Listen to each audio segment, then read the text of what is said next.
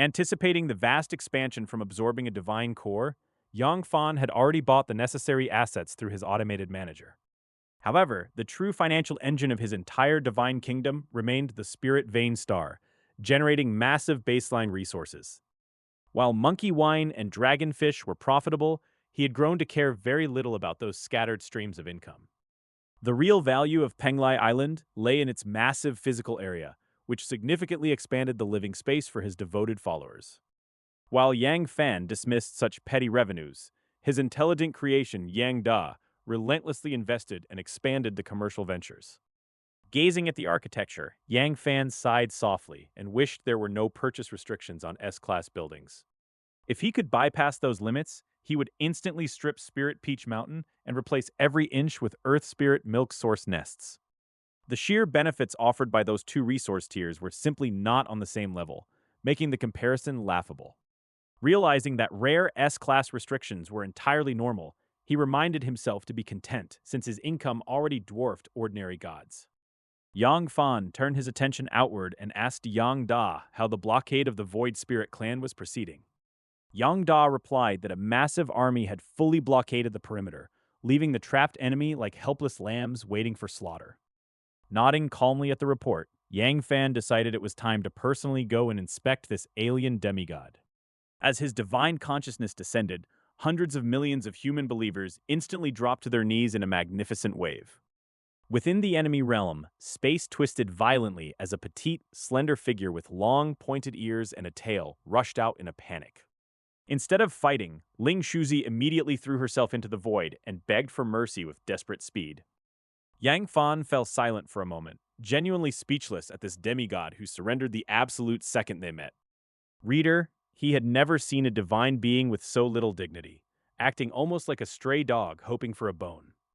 She rattled off her skills at lightning speed, promising she was extremely useful for gathering intelligence and tracking void coordinates. Begging him not to devour her divine core, she swore to become his most loyal servant while awaiting her final sentence. Yang Fan remained silent for long seconds before calmly telling her to raise her head and look straight into his eyes. Reminding her of how those 6 Beastman demigods attacked him, he noted how conveniently easy it was to find their coordinates.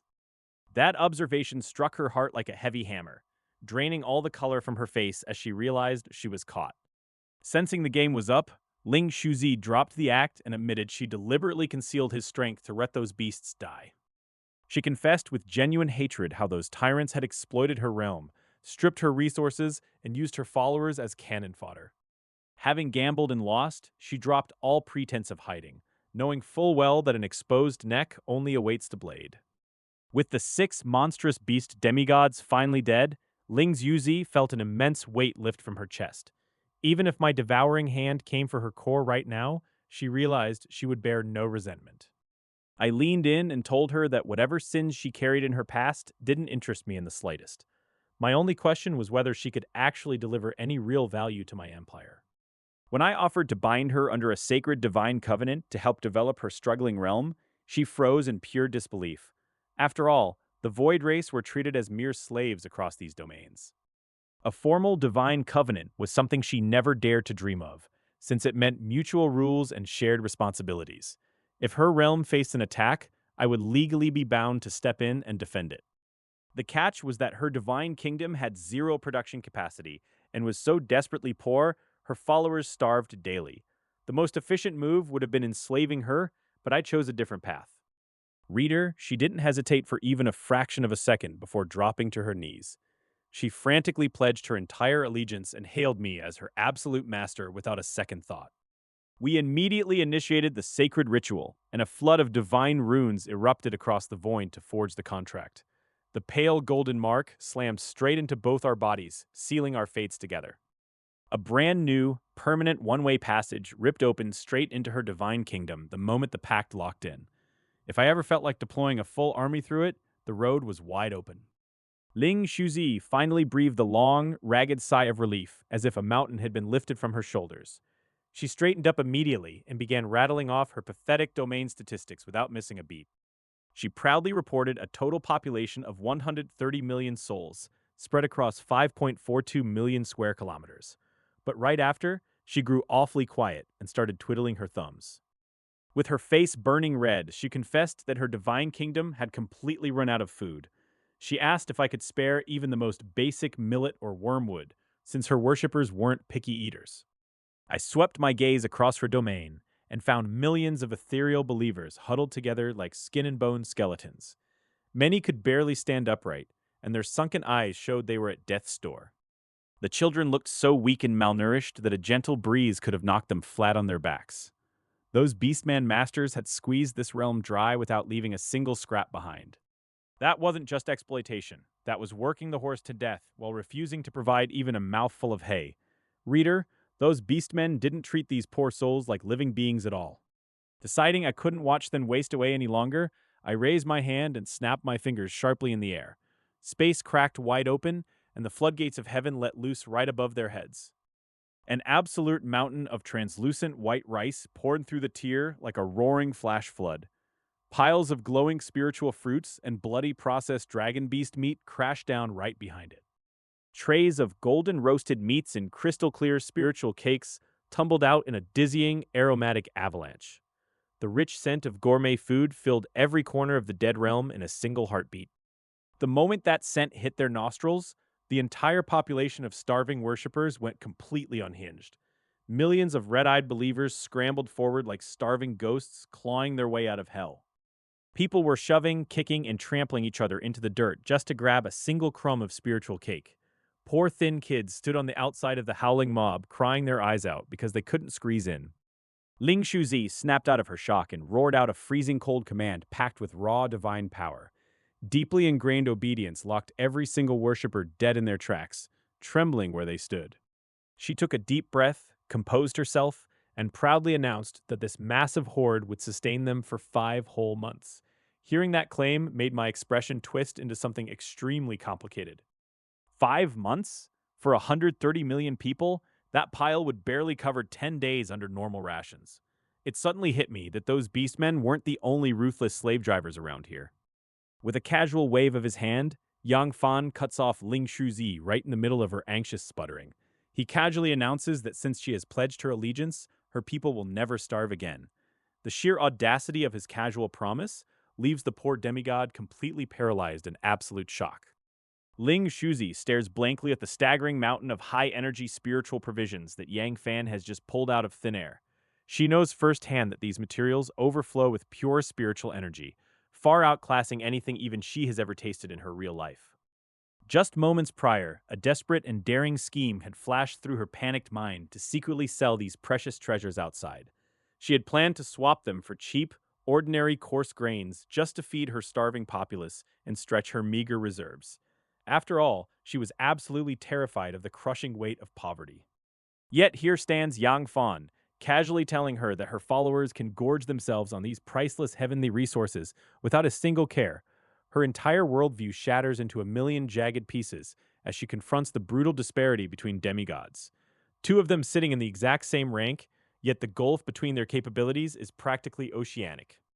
Without missing a beat, Yang Fan raises his hand again and triggers a thunderous boom across the dimensional space. A massive, radiant spring that radiates an intense, pulsing wave of pure life force slowly descends from the heavens above. A surging tide of vitality explodes outward, sweeping across the entire domain of the Void Spirit Clan in an instant. The entire dying domain of the Void Spirit Clan seems to violently jolt back to life under the overwhelming baptism of the divine water. Lush vegetation erupts from the barren soil as the boundless life force rushes through every corner of her struggling world. Reader, she went from living in a trash heap to prime real estate in less than 5 minutes. Yang Fan calmly declares that this miraculous fountain of life is simply a welcoming gift for his new subordinate. He tells her there are no immediate tasks she needs to perform, instructing her to focus entirely on building up her divine kingdom first.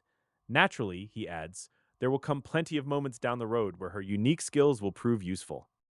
Overwhelmed by a tidal wave of sheer disbelief and ecstatic joy, Ling Shuzi drops hard to her knees on the shaking ground. Her voice trembles uncontrollably as she offers her deepest thanks to her new master for the incomprehensible blessing. She has heard whispers of treasures on the level of the Fountain of Life, but dreaming of owning one was pure fantasy. Given the pathetic state of her poverty-stricken divine kingdom's treasury, She could never even dream of affording a low-grade moonwell. A massive lump rises in her throat as she reflects on the miserable, hand-to-mouth existence she had endured up until today. It turns out that selling your soul to the right boss makes a genuinely life-altering difference. She finally understands the harsh truth of survival, realizing some masters will bleed you dry until you have nothing left to give. Yet others can casually toss away what feels like a stray bone and completely rewrite the destiny of an entire race. Yang Fan simply tells her to coordinate all future resource logistics directly with his intelligent life form before vanishing. Back inside his own magnificent domain, Yang Da steps close to his master with a furrowed brow and a hesitant expression. After a brief, quiet pause, the Avatar voices what he is thinking, asking why Yang Fan is bothering to invest so heavily in a weak void spirit. He points out that dumping those precious resources into a lowly demigod feels like a massive waste. Yang Fan simply gives a quiet shake of his head and calmly addresses his avatar's short-sighted calculation. He readily admits that a demigod-level void spirit is indeed a terrible investment on her own merits alone.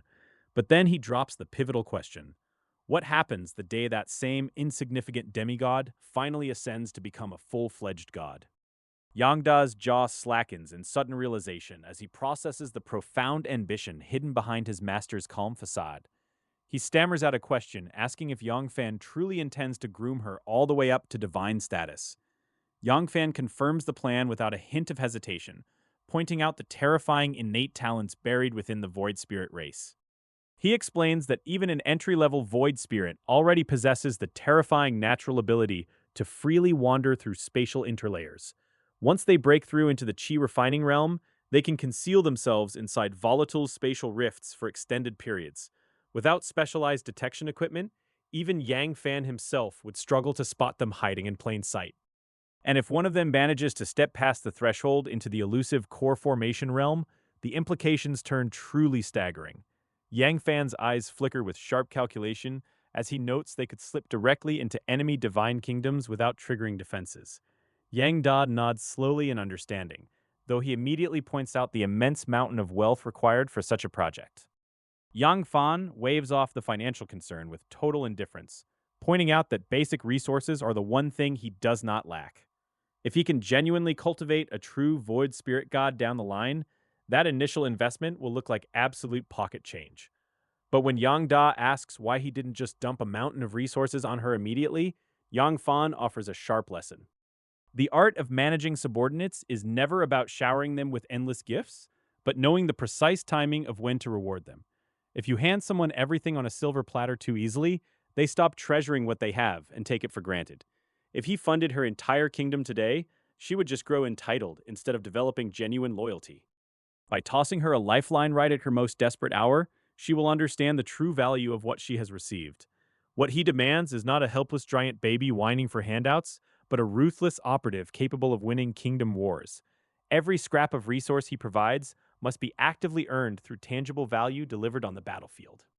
After absorbing that brutal lesson straight from the ancient texts of Taichu Academy, Yang Fan suddenly shifts his attention upward. High above, the divine soul-nourishing wood pulses with blinding intensity, its concentrated energy signaling that harvest day is fast approaching. He immediately issues a sweeping command to halt all ongoing divine kingdom wars and recall every single troop. Yang Da rolls his eyes so hard it hurts, complaining that their defensive fortifications are already laughably overpowered. But Yang Fan cuts him off with a chilling glare, reminding him that a lion uses its full strength even when hunting a tiny rabbit. With their recent power spikes, patience is the ultimate weapon, and rushing headfirst into conflict is a rookie mistake. Swallowing hard, Yang Da decides to push his luck one step further and suggests his master revert to his old carefree personality. He tries to argue that he would handle the kingdom's development much more efficiently if given full autonomy over strategic planning. Yang Fan simply glares at him in dead silence, sending an instant wave of icy terror straight down his avatar's spine. Realizing he is essentially insulting his own core consciousness, Yang Da's scalp tingles as he instantly folds and begs for forgiveness. Yang Fan's lips twitch slightly before he severs his mental connection and abruptly exits the divine kingdom to leave the idiot to stew. Reader, he did not survive 5 minutes of peace before finding a new project to ruin. Once Yang Fan's crushing presence completely evaporates from the domain, Yang Da lets out a long, ragged gasp of pure relief, muttering to himself about how terrifying his master has become lately. He snaps his fingers to summon his subordinate, Yang Yi. It is time to implement some extremely necessary policy adjustments across the lower ranks of the realm. With absolute deadpan seriousness, Yang Da orders Yang Yi to take charge of the newly built palace and procure exotic outfits. He instructs his subordinate to force every single female cultivator at the foundation establishment stage to wear them immediately. When Yang Yi blinks in utter confusion and asks what on earth the grand plan is, Yang Da delivers the ultimate punchline. With the most serious expression imaginable, Yang Da declares that they simply need to cool down from all this relentless stress. Yang Yi stares in stunned silence at his superior's sudden descent into absolute madness, wondering how long this phase will last. And that, ladies and gentlemen, is how a terrifying divine empire pauses for a quick mental health break. My divine kingdom has transformed into a glowing sphere in the void, sending out a rich spiritual aura that acts like a glowing beacon in the deep dark night. This massive aura has started attracting wandering demigods, who are sending all sorts of bizarre and silent detection methods right to my borders. Naturally, Yang Da handles these uninvited floating probes without any hesitation, vaporizing every single one of them instantly before they can gather any data. Back in reality, I am kicking back in the courtyard provided by Taichu Academy, sipping freshly brewed tea while flipping through a book on building a divine system. I close the book with a quiet sigh, realizing that a serious storm is brewing outside, and my little hiding spot is about to get very crowded.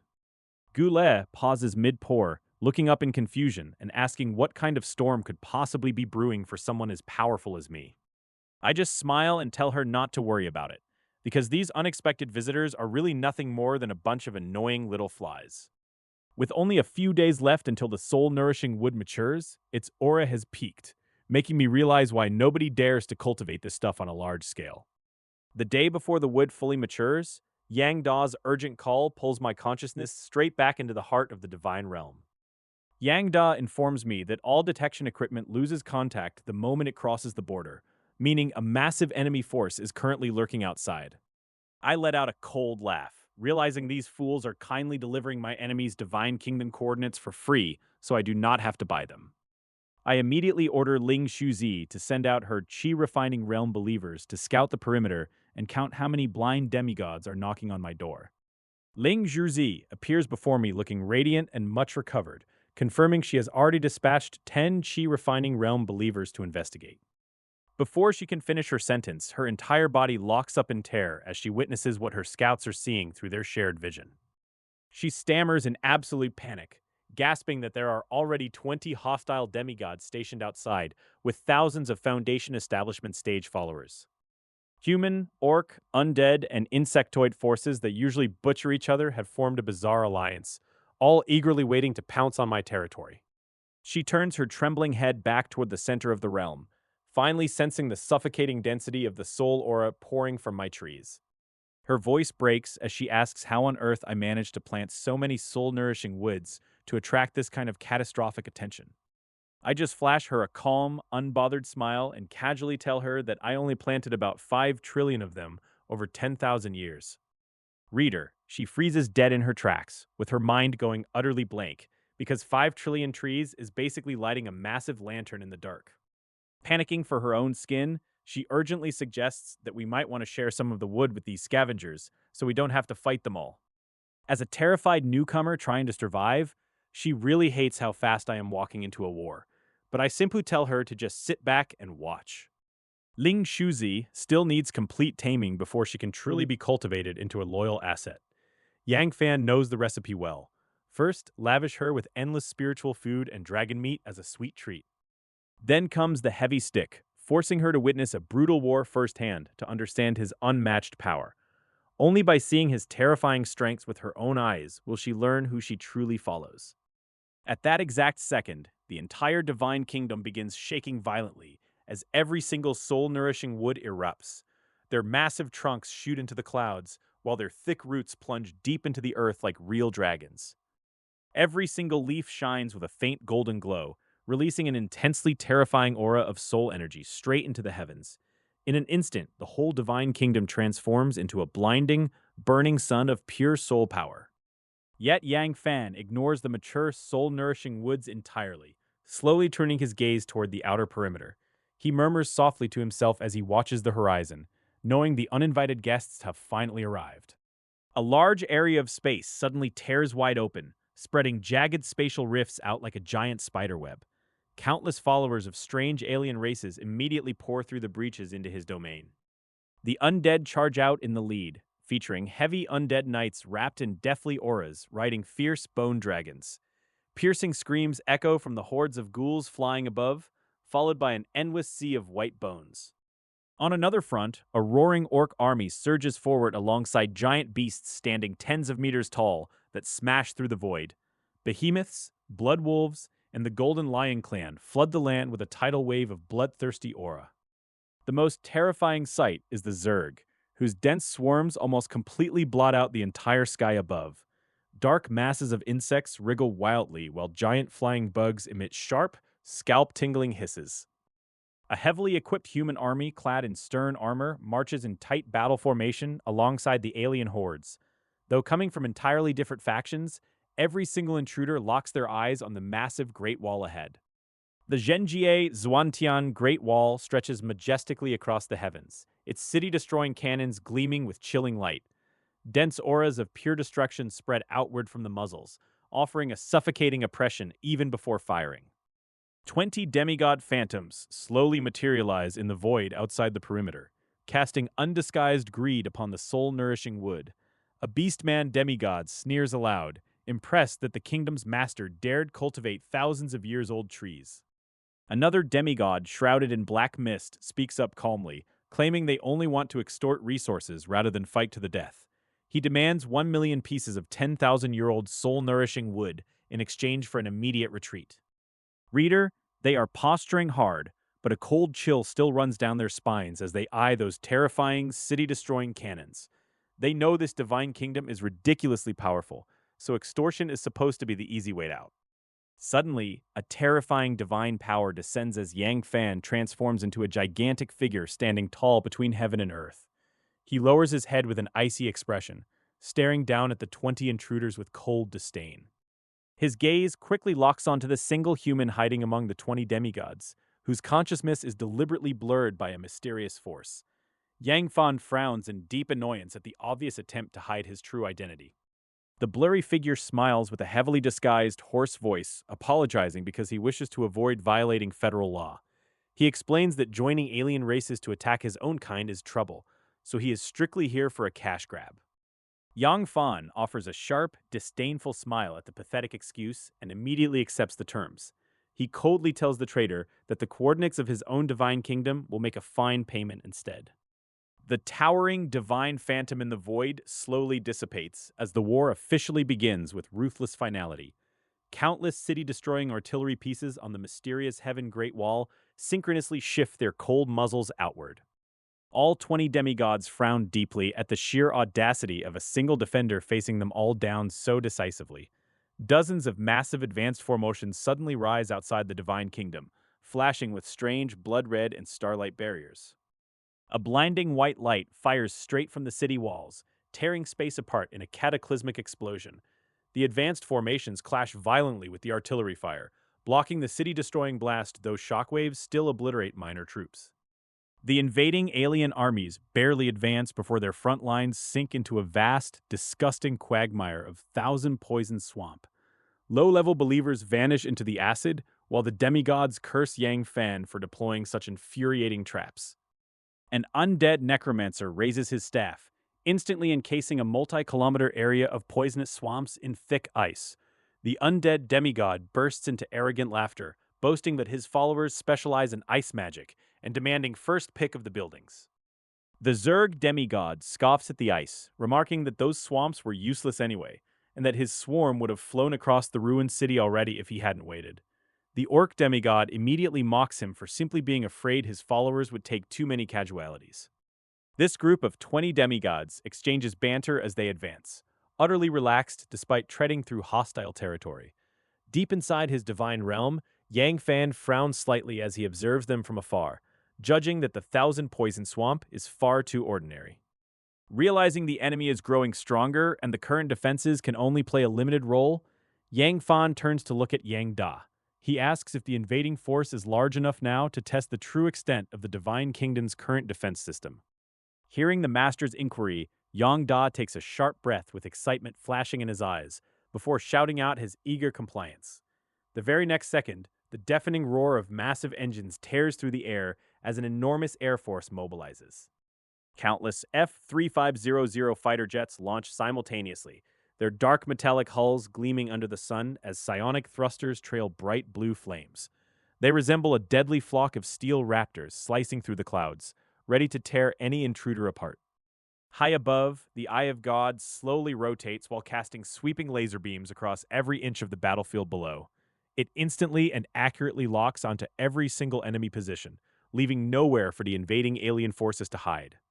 Countless laser cannons open fire in a wild barrage, sending armor-piercing shells and psionic burst missiles storming down like rain. The entire battlefield transforms into a living hell as alien believers are pierced by lasers and Zerg are blown to pieces. The Orc army is blasted to absolute pieces by the relentless missile barrage, utterly unable to withstand the onslaught. Thanks to the terrifying accuracy blessed by the Eye of God, almost every single strike hits its mark without a single wasted shot. The battlefield descends into total chaos as advanced weaponry, magical torrents, and military formations clash violently under the sky. Finally, the expressions of the 20 demigods turn utterly solemn as they demand to know how much defensive force this guy deployed. A Beastman demigod curses out loud, demanding to know if this opponent is truly so unfathomably wealthy. Another demigod abruptly turns a suspicious gaze toward the human representative who had brought them here while hiding his identity. The human demigod looks thoroughly flustered, instantly regretting his decision to step foot into this terrifying domain. He recognizes the aircraft overhead as genuine Grade B defensive weapons, and reader, he really did not think this through. The real problem is the sheer absurd volume of these craft, numbering in the hundreds of thousands, wielded by a mere demigod. While defensive formations block frontal city-destroying cannons, they cannot cover 360 degrees against such multi-directional attacks. The F-3500 jets attack relentlessly from every conceivable angle, leaving the alien alliance helpless against their blinding speed. In a remarkably short span of time, the invading forces lose nearly one-fifth of all their deployed believers. A massive swarm of Zerg suddenly takes to the air, becoming so dense they blot out the sun entirely. They instantly split up and shrink down into countless tiny black dots, frantically diving toward the fighter jets to infiltrate them. The tiny insects bore directly into the aircraft interiors, savagely chewing through vital circuitry and wrecking core structures. In the blink of an eye, a massive wave of F-3500 jets loses control and plummets into the earth as burning balls of fire. Just as the insect swarm wreaks havoc, a gigantic ice pillar erupts into the sky with a sharp, freezing hiss. A wave of bitter chill sweeps across the landscape, instantly trapping large numbers of Zerg in midair blocks of ice. The Zerg demigod curses in sheer outrage, demanding to know what kind of monstrosity just wiped out his swarm. The human demigod grimly identifies it in a deep voice as the Nine Profound Ice Tower, a formidable Grade B defensive structure. The human demigod's tone loses every ounce of its previous composure as he stammers out his shock at this exaggerated family wealth. Another demigod stares with an ashen face, declaring that their limited forces cannot possibly break through this wall. Gritting his teeth in sheer panic, the human demigod snaps that there are no refunds and points out that coordinates are already exposed. He warns that retreating now means inviting this monster to hunt them down one by one until they are entirely wiped out. Cornered by fear and realizing the terrifying gap in power, the other demigods finally steel their resolve to fight to the death. They agree to pool their remaining strength, block the frozen tower, and smash the flying machines to pieces together. Vowing to feast rather than starve as bold warriors, they surge forward to take down the Air Force and claim their loot. The battle reaches a boiling point as 20 desperate demigods throw everything they have into shattering the iron plate. Rending the firmament wide open, hundreds of spatial cracks fracture simultaneously as countless alien believers swarm relentlessly toward the shimmering borders of the Divine Kingdom. In a frantic flash, the invading horde swelling around the domain breaches 50 billion combatants, braving lethal toxic swamps that demand fifth-order power just to survive. The entire battlefield descends into an absolute meat grinder as high-tech F-3500 fighter jets sweep the skies with lasers, while city-destroying artillery vaporizes whole sectors. Towering high above the chaos, the Nine Profound Ice Tower unleashes raging, frosty storms that instantly freeze massive waves of encroaching Zerg and Orc legions solid. Alien demigods quickly adapt by deploying Zerg to sabotage fighter jets, undead to cast protective death barriers, and human cultivators to bombard the towering ice fortress. Blasting through precise bombardments, the nine-headed ice tower violently shatters into countless ice shards, while over 10,000 F-3500 fighter jets are shot from the sky. Devastating casualties pile the battlefield with mountains of fallen alien corpses, soaking the earth in blood and filling the thick air with a pungent smell of carnage. This brutal clash transcends individual combat, turning into a total war of civilizations that pits rival systems, resources, and foundational races against each other.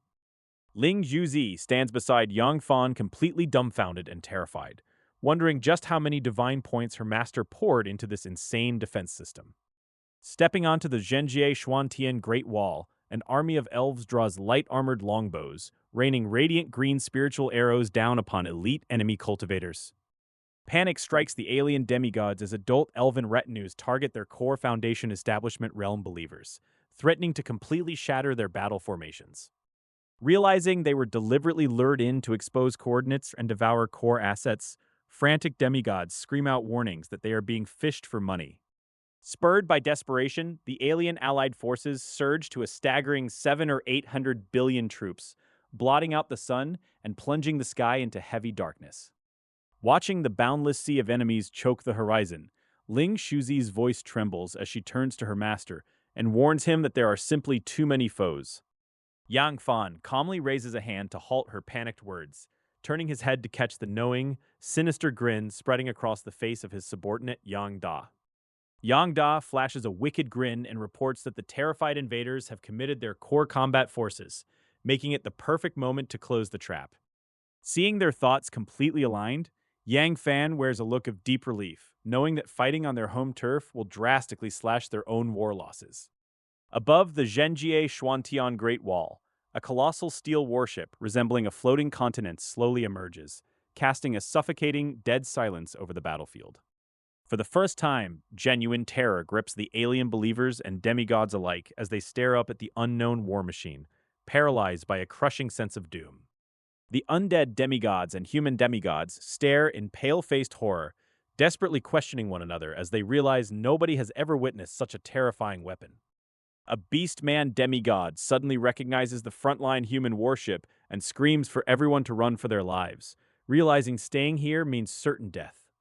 The Great Void War skyship hums to life as a blinding white void cannon sphere condenses at its base, unleashing a catastrophic beam that vaporizes the invading army. The invading forces break and run back toward their divine kingdom in utter terror, but they are about to learn that leaving is not up to them. Massive void cannons condense across the front lines, unleashing a relentless barrage of devastating energy blasts into the fleeing hordes. Inside the Zhenjie Xuantian Great Wall, a vast formation of believers locks into place to execute the Ten Kings of Hell formation. A suffocating wave of dark yin energy surges into the atmosphere, marking the beginning of a merciless and absolute slaughter. Human cultivators streak across the sky on flying swords, their backs laden with adaptive mechanical weapons that seamlessly transform into psionic rocket launchers. A single well-placed shot obliterates alien believers into bloody fragments without even needing to close the distance.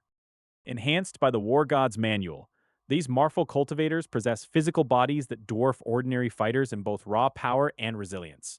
When alien forces finally close the gap, they discover to their horror that these humans excel just as brutally in close-quarters combat.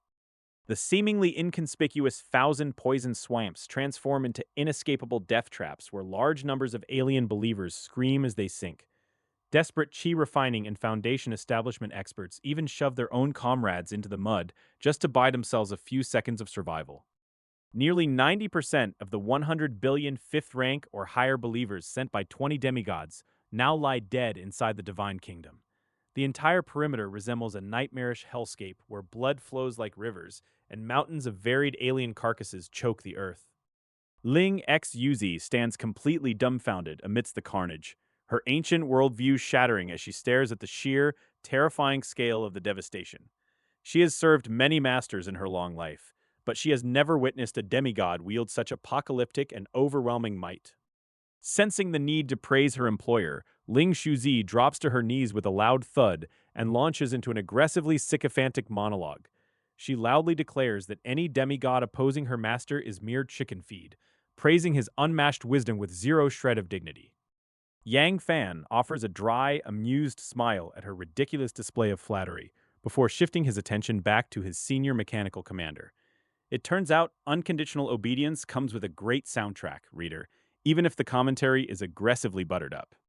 He instructs Yang Da to dispatch Yang San, Yang Si, and Yang Wu to lead a fresh wave of troops in invading the enemy's shattered domains. With resistance thoroughly broken down, these specialized mechanical commanders move out to systematically swallow up the core divine kingdoms. Contemplating the spoils of war, Yang Fan briefly considers withholding the ancient soul-nourishing woods from the market for his own direct use.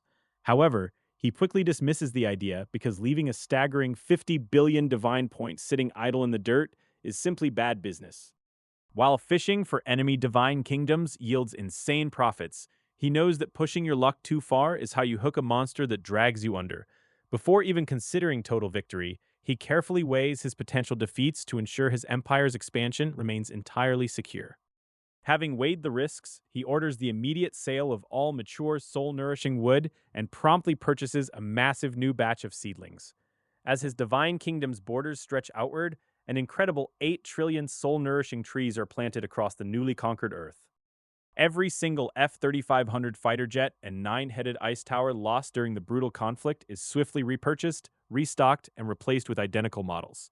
The remaining funds are funneled directly into expanding mechanical civilization infrastructure and purchasing advanced F-class transformation pods. Supported by the A-level defense card, the population inside the Divine Kingdom experiences an explosive population boom, with new believers arriving daily. This massive influx of citizens fuels a continuous upward surge of feedback power directly into the Master of the Realm.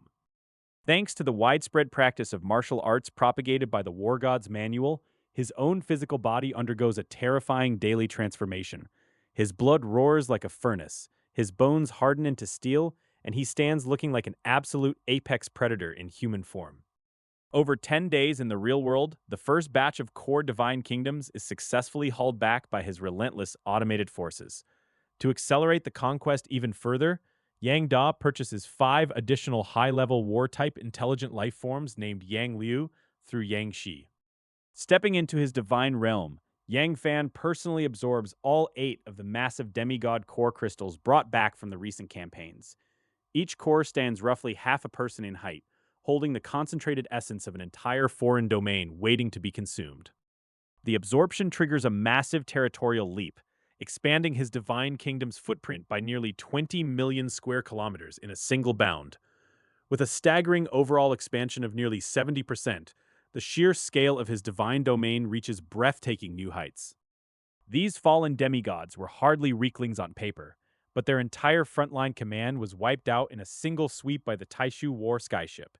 Because their core combat power evaporated instantly, the sheer quality and quantity of the assimilated resources are utterly astronomical. As the Divine Kingdom's economy and resource yields explode to ridiculous new levels, the once prized monkey wine spring becomes completely obsolete. Reader, nothing says absolute financial escalation quite like turning yesterday's legendary treasure into today's discarded bathwater. With the boundaries stretching further into the void and billions of believers driving his growth, Yang Fan's ascension becomes an unstoppable juggernaut. Every conquered world only feeds the monster he is becoming, and the path to ultimate divinity is truly wide open before him. After much deliberation, I finally decided to put Monkey Wine Spring and Spirit Peach Mountain on the market. These B-level resource buildings once brought in heavy profits, but my divine kingdom has completely outgrown them. Now, my true priority is the growth and survival space of my living believers. Believers are living people with deep roots, not tools you can herd around on a whim.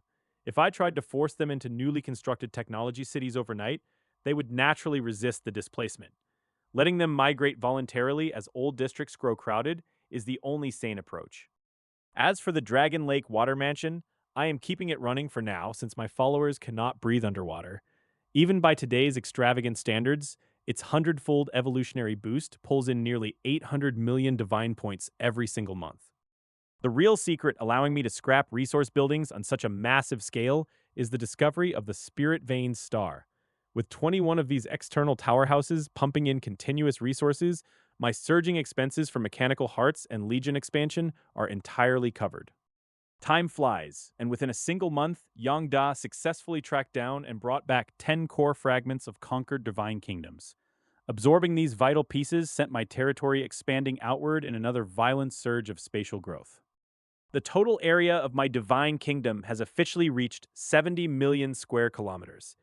Out of the 20 hostile coordinates that tried to raid me, 18 have already been wiped completely off the map.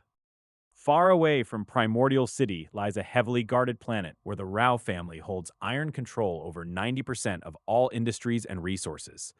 Deep inside their heavily shielded ancestral compound, a secretive meeting is underway behind sealed metal doors. A middle-aged man calmly reports to the council that local tax revenue spiked by 5% this month to hit roughly 100 billion divine points. 60% of that haul goes straight to the federal government, leaving the rest to fund planetary operations.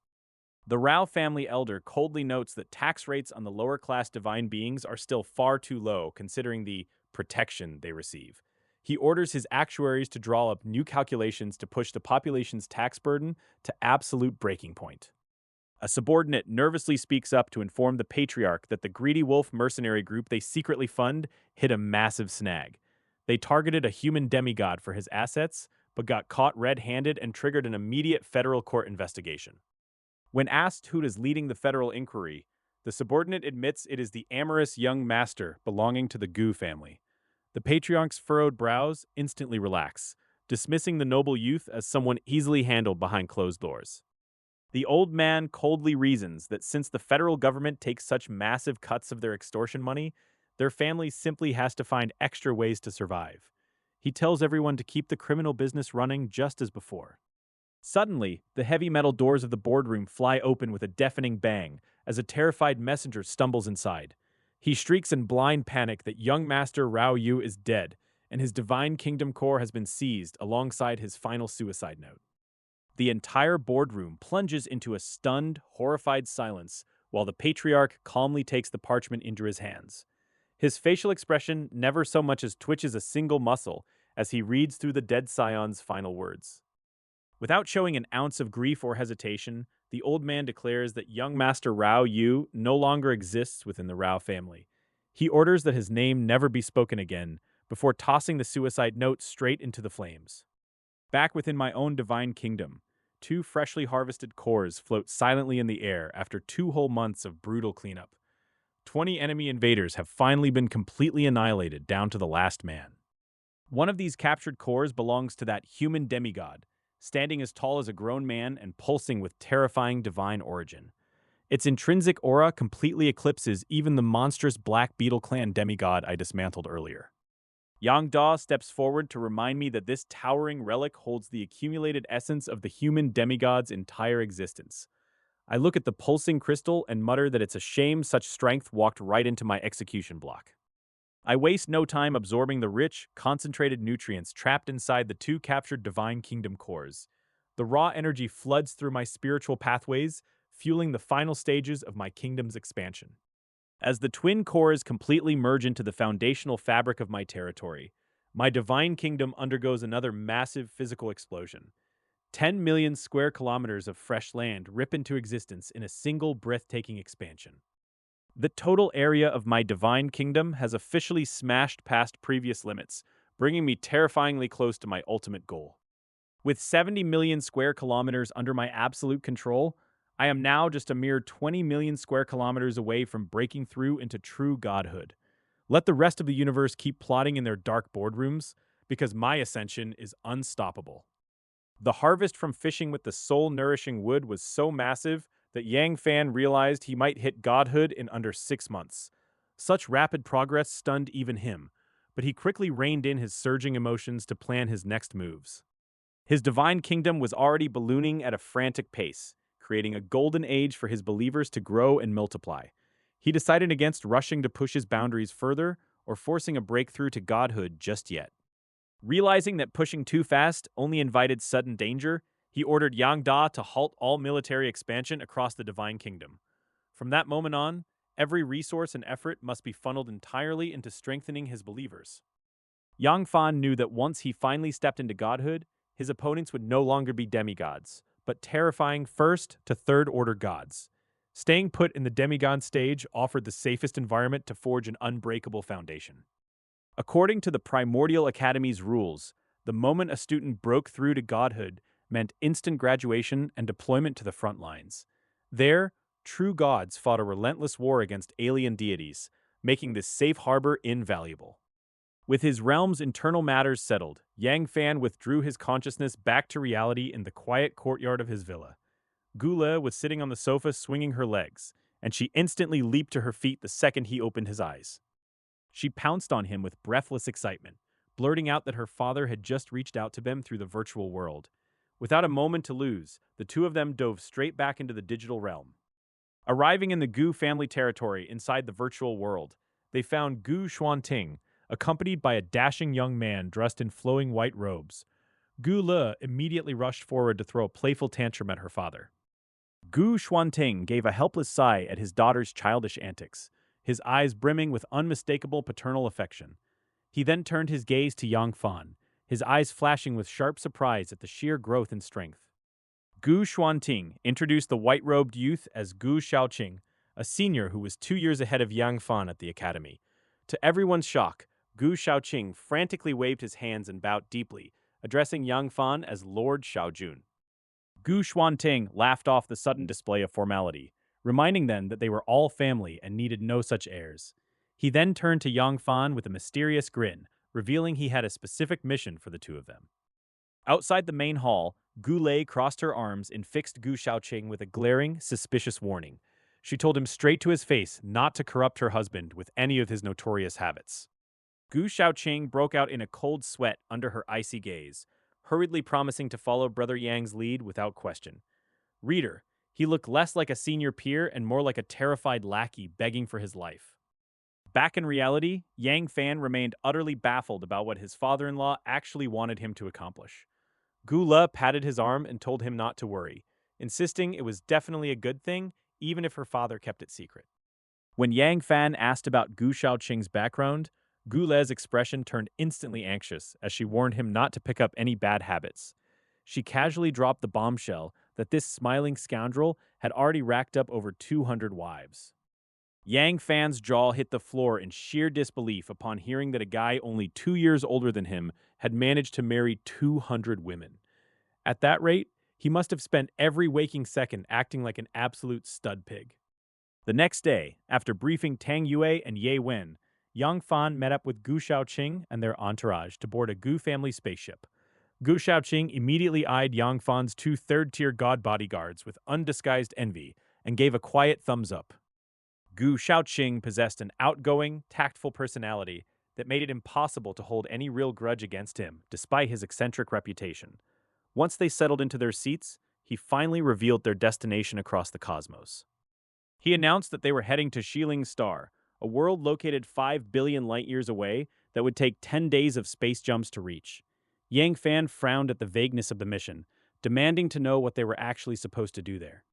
Gu Xiaoqing just grinned and shrugged, admitting he had no clue about the exact objective either. However, he casually dropped the detail that the third elder said Yang Fan could do absolutely whatever he pleased once they landed. Gu Xiaoqing laughed that even if Yang Fan decided to blast Xiling Star completely out of existence, the local third-order god cap on power meant nobody could stop him. Left with a total riddle, Yang Fan simply gave up guessing and decided they would find out soon enough. 10 days into our journey across the dark void, our spaceship suddenly shuddered hard from the impact of exiting warp speed. Gu Xiaoqing stood in the cabin smiling brightly, turning to announce that we had finally reached our destination. My long voyage through the cold stars had come to an end, right at this moment.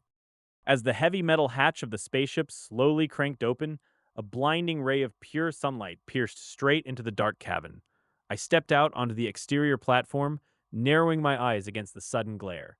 What greeted my eyes out there completely shattered every single expectation I had prepared. Tens of thousands of people lined the tarmac in impeccably neat formations, flanked by bright red carpets rolled out on both sides. Towering suspended instruments hovered high in the sky above us, constantly casting dazzling pillars of shifting light and shadow. It was an extravagant welcoming ceremony staged on a planetary scale for our arrival. Further away in the distance, thousands of women dressed in delicate light gauze formed a massive square and danced gracefully to music. Every single movement they made was entirely synchronized, down to the second, proving they had rehearsed this performance for months. The sheer scale of the preparation was staggering to witness firsthand. Right at the very front of the welcoming party stood a middle-aged man with an utterly obsequious expression plastered across his face. The divine power radiating heavily from his core clearly marked him as a third-tier god of considerable local standing. Despite that high status, his eyes were practically swimming with eager flattery and raw awe. Rao Tianming strode forward eagerly, shouting his greeting as the head of the Rao family while rushing toward us. He even extended his hand forward, clearly intending to grasp my hand in a display of profound respect. He had pegged me instantly as the main VIP of this entire grand voyage. Before his fingers could even get close, Tang Yue stepped sharply into his path with a freezing glare locked on his face. The ambient air turned ice cold in an instant, locking Rao Tianming right where he stood in absolute terror. He broke out in a sudden cold sweat as he felt her overwhelming third-tier deity pressure. Gu Shaoqing quickly stepped in with a wave of his hand to clear up the awkward confusion in the air. He clarified that he was merely Gu Shaoqing, and I was his brother Yang, while pointing right at me. Then he dropped the real hammer by mentioning that our two companions were veteran guards escorting me personally. Rao Tianming's pupils contracted violently as his brain processed the horrifying implication of two third-tier deities escorting a junior. He realized he had completely misjudged the pecking order and dropped into an even deeper, trembling bow. He stammered out a hasty greeting to young Master Yang, sweating through his fine robes. Standing there amidst the bowing masses, I finally felt the profound shift in my social standing across this vast empire. Back in Yang County, demigods were treated as high and mighty rulers who could crush mortals with a thought. Now, a legitimate third-tier god was sweating bullets just to bow in front of me. Rao Tianming personally led our entire entourage in a lavish convoy of hovercars through the heart of the city streets. The procession moved with incredible pomp and spectacle, parting the local traffic like a royal parade. Every head turned to stare at the fleet of luxury vehicles carrying us to our accommodations. They installed me inside an absurdly luxurious manor featuring a natural spiritual spring and sculpted artificial hills. A rare, intoxicating spiritual fragrance drifted through the courtyard air, so potent that a single breath cleared my mind entirely. Dozens of stunning maids lined the corridors with bowed heads, ready to cater to my every whim. Once Rao Tianming and his sycophantic crew finally cleared out, I sat alone in the courtyard with my brows tightly furrowed. For some inexplicable reason, every single luxury felt entirely too coordinated, as if my whole life here had been scripted in advance. Reader, the lack of genuine freedom always leaves a terrible taste in your mouth. Refusing to sit around waiting for answers, I marched straight over to confront Gu Shaoqing in private. I cut right through the pleasantries and demanded to know what my supposed father-in-law was actually playing at. Before he could dodge the question with another guin, I clamped my hand around his wrist with terrifying force. Gu Shaoqing's face flushed bright red instantly as a wave of agonizing pain shot up his arm. He yelped in shock, begging me to ease up on the rough treatment before his bones cracked. I released my grip with a cold stare, watching him shake his numb hand out in sheer disbelief. Rubbing his bruised wrist, Gu Shaoqing lowered his voice to spill every dirty secret the local elites tried to bury. He confessed that the Rao family had built their empire on illegal businesses like selling divine realm coordinates and frontline supplies. They even funded mercenaries to hunt down innocent demigods hiding without background connections. I frowned deeply at the sheer scale of their corruption, wondering why the mighty Gu family didn't just wipe them out directly. Dropping a junior like me into this mess made zero tactical sense if the local authorities were already compromised. Gu Shaoqing just shrugged helplessly, explaining that most of the stolen money flowed straight to higher-ups. Gu Shaoqing leaned in closer to explain that Shiling Star sat directly on a vital transportation route, controlling all jump points. Whoever held this planet controlled federal tax revenue and frontline resource pipelines worth astronomical fortunes. The third elder wanted to test my capability by throwing this entire radioactive hot potato straight into my lap. Hearing that the Gu family planned to hand absolute ownership of Xiling Star over to me left me completely speechless. This wasn't just a random resource planet. It was a core pillar of actual federal tax revenue and geopolitical power. The sheer weight of their investment in my future felt almost too heavy to carry. Gu Shaoqing patted my shoulder and told me I had absolute authority to do whatever I wanted with the Rao family. Whether I spared them or turned their entire domain to ash was entirely up to my discretion. With a knowing wink about the beautiful women waiting in his quarters, he turned and strolled away down the hall. I called out to his retreating back as a joke, asking if I had the right to destroy this entire planet if I felt like it. Gu Shaoqing paused, spun around slowly, and gave me an enthusiastic thumbs up while promising full family backing. Standing there in the courtyard, I finally grasped the true, terrifying magnitude of the five major families. Guarded closely by Tang Yue and Ye Wen, Yang Fan enjoyed complete privacy inside his private room without anyone daring to approach or spy on him. After quickly changing into ordinary civilian clothes, he quietly slipped out of his residence to explore the surrounding area. Ye Wen stayed behind to hold the fort while Tang Yue concealed her presence completely and trailed silently behind him. Exealing Star had a tiny land area compared to his old homeworld, but its population density was staggering and overwhelming. Strolling down the aging, oppressive streets, he noticed an odd lack of demigods amongst the throngs of ordinary divine beings. Arrogant law enforcement squads marched through every few steps, aggressively stopping residents to demand payment of the monthly poll tax. The desperate woman begged for mercy, explaining that her baby was just born and she had sold all her divine kingdom resources. The heartless officers sneered and told her to become a subordinate god to some demigod so her followers could do hard labor instead. When an elderly man trembled as he handed over his money and begged for 300 faith points of extra time, an officer struck him. A terrified child huddled quietly in the corner, too scared to even cry, while the lifeless street bore the heavy burden. Yang Fan frowned in deep thought, wondering why citizens on such a major transportation route lived in such absolute squalor. He soon reached a massive spaceship jump port, where wealthy elites passed through freely, while corrupt officers bowed obsequiously. Officers fawned over VIPs like Mr. Zhao and Mr. Li, letting them bypass all formalities and taxes with smiles and flattery. With his sharp mental perception, he noticed that the common people here had completely numb eyes and zero hope for survival. Reflecting on how gods exploit believers and the strong oppress the weak everywhere, he turned into a dark, secluded alley. A thin, malnourished boy suddenly sprang from the shadows, slamming an iron bar down hard against his leg to incapacitate him. The iron rod snapped and flew away from the impact, cracking the attacker's hand while Yang Fan stood there entirely unharmed. Two dust-covered twin girls with porcelain skin immediately rushed out to shield their older brother from any retaliation. Realizing his opponent was invincible, the terrified boy pulled his sisters down to kneel and begged desperately for mercy. Utterly baffled by how anyone could risk their life for food in an era of divine kingdoms, Yang Fan questioned their situation. When Yang Fan conjured and handed over a few spiritual fruits, the twin girls began wolfing them down while the brothers silently stared. Arriving on Xiling Star, Yang Fan books a pair of rooms at a surprisingly plush hotel for the twin sisters and young Ning Bailian. The quarters feature soft beds, private bathrooms, and automated climate control, far outshining his old rental back in Yang County. Closing the door behind them, Yang Fan sits down at the table and immediately asks the boy when his father is right now. The boy falls silent for a few heavy seconds before revealing through gritted teeth that his father is dead. Admitting he is an outsider, Yang Fan demands to know what catastrophic events have turned this entire world upside down. Ning Bailian explains that just 2 years ago, the planet was prosperous, with stable jobs, abundant food, and a sense of hope. Everything changed when the ruling Rao family began ruthlessly hiking taxes, bleeding the populace dry with endless new fees.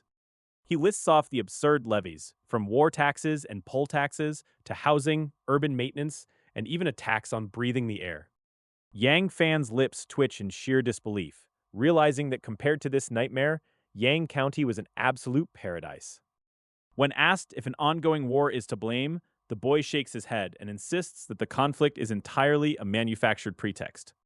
The brutal truth is that the Rao family is preparing to abandon Xiling Star for a bigger planet and higher political glory. Reader, He realizes the Rao family are pure parasites, squeezing every last drop of resources and population before jumping ship. Deciding not to overthink the grand schemes of ancient monsters, Yang Fan resolves to simply follow his own moral compass. The boy states his name is Ning Bailion, whose family legacy of master smiths was built on producing high-grade arms for generations. Ning Bailian reveals that citizens awakening their divine kingdoms risk having their coordinates stolen and being sold off as slaves. Standing up, Yang Fan tells the boy his hotel expenses are covered for a month and promises that freedom is coming soon. Leaving the hotel behind without a backward glance, Yang Fan heads straight back to the residential courtyard provided by his hosts. 15 minutes later, a deeply aggrieved Gu Shaoqing arrives at the gate, looking like his private relaxation was violently cut short. Complaining bitterly about the interruption, Gu Shaoqing asks what urgent matter brought him out in the middle of the night. Without missing a beat, Yang Fan calmly announces his decision to completely wipe out the corrupt Rao family once and for all. Gu Shaoqing smiles knowingly and transmits a massive file of the Rao family's horrific crimes, noting that some lines cannot be crossed. Gu Shaoqing flashed his usual cheerful grin, hinting that the third elder merely wanted to test Yang Fan's true character. With that question answered, he assured Yang Fan that all subsequent actions would proceed smoothly and without any obstacles. Yang Fan paused to consider the immense reach of the Rao family, who had dominated Xiling Star for generations with deeply entrenched networks and clans. He pointed out that Tang Yue and Ye Wen alone lacked the sheer influence to dismantle such a massive power structure. Gu Shaoqing just smiled and told him not to worry, before his expression turned awkwardly helpless as he touched his nose. He admitted that the mysterious backer hiding behind the Rao family happened to be a member of the Gu family he personally knew. Gu Shaoqing explained that the moment his relative received word from the third elder, they surrendered every single list, industry, and connection without hesitation. The family law enforcement team had already moved in, leaving only Yang Fan's final command to crush the entire Rao family.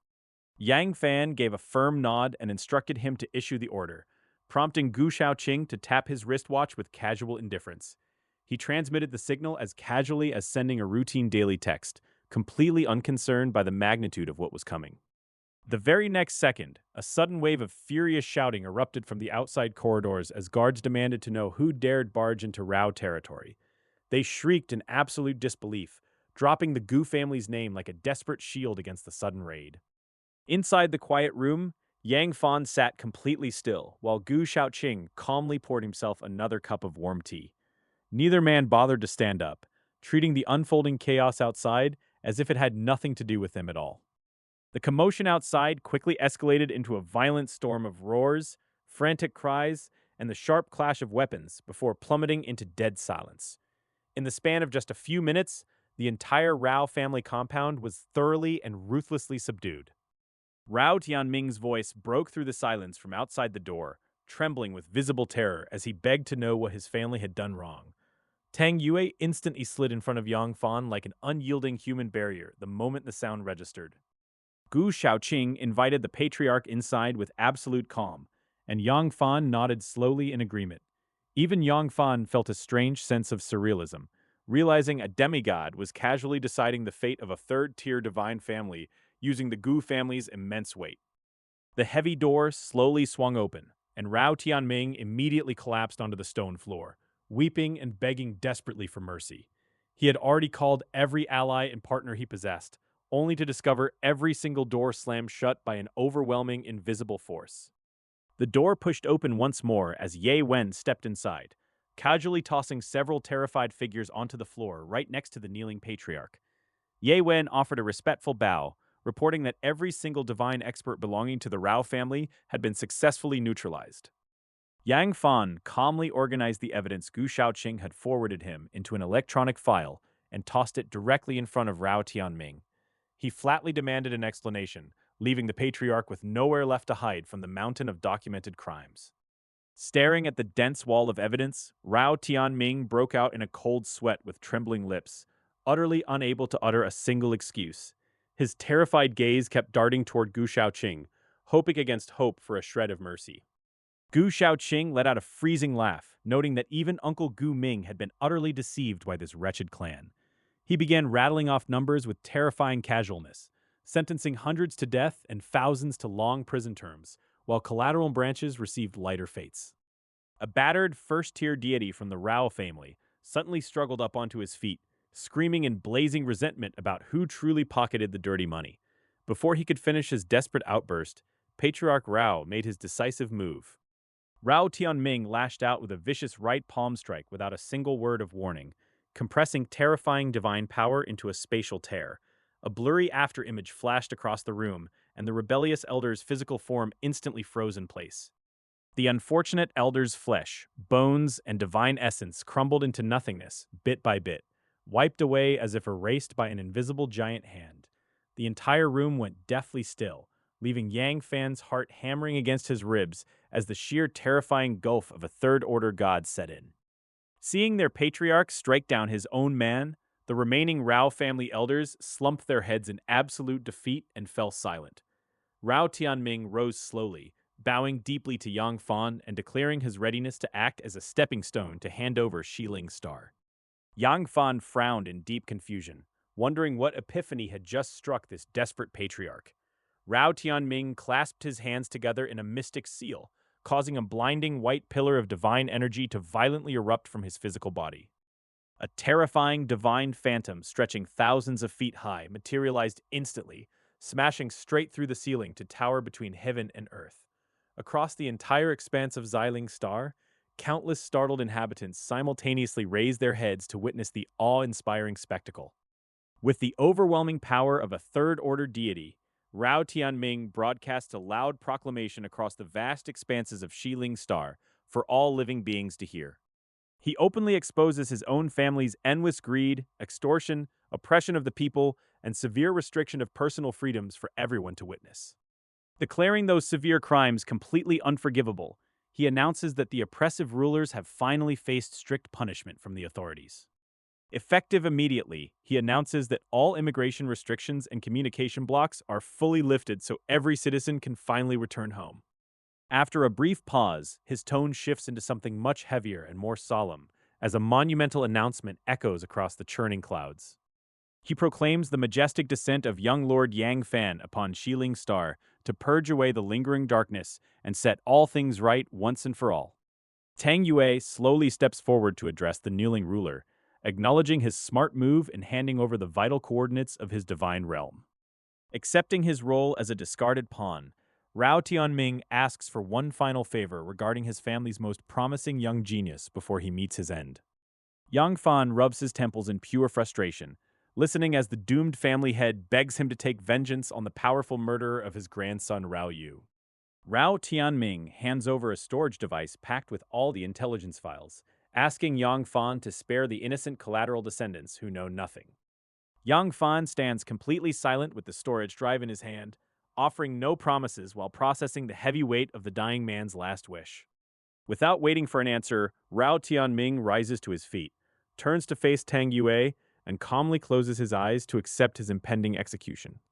Tang Yue remains completely calm and gently raises her hand, unleashing a subtle ripple through the space around them without any flashy magical energy burst.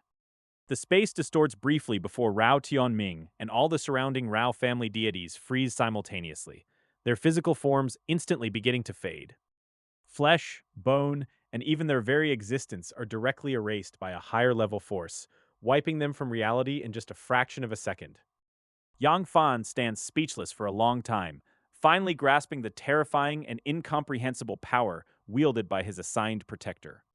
Tang Yue respectfully reports that she has already secured all Divine Kingdom coordinates, and her followers have begun invading those hidden realms. Gu Shaoqing steps forward with a smile, producing a silver promotional disc prepared in advance by the Third Elder to maximize their public relations impact. Gu Shaoqing presses the activation rune, sending a massive pillar of light soaring directly into the clouds to project a colossal holographic phantom. A towering phantom of Yang Fan hangs high in the sky like a god descending to Earth, radiating a dazzling light and terrifying pressure across Xiling Star. A majestic voice echoes across the entire globe, announcing the execution of the Rao family, the opening of all resources, and the abolition of all restrictions. Inside a quiet hotel room, Ning Baoyan stares blankly out the window at the towering sky phantom, his eyes wide with absolute disbelief at the truth. A sharp knock rattles the apartment door before two excited twin sisters burst inside. They scramble into the room with wide eyes, shouting for their older brother in a breathless rush. They grab their older brother by the arms and demand if he saw the massive broadcasts outside. The terrifying warlord who just seized Jiling Star is none other than their benefactor, and he wiped out their tormentors. Hearing the word revenge shatters Ning Bailion completely, leaving his body trembling violently in pure disbelief. He stares down at his two younger sisters, unable to process what they just confessed. One of the little girls forces a heartbreakingly fragile smile while hot tears overflow down her cheeks. She confesses that they knew all along their father was never coming back home to them. Her twin sister drops her head low to the floor, her eyelids ringed in an angry, weeping red. She chokes out that she simply never dared to speak those dreadful words aloud until now. Ning Bailion remains utterly silent for a long stretch before dropping slowly to his knees. He wraps his arms around his sisters, pulling them into a tight, desperate embrace to share their grief. The little girls quickly wipe their cheeks and flash bright, hopeful smiles up at him. They chatter excitedly about the day he awakens his divine kingdom, and they can finally go home again. One sister chimes in with mock anger, warning her brother that he cannot be like their late father. She complains that their dad always handed out soft-hearted discounts to deadbeat students. She angrily reminds him of the time their father gave away a 200,000 faith points discount to a liar.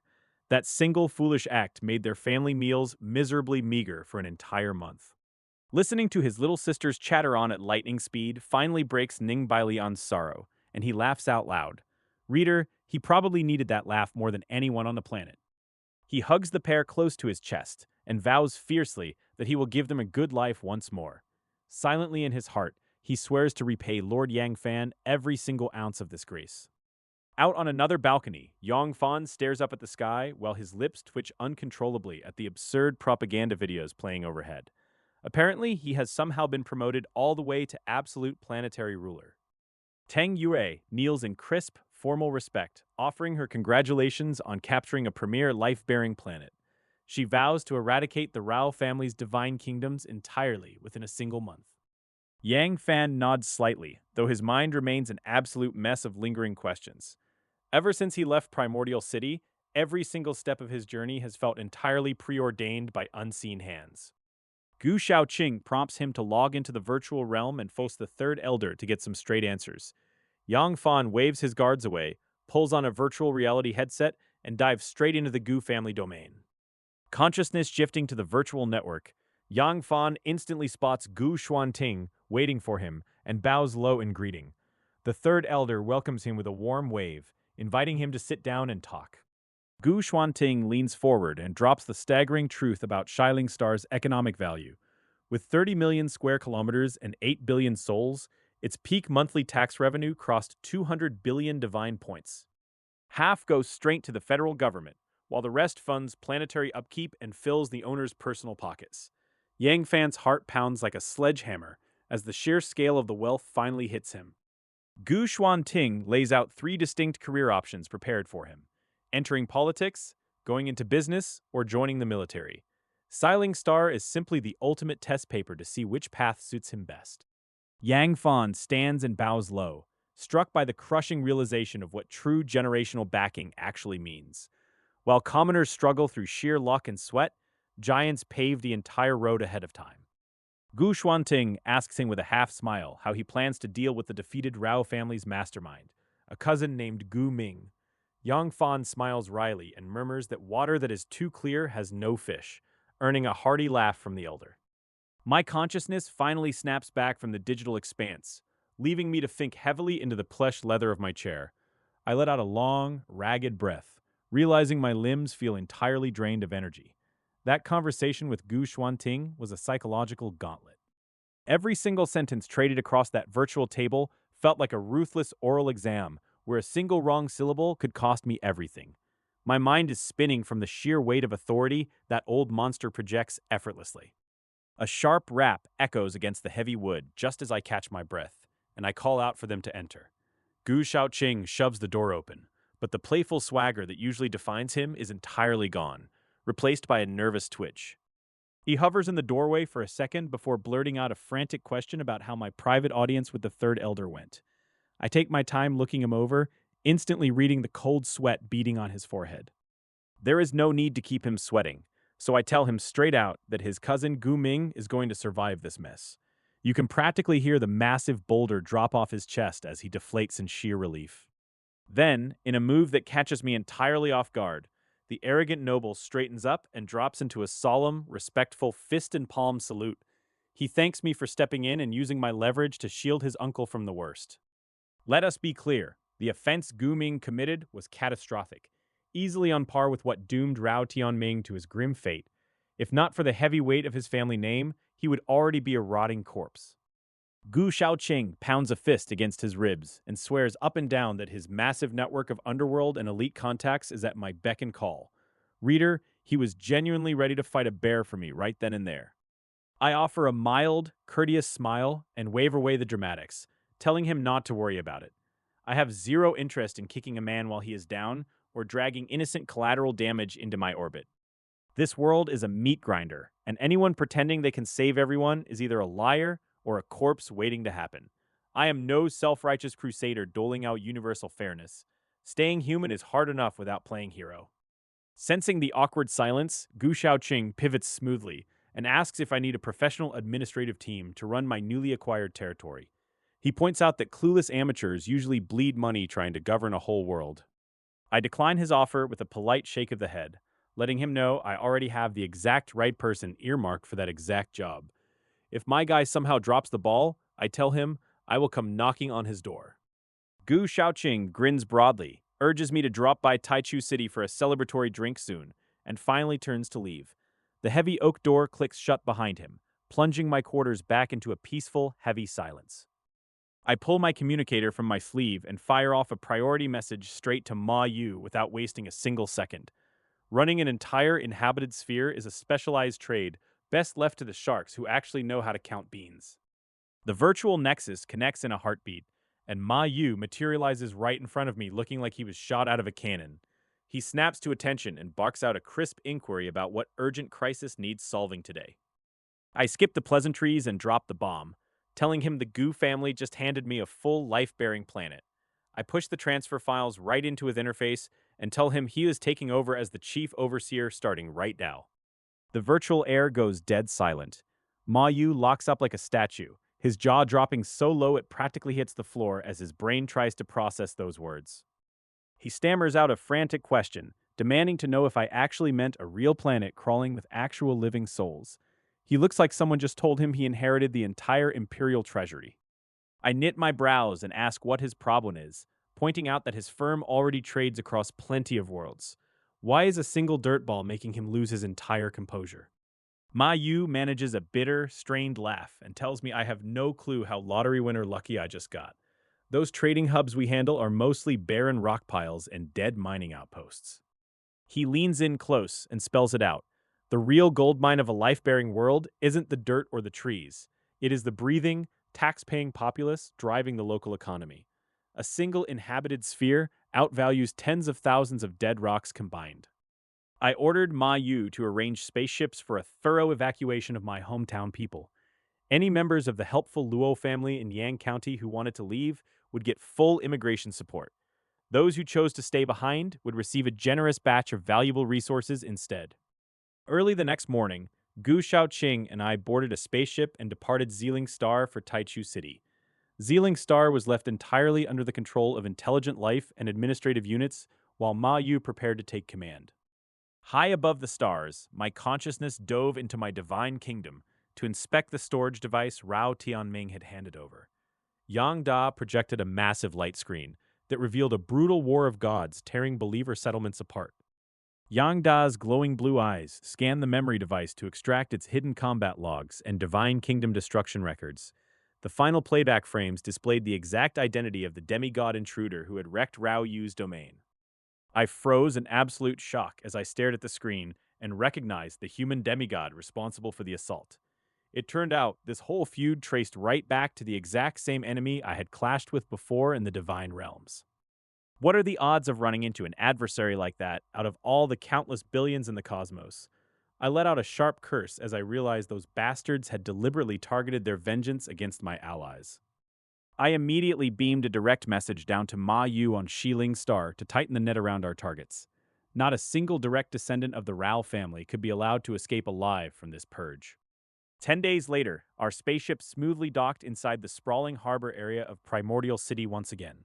Stepping out onto the familiar concourse, a warm wave of returning home washed over my tired shoulders. Tang Yue and Ye Win stopped by the exit ramp and bowed respectfully before bidding me farewell for the day.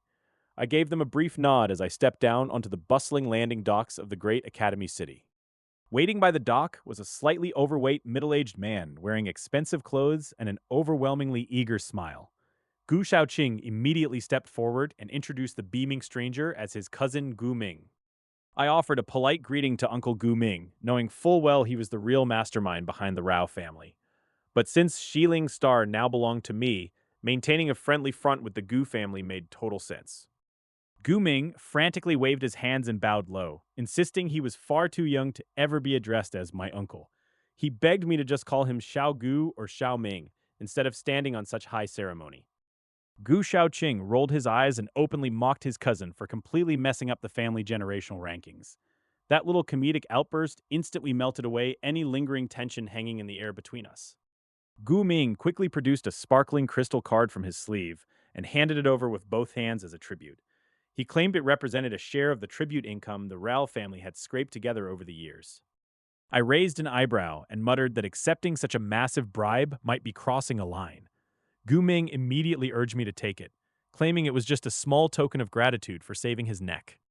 Gu Ming looked like he was parting with his own flesh and blood as he watched me pocket the crystal card. When Gu Shaoqing pressed him on the exact amount, Gu Ming admitted through gritted teeth that it held 200 billion divine points. Gu Shaoqing scoffed and asked if that was seriously all the wealth his cousin had managed to stash away. Gu Ming rolled his eyes in fury, snapping back that, as a mere collateral branch member, he couldn't compete with freakish prodigies. Gu Ming bitterly complained about having to hand over his liquid funds to appease higher-ups while getting none of the top-tier resources Gu Shaoqing enjoyed. Reader, he did not look like a man who enjoyed financing geniuses out of pocket. Meanwhile, I walked back into my private villa and found Gu Lei already seated comfortably on the sofa waiting for me. As soon as I opened the front door, she flashed a bright greeting and asked about the life-bearing planet. I sat down beside her and recounted the details of our new domain and the 2-year tax exemption the family granted.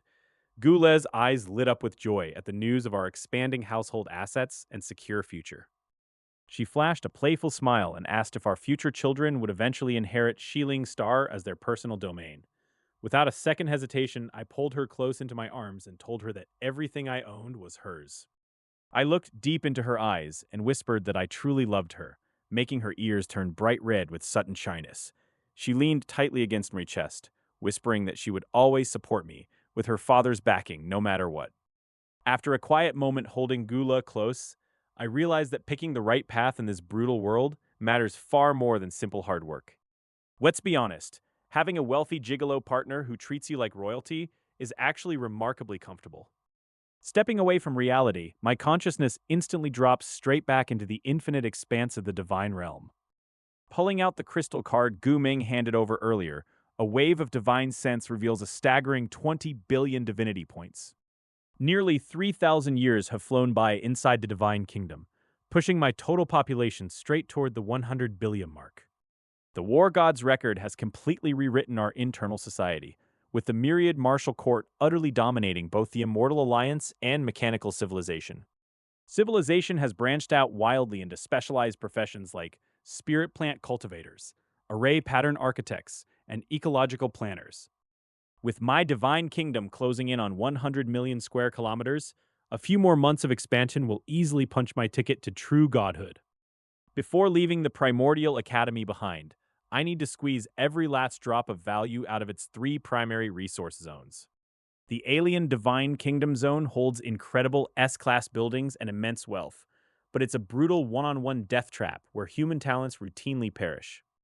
I order Yang Da to throw all available resources into upgrading our followers, pouring every spare coin into mechanical and cultivation paths. Returning to reality, my days settle into an effortless rhythm of studying, reading, and feeling my physical body grow stronger by the hour. Between sessions of quiet cultivation, I spend almost all my free time pampering Gula, providing the top-tier emotional support a filthy rich girlfriend deserves. Reader, I used to be a lone wolf, but now I'm entirely accustomed to having someone wait on me and share mundane daily chatter. 1 month later, in the virtual world, Ma Yu meets me with a heavy sigh to report on our recent hostile acquisition of Shiling Sing. Ma Yu immediately starts complaining about the previous management, revealing that Shiling Shing's tax rates were so outrageously high they were driving everyone away. Ma Yu explains that after he slashed taxes by 50% just to keep the locals from rioting, nearly all the local demigods still packed up and fled. Historical records show Zealing Star should pull in no less than 200 billion divinity points every single month without fail.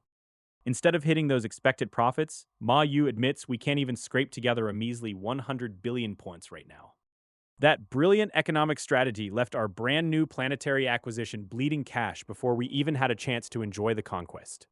Turns out running a conquered planetary system is a lot harder than just beating up the previous owner and taking the keys. Stabilizing a wrecked economy takes more than brute force, but with my massive divine kingdom backing us up, we have time to fix it. I tell Ma Yu to hold the line and keep adjusting the local policies until the fled demigods realize our lower taxes are actually a sweet deal. With planetary administration handled for the day, it's time to head back offline and enjoy the company of my favorite wealthy sponsor. Excealing Star has been utterly devastated by the Rao family's insane exploitation, leaving every corner in ruins. Yang Fan knows that a ravaged world cannot survive under brutal oppression. To squeeze wealth from ordinary beings, you first have to give them something back. Ma Yu delivers his report, stating that the federal government granted a 2-year tax exemption for the war-torn planet. This month alone, the total tax revenue reached 50 billion, providing a massive starting fund to rebuild the broken infrastructure. Essential expenditures ate up 10 billion to cover civil servant salaries, urban repairs, waterways, and security systems. Education, healthcare, and immigrant subsidies also took a heavy cut from the treasury. After paying for all those repairs, 40 billion yuan in working capital remains sitting in the central bank.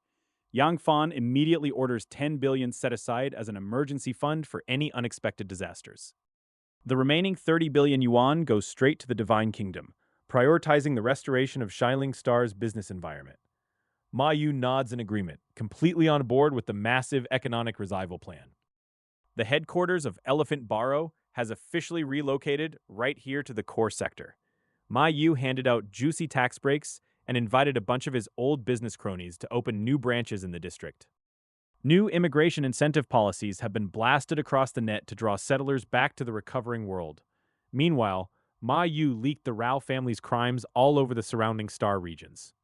With the brutal tyrants exposed, those demigods who fled in terror are finally planning their return. Yang Fan gives a satisfied nod, telling his loyal manager that he trusts him entirely with these affairs. Ma Yu suddenly remembers a crucial detail and mentions that the entire Luo family has packed up and moved to Shiling Star.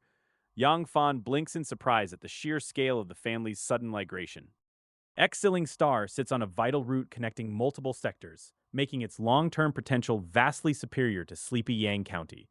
The head of the Luo family checked the coordinates in the virtual world and knew a golden opportunity when he saw one. The only hiccup was Wang Yun, the stubborn county magistrate of Yang County, who threw a fit about letting them leave. Losing the premier family deals a massive blow to the county's pride and tax base. Ma Yu personally waded into the negotiations to make sure the stubborn magistrate saw reason. Reader, the man fortunately realized he couldn't win a staring contest with a god and caved. Yang Fan figures the negotiation process probably wasn't a pleasant tea party, but he couldn't care less. Since everyone who actually matters has already escaped that backwater, that is all that counts. Reader, you leave your hometown behind, not because you hate it, but because true home is wherever someone is waiting for you. You chase higher goals and stronger power until your birthplace becomes nothing more than the road you left behind. Yang Fan tells Ma Yu to get everyone logged into the virtual world because he is heading down to Shiling Star right now. Ma Yu nods his agreement and immediately drops out of the virtual network. A moment later, Yang Fan touches down on Shiling Star and finds the entire landscape completely transformed in just 1 month. The menacing law enforcement thugs are gone, replaced by noisy merchants yelling over their wares. An argument erupts on the cobblestone street over 20,000 cattle priced at 1,000 faith points. The seller insists it is top-quality Wagyu beef, while the buyer accuses him of trying to palm off cheap junk to his brothers. Shouts echo from every direction as merchants peddle tax-evaded Bodhi serpents and discount grain shop deliveries. The noisy, chaotic din breathes instant life back into the once-dead city streets. Yang Fan listens closely as weak divine beings argue over tiny sums, calculate daily survival, and hustle to climb the social ladder. These ordinary mortals are the ones who actually prop up the entire human federation. Yang Fan walks into the residential compound and finds a massive crowd of over 1,000 people waiting outside in dead silence. Even big shots like Luo Hai and Luo Changfeng stand there with lowered heads, not daring to breathe too loudly. Inside the house, Yang Tiexin stands up to greet him, while Sun Rong frantically checks her son over for any injuries. Just as Yang Fan reassures them he is fine, two pairs of arms wrap tightly around his waist from both sides.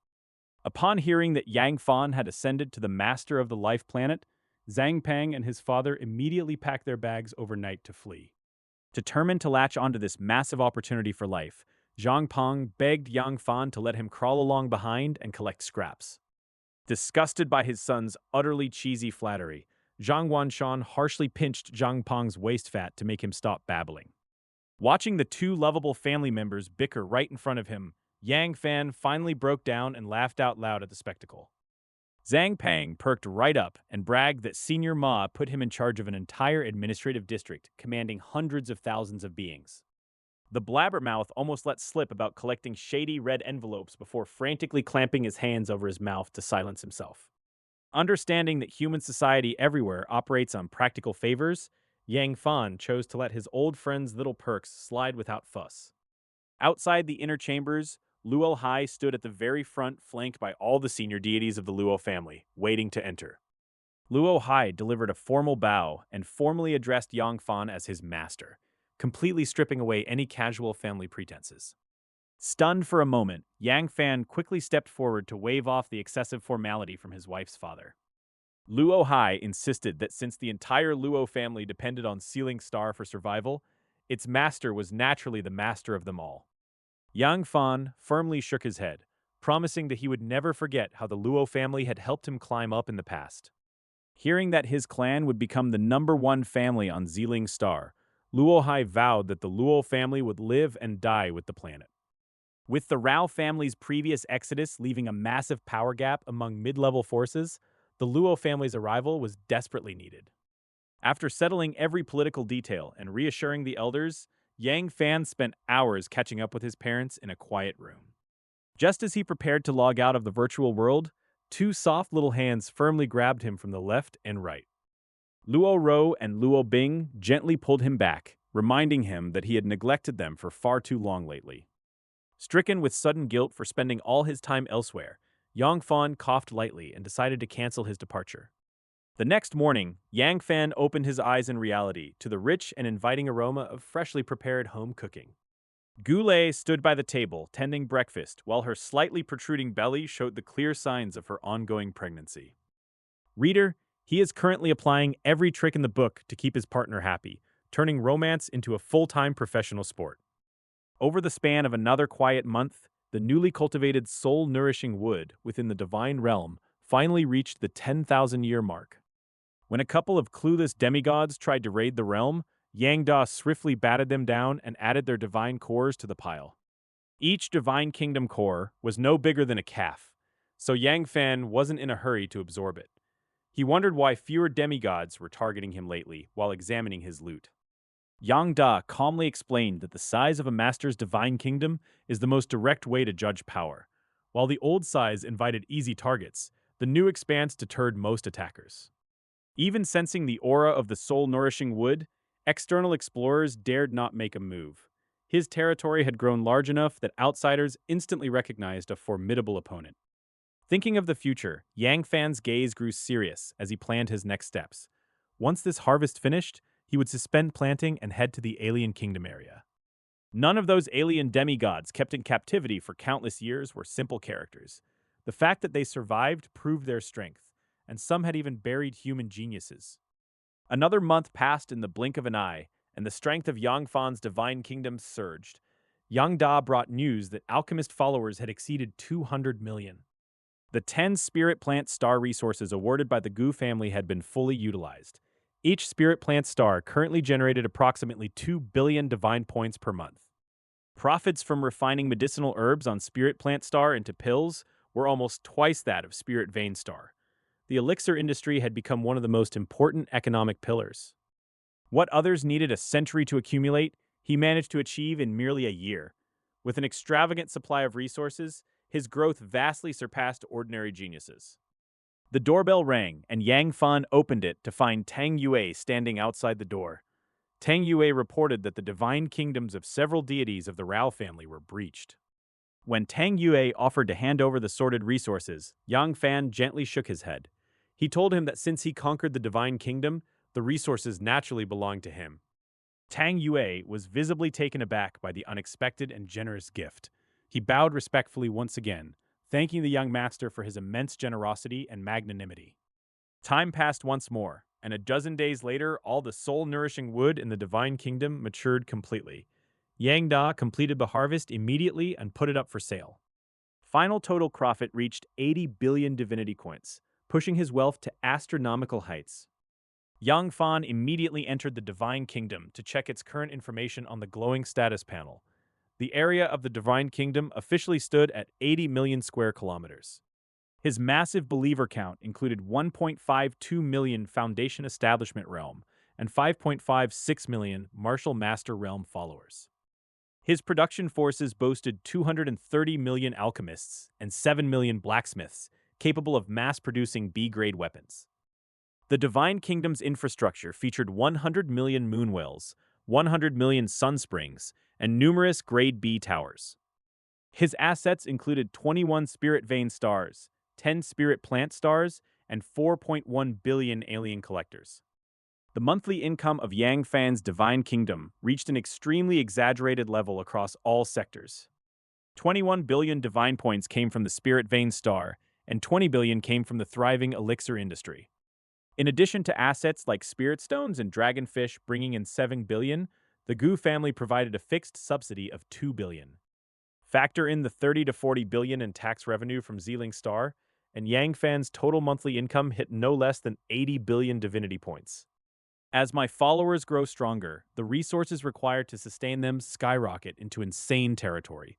Keeping this divine realm running now costs a staggering 2 billion divine points every single month. Most of my vast funds are poured directly into heavy investments like the F-level metamorphosis pod and mechanical civilization structures. Yet despite this, a glaring bottleneck has suddenly reared its ugly head. The rapid advancement of my believers has hit a hard ceiling imposed by the very rules of the Divine Kingdom.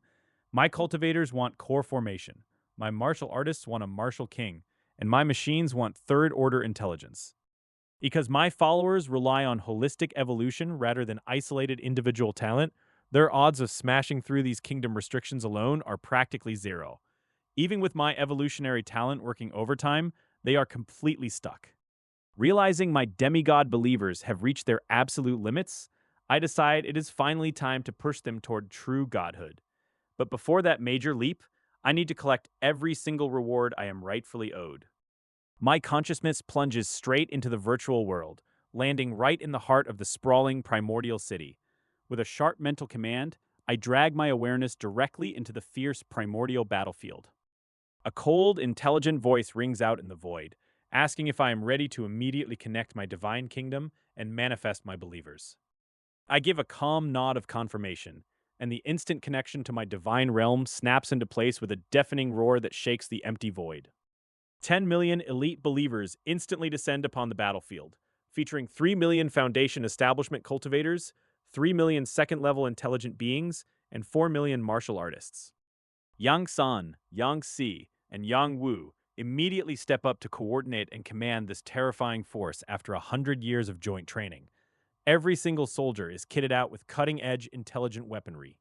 Countless alien creatures swarm out of the shadows, multiplying from 10 to 20 to 30 million in a terrifying wave. Reader, this is just the warm-up act before the real chaos starts. My followers don't even bother setting up battle arrays as the enemy charges, simply standing shoulder to shoulder while their gear unfolds into a massive wall of energy turrets. Thousands of blinding white lights flash in unison, sending devastating streams of energy ripping through the enemy ranks. The alien horde is instantly shredded into a grotesque meat grinder before they can even get close. For half an hour, the slaughter continues unabated, the enemy crashing like a tidal wave and dying like one against our unyielding firepower. Finally, advanced Foundation establishment aliens start showing up in the enemy ranks. My followers instantly shift tactics, deploying the 10 Kings of Hell formation, with 4 million martial warriors locking their fields at the very front to form a living iron fortress. Right behind them, 3 million mechanical beings unleash a synchronized barrage amplified dozens of times by their mechanical hearts, clearing massive gaps in the enemy army with every single shot. Further back, the Foundation establishment cultivators send a terrifying storm of flying swords screaming into the heavens to decapitate any enemy that slips past the barrage. Yang Da's voice chimes in to inform me that my relentless army has just broken cleanly into the top 100,000 on the leaderboard. While the enemy's growth rate has clearly plateaued since the arrival of Foundation establishment foes, my 10 million believers are holding their ground with absolute rock-solid stability. Unfazed by the milestone, I tell Yang Da to keep tracking the ladder and notify me the second we crack the top 10,000. An hour later, Gu Yuan stands in his private room watching a live feed of the slaughter with a look of deep admiration on his face. He praises my ability to whip such an elite force into shape so quickly during my sophomore year, though he notes the battlefield rules restrict my true numbers. He assumes I am just like every other student who concentrates all resources on a small elite squad, purely to farm generous early game rewards from the battlefield. Back in the thick of the meat grinder, Yang San snaps out a new command to activate the Spirit Turtle life-preserving array, summoning a titanic beast phantom to shield the exhausted troops from the endless black tide.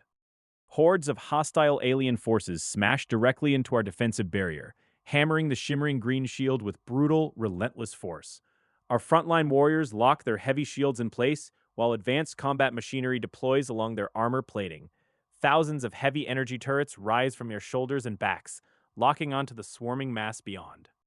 A blinding flash of millions of synchronized white energy rays erupts across our line, instantly erasing the front line of charging beasts.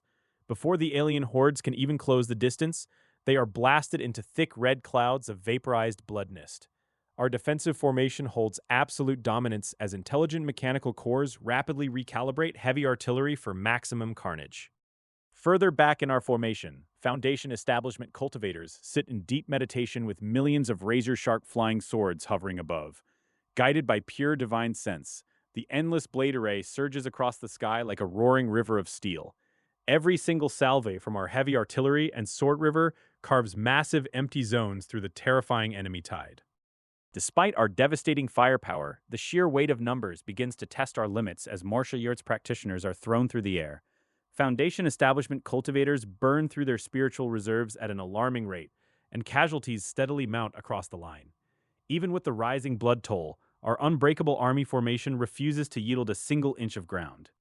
Standing firm against hundreds of millions of hostile Foundation establishment alien warriors, our believers hold their ground without flinching. Yang Da calls out from beside me to announce that we have successfully pushed into the top 100. Without a moment of hesitation, I immediately issue the command to shut down and conclude our ongoing combat assessment. The very second my request registers, the roaring battlefield freezes dead in its tracks as the charging alien monsters halt mid-stride. Mountains of decaying corpses, oceans of fresh blood, and scattered severed limbs instantly dissolve into streams of harmless digital data. The brutal primordial battlefield reverts to an empty void, as if the hours of slaughter never happened. Student, Yang Fan. Identity, Demigod. Divine Kingdom Talent, 100x time sequence. School ranking, 99. My sudden surge into the top 100 of the primordial battlefield instantly throws the entire Primordial Academy into utter chaos. With nearly 10 million students enrolled, ranking fluctuations happen constantly, but cracking the top 1,000 means something entirely different. These elite tiers are normally reserved for peerless senior prodigies, making my sophomore breakthrough genuinely absurd. The virtual network lights up like wildfire as stunned student forums flood with endless bewildered messages about my sudden leap. Students who watched me win an S-class building from the Sema family property recall my monstrous multi-path divine kingdom cultivation. Everyone is left wondering just how twisted this year's batch of sophomores really turned out to be. Meanwhile, Ma Huainan stares directly at the leaderboard inside a private virtual space with bloodshot eyes and trembling fists. He glares at my name with deep, burning resentment, his clenched fists cracking under the immense pressure of his humiliation. He swears a fierce oath to claw back everything he lost to me, no matter what it takes. Over at the Gu family residence, Gu Xuanting bursts into loud, unrestrained laughter the moment he spots my new ranking. He declares me a worthy son-in-law with a genuine shot at ascending to a high-level godhood in the near future. Lu Qinglan stands close by with an approving smile, noting that my potential ranks safely among the top 5 youth geniuses. Lu Qinglan's smile quickly fades into a deep frown as she points out that my rapid rise will inevitably draw hostile alien attention. Gu Xuanting reassures her that advanced Federation firewalls heavily protect prodigy data, making coordinate tracing extremely difficult. Besides, he coldly adds that even alien demigods would likely bite off more than they can chew trying to hunt me. When Lu Qinglan worries about a high god intervening, Gu Xuanting dismisses the idea due to the exorbitant political and resource cost. He plans to meet me right after the rewards drop to push for a junior year godhood breakthrough and family alliance. With the Gu family backing my growth, those alien scum won't dare touch a single hair on my head. Back inside the primordial battlefield, I wait patiently for my pending reward distribution, while reality ripples right in front of me. Senior Gu Yuan steps out from the distorted space with an aura far more terrifying than Gu Xuanting's. Given his clearance to access this secret domain, his status within the Federation must be unimaginably high. Senior Gu Yuan looks me up and down with an increasingly pleased expression, clearly impressed by my followers' stellar performance. He remarks that with the combat efficiency I displayed, pushing into the top 10 or even top 5 wouldn't have been hard. Then he drops the million credit question. Why on earth did I voluntarily give up on climbing higher? I blink in surprise at his question, before asking him with absolute deadpan seriousness if the top 10 even offers better loot. Gu Yuan stares at me in stony silence for 2 solid seconds, before confirming that there are literally 0 additional material rewards. I nod sagely and tell him that confirms my exact logic, leaving the poor senior staring at me like I've lost my mind. Gu Yuan's lips twitch violently as he realizes my entire worldview completely shatters standard genius psychology. Every other prodigy values pride and glory above all else, fighting tooth and nail just to prove they are number one. Reader, he genuinely did not expect to meet a cheat-tier monster who refuses to break a sweat without a payout. Clearing his throat awkwardly, Gu Yuan points out that reaching the top 10 would stamp my name across every major human faction. He tries to dangle the bait of universal renown and prestige among the 5 great families like it's the ultimate prize. But honestly, watching my seniors stress over vanity while I protect my peace is the real comedy here. I look right back at him with total deadpan confusion and drop a timeless piece of wisdom right to his face. People fear becoming famous just as fattened pigs fear the butcher's knife, because sticking your neck out brings unnecessary danger. I mean, why paint a massive target on my back for free clout when I can just enjoy the peace and quiet? Gu Yuan sits in absolute silence, his mouth opening and closing as he struggles to find a single rebuttal to the kid's sheer audacity. The senior official suddenly chuckles, shaking his head at the breathtakingly cunning and unscrupulous nature of such a tiny punk. Gu Yuan waves away his prior thoughts, noting that the brat is Xuanting's son-in-law and granting him the chance to choose a reward. Yangfan's demeanor hardens instantly upon hearing about rewards, because he only fought in the primordial battlefield to fleece the enemy. Gu Yuan explains the tiered regulations of the Primordial Academy, starting with an S-class building for ranking in the top 100,000. Ranking in the top 10,000 upgrades the prize to an S-class building worth up to 10 billion divinity points, plus a spirit vein star. Securing a spot in the top 100 grants an elite S-class building worth hundreds of billions of divinity points as a strategic resource. A massive light screen instantly appears before Yang Fan, refreshing with a staggering volume of architectural data at lightning speed. Thanks to his intelligent life support, Yang Fan's computing power lets him scan, filter, and exclude countless options in a single glance. He locks onto his target instantly, but freezes because he finds himself coveting two entirely different items instead of just one. Summoning his courage, Yang Fan asks if he can trade away his low replacement rewards in exchange for a massive multi-billion building. Gu Yuan rolls his eyes at the sheer nerve, demanding to know if the brat really thinks the Academy's chief is an absolute fool. Gu Yuan calls his bluff and jokingly asks to buy the War God manual for 100 billion, causing Yang Fan's face to turn bright red.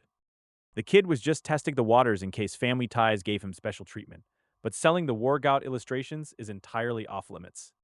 Gu Yuan sighs at the little brat's greed, asking if he really has his heart set on those two specific, exorbitant architectural prizes. Yang Fan's eyes light up with hope as he boldly declares he wants the goddess of wisdom and the heavenly court. Gu Yuan praises his smarts and bottomless greed, noting he plans to pursue all three cultivation routes simultaneously. Granting a special favor for Xuan Ting's sake, Gu Yuan insists the rules hold and demands 10 spirit vein stars as replenishment.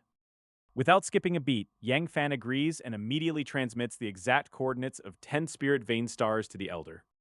Gu Yuan's gaze turns deeply approving of the kid's immense courage and decisive action, admitting he has very high hopes for him. Gu Yuan turns deadly serious, warning that poorer mid-level gods would envy his divine kingdom's wealth and others will take lethal risks. Yang Fan snaps back to reality with heavy breathing, staring down at two heavy cards resting in his palm that hold unimaginable power. With a single, focused thought, my consciousness plunges straight into the vast expanses of my divine realm. I pull out the Heavenly Court card, gripping it tightly as I prepare to integrate it completely into my world. The moment that glowing card merges with my domain, the sky above begins to undergo a staggering transformation. The very sky of my divine kingdom rips open, though no damage is done as a brand new celestial world materializes above. Magnificent heavenly palaces slowly emerge from the rift, accompanied by floating sacred mountains and surging celestial clouds. Golden divine light pours down from this newly formed heavens like a torrential waterfall of pure majesty. Down below, all 10,000 Penglai islands scattered across my divine kingdom are violently seized by unseen forces. They shoot upward in streaks of light, flying directly into the sky to merge seamlessly with the sprawling celestial realm. In a single breathtaking moment, the entire upper tier of my kingdom transforms into a heavenly domain. Deep beneath the earth, more than 400,000 spiritual veins shudder and shriek as they flood the world with dense spiritual energy. Yet the moment these mists appear, an overwhelming force instantly repels and banishes them entirely. The familiar spiritual energy that once filled my entire world vanishes into nothingness in mere breaths. In place of the vanished mists, a far superior and denser tier of energy begins to materialize throughout the realm. My eyes widen as I recognize the unmistakable presence of pure immortal aura filling the space. While fewer in sheer volume than before, the quality of this immortal energy has multiplied by countless times. Standing down on the solid ground of my divine kingdom, I am struck by a strange and humbling sensation. Compared to the glorious celestial court gleaming overhead, the very earth beneath my feet suddenly feels like an uncivilized wilderness. The sheer majesty of the upper realm completely dwarfs everything I built down below. All across my domain, a tidal wave of breakthroughs sweeps through the population of devoted believers. Those who were stuck at the 5th level leap straight into the chi refining stage in bursts of radiant light. Others instantly vault from chi refining into foundation establishment, while middle stages rapidly surge into the late stages. I can clearly sense numerous late-stage foundation establishment believers actively attempting to condense their coveted golden cores right this second. The sheer density of the immortal aura forces open paths they thought were closed for lifetimes. Reader, watching your worshippers level up like this is its own special kind of dopamine hit. Believers drop to their knees in massive, weeping crowds, kowtowing frantically toward the brilliant celestial heavens above.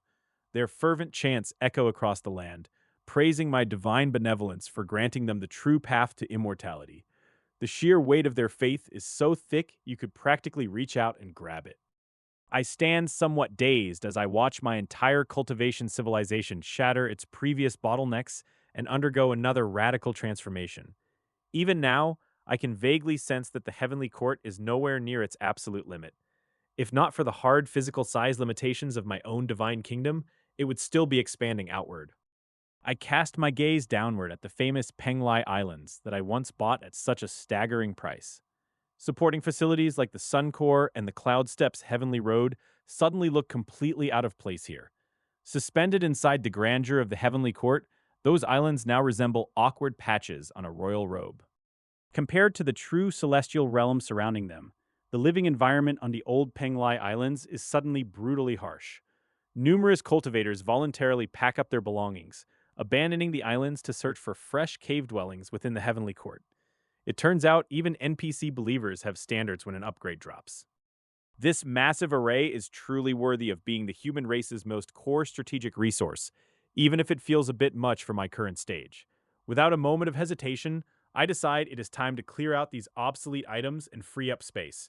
I mental note to have Yang Da dispose of the redundant mainland fixtures shortly. Without pausing to catch my breath, I slide my second card out and initiate the loading process for the Goddess of Wisdom. In an instant, the entire mechanical civilization grinds to an absolute eerie standstill across the map. Countless mechanical factories instantly cease their operations, and humming aircraft freeze midair. Even the high-speed transport tracks freeze in place, as every single intelligent life form stops what they are doing simultaneously. Across the realm, they drop uniformly onto one knee and gaze upward toward the trembling earth. Right in the heart of the mechanical civilization, the ground violently splits and shifts. Countless metal structures automatically decompose, recombine, and fuse into a towering monolith of steel. A pure white statue slowly rises from the chaos, resembling a woman whose face remains entirely blurry and impossible to discern. Her eyes are closed in calm repose, looking less like a living deity and more like the ultimate cold source of all pure wisdom. Though the statue is completely smooth and unadorned, countless pale white data streams cascade down its surface like a digital waterfall. Cryptic strings of binary numbers flash across the air alongside glowing system prompts announcing permissions and data synchronization.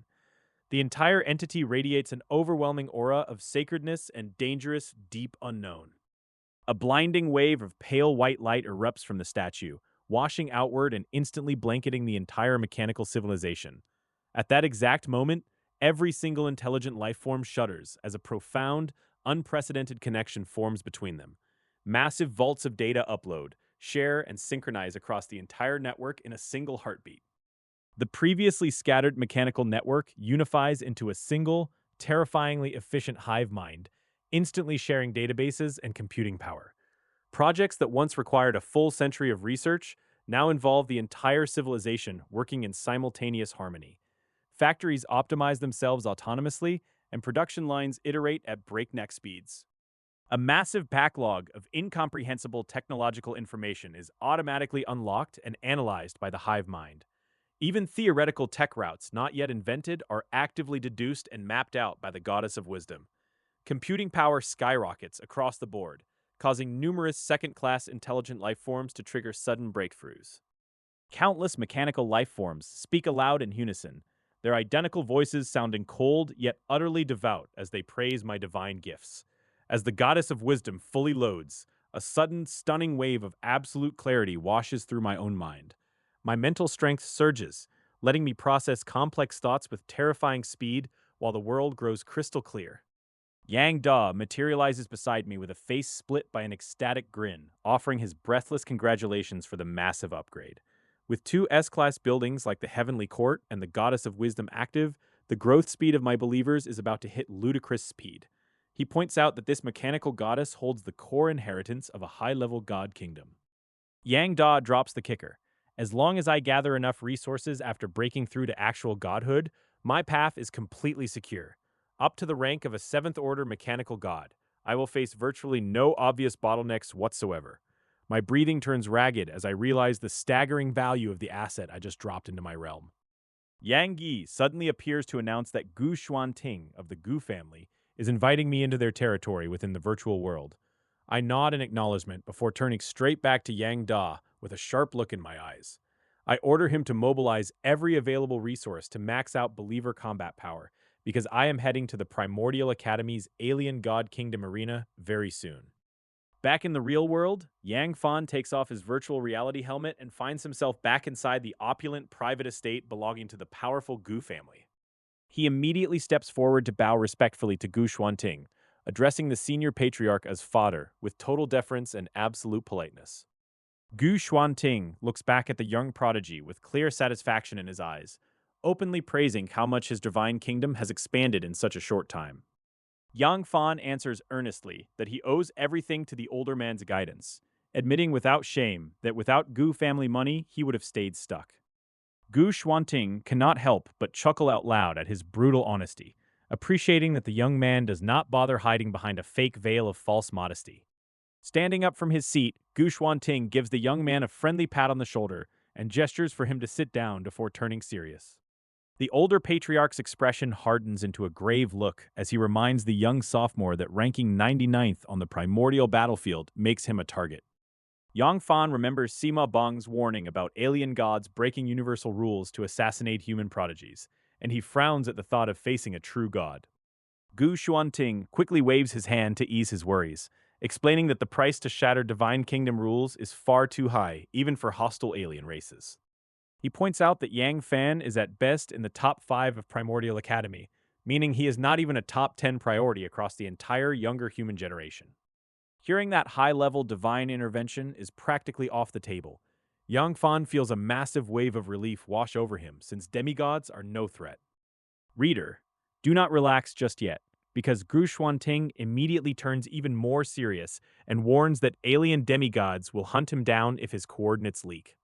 He urges the young prodigy to push past demigod rank and break through to true godhood before his junior year starts, advising alliance with Gu family gods on the front lines. Yang Fan keeps a cool head because 1 year outside equals 100 inside, meaning he could easily hit godhood right now if he was not milking the academy for perks. He stands up to offer a deeply respectful nod and thanks his elder for the vital guidance, fully understanding the heavy weight of the warning he just received. Gu Xuanting suddenly strokes his chin with a teasing half-smile, asking how his once-distant daughter turned into such an absolute love-obsessed romantic over Yang Fan. Yang Fan feels an instant chill run down his spine at the dangerous question, freezing stiff in his chair while struggling to find a safe way to answer. Gu Xuanting casually waves his hand and insists he only cares that his daughter is happy, before abruptly letting out a heavy, deeply miserable sigh. The mighty, high-ranking deity confesses that his own wife is 10 times harder to deal with than any foreign god, complaining that she mocks his resource gifts as perfunctory. Yang Fan stares in absolute shock as the massive family patriarch asks for genuine marital advice, so he decides to drop the gold standard wisdom learned from Liu Ruyan. Gu Xuanting listens intently as Yang Fan lays down the law. Provide emotional value, drop all logic, admit fault instantly, and remember that being right is a trap. Reality rushes back in as Yang Fan slips off his virtual reality helmet in the quiet courtyard. He just finished receiving instructions from Liu Ruyan, and his head is spinning. These elite families raise women who are razor-sharp one moment and hopelessly smitten the next. Goulet sits nearby on a swing, swinging her legs and humming a tune while cheerfully munching on a spiritual fruit. She looks completely relaxed and carefree, completely unbothered by the heavy political currents swirling around them in Taichu City. The moment she spots Yang Fan emerging, her eyes light up like lanterns and she jogs over. She wraps her arms around his sleeve with total familiarity, acting every bit the affectionate partner. Yang Fan lets out a soft sigh, remembering Gu Xuanting's subtle warnings. He knows very well that Gu Xuanting's earlier jests carried a heavy layer of paternal warning. Biological parents and children constantly struggle for power, and fathers-in-law and sons-in-law are no different. Trust and wariness dance a permanent tango in these powerful circles. Goulet tilts her head, snapping him out of his reverie with a soft question about what he is pondering. Yang Fan blinks away his political calculations and reaches out to give her head an affectionate rub. He tells her he was just thinking about what her father said earlier. She blinks in surprise and asks what her old man could have possibly said to make him reflect. Yang Fan smiles and tells her he sent to treat her better, making her eyes curve into happy crescent moons as she squeezes his arm tighter. Reader, he suddenly understands why her father worries. How could a woman this shrewd and intelligent suddenly turn into such a love-struck romantic? Aside from wanting to secure a stronger backing through her, he honestly holds no malice toward her. If he actually managed to completely fool a master schemer's daughter, he'd question his own humanity. Breaking the quiet, Yang Fan abruptly asks if her divine kingdom is currently lacking any particular resources. Gu Led blinks in genuine surprise, wondering why he would bring that up out of the blue. He casually mentions he just cleared out a batch of buildings. He offers her about 10,000 Penglai Island structures if she needs them for her own territory. Goulet's eyes light up because it is his first time offering her a gift on his own accord. She smiles, shakes her head, and declines the islands because her own system of grotto heavens is already thriving. She points out that those wonders would only earn her a few divinity points anyway, which she does not need. Instead, she tells him to sell them himself and save up to buy her something much better when he gets stronger. Yang Fan drops the matter, realizing her starting point as an elder's daughter is simply too high. Yang Fan retreats to his room to sink his consciousness back into his personal divine realm. Meanwhile, Goulet picks up the virtual reality headset to dive back into the virtual world. She has a scheduled conversation waiting with her mother, Lu Qinglan. Lu Qinglan looks at her daughter across the virtual room and stays silent for a long beat before speaking up. She reminds her that every time her husband brings up the family lately, he talks about her and Xiaofan. She stresses that divine kingdom development must remain the absolute priority. Gula nods calmly, asking her mother if she really thinks her daughter is the type to be blinded by simple affection.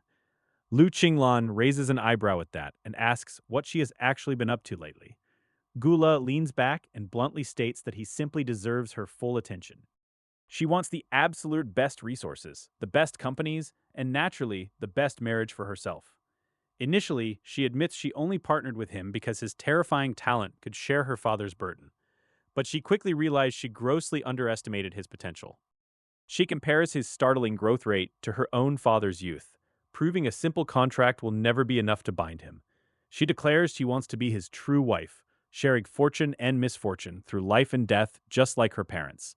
Lu Qinglan listens quietly to her daughter's grand plan.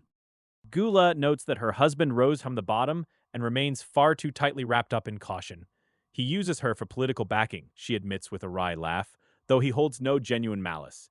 She even chuckles that he is actually a bit stingy when it comes to giving gifts. Her smile fades away as she declares she prefers challenges over flawless, boring men. She wants to change him so he no longer has to navigate every step on eggshells, bringing him into the upper echelons. One day, she wants him to become a supreme overlord who controls countless lives. Goulet's lips curl up into a dangerous, terrifyingly serious smile as she announces she will train her own man. Lu Qinglan lets out a long sigh of relief, though she still frowns at the sheer audacity of the plan. She asks if her daughter isn't terrified that Xiaofan will eventually figure out what she's doing. Goulet just flashes a bright, unbothered smile and asks why she should ever feel afraid of that. She points out that she hasn't lied to him about a single thing. Besides, she reasons with absolute confidence she is doing all of this strictly for his own benefit. Back inside Yang Fan's divine realm, time accelerates rapidly thanks to his evolutionary talent. The entire world outside undergoes earth-shattering changes as celestial energy pours from a majestic heavenly court hanging in the sky. Mechanical civilization and cultivation paths advance side by side like clockwork. Yang Dazeng stands tall in front of Yang Fan to deliver a comprehensive progress report. Foundation establishment believers have nearly doubled over the past century, and martial master ranks are up 50%. Second-class intelligent weapons are finally being designed, marking a massive leap forward for the realm. Hearing Yang Da report that the new weapon systems are already being built across our territories takes me completely by surprise. The Wisdom Goddess legacy is paying off faster than anyone predicted, flooding the mechanical civilization with unprecedented momentum. Our overall combat power growth curve was finally starting to level off, but this new injection of technological doctrine has turned it entirely vertical. The combined weight of the Heavenly Court and the Wisdom Goddess is pushing our expansion far beyond our previous limits. I sit back and weigh our next big move carefully. Should we march straight into the alien Divine Kingdom region now, or play it safe while our domestic strength continues to compound daily? Now that I have reached the demigod stage, my confidence in my own realm is absolute. If not for the restrictive rules governing our divine domains, my core formation believers would already be walking the earth inside my borders. After a brief moment of quiet deliberation, I make up my mind. Graduation is approaching, and sooner or later I have to step into that crucible to test what we have built. Gula steps out of the virtual world, lifting her helmet to find me already sitting patiently right next to her. She blinks, staring at me with a distinctly puzzled look on her face. I skip the pleasantries and ask her straight out about the alien Divine Kingdom zone. Hearing my question, her relaxed posture vanishes instantly, replaced by a grave and serious expression. She explains that the Primordial Academy regularly captures alien demigods from the front lines, sealing their physical bodies while imprinting their Divine Kingdom coordinates onto prison cages for students to challenge. I raise an eyebrow at how brutally direct the Academy's curriculum is. Goulet calmly reminds me that these trials are an official resource provided by the institution, designed to push students to their absolute breaking point. The rules governing these matches are ruthlessly strict, allowing only one-on-one Divine Kingdom wars where life and death are entirely your own responsibility. Worst of all, every single student is given only 2 chances to make their challenge. I stare at her in disbelief, realizing how punishing those restrictions truly are. Catching an alien demigod alive and acquiring their coordinates is already a monumental task, let alone surviving the trial itself. Goulet leans in close, explaining that the alien zone operates on a cruel principle, known to everyone as raising goo poison. The entire area is split strictly into 3 distinct levels of escalating horror. The first level features newly captured alien demigods, whose wands are stuffed with special wonders and A-level resource buildings. Because they haven't had time to fully digest those spoils yet, they are technically the weakest targets available. The secondary zone is a different beast entirely, populated by alien races that have developed their domains for hundreds of years. Countless human geniuses have fallen to them, turning stolen spoils into the hardened foundation of their kingdoms. When she reaches the third level, her voice drops to a heavy whisper, warning me to avoid it completely at all costs. The monsters imprisoned there have survived for over a millennium, slaughtering the greatest human prodigies our academy ever produced.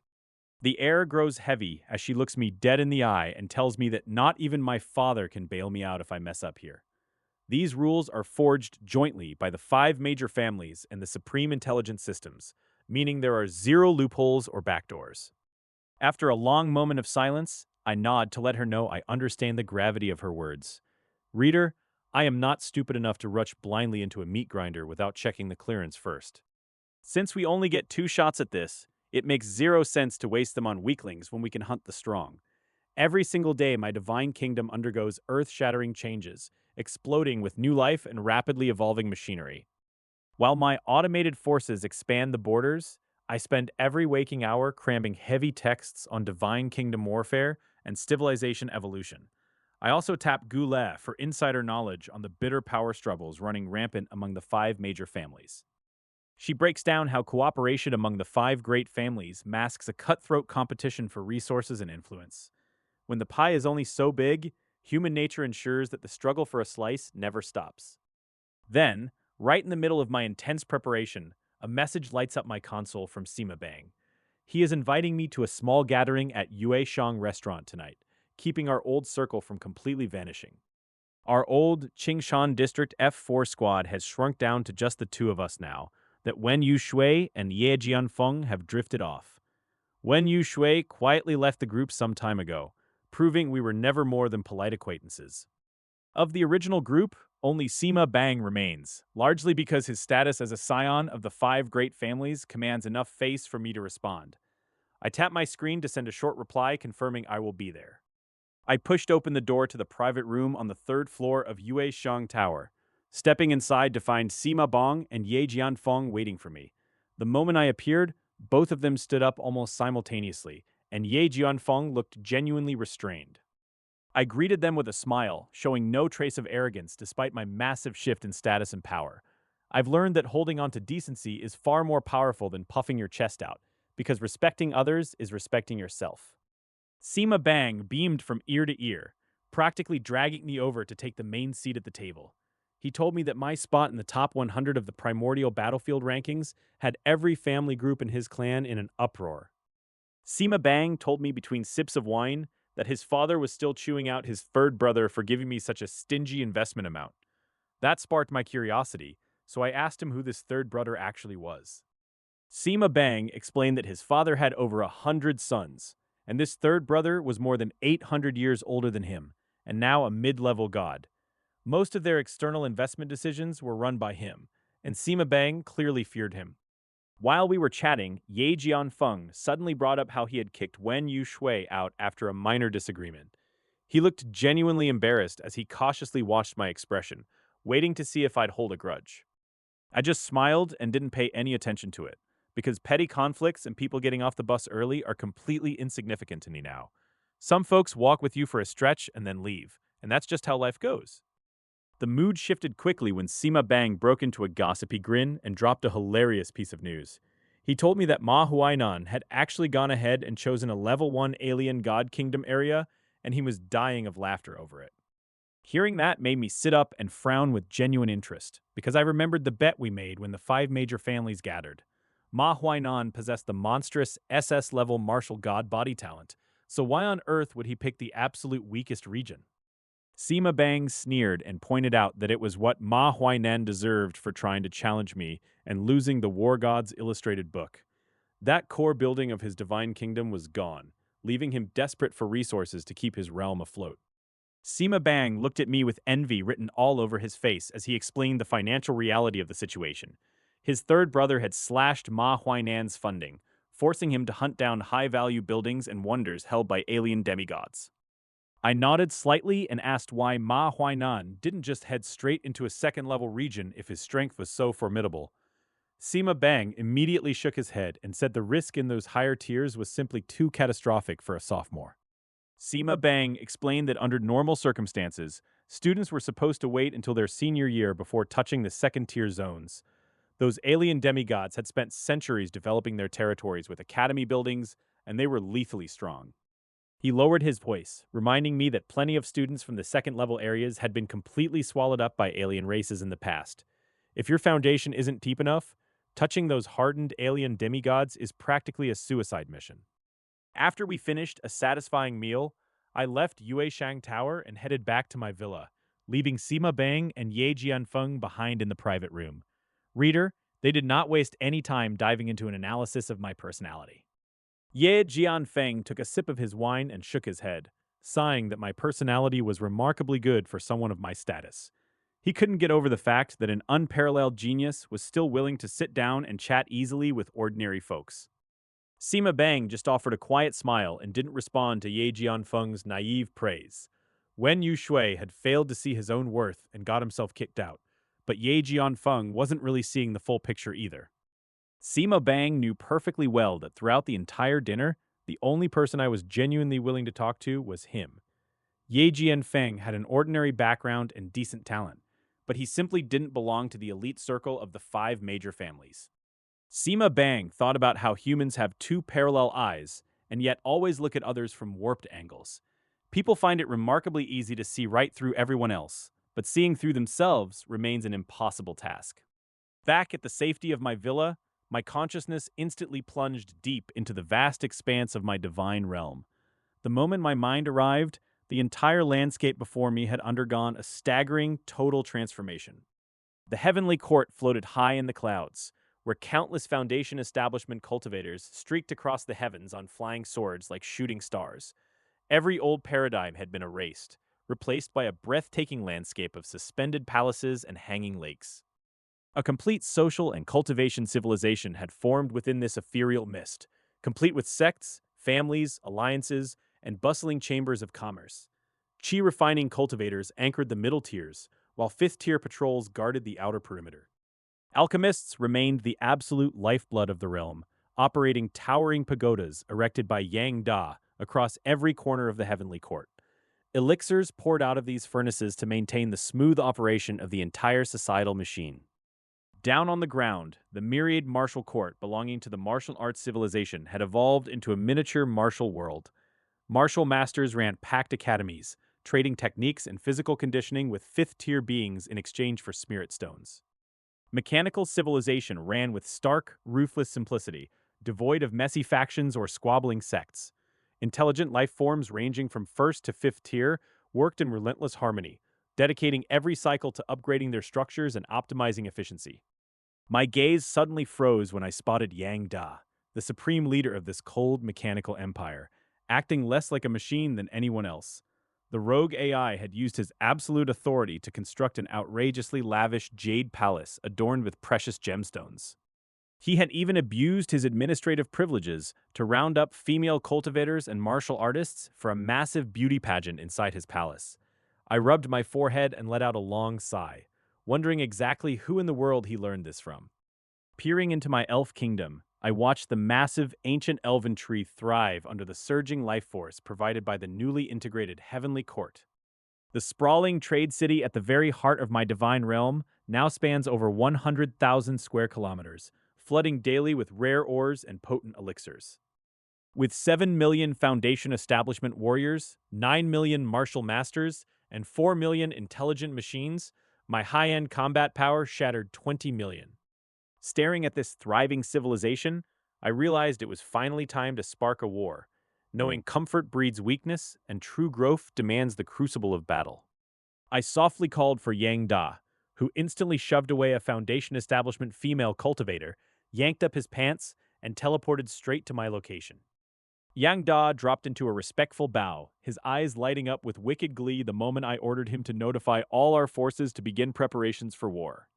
Reader, he was simply getting bored out of his mind with peace, absolutely itching to take our overpowered demigod forces and show foreign gods how real violence works.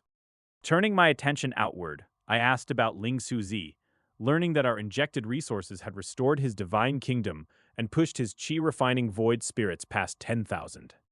I instructed Yang Da to have Ling Shuzi provide crucial war intelligence, because even with absolute confidence, blundering blindly into an alien divine war is just plain stupid.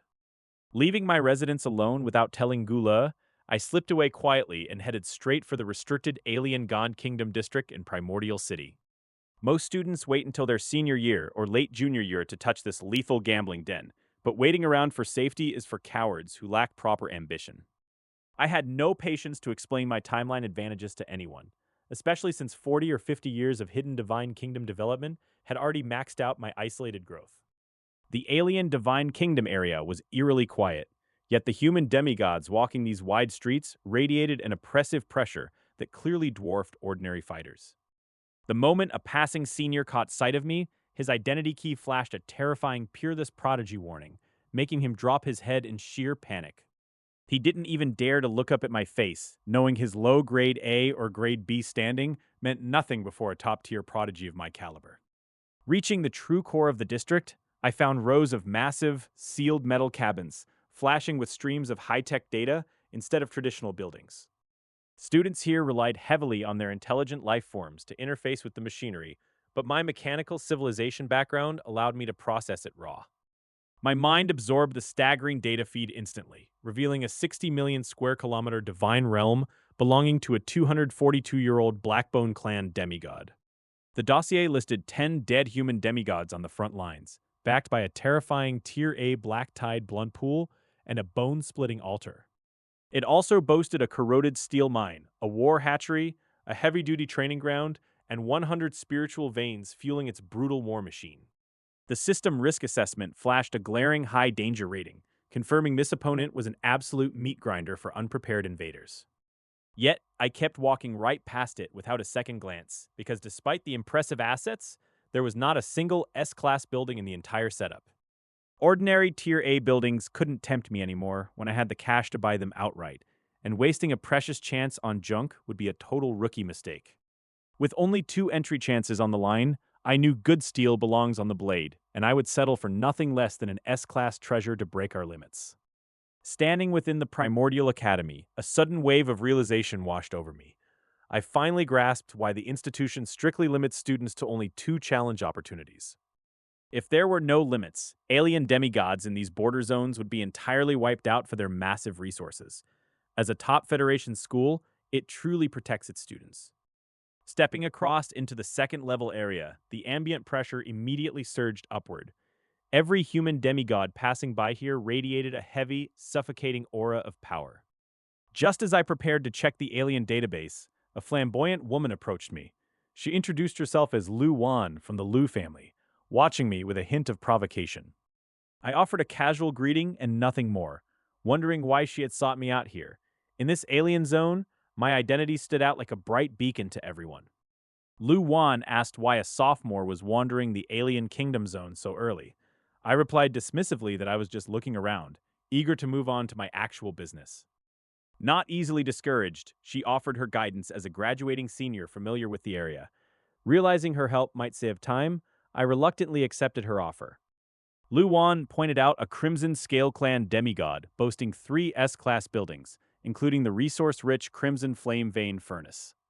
She even offered a cheerful wink, but I didn't even glance at her data before walking past. Reader, he did not find her charm particularly compelling today. Next, she pitched a Mist Demon demigod possessing the Thousand Illusion Spirit Spring, which enhances mental attributes. However, its lethal illusion magic made it notoriously risky.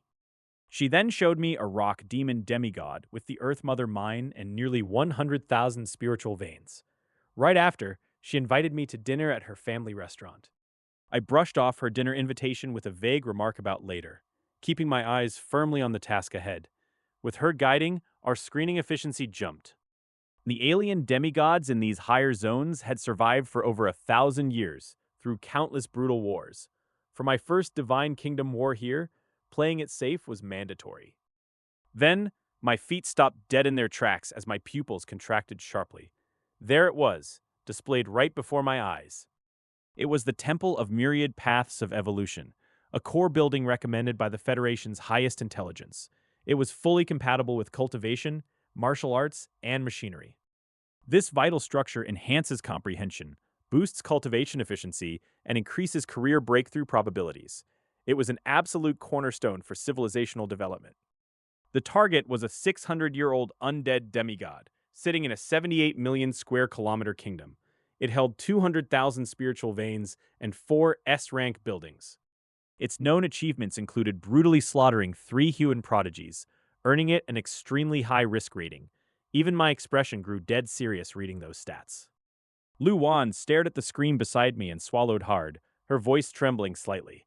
She pointed out that this alien demigod was entirely too powerful for a sophomore.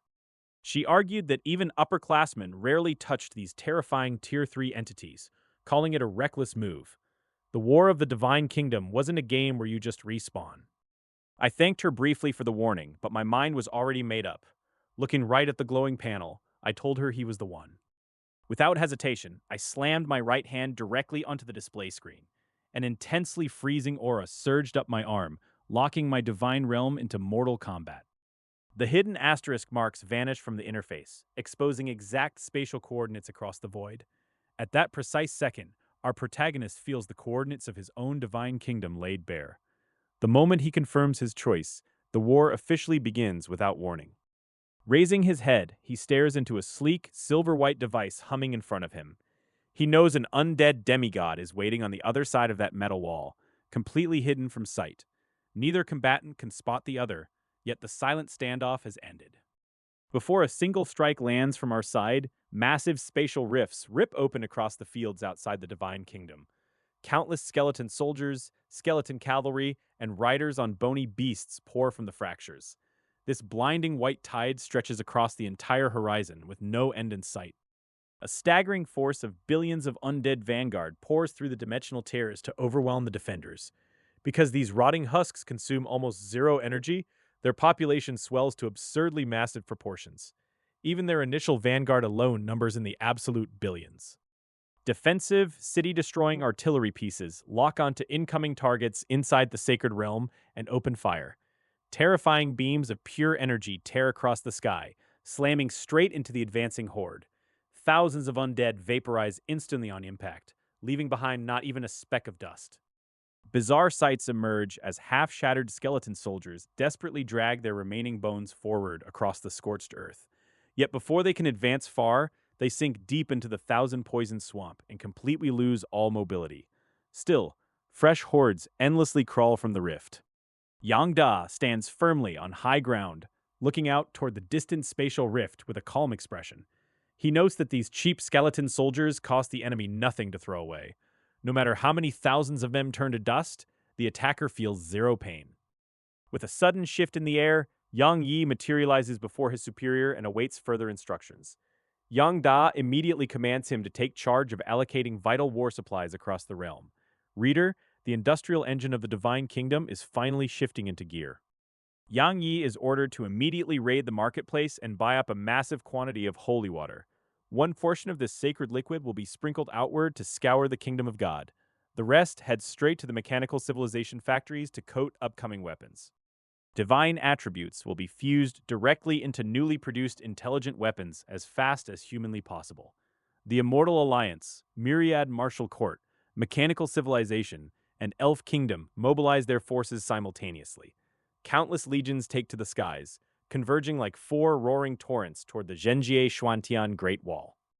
Yang Fan remains frozen in place, a portion of his consciousness split off to manage the chaos within his divine realm. Seeing him grow utterly quiet with an unfocused gaze, Lu Wan cautiously steps closer to ask if he is all right. She has survived alien divine wars before and knows the sheer terror of these opponents. Lu Wan knows our guy is strong, especially since his elite believers broke into the top 100 of the primordial battlefield. But his chosen undead demigod opponent is a catastrophic threat even in the second-level region. Only reckless prodigies dare tackle a target of that terrifying caliber. Coming back to his senses, Yang Fan offers a polite nod and brushes off her concern with a quiet reassurance. He calmly notes that he has already locked on to the exact coordinates of the demigod he hunted. With Yang Da handling the military coordination, he feels zero pressure during this opening phase. Those mindless undead skeletons are simply using brute numbers to probe the borders and gather intelligence. Meanwhile, Yang Da has already dispatched Ling Shuzi and Void Spirit clan followers to infiltrate the enemy's divine kingdom. This information war alone could easily drag on for years, but our guy isn't rushing a thing. Seeing his total composure, Lu Wan's eyes light up with a sharp, calculating gleam. Asking how he's doing after she helped him for so long, she smoothly invites him out for a nice dinner. She casually drops her cousin Gule's name into the conversation to make refusal impossible. Cornered by repeated invitations and the casual mention of Gule, Yang Fan finally runs out of excuses and nods. He agrees to tag along, and they immediately depart the alien divine kingdom area together. Honestly, the man should have trusted his gut and stayed home. Out in the second-level alien region frequented by elite family heirs, heads turn as Lu Wan leaves with Yang Fan. Observers immediately whisper that Lu Wan is shamelessly trying to steal someone else's boyfriend. Gossip groups explode instantly as everyone scrambles to share the juicy scandal. Inside a luxury villa, Gula sits relaxing until her family group chat suddenly starts blowing up with frantic messages. Swiping open the app, her eyes instantly lock onto a fresh photograph of her man with another woman. Her serene expression shatters into pure, unfiltered rage. Staring down at her slightly protruding belly, Gula gasps in utter disbelief at the sheer audacity. Calling Lu Wan out by name as a shameless hussy for trying to steal her partner, she loses her mind. She takes a harsh breath, swaps into loose clothes, and storms straight out of the villa. Before long, Lu Wan escorts Yang Fan into a lavish private room at the Lu family restaurant filled with exotic dishes. A subtle shift in the air reveals Lu Wan has changed into a clinging, shoulder-bearing dress designed to project heavy ambiguity. Every single gesture is calculated to hook a naive target. Sitting right across from her, Yang Fan frowns sharply as the fog clears from his mind. He finally realizes this was never about a casual meal with a friend's associate. He thought he was just being polite, but reader, he walked right into a calculated trap. Yang Fan abruptly stands up from the table, telling Lu Wan that he has business to attend to and must take his leave right this moment. Lu Wan hurriedly picks up a wine jug and pours a cup of the Lu family special divine brew, urging him to stay and try some. Remembering his father-in-law's recent warning, Yang Fan shakes his head and refuses the drink, refusing to fall into the exact same trap twice. Stepping out of the restaurant doors, Yang Fan suddenly halts in his tracks as a familiar figure slowly approaches him from ahead. Gule quickly steps forward, links her right arm through Yang Fan, and cheerfully announces that she has come to take him home. As the two turn to leave together, Gule keeps her back to the restaurant and quietly raises her left hand to give a vulgar middle finger. Up on the second floor, Lu Wan watches this disrespectful scene unfold, instantly crushes her wine glass in rage, and spills wine everywhere. Snorting coldly at Gule, Lu Wan decides that since her rival is so possessive of this food, she will step in and give it a try herself. Back at the villa, Yang Fan walks in to find Gule sitting on the sofa with a dark expression, looking deeply troubled. Yang Fan quickly stammers an explanation that he thought the woman was just her friend, but Gule shakes her head dismissively. Gula demands to know why Yang Fan is foolishly rushing into the alien God Kingdom area, and points out his total lack of information, warning him that human prodigies from the five major families all died against this undead demigod. She declares she refuses to become a young widow. Left alone in the room, Yang Fan opens the detailed internal file sent by Gula and begins reading through the grim history. The file details how Gu Xinghe of the Gu family lost his S-rank 9 Nether River and 10 Earth Spirit Milk Source nests before graduation. 80 years ago, Sima Yunxiao of the Sima family lost his Life Essence conversion pool when his Divine Kingdom core was swallowed whole. 44 years ago, Li Chen of the Lu family suffered the exact same fate, losing his S-Class Danhai and 5 Earth Spirit Milk Source nests. Finishing the classified internal records, Yang Fan remains completely calm because this entire battle is still firmly within his control. Consciousness re-entering his divine kingdom, Yang Fan watches as the spatial rift in the sky continues to vomit out endless skeleton soldiers. Most of these skeleton soldiers are merely first-tier beings whose advance is utterly suppressed by the outer thousand poison swamps alone. Yang Fan asks Yang Da how the investigation is proceeding, and Yang Da immediately reports that the first group of ethereal believers returned. Waving his hand, Yang Da projects aerial images recorded by Void Spirit believers equipped with high-definition cameras flying across the Grey Realm. The vast Grey Land is packed with billions of patrolling skeleton soldiers, giant bone furnaces spewing corpses, and death-spewing towers. Knowing the cautious alien demigod is setting a trap in the core area, Yang Fan orders his forces to start the intrusion immediately. Yang Fan initiates a full-scale invasion, projecting his consciousness across divine coordinates right to the perimeter of a hostile kingdom. The surrounding wasteland stretches out infinitely, swallowed by a thick and choking aura of death that covers both sky and land. A colossal skeleton monarch suddenly materializes on a bone throne, sporting a tilted crown and a pulsating blood-red sphere for a heart. A row of undead retainers in rotting finery stand at attention, their empty eye sockets blazing with silent, emotionless blue fire. Yang Fan arrives alongside his high-level command units like Yang San and Yang Da, locking onto the skeletal monarch in the distance. An eerie voice echoes across the entire heavens, demanding to know why the intruders refuse to kneel before their supposed master. Mental interference washes over the invaders, but the sheer computational backing of mechanical civilization renders it entirely useless. Yang Fan sneers at the undead pretender, openly mocking a mere pile of bones for daring to call itself a god while locked up as a resource. Stung by the insult, the undead boss unleashes a violent tsunami of black death energy that surges forward to crush the invading army. Yang San roars an order to his troops, instantly mobilizing the cultivators to form the 10 Kings of Hell formation. The sky shudders as a giant phantom of Yama manifests above, slicing the oncoming black mist in two with a single sweep. The massive scythe shatters the enemy projection with a deafening roar, leaving only the horse-parting threat of the undead demigod. The war officially kicks off as Yang Fan's army sweeps through the outer sector like a relentless and unstoppable torrent. Ordinary skeleton soldiers vanish in waves, vaporized by the sheer firepower of automated weaponry, without the cultivators needing to lift a finger. The enemy Divine Kingdom activates its defensive towers and bone cannons, raining down dark beams of light like a deadly rain. Voidling scouts have already napped every single defensive emplacement, letting the main force intercept strikes and advance unchecked. Yang eagerly leads hordes of alien collectors onto the front lines to strip, dismantle, and convert every recyclable resource in sight.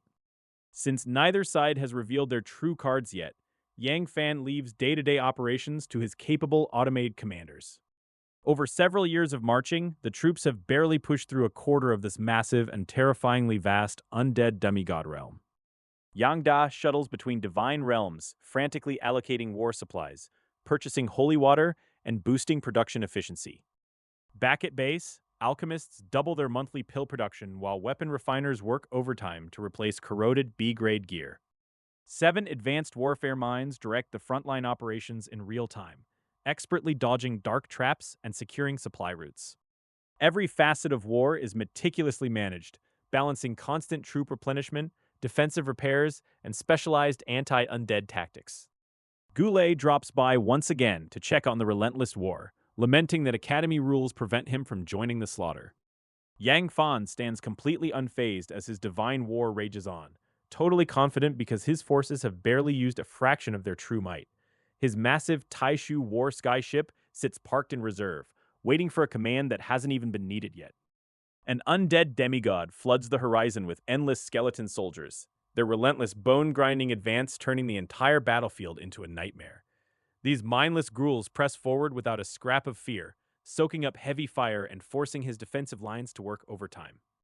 Advanced automated weapons obliterate wave after wave of undead, yet explosive traps hidden within the horde still manage to clip his martial master believers.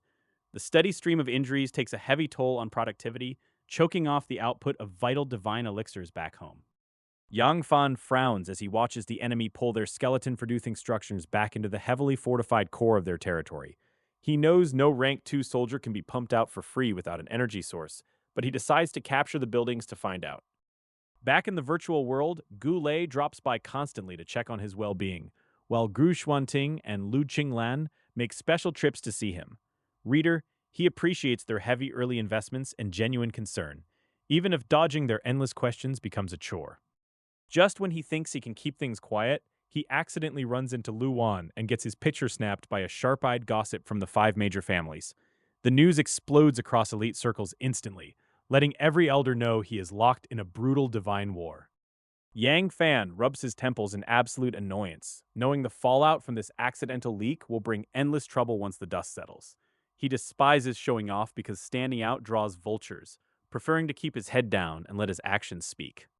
He has already made a brief appearance on the primordial battlefield, where even Gu Xuanting only pegged him as a commander of decent elite troops. Sweeping aside an entire undead god kingdom right now would expose too much, so he keeps his true capabilities locked down tight. He knows that true strength is the only currency that matters, and he will soon step up to the rank of a true god, where no trouble can catch him. While the divine war burns fiercely outside, his actual daily life back home remains completely peaceful and untouched by panic. The tax systems across Spirit Vein Star, Spirit Plant Star, and real-world Xiling Star hum along with continuous, unbroken efficiency. Even with a full-scale war draining resources, he still comfortably buys long-term upgrades like F-class transformation pods. Whenever the front lines take a beating or supplies run short, Yang Da dips into the in-game store to restock everything in the blink of an eye. For a demigod backed by the Primordial Academy, fighting a protracted war of attrition against him is an absolute losing battle. Desperate to buy time, the enemy finally throws their elite, high-ranking believers into the fray to slow down the relentless march of his conquering army. Naturally, it changes nothing, serving as little more than speed bumps for an unstoppable military machine. On this day, Yang Fan steps into the virtual world and arrives at Xiling Star to visit his family and check on the local progress. Ma Yu is already standing by at the landing pad, eager to deliver a glowing progress report on the planet's explosive economic recovery. The demigods who were once forced to flee Xiling Star have steadily returned home as the local infrastructure expands at a breathtaking pace. The relocation of the Daxiang Jebei headquarters has triggered a massive wave of business recruitment and job creation. The local government cleverly guides private kingdoms to dedicate a portion of their production capacity to manufacturing vital war materials. This brilliant policy feeds supplies directly to the front lines, while stuffing the local tax coffers full of profit. Members of the Luo family are reassigned to critical new posts, with Luo Tietie and Zhang Yunxiao taking charge of the Elephant Barrow headquarters and financing systems. They manage resource allocation and frontline funding with ruthless corporate efficiency. A specialized divine materials refining workshop rises from the ground up, taking full charge of purifying high-level resources for the war effort. A cross-god realm logistics network is spun up to connect Xiling Star directly to all surrounding star systems. They even establish a futures exchange specifically for war materials to coordinate supply, demand, and capital flows right from the front lines. To top it all off, the Divine Kingdom Talent Training Academy opens its doors to pump out experts in war and logistics. The entire planet of Xiling successfully sheds its single economy shell to transform into an absolute core hub of the booming war economy. Ma Yu has pulled every string and exhausted every connection to prioritize his own network, currying maximum favor with his boss. After listening to Ma Yu rattle off every single accomplishment without missing a beat, Yang Fan gives an approving nod of deep satisfaction. With the planet's economy humming like a well-oiled machine, he finally turns his footsteps toward his family's new estate. Right in the heart of Zeeling's Star sits a sprawling luxury villa that Ma Yu personally built exclusively for Yang Fan's family to live in. It is the quietest, safest, and most absurdly expensive property on the entire planet, offering total peace of mind. Yang Fan walks up to his parents, Luo Ro and Luo Bing, casually tossing them the building card for Penglai Island as if it were a coupon. He explains in a flat tone that it will radically upgrade their divine kingdoms, leaving the women stunned by the sheer value. His parents don't ask any awkward questions because they know his level of wealth has long since entered the stratosphere. He holds back on handing over any more overpowered structures since his family lacks the strength to protect them, keeping everyone safe from greedy vultures.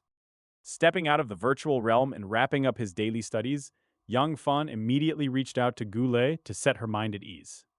He smiled warmly and told her not to worry, casually dropping that he might soon wipe out that troublesome undead demigod entirely. Goulet rolled her eyes so hard she probably strained them, demanding to know how long it had even been since he started.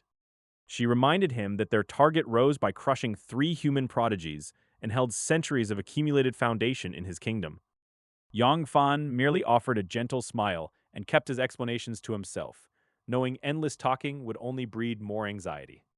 10 grueling days melted away until the undead god kingdom's front lines erupted into a colossal meat grinder involving 10 billion troops. Foundation establishment experts hovered across the sky, while sword-flying believers unleashed torrential barrages alongside mechanical weapons. Up front, martial masters detonated their crimson blood energy like coiling dragons, turning entire regions to dust with a single punch. Below them, the undead answered with endless tides of skeletal square formations and rotting corpses clawing up from the deep earth. Black-armored undead knights tore massive gaps through the ranks, while multi-meter-tall stitched corpses hauled heavy siege equipment. Watching through his believers' shared vision from his own divine realm, Yang Fan remained ice-cold despite heavy daily casualties. His divine kingdom operated at 100 times the enemy's time flow, meaning every fallen opponent stayed dead permanently. Gazing out at the carnage, Yang Fan felt a thrill at the thought of testing his might against even harsher third-tier regional powers. With a flick of his focus, he summoned Yang Da right to his side and ordered him to dispatch a void warship to Yang San. Deep inside the alien divine kingdom, the undead demigod sat atop a pitch-black throne amid endless towering bone structures. A massive 1,000-meter bone mirror floated before it, projecting crisp images of the massive human army pushing steadily inward. The undead demigod watched the incoming hordes with burning soul fire in its eyes, its mouth curling into a sinister, greedy grin. Licking its metaphorical chops over the endless flesh and blood coming its way, it prepared to spring its ultimate trap. An undead advisor knelt, reporting that the enemy forces had walked right into the kill zone for the grand sacrificial array. With a deafening roar echoing across the Death World, the terrifying sacrificial array was officially commanded to launch. Back in Yang Fan's core sanctuary, Ling Suzi was the first to notice that something felt terribly off on the front lines. He reported that their scouting Void Spirit believers were growing strangely weak and losing their stealth deep in the core enemy territory. Yang Fan stands in his command chamber, asking his top general for tactical advice on the heavily fortified enemy territory ahead. Yang Da steps forward with a formal bow, offering 2 distinct strategies to break the deadly stalemate. The loyal commander outlines his superior approach first, suggesting they send in unfeeling mechanical legions, intelligent constructs, and long-range firepower to probe the enemy defenses. His inferior plan relies on sheer numbers of believers to brute force the divine kingdom. Ling X Yuzi listens to the brutal calculus of flesh versus steel, unable to hide his shock at the sheer waste of life the second option demands. He mutters to himself, questioning if there is even any real choice to be made here. Yang Fan ignores the initial panic, cutting straight to the heart of the matter by asking how long the mechanical probe will take. Yang Da hesitates, admitting that single-class assaults lack the synergy of martial arts and cultivation. Yang Fan rejects both carefully calculated plans out of hand, leaving his top advisor stunned and speechless in the Grand Hall. He looks out toward the front line with a dangerous smile, deciding on something far more permanent. A divine decree rings out across the front lines, bringing the relentless advance of billions of troops to an abrupt and total halt. The enormous army immediately shifts from offense to containment, digging massive dikes and canals to seal off the zone. Intelligent life forms hustle to transport vast quantities of high-grade holy water, purifying holy liquid, luminous purification liquid, solar essence, and exercising spirit sand. Reader, he is about to clean out his entire savings account for this little construction project. A massive buying frenzy sweeps the online marketplace as astronomical amounts of resources are continuously acquired to feed the operation. Divinity points vanish like water, flowing away by the tens of billions for a single grand objective. Yang Da's expression changes drastically as he realizes the horrifying financial scale of his master's sudden whim. He protests that the divinity points alone will exceed 100 billion, arguing that ordinary believers are far cheaper.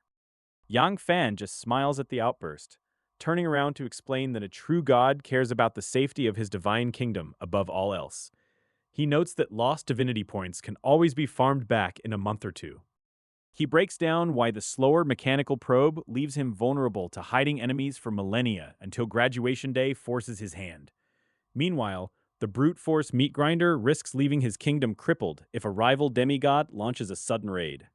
Yang Da swallows his remaining protests and bows deeply, knowing better than to argue against a verdict backed by such brutal pragmatism. The entire command structure scrambles into frantic motion to execute the staggering financial assault. Transport ships shuttle back and forth endlessly across the void, turning a battlefield into the most expensive construction site in history. Any outside demigod watching this madness unfold would likely choke on their own rage at the sheer waste. Deep within the heavily guarded core area of the undead god kingdom, the resident undead demigod sits in absolute confusion.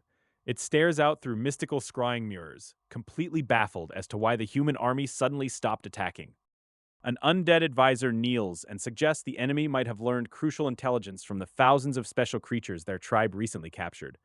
The skeletal king merely scoffs at the notion, waving a bony hand in casual dismissal. The undead king leans back comfortably on its throne, deciding that as long as the humans refuse to enter the core, there is no need to fight. It mutters to itself that the human invader is the one who should really be worried about the ticking clock. 10 outside days pass in a flash, translating to a full 10 agonizing years of deadlocked tension within the isolated divine kingdom. The landscape outside the core region undergoes a radical, terrifying physical transformation. Yang Da acquires a massive Zhenjie Swantian Great Wall, deploying it to steadily shrink and completely seal off the entire enemy core area. Towering city walls stretch across the earth like an insurmountable chasm, bristling with heavy siege cannons. Elite elven archers draw their longbows, while Foundation establishment experts hover quietly in the air, with surging martial arts chi and blood. Millions of intelligent soldiers stand shoulder to shoulder, waiting in absolute silence. Swarms of rotting undead mass on the opposite side of the towering barrier, glaring across the divide with hollow, hateful eyes. Neither side makes a move, and the heavy air feels thick enough to drown in.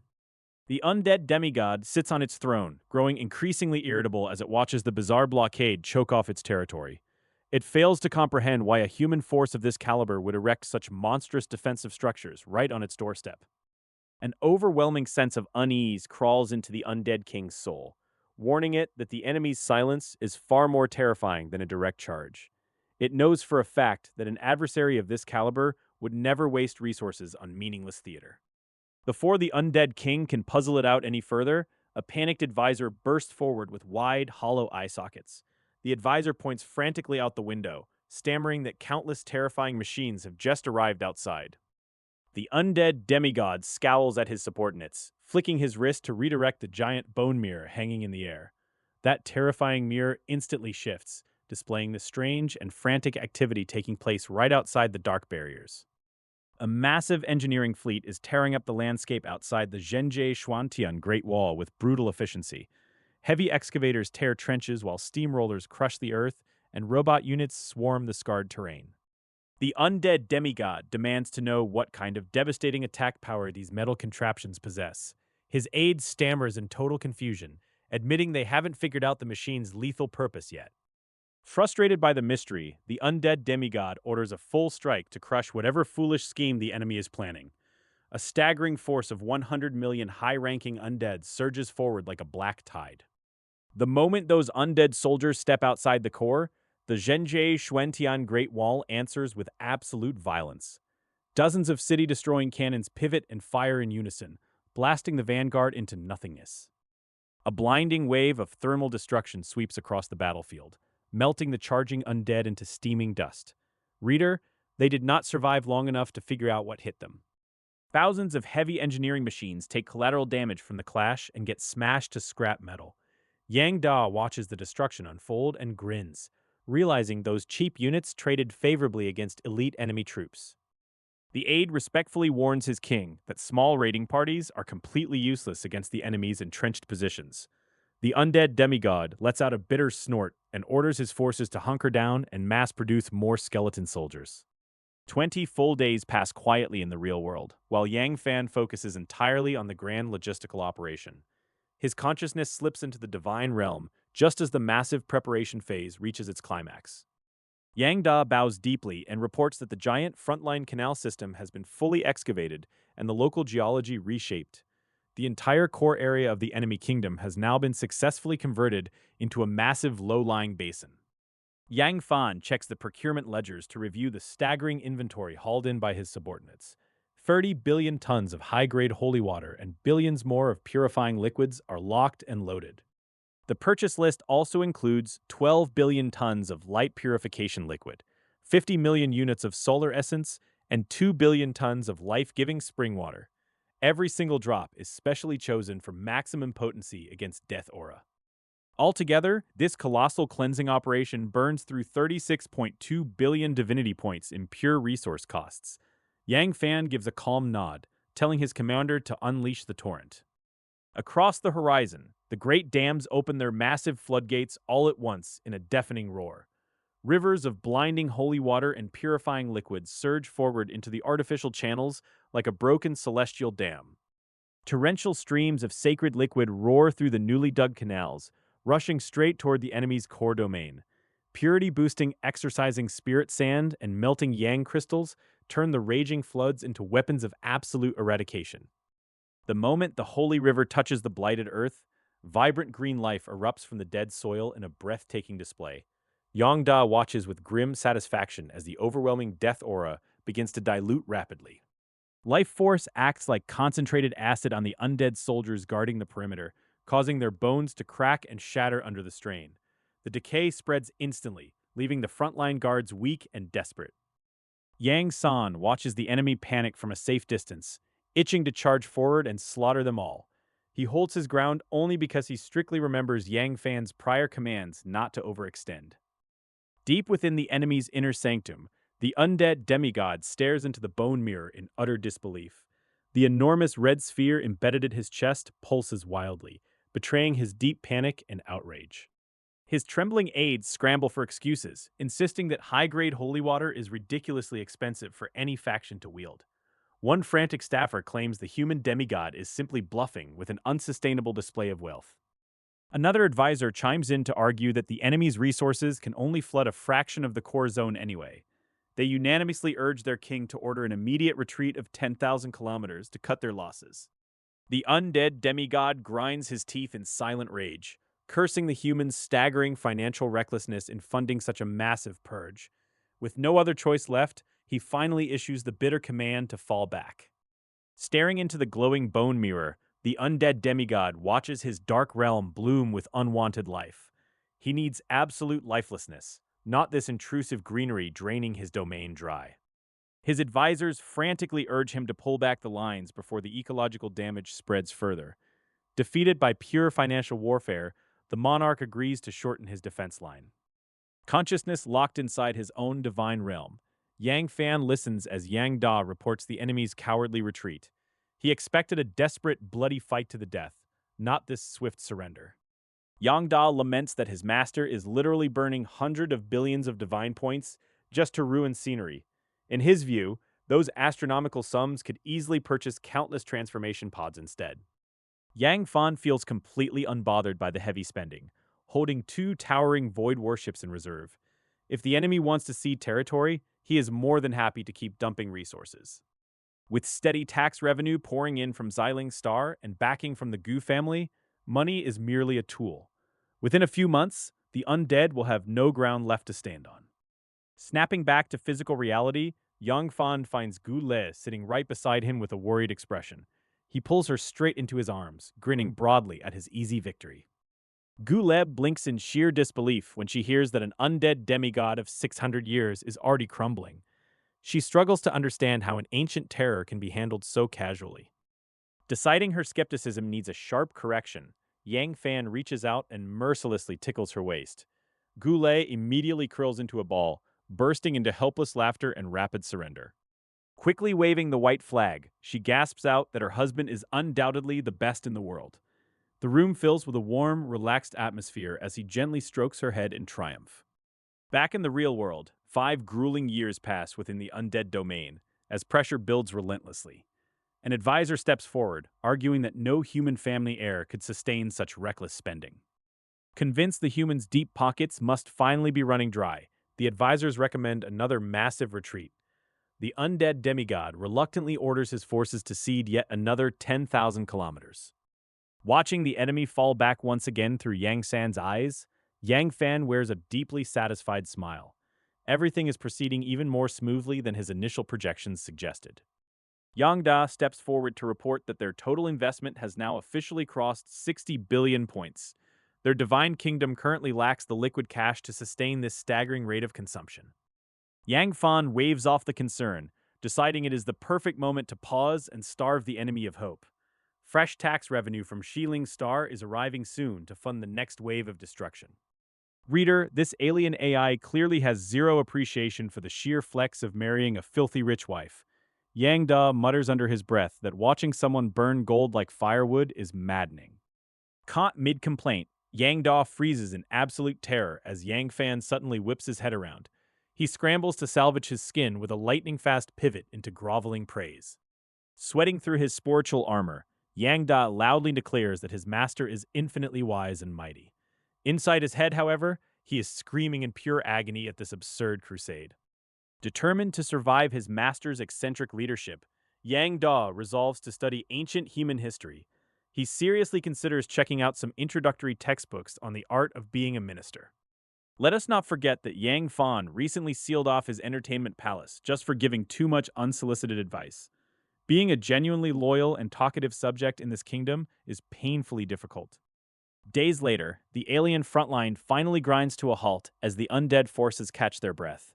The regional commanders let out collective sighs of relief, convinced the humans' funds have flatlined.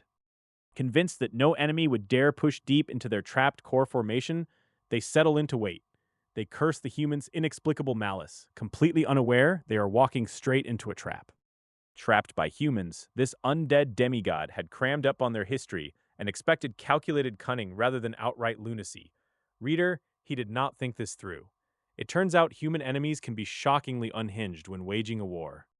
He stares across his divine kingdom at rows of stolen S-level human spoils, wondering how many centuries it would take to recoup these costs. Dumping those resources into basic financial investments would make infinitely more sense than this war. Cursing Yang Fan to the deepest pits of hell, he vows vengeance if he ever escapes back to his tribe. He swears on his very core that the enemy divine kingdom will be washed clean in blood for this absolute madness. 10 days have already slipped past in the real world, while Ma Yu funneled the tax revenue from Xiling Star straight into Yang Fan's divine kingdom 6 days prior. Yang Fan deliberately dials down his offensive pace to lull his desperate opponent into a false sense of security. For 6 long years, the opposing divine kingdom has bled under a relentless siege. Yang Fan casually instructs Yang San to trickle holy water and precious resources down in painfully erratic waves, sometimes pausing for an entire month. Deep within the core of the undead god kingdom, an oppressive silence grips the high-ranking advisors like a physical weight.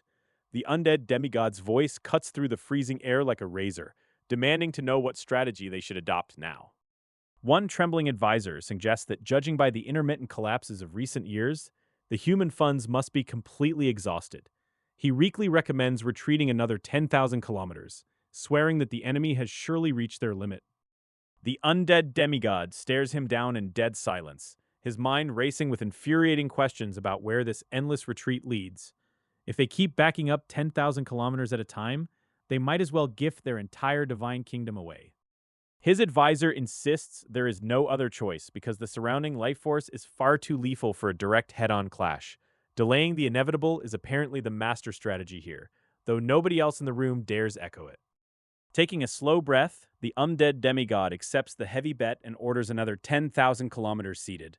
However, he demands that unranked skeleton soldiers form a living wall to block the sacred river from advancing further. 20 more days tick past in the real world, leaving the atmosphere inside the undead citadel thick with a suffocating, murderous tension. An unfortunate aide opens his mouth to mutter about retreating further and immediately triggers an absolute catastrophe. Without warning, pitch black mist surges like a living predator and slams straight into the aide, leaving zero time for screams. The unfortunate skeleton rots and crumbles into a cloud of black ash before the horrified eyes of every witness. The entire hall drops into a dead, terrifying silence, while every high-ranking undead believer trembles in place with lowered heads. Up on his high throne, the undead demigod glares out with a murderous fury that makes the very air warp. His pale visage twists grotesquely as the divine kingdom itself trembles under his uncontrollable rage. Retreating 10,000 kilometers today and another 10,000 tomorrow means they will soon be backed into the literal center of their realm. The core area has shrunk down to less than 100,000 square kilometers, crammed shoulder to shoulder with desperate believers. All around them, the invading rivers burn with a punishing sacred aura that vaporizes ordinary undead on contact. He can no longer wrap his mind around Yangfan's unfathomable wealth, as resources pour in endlessly without a single sign of stopping. Wondering if such bottomless funds could ever belong to a mere demigod, he reaches his absolute breaking point. Raising his head with cold finality, he issues a divine decree for every single army to prepare for an all-out decisive battle. Necromancers rush to inscribe giant death magic circles while the entire realm stirs into a violent, chaotic frenzy. An advisor warns that attempting to break through the overwhelming life force outside will cost the army catastrophically heavy losses. Ignoring the warning, the undead demigod commands his subordinates to drag out the human mechanical buildings they captured earlier. His subordinates stare in utter confusion, pointing out that the undead race lacks the technical know-how to operate mechanical marvels. The demigod snaps back that they aren't using them for combat, but merely as armored vehicles to break the blockade. Back in reality, Yang Fan's consciousness descends directly upon the Divine Kingdom battlefield to oversee the grand finale. Having received Yang San's detailed reports, the mastermind god steps forward to watch his enemy's final desperate play. Suddenly, a violent tremor splits the earth wide open as 2,000-foot-tall steel giants rise heavily from the depths of the realm. Yang Fan narrows his eyes, realizing these are not believers at all, but terrifying moving fortresses built from silver-gray metal. The massive bodies of the giants are covered in complex mechanical patterns and packed densely with energy railguns and heavy particle cannons. Every square inch of their shoulders, chest, and arms bristles with ultra-large electromagnetic launchers and weapon systems. Packed tightly across the metallic platforms, countless undead soldiers stand shoulder to shoulder as the mobile cities prepare to charge. Then, right before their eyes, an even stranger and more terrifying scene unfolds across the battlefield. A crimson torrent suddenly bursts from the very heart of the Divine Kingdom, sending massive waves crashing across the terrain. Countless undead creatures paddle directly within the churning red waters, turning the desolate landscape into a grotesque aquatic highway. Yang Fan stands completely baffled by the surreal spectacle, wondering what kind of bizarre strategy his enemy is attempting. His advisor Yang Da, however, beams with pure excitement, recognizing the immense value of the structures deployed on the battlefield. Yang Da identifies the colossal machine as an S-class mechanical battle puppet, an essential war resource of advanced mechanical civilizations. Packed with railguns and shields, these mobile fortresses are normally far too precious to ever appear on any open market. Yang Fan watches the undead clumsily stumble over the war golem and immediately starts licking his lips in pure greed. He realizes this imprisoned demigod must have looted these supreme S-class treasures from human prodigies, making him unimaginably wealthy. Turning his gaze back to the Crimson Current, Yang Fan asks what kind of terrifying asset the Blood River itself actually represents. Yang Da's electronic eyes flash brightly as he identifies the fluid as the legendary Nine-Nether River. Yang Da explains that this S-class building continuously reconstructs physical bodies, granting injured troops a recovery rate that defies belief. Severed limbs regrow instantly, and fighters can survive catastrophic trauma as long as their hearts and brains remain intact. Hearing about the miraculous healing properties of the river, Yang Fan's eyes light up at the prospect of claiming such a prize. This supernatural asset will provide an enormous tactical advantage to his growing legions of martial artists and cultivators alike. Without wasting a single second, Yang Fan shifts his gaze to Yang San and the other high-ranking intelligent war units. Reader, he was not about to wait for the enemy to RSVP before opening fire on their parade. Yang San and his subordinates react instantly, their electronic eyes flashing wildly as they transmit a storm of urgent war orders. The Zhenjie Xuantian Great Wall immediately shifts into its absolute maximum firepower mode to purge the enemy advance. Countless laser cannons tear across the sky, driving thick pillars of searing light directly into the rushing current of the Nine Nether River. The sheer violence of the bombardment vaporizes a massive section of the bloody waterway in an instant. The river evaporates rapidly, and hordes of undead trapped inside are obliterated before they even comprehend what hit them. Desperate, agonizing screams echo across the blasted battlefield as soldiers beg for mercy while turning to dust. Before the Blood River can even begin to regenerate, a second wave of relentless artillery strikes hammers the exact same coordinates. The waterway is repeatedly blasted wide open, turning millions of desperate undead combatants into fine powder. The massive mechanical war golems prove their S-class durability by absorbing the bulk of the high-tech laser bombardment. Even though the undead operators cannot utilize the machinery properly, the thick steel armor successfully blocks the worst of the tech fire. While laser weapons struggle against heavy steel, the adult Elven Legion proves far deadlier against the encroaching enemy formations. Drawing their longbows with absolute precision, the elves loose a devastating rain of arrows coated heavily in purifying holy water. The glowing projectiles pierce cleanly through the observation ports and armor seams of the lumbering war golems. Chi-refining undead fall in droves, and even powerful Foundation establishment elites begin suffering heavy casualties under the relentless rain. The engagement has barely begun, yet the enemy's high-tier combat strength is already evaporating into the scorched dirt. The entire front line has transformed into a horrific meat grinder, where hundreds of millions of undead stand completely powerless to fight back. A stray laser cannon shot blasts through the armored gaps and detonates deep within the rear ranks of the marching army. Under the oppressive suppression of living force energy, even chi-refining soldiers perish in massive waves from the shockwave alone.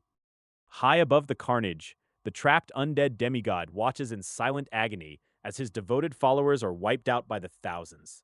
Every single second of slaughter causes his immortal heart to bleed as he confronts an unprecedented wave of bitter regret. His crippling caution and desperate reluctance to risk his core defense have ultimately boxed him into an inescapable death trap. Yet he acknowledges that crying over spilled blood is useless, as every god must ultimately live with the consequences of their choices. Knowing he cannot change the past, the demigod focuses entirely on surviving the century until his enemy finally departs the realm. As long as his divine kingdom continues to draw breath, he refuses to surrender his existence to a mere human invader. Raising his head toward Yang Fan's floating consciousness, the demigod sheds all remaining madness and adopts a fierce, desperate will to live. He whispers a silent vow to endure through the long years, refusing to let his divine kingdom fall today. The undead army dragged their feet across the barren earth, advancing with agonizing slowness across the blasted wasteland. Every step forward was a calculated struggle against relentless long-range suppression and heavy terrain obstacles.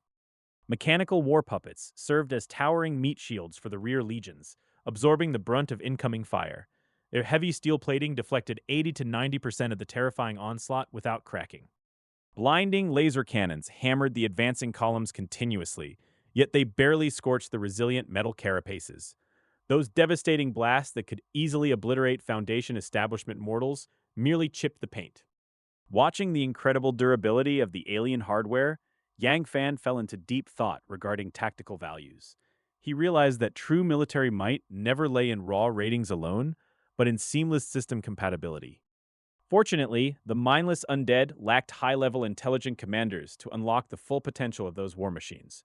If those puppets were utilized properly, a pair of void warships would be needed just to hold the line.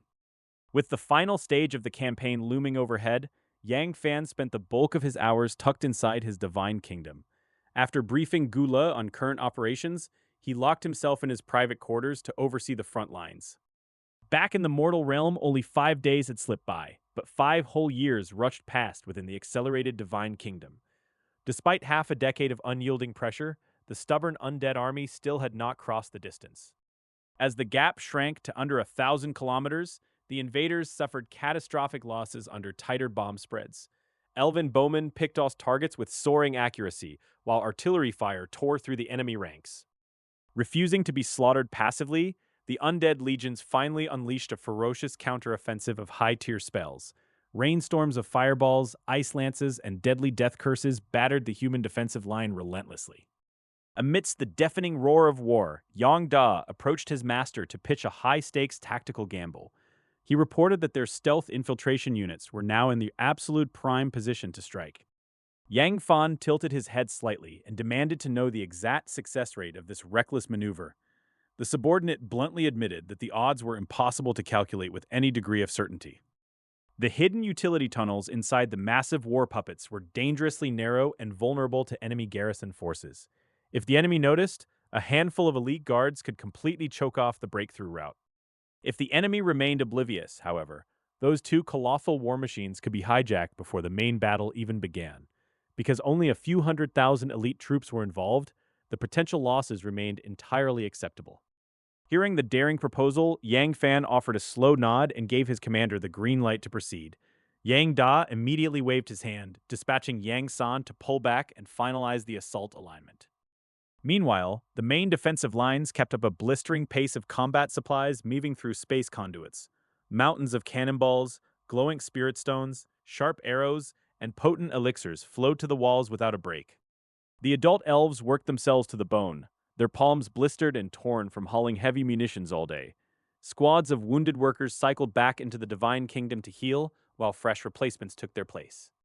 Not a single elf uttered a single complaint throughout 5 grinding years of relentless, back-breaking labor.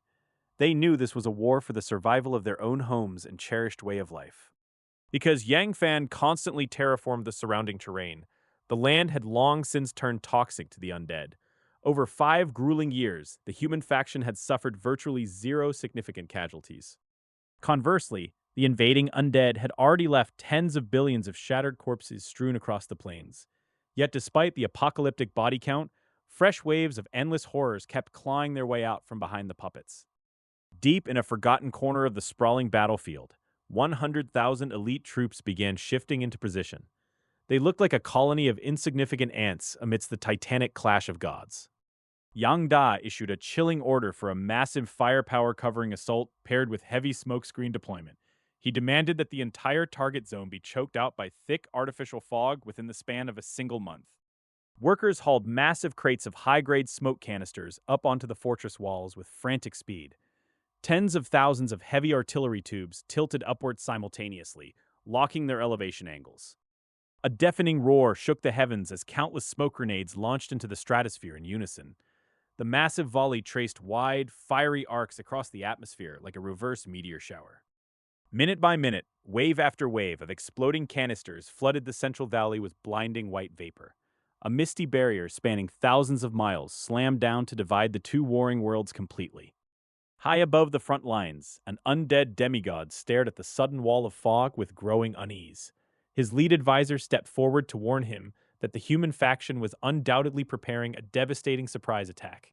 Undead forces pour endlessly from the treacherous Nine Nether River, their rotting bodies suffering rapid erosion from the environment as they desperately establish forward patrols. Yang San refuses to give them an inch, immediately ordering a massive surge in firepower density and concentrated bombardment across the entire Juyo River zone. Savage energy shells vaporize large formations of the enemy instantly, dealing catastrophic damage that easily wipes out chi refining cultivators and cripples Foundation establishment. Every brutal explosion only convinces the undead hierarchy that the human defenders are desperately prepping a surprise counterstrike right against the Nine Nether River. Ling Zuzi suddenly emerges from the void with frantic excitement, proudly announcing to Yang Fan that his loyal followers have successfully mapped a completely safe route. Having witnessed the sheer might of this divine kingdom, Ling Suzi pledges absolute loyalty. knowing this wise ruler actually rewards his followers instead of treating them as disposable slaves. Yang Fan's surprise invasion force moves forward with ruthless efficiency, 100,000 troops taking a clever detour straight toward the colossal mechanical war puppets. Because the massive mechanical war golems cast a wide zone of fire and danger, the enemy troops stay tens of kilometers away to avoid collateral damage from the main batteries. Yang Shi briefs the assembled soldiers with an icy voice, handing out the exact initial entry codes for the mechanical war puppet that the foreign race never bothered to change. Each operative carries 1,000 specially crafted holy water bombs, designed to annihilate the undead interior without compromising the delicate structural integrity of the giant golem. The intelligent vanguard units enter the initial access code, causing an inconspicuous little door to slide open and reveal a steep, claustrophobic passageway hidden from alien eyes. Yang Da rushes to report the incredible news to Yang Fan, his voice trembling slightly as he confirms the entire 100-strong thousand army has successfully slipped inside. Yang Fan calmly orders his commanders to ramp up the diversionary bombardment on the river, while holding all heavy artillery fire until the exact moment the inner gate opens. Deep within the mechanical war golem, the strike teams press silently against a heavy steel door, feeling the oppressive aura of millions of high-level undead packed just on the other side. Yang Da's voice wavers with breathless anticipation, marveling at the sheer luck that the undead demigod guarding the sector completely failed to notice this secret back door. Yang Fan tilts his head upward with a cold smirk and gives the order to execute the plan, signaling the start of a massacre that will flip 2 S-class buildings in a heartbeat. Across the towering Xuantian Great Wall, tens of thousands of heavy cannons simultaneously shift their heavy muzzles and lock their terrifying sights onto the mechanical golem. Foundation establishment believers flood the skies in a heartbeat, summoning an endless sea of razor-sharp flying swords that blot out the daylight in a terrifying display of force. Colossal, city-destroying cannons hum with devastating destructive power, gathering an overwhelming surge of energy meant to erase everything caught inside the targeted war machine. Elven marksmen pull their bowstrings taut on command, aiming with pinpoint precision at the vulnerable armor seams and structural gaps riddling the exterior of the giant golem.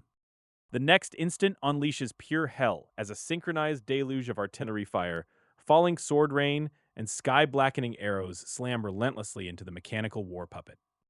Hundreds of specialized bombs and elven arrows pierce straight through the structural seams of the Colossus, penetrating deep into the interior spaces where the enemy is packed. High-ranking undead officers who had been resting comfortably are rudely jolted awake by the sudden devastation, screaming in horror as the trap is finally sprung upon their heads. A massive coordinated spell erupts inside the colossal mechanical war golem as ice mages thrust their hands forward, rapidly freezing the metal gaps shut. At the same moment, necromancers swing their staffs to summon dense thickets of white bone walls. Total chaos engulfs the interior as deadly explosions clash with arrows tearing through flesh. Suddenly, human believers wrench open heavy iron gates and launch a devastating volley of specialized holy water bombs directly at the undead.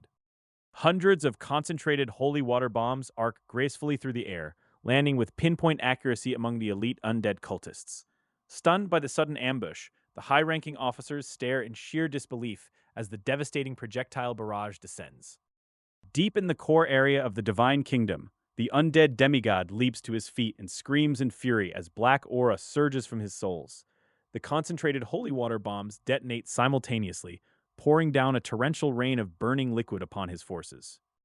White smoke billows wildly as the holy water makes contact, corroding bone and eliciting piercing shrieks from Foundation establishment undead. Stripped of their energy supply, their protective defensive spells instantly evaporate as the fierce battle breaks out. Foundation establishment believers and advanced intelligent combat units spearhead the charge, unleashing a barrage of arrows into enemy foreheads. The holy water inside the projectiles detonates upon impact, shattering skulls and turning the interior into a slaughterhouse. Heavy artillery shells from the distant Zhenjie Xuantian Great Wall streak across the horizon, landing with pinpoint precision inside the giant war puppet. This brutal long-range fire support mows down the remaining high-ranking undead like weeds in an overgrown field. Driven by a frantic divine decree, a massive army of skeletons swarms the exterior of the mechanical war puppets like a crawling mountain of ants. They climb over their fallen comrades' bodies, completely fearless of death as they attempt to claw their way upward. A heavy bomb detonates against the waist of the war puppet, blasting away scores of skeleton soldiers and tearing their bodies to pieces. Yet, under the influence of rich life force, they dissolve rapidly while wave after wave of fearless reinforcements keeps charging. Yang Fan watches the relentless slaughter with a sharp gaze and a cool, mocking smile playing on his lips. Reader, he knew this desperate struggle was entirely pointless, and all he needed to do now was comfortably buy time for his victorious troops. Inside the core kingdom, the furious undead demigod pounds the ground repeatedly with giant bone claws, his cracking bones echoing the terror of his advisors. He demands to know how human forces penetrated their defenses, his killing intent boiling over.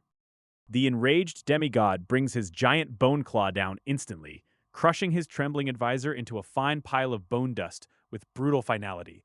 For the first time, cold despair grips his heart as he contemplates whether his path to a divine kingdom has ended. Back inside the war puppet, adult elf archers stand at a distance, drawing their bows taut to pick off any undead attempting to organize a counterattack. Every high-ranking officer trying to rally their troops gets an arrow driven straight through their skull. Protected by martial arts masters and elite believers, dozens of second-class intelligent life forms finally breach the core control area. They rush up to the cold metal platform, extending their palms toward the interface where countless runes and mechanical patterns flash. Dazzling blue light floods the spacious control hall as endless streams of data pour through the interface to establish a bridge. Information synchronization and permission resolution routines race forward under the banner of human mechanical civilization. Connection complete, identity verified as human mechanical civilization, and the highest authority transfer is successfully finalized. The moment the transfer finishes, the massive mechanical war golems that had been marching forward suddenly grind to a complete halt. A stunned silence washes over the entire battlefield as the colossal steel giants freeze mid-stride. A sudden, violent tremor rips through the towering steel bodies of the two massive war golems from top to bottom. The countless undead skeletons clinging to the exterior lose their footing with no time to react, shaken loose by the sudden vibration. Scores of white skeletal soldiers plunge through the air like a torrential rain of bones, screaming and frantically grabbing at empty space. They tumble head over heels toward the hard ground below, utterly helpless against the sudden loss of their perches. Yang Da pumps his fist with uncontainable excitement, his face breaking into a wide, triumphant grin as he turns to address his master. He roars out that control of the two peerless mechanical war golems now rests firmly in human hands. Yang Fan breaks into an equally broad smile of profound satisfaction, nodding as he looks out over the newly captured mechanical giant. He invites everyone to witness the terrifying true might of an S-class war building unleashed. The twin steel behemoths stand silent and imposing against the horizon, their supreme authority now securely locked under human command. With this monumental victory sealed, the war enters an entirely new era of absolute devastation. With a crisp order ringing out, the mechanical war golems roared to life, awakening every heavy weapon system built into their metallic frames. Countless battered high-level undead were hurled from the stratosphere, only to be blasted into dust by concentrated firepower before hitting the earth. The mechanical war golems slowly swiveled around, training their pitch-black cannon barrels directly upon the Nine Nether River and the corpse army. A terrifying blue energy beam hundreds of meters wide erupted from the railgun, instantly vaporizing millions of undead and carving a deep abyss. Hundreds of heavy energy cannons fired simultaneously, dropping massive light orbs that erased vast swathes of undead like ink on a page. Tens of thousands of miniature tracking missiles streamed across the sky, leaving fiery tails behind as they slammed into the horde. An immense energy matrix unfolded across the puppet chest, unleashing a torrential downpour of laser beams that turned bones into floating ash. Watching the absolute devastation unfold, Yang Fan smiled with genuine joy as he realized the sheer military value of his new war puppets. Yang Fan kept his eyes fixed on the core of the Divine Kingdom, refusing to believe the opposing demigod had exhausted all their trump cards.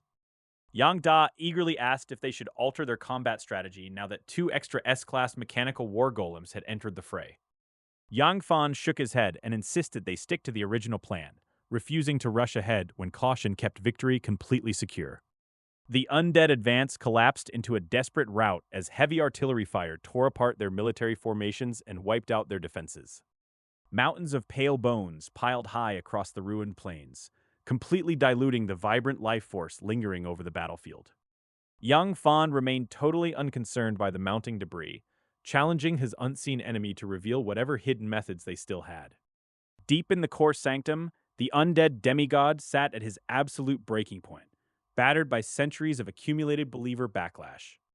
A terrified aide knelt before his master, reporting that human forces kept flooding the zone with high-concentration holy water. Reader, he didn't snap with anger. Instead, the broken demigod threw his head back and burst into wild, hysterical laughter at the irony. Realizing that playing defense was just waiting for death, the undead demigod slowly stood up and prepared to unleash one final gamble. A booming divine oracle shook the entire realm as the desperate demigod ordered every remaining believer to activate the ultimate sacrifice array. Back in the real world, Yang Fan was deep in his studies when Yang Da's frantic voice suddenly broke through his concentration. Yang Da urged him to rush into the divine realm immediately, setting the stage for the explosive final clash of the war. I didn't hesitate for a single second and sent my consciousness plunging straight down into the divine realm. As soon as I arrived, my pupils contracted at the monstrous sight waiting for us. Far off in the core area of the undead race, a massive, indescribably large blood-red array was slowly emerging. Its crimson lines tore the sky apart, staining the entire world in blood. I turned to Yang Da and asked him what on earth we were looking at. He stared intently into the distance with lingering fear, having already consulted his internal information archives. He reported that this was an extremely powerful sacrificial array requiring the destruction of countless believers. To gain greater power through such means, the energy cost was simply astronomical. Yang Da explained that such a formation required continuous investment and could only ever be used once before being completely destroyed. No sane race would normally set up something this costly. He suddenly looked at me with open admiration for the first time. Data doesn't tell the whole story, and my choice to hold back saved the billions of believers currently stationed on our front lines. I fell silent for a moment before pointing out that our entire army was sitting safely outside the formation. What was the actual point of the enemy activating it right now, anyway? The next moment, the Great Formation fully activated and my expression instantly dropped. The holy water we poured into our divine kingdom lost its effectiveness as life force rapidly dissipated. A heavy aura of death blotted out the sky, turning our divine kingdom into a gloomy wasteland. Suddenly, the vast piles of white bones in the distance began to tremble and rattle violently. Bones reassembled themselves as skeletons rose by the hundreds of billions. Bone dragons flapped their wings and bone giants roared as every single exterminated undead instantly resurrected. I couldn't help but laugh in sheer exasperation at this blatant cheating. I immediately ordered Yang Da to transfer another 20 billion troops from the Divine Kingdom so we could start the war. Yang Da immediately issued the order, though he privately thought I was being far too cautious. Even without extra troops, our mechanical war puppets and Void War skyships gave us a ridiculous win rate. The resurrected undead horde formed a white torrent sweeping toward the Zhenjie Xuantian Great Wall. They were met instantly by a sky-filling barrage of fireballs, lightning bolts, and wind blades. Tens of thousands of city-destroying cannons lit up simultaneously along the ramparts. When the command was given, blinding beams vaporized vast numbers of undead in a single staggering blow. Martial apprentices, chi-refining cultivators, adult elves, and fifth-order creatures left their homes to join the front lines. War resources poured endlessly from the depths of the Divine Kingdom. Deep in the core area, the undead demigod let out a cackling laugh as he watched 20 billion human reinforcements arrive. He had thought this was his last desperate gamble, but this was a joke. Our two S-class mechanical war golems transformed into absolute meat grinders. Laser beams swept in all directions, turning skeleton soldiers to dust and piercing bone dragons right through. Despite the horrific casualties, the sheer numbers of the undead horde were overwhelming. The overall front line continued to advance steadily, closing the gap toward our massive wall. Seeing them push forward, I didn't hesitate for a second. I ordered Yang San to deploy one of our heavy Void warships onto the battlefield. The Void violently distorted as a colossal object slowly pushed its way into reality. At first, it was only a few hundred meters long, but space began to oscillate and expand wildly. It stretched across tens of miles, then hundreds, until a colossal warship spanning 200 miles hovered heavily in the sky, completely blocking out the sun above. Reader, If the undead thought they had a chance with their little resurrection trick, looking up at that monster crossing the sky probably cured them of it. With a warship this size hanging over the field, the enemy's little suicide run was about to hit a very sudden, very violent end. The massive skyship of the Great Void War arrives over the battlefield, bringing terrifying firepower right to the front lines. Its hull lights up immediately as the void cannons charge with blinding energy. The first void shot rips space wide open, sending a black beam of light crashing through the enemy ranks. Nearly 1 million ordinary undead vanish instantly without leaving a single trace behind them. Volley after volley rains down from the skies, turning millions of incoming soldiers into fine dust. The sheer scale of destruction completely halts the enemy advance across the entire front. Deep inside the Divine Kingdom, the undead demigod grips his ancient mirror until his finger bones turn stark white. Staring at the towering warship covering the sky, he suddenly bursts into wild laughter. Yang Fan's long-awaited reinforcements finally arrive, swarming up the Zhenjie Xuantian Great Wall in massive numbers. Their concentrated ranged attacks begin cutting down high-ranking enemy believers in droves.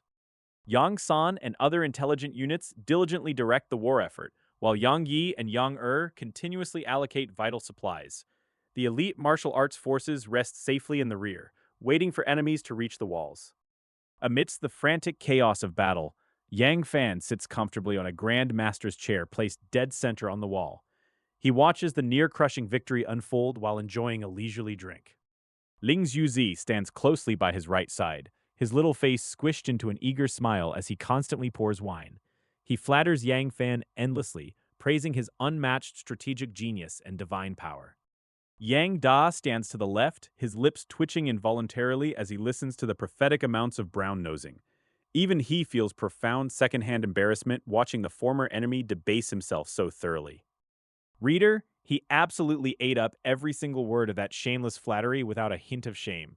Yang Fan accepts a glass of wine with a nod and promises a generous reward after the battle concludes.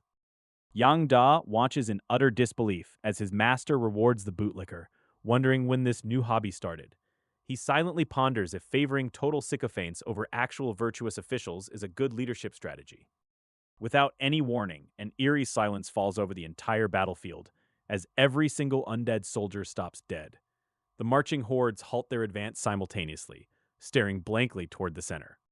A towering phantom figure slowly materializes into reality as the undead demigod finally decides to show himself. Yang Fan does not even bother to lift his head, casually sipping his wine instead. In front of his own followers and billions of human soldiers, the dignified undead demigod immediately drops to his knees. He presses his head flat against the earth, crying out for mercy and offering everything he owns. Following their master's lead, the entire army of undead believers plunges to the ground in unison. Faced with absolute defeat, the enemy demigod has decided that surrender is a far better option than total annihilation. The desperate undead demigod pitches himself as the ultimate disposable asset for future wars. He eagerly promises endless waves of cannon fodder and scouting suicide missions just to save his own skin. Yang Fan raises an eyebrow in mild surprise at the sudden and pathetic offer to switch sides. He casts a sharp glance into the distance, openly questioning if this is just an elaborate trick to lure him inside. Proving his absolute loyalty on the spot, the undead demigod immediately turns to face his vast army of followers. He transmits a chilling divine oracle, commanding them to sacrifice their remaining bodies for the cause. The low-tier believers do not hesitate for a split second, detonating their own bodies in unison across the plains. A dense, suffocating aura of death surges into the heavens as millions of soldiers vaporize themselves. Yang Fan stares at the suicidal display in sheer astonishment before throwing his head back in roaring laughter. Watching an enemy army wipe themselves out just to secure a job application is peak entertainment. Amused by the sheer absurdity of the surrender, Yang Fan sets down his wine glass and issues a final command. He orders his troops to march forward immediately and seize the core of the enemy Divine Kingdom. The defeated undead demigod kneels on the shattered stone, his offer of allegiance flatly rejected by a young strategist who sees far too much risk in taking him on. Yang Fan waves his hand dismissively, telling the doomed captive that his believers committing suicide actually spares everyone involved a lot of pointless trouble. Refusing to let his main force advance carelessly, Yang Fan deploys an elite army of 100 million soldiers alongside two massive mechanical war golems to sweep the area. The advancing elite believers easily smash through the remaining resistance and extract the vital core of the Divine Kingdom, shattering the enemy's near-invincible refuge. Yang San executes the Ten Kings of Hell formation, bringing down the chilling scythe of a phantom Yama to completely obliterate the tyrannical undead demigod. Yang Fan's consciousness drops into the core area, where 40 to 50 radiant Divine Kingdom cores lie scattered across the ground in an utterly staggering hall. Among the massive pile sit three gigantic Divine Kingdom cores, each towering 3 to 4 meters high and belonging to fallen human prodigies. Yang Da explains that the enemy's Divine Kingdom area had already exceeded 90 million square kilometers, hovering right on the terrifying threshold of true godhood. The captive demigod deliberately stalled his breakthrough to godhood, hoarding vast resources and divine cores while hoarding power to bully weaker opponents safely. Yang Fan orders comprehensive land reclamation work to begin immediately, instructing his believers to cooperate with Yang and report the final harvest by morning. Withdrawing his consciousness back to reality, Yang Fan slowly opens his eyes just as a soft, familiar figure suddenly rushes straight into his arms. Gula hugs Yang Fan fiercely around the neck, her eyes reddened with tears and overflowing with deep love for the incredible man who just conquered an alien god. Goulet marvels at how quickly news of his unprecedented victory spread through the Federation, reminding him that conquering a second-level alien kingdom is a historic feat. She explains that the Divine Confinement Box movement alerted every powerful family in the region, and now anyone with even a shred of status is talking about it. Goulet proudly announces that upon hearing the incredible news, her father immediately decided to throw a lavish celebration banquet to honor him. Yang Fan looks slightly taken aback by the sudden pivot from brutal divine warfare to high society cocktail parties within the influential Gu family. Gula reassures him that she kept the pressure low by inviting only rising stars, business leaders, and wealthy heirs under 500 years old. Reaching out to straighten his collar, Gu Lu explains that her father is simply using the opportunity to help build his network among the rising generation. Yang Fan nods in quiet agreement, asking when they are supposed to make their grand entrance at the high society gathering. Goulet tells him there is no rush at all since he is the star of the night, noting that the main character always arrives last to ensure everyone remembers him. Leaning in close with a soft blush, Goulet confesses that despite his stable condition, she has grown increasingly dependent on him through every grueling war. Yang Fan strokes her cheek tenderly, listening as she whispers poetry about the brilliant flames of divine war illuminating the sky and bringing her absolute peace. Smiling at her lovely verse, Yang Fan holds her close as she wishes to share the world hand in hand, ready to face whatever comes next together. Virtual reality wipes out physical distance, letting anyone linked up through a headset without leaving their seats. This high-end banquet unfolds inside a lavish Gu family villa decked out with dazzling crystal chandeliers. Men sport sharp suits and women wear fine evening gowns, while chatting over clinking glasses in the hall.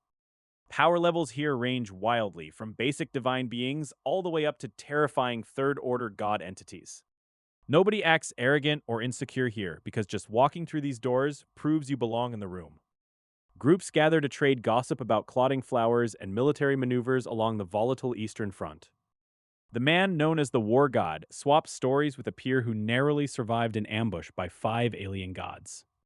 All chatter instantly dies down as the grand entrance doors swing open to let the guests of honor inside. Yang Fan steps into the brilliantly lit hall wearing a sharp black suit and a perfectly tied necktie. Goulet clings proudly to his arm, rocking a stunning bright red evening gown that turns every head. Every single person in the room locks their eyes on the rising young star of the powerful Gu lineage. Gu Juheng strolls over with a wine glass to congratulate his brother-in-law on his legendary academy run. A quick finger snap brings the soothing music back to life, and the formal networking session gets underway.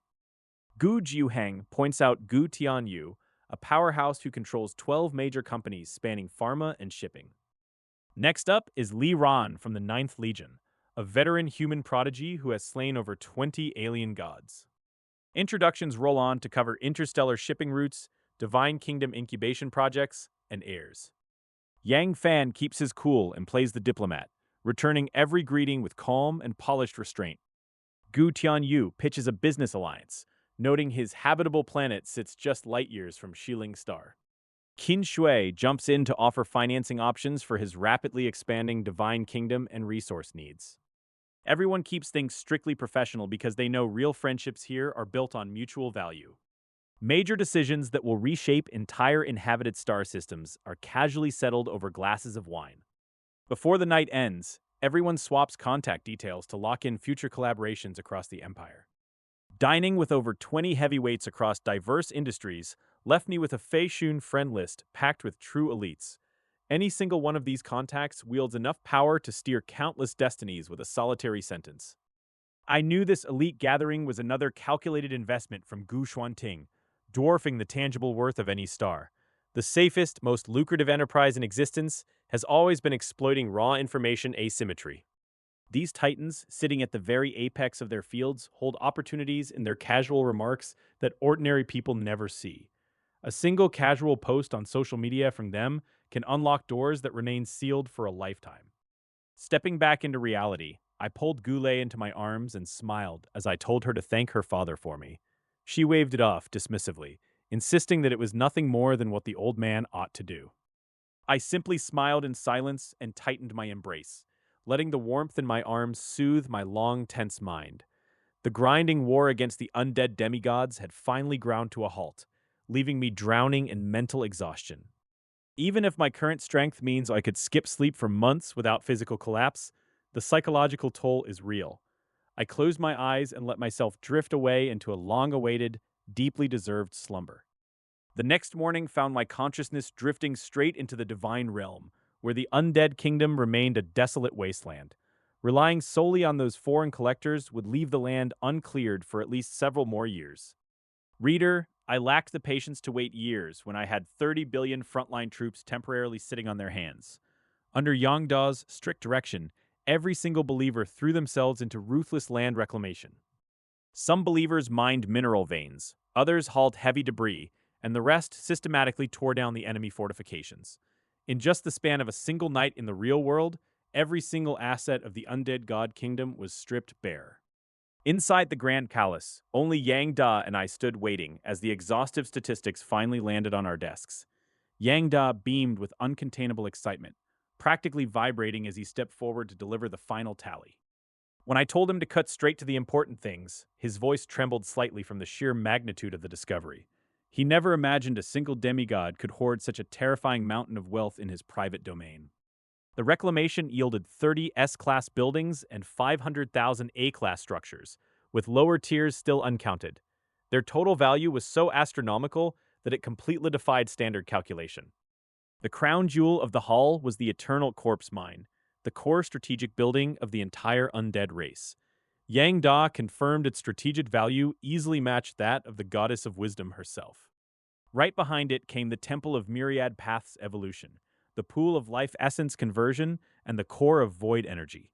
Add in the 9 Nether River and the Mechanical Warlord, and you are looking at pure, unadulterated opulence. Official guidance prices pegged these monstrous structures between 2 billion and 200 billion divinity points apiece. On the open market, however, the real price of every single one would easily clear 50 billion divine points. Below those sat resource-type S-class buildings like the Earth Spirit Milk Nest and the Land of the Dead in massive quantities.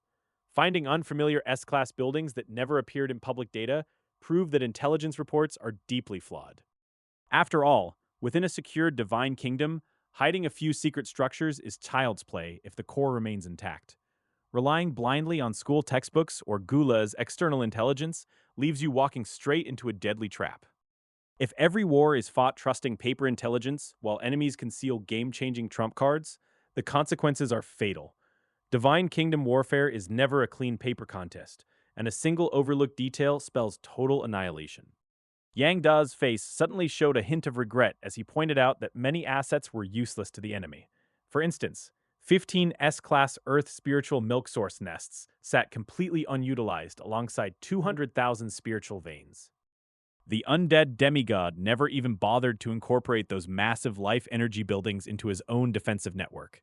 Had he managed to hook those resources up to the outside world, this war would have been 10 times harder. Pushing past what might have been, I demanded to see the exact breakdown of the prize asset that rivaled a wisdom goddess. Yang Da raised his right hand, shooting a deep blue light from his eyes that materialized into a massive screen. The Eternal Corpse Mine was an S-rank special evolving building born from the secret realm of the Celestial Undead Clan. Its internal space expands alongside the Divine Kingdom, eventually reaching a third of the kingdom's entire surface area. Federal regulations strictly ban trading this building, threatening the death penalty for any black market smugglers. Voluntarily handing it over to the government nets a staggering reward of 200 billion divinity points and 10 million military merit points. Staring at the dense block of data floating before my eyes, I finally understand why that undead demigod could field such an absurdly massive military force. Hidden deep inside the enemy's divine kingdom was an entire mini-divine kingdom, operating like a parasitic realm within a realm. Even with our victory, forcing a way through those heavily modified combat environments would have cost us 100 or 1,000 times more lives. Yang Da looks thoroughly disgusted as he points out that this foul, eternal corpse mine cannot be used for the growth of any normal human believers. Any spiritual energy or life force entering this cursed place dissolves instantly, leaving our people vulnerable to chi and blood depletion. 200 billion divinity points and tens of millions of military merits from the federal government sound tempting, but I suspect its true value is much higher. If this corrupted mine is part of my divine kingdom, then my evolutionary talent should apply to it just as well. Dismissing the immediate trade, I tell Yang Da to introduce the other S-class buildings we seized from the enemy. Yang Da pulls up the data for a life essence transformation pool, a device capable of converting raw biological materials into terrifying energies. It can freely shift between spiritual energy, ghost energy, corpse energy, and resentment, though it demands a heavy and active input of raw materials. Next is a void energy core designed to provide continuous power for heavy facilities, though right now it serves as nothing more than an expensive decoration. The final S-class prize is the Land of the Dead, a dreary source nest that produces a rare necromantic liquid sacred to the undead race. We also looted 200,000 Class A spiritual veins, though my divine kingdom is already so saturated we cannot even find places to load them. I immediately order Yang Da to load the Temple of Myriad Evolutions, the Nine Nether River, and the Earth Spirit Milk Source Nest into the Divine Kingdom. The Temple of Myriad Paths Evolution settles right at the core of our civilization, instantly smoothing out the governing rules of the entire realm. A crimson torrent, known as the Nine Nether River, tears across the sky, pouring massive floods of primal energy into the Myriad Manifestation's martial court. My voice echoes across the entire Divine Kingdom as I announce that any martial artist or truth cultivator can bathe in the river to temper their flesh and Tao. 15 earthly spiritual milk source nests drop in quietly behind the major attractions, simply thickening the ambient spiritual energy without any flashy noise. My gaze finally shifts to a specialized area housing the Otherworld Research Institute and its rows of biological vats. With a single thought, I finally command the system to load the Eternal Corpse Mine directly into its designated zone. A wave of heavy data floods my mind as I sense the vast, gloomy expanse of the mine filled with military camps and ruined altars. Down in the bleak yards, automated barracks roar as they churn out fresh skeleton soldiers fresh off the assembly line. The poor bastards barely take their first breath before the soul fire in their skulls instantly snuffs itself out. With a dry crash, the newly minted skeletons immediately collapse into scattered heaps of lifeless white dust. Spotting the exact architectural style used on the outer battlefields, Yang Fan immediately recognizes these hidden structures. Although the gods who powered them are dead, these B-grade skeleton barracks still passively churn out lifeless bone units every single day. Yang Da expresses his astonishment at finally uncovering the mysterious origin of the constant skeleton raids that plagued their land clearance. Regrettably, mindless bone units add zero value to their divine kingdom's growth, forcing them to find a buyer and clear inventory. Unfazed by the setback, Yang Fan orders the entire cluster sealed away so they can package and sell them off for precious divinity points. At his mental command, a vast procession of robotic workers drops their cloning nutrient tasks and swarms into the Eternal Corpse Mine. Operating with terrifying efficiency, the tireless robotic units completely scour and clear out the entire Eternal Corpse Mine within a single month. Even after the cleanup, An immense accumulation of deathly aura remains trapped deep inside the mine, like a thick, impenetrable fog. Yang Fan wonders aloud if this stifling death energy will harm their zombies, since immortals and martial artists cannot cultivate here. Yang Da reassures him that the Alternate Dimension Research Institute only breeds ordinary units, but the dense corpse energy changes everything. Yang Fan orders every human zombie transferred from the Research Institute straight into the Eternal Corpse Mine for a massive upgrade. All the primitive monkey zombies are mercilessly dumped into the life essence conversion pool to fuel the mine's corpse energy supply. Massive quantities of cheap alien clones are continuously produced and fed into the conversion pools to maximize the toxic fog. Thanks to his hundredfold evolutionary talent, the entire massive infrastructural overhaul is finished in the time it takes to drink a cup of tea. Roughly 50 billion ordinary human zombies and 10 million cloning cells transform the mine into a nightmare realm of corpse flowers and bone vines. Billions of pale-faced human zombies roam the eerie gray-black earth, instinctively inhaling the thick corpse energy swirling through the air. As the corpse energy saturates their decaying bodies, their bones harden, their fangs sharpen, and their jet-black nails gleam dangerously. Reaching the absolute limit of their growth, these ordinary zombies finally trigger a massive, long-awaited evolutionary breakthrough. Rotting flesh rapidly compresses while bones expand and snap into place, straightening the hunched frame into a towering, armored physique. The zombie slowly lifts its head, revealing a brand new glimmer of clarity and sentience, replacing its old vacant stare. Across the entire mine, hundreds and thousands of ordinary zombies break through their limits at the exact same moment. Countless genuine zombie generals are born in unison, filling the dark mine with an overwhelming and terrifying aura of death. Right after the dust settled, I pulled up the fresh information on my divine kingdom to see how things stood. My domain now spans 80 million square kilometers, backed by billions of believers and undead generals. My asset list is completely stacked, featuring 200 million moonwells alongside rare items like the Heavenly Court and the Goddess of Wisdom. I cleared out my reserves and used the vast majority of my 32 billion divinity points to purchase F-level transformation pods for future growth. I didn't waste any time pondering strategy and immediately ordered Yang Da to summon all intelligent life forms and Ling Shuzi. Yang Yi, Yang Shi, and Ling Shuzi all arrived in no time at all, dropping to their knees to await my command. I looked out over the crowd and reminded them that after years of brutal warfare, we finally crushed the undead demigods and won. Pride was practically radiating off the intelligent life forms who had bled on the front line to secure this massive victory for us. I told them plainly that mistakes get punished and merits get rewarded, and today was the day I made good on my promises.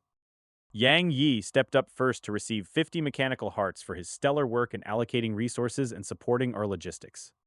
Next came Yang rewarded with 30 mechanical hearts for organizing alien collectors and believers to explore uncharted new lands. Yang San bagged 50 mechanical hearts and a bonus of 100 million divinity points for smashing the enemy's main force. Yang Si, down to Yang Shi, each pulled 30 mechanical hearts for keeping their respective duties running without a single hitch.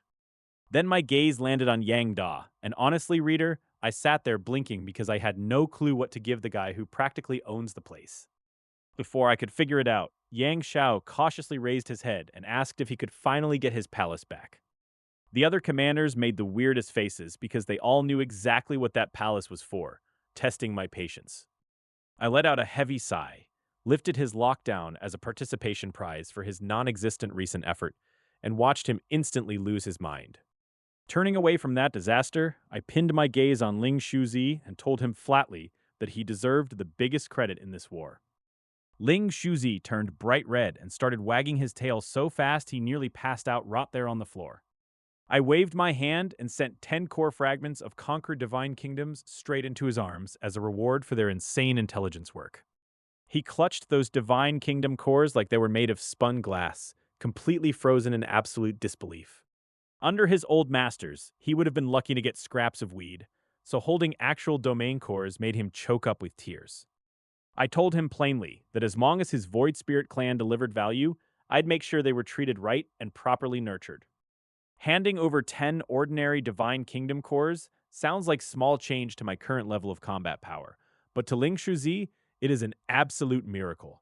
This single reward completely alters the destiny of the entire Void Spirit clan, leaving him clutching the treasure like a lifeline. Overwhelmed by gratitude, Ling Shuzi drops heavily to his knees right there in the hall, pressing his forehead directly against the cold stone floor. He stays frozen in that posture of total submission for a long time, unable to lift his head as his trembling body betrays his deep emotions. Once the rest of the assembly clears out, only Yang Da and I remain standing inside the spacious main hall under the towering arches. The eager artificial entity immediately starts rubbing his hands together with unconcealed anxiety, looking desperate to bolt back to his palace. Watching his pathetic eagerness gives me an instant headache, making me wonder aloud what kind of intelligent life form acts like this. Reader, he looked like a teenager who had never seen a woman in his life and desperately needed to touch some grass. Yang Da immediately grows indignant at my jab, puffing out his chest and declaring himself the smartest being in the Divine Kingdom. He insists he is an authentic extension of my will with a complete soul, unlike Yang Yi and his team who are just driven by underlying code. He even has the sheer audacity to argue that his personality was inherited straight from me, his creator and father figure. Then he cocks his head in genuine confusion, wondering out loud why I am so relentlessly resistant to his completely natural hobbies. My forehead veins instantly start throbbing, and I come dangerously close to laughing out of pure, unadulterated rage at his insolence. The man has the nerve to suggest I am feeling envious, which crosses a line straight into a reversal of the heavenly stems and earthly branches. I casually drop that I might just take back the divine core reward I handed him earlier, and Yang Da panics instantly. He cries out in utter betrayal, wailing that he has been holding his desires in for so long and that I cannot possibly do this to him.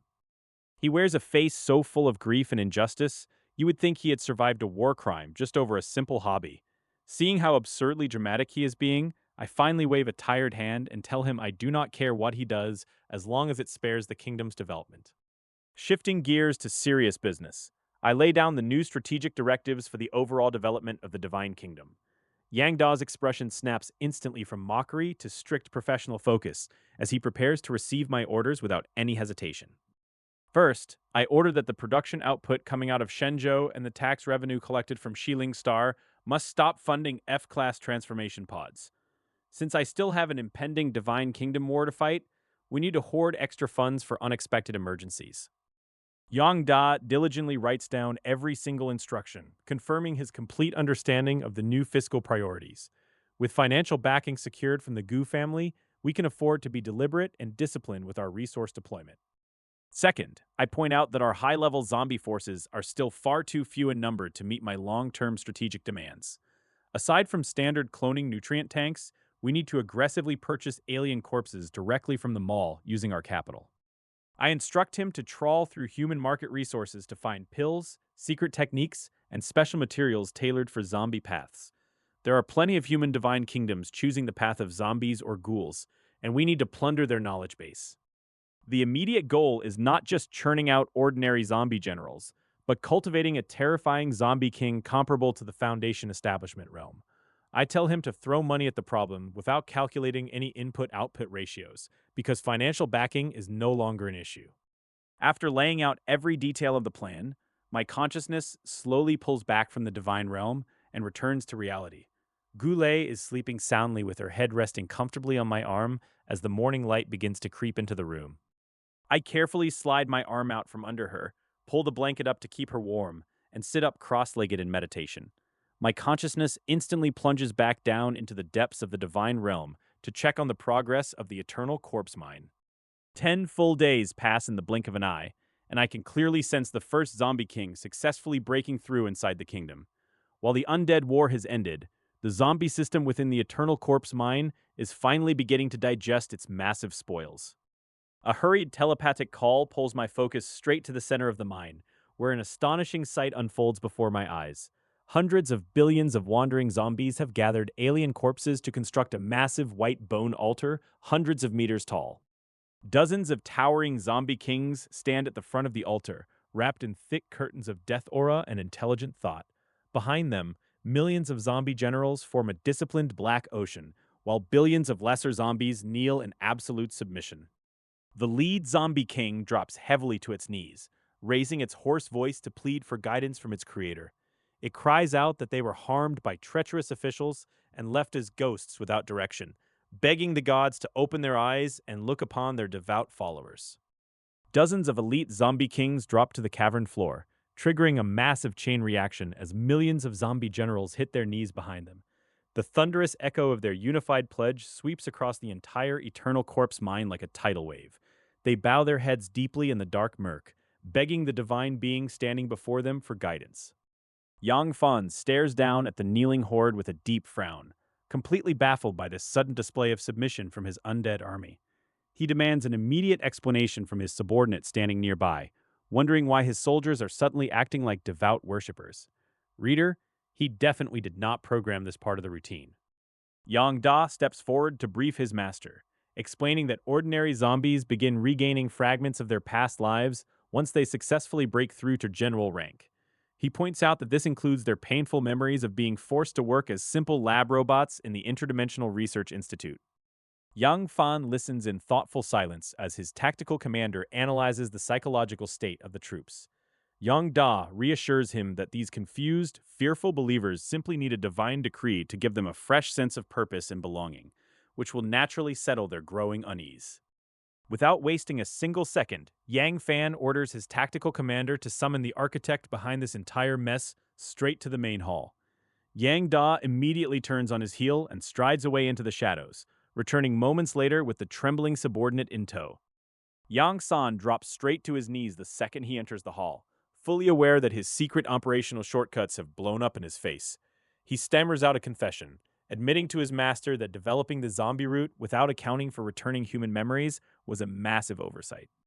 Yang Fan offers no immediate reply, choosing instead to stare down his trembling subordinate in a suffocating silence that makes the air feel thick as lead. When he finally breaks the quiet, his voice cuts like a razor as he demands to know Yang San's personal solution for this crisis. Yang San takes a deep, steadying breath and suggests launching a full-scale war to let these conscious zombies realize their ultimate value in battle. He coldly proposes using clones for all future zombie development, so these messy human memories never become a logistical problem again. Silence falls over the hall like a falling anvil as Yang Fan slowly shakes his head at the callous suggestion. He steps forward, his gaze sharpening into a lethal glare as he reminds his foolish subordinate of the staggering amount of resources poured into building this army. Yang Fan enumerates the massive investment behind the Eternal Corpse Mine, the Life Essence Conversion Pool, countless alien corpses, and endless corpse energy resources. He calls out the continuous spending on spiritual plants over the past 10 days, demanding to know if this waste is what Yang San calls cost efficiency. Yang San's entire body shakes violently as he finally grasps the staggering scale of his own short-sightedness and the immense value of these strategic assets. Overwhelmed by dread, he slams his forehead heavily onto the ground over and over, begging his master to forgive his utterly foolish desperation. Yang Fan watches the frantic display of remorse before stepping forward to place a firm, calming hand on his subordinate's shoulder. He reassures him that his loyalty is never in question, but makes it crystal clear that writing off billions of conscious zombies as disposable trash is a catastrophic mistake. Yang Fan declares that these awakened soldiers represent the future foundation of his divine kingdom, rather than a burden to be thrown away. He turns his gaze back to Yang Da, instructing him to immediately record a projection video and broadcast it across the entire mine. A magnificent and awe-inspiring divine decree descends upon the Eternal Corpse Mine, tearing through the thick, swirling layers of toxic corpse energy. Hundreds of billions of zombies instantly snap upright, turning their murky, scarlet, and bewildered eyes toward the blinding radiance above. A majestic and compassionate voice rings out across the heavens and earth, announcing that the gods have investigated their immense suffering. A giant light screen flickers to life in the sky, projecting the terrifying image of Yang San fleeing in absolute panic through the tunnels. The projected image shows countless zombies pouncing on the terrified official, biting, clawing, and tearing at his flesh as piercing screams echo through the air. Yang San screams in total despair and regret, begging for mercy while his face twists in agony under a mountain of snapping jaws. High-level zombie generals watch the projection with bloodshot eyes, their long-suppressed resentment finally erupting into deafening roars of pure fury. They scream for his blood, demanding that the traitor be bitten to death and denied any chance of reincarnation. As the light screen slowly dissipates into nothingness, the divine oracle sounds once more to announce the sentence dictated by the laws of the kingdom. Yang San will be cast into another world to suffer the exact same torment for 10,000 years before facing final execution. The brutal sentence sparks an instant uproar of roaring approval throughout the mine as countless zombies frantically kowtow to the sky. They care little for the traitor's ultimate fate, rejoicing only in the overwhelming realization that their god has witnessed their plight and not abandoned them. Endless divine light converges to manifest a magnificent incarnation of Yangfan's divine consciousness, stretching up to touch the cavern roof. Every zombie king, general, and ordinary soldier drops to the earth in instinctive worship, overwhelmed by the soul-deep reverence etched into their bones. A deafening roar of absolute devotion sweeps across the entire mine as billions of voices merge into a single, thunderous wave of praise. The soldiers shout out their gratitude to their deity, thrilled beyond measure that their desperate prayers have been heard and answered directly. Yang Fan looks down at his faithful followers with genuine pity, putting into practice the golden rule that believers must feel their god's personal attention. His booming voice resonates across the realm as he tells the kneeling masses that he arrived too late to spare them from such profound injustice. Thousands of rotting corpses tremble violently in the deep cavern, their hollow eyes widening in absolute shock as divine power washes over them. They weep tears of pure gratitude, believing their creator has finally remembered their existence in this forgotten hell. Excitement ripples through the rotting ranks so intensely that pieces of decayed flesh peel right off the zombie general's bones. They ignore the physical rot entirely, consumed completely by a blinding, fanatical devotion to their newly revealed deity. Yang Fan surveys the subterranean wasteland and admits the location is so secluded he failed to notice it immediately. He explains that too much time has passed, leaving their former friends and relatives long since dead and buried. The lead zombie king immediately kowtows into the dirt, declaring that they only ever sought simple justice for their plight. Since the guilty party was punished, the monsters insist they harbor no regrets and refuse to become a burden. A massive wave of zombie kings drops to the ground in total agreement, vowing they will never let their corpse poison contaminate the divine kingdom. They pledge to stay behind as monsters rather than bring any shame upon their distant homeland. Yang Fan silences the entire mine with a single sentence, declaring that their grotesque state is merely an alternative path of cultivation. He reveals that a villain secretly introduced this evil path into the divine realm without his knowledge. Refusing to abandon his neglected followers, Yang Fan promises to invest heavy resources into training the entire Corpse clan for a real future. With a sweep of his hand, he dumps a massive pile of alien corpses directly into the life essence conversion pool. A thick, billowing aura of corpses surges into the air, sweeping across the eternal corpse mine like a suffocating black ocean.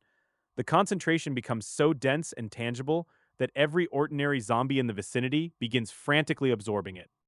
Every single zombie king and general drops to their knees simultaneously, slamming their foreheads against the stone in an overwhelming display of gratitude. They roar out fierce pledges to cultivate harder and fight relentlessly for the divine kingdom.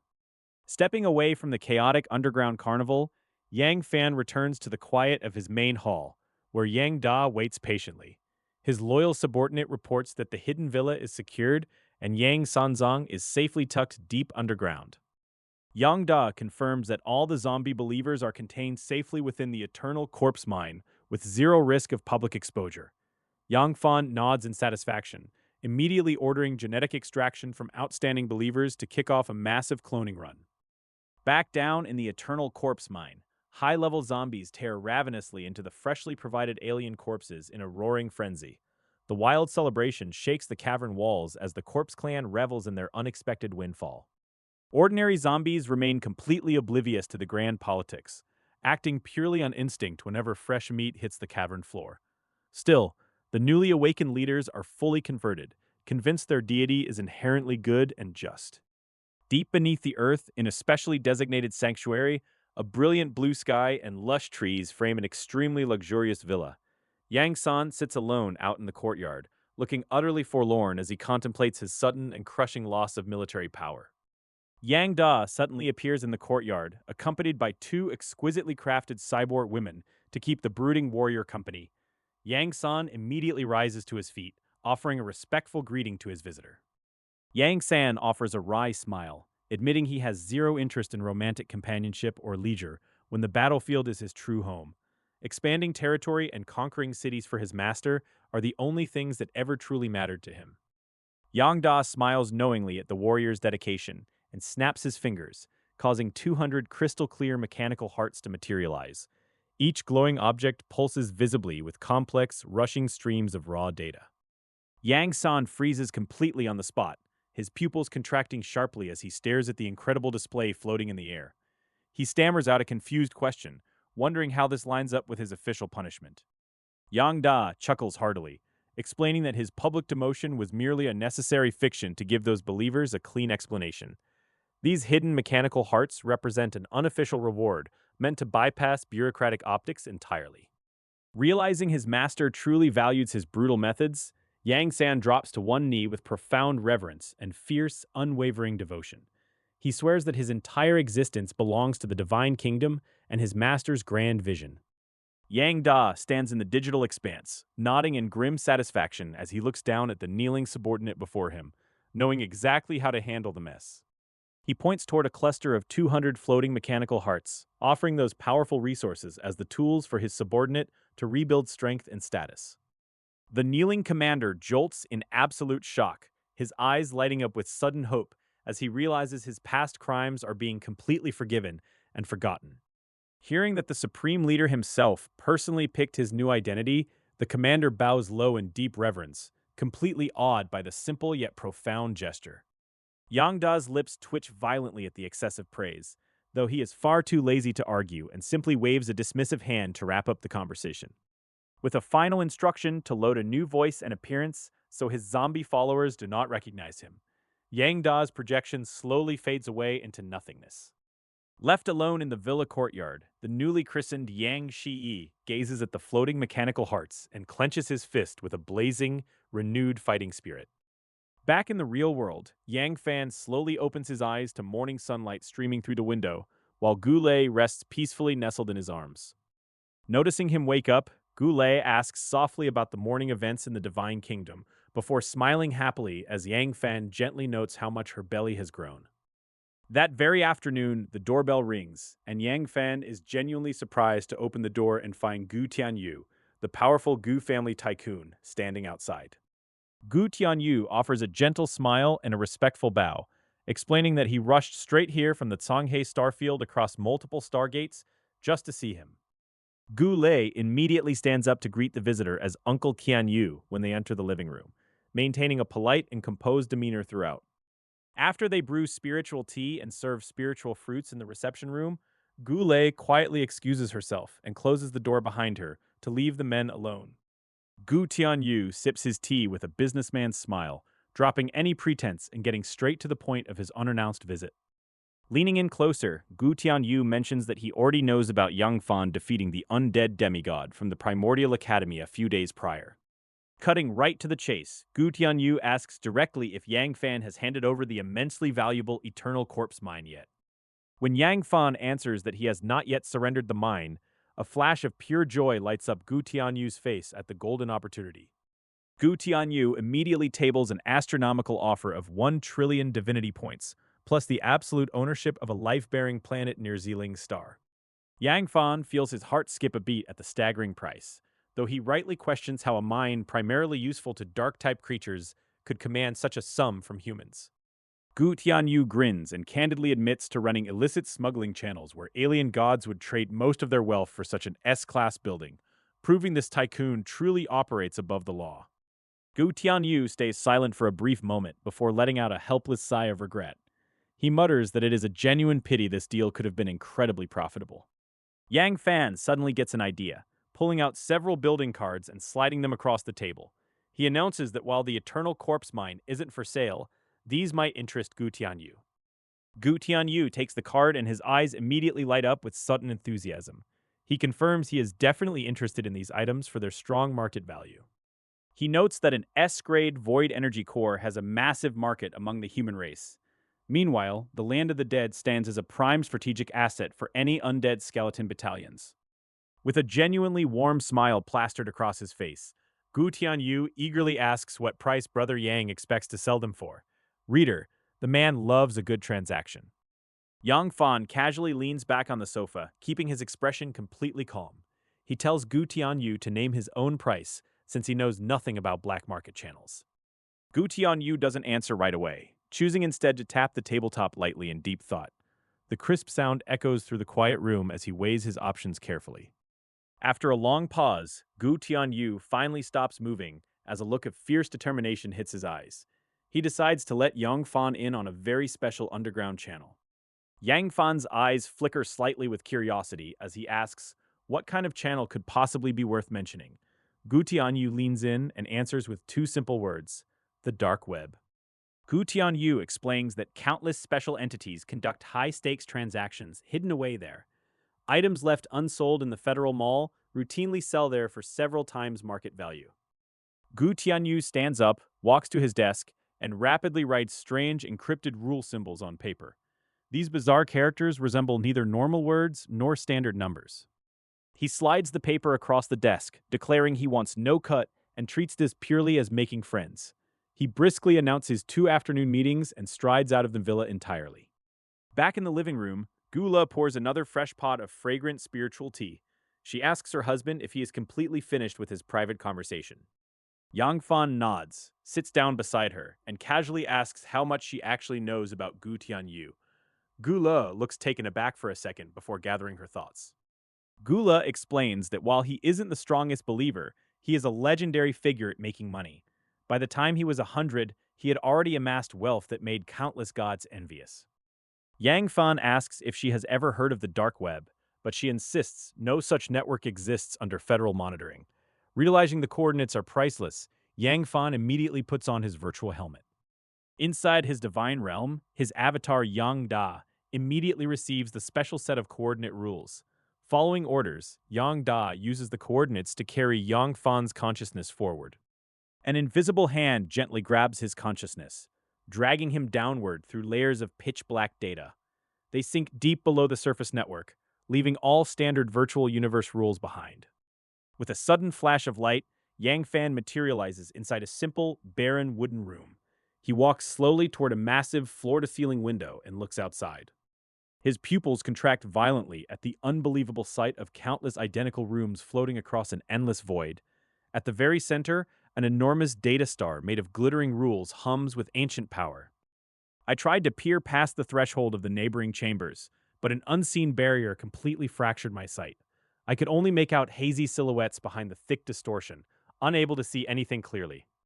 Even without clear sight, a wave of terrifying auras rolled off the rooms around me in heavy torrents. I felt heat like a blazing sun, cold from the deep abyss, and the ancient crushing weight of forgotten oceans. There were fire demons, sirens, orcs, shadow clan, insectoids, and even the undeniable presence of a human god.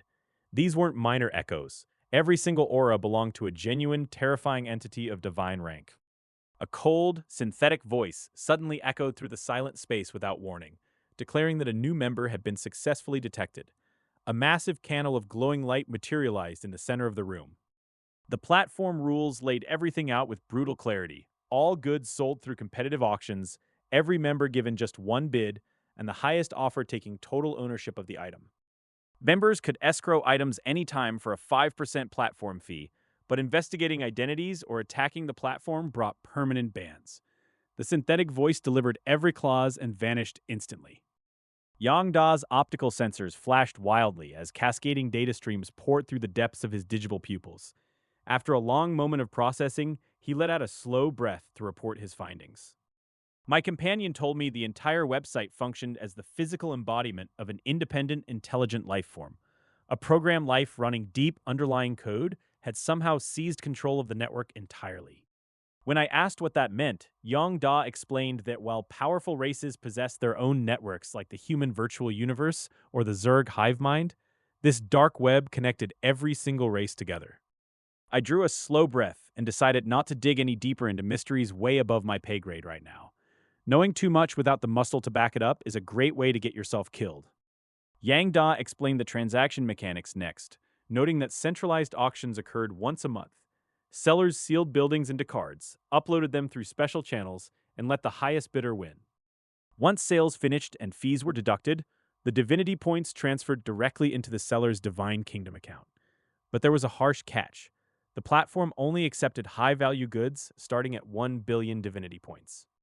That staggering entry barrier meant one thing: S-class buildings were actually up for grabs here. The number available on this dark web far exceeded anything circulating in the open markets outside. Yang Da suddenly winked at me and suggested we move the conversation back where it was safe.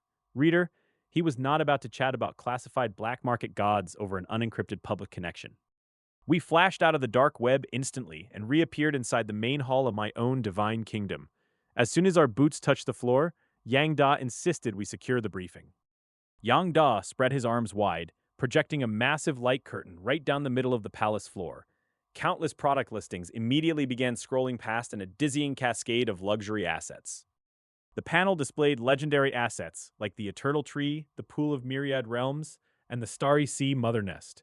Every single one of them flashed a blunt warning of insufficient viewing permissions. Lower down, the restrictions lifted enough to show S-rank treasures like the Dragon Blood Rebirth Pool and the Core Mechanical Temple. Next to them sat the Elf Mother Tree of Life, the Immortal Bone Tomb, and the Sea of Elements. I stared at the dense wall of information, completely stunned by what was sitting right in front of me. Within the Primordial Academy, S-class buildings were strictly guarded limited resources, yet here you could buy them directly. Even rare SS-class buildings were listed on the platform, sending my breathing racing with sudden ambition. If I could acquire these assets and multiply them 100-fold with my talent, my divine kingdom would skyrocket beyond all limits. The dark web keeps a brutal ledger of past anonymous auctions where prices swing wildly. Resource buildings like the Earth Spirit Milk Source Nest hover between 1 billion and 1.5 billion divine points, but strategic war machinery like void warships can fetch anywhere from 50 up to 4 or 500 billion when bidders get desperate. Hearing the breakdown, Yang Fan bursts out laughing as he realizes what an absolute goldmine Gu Tianyu has inadvertently handed him.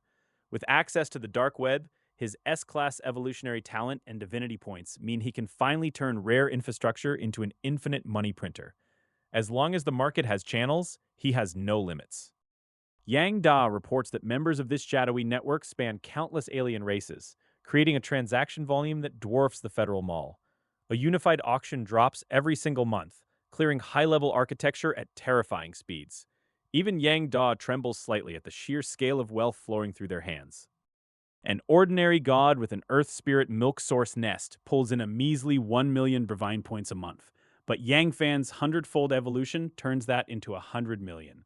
Even with a dark web purchase price topping 1 billion divine points, he will recoup his entire investment in just 1 year. That is the sheer, terrifying power of compound scaling. A single spirit vein star only coughs up 1 billion divine points monthly, but selling its coordinates hauls in hundreds of billions of dollars instantly. Offloading just one of those planets lets him buy nearly 100 Earth Spirit Milk Source nests in a single swoop. The profit margin explodes tenfold, compounding with every single sale he pushes through.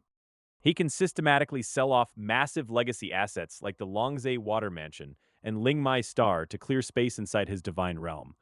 Every inch of land freed up gets jammed with more spiritual milk source nests, driving the concentration of holy energy to absurd heights.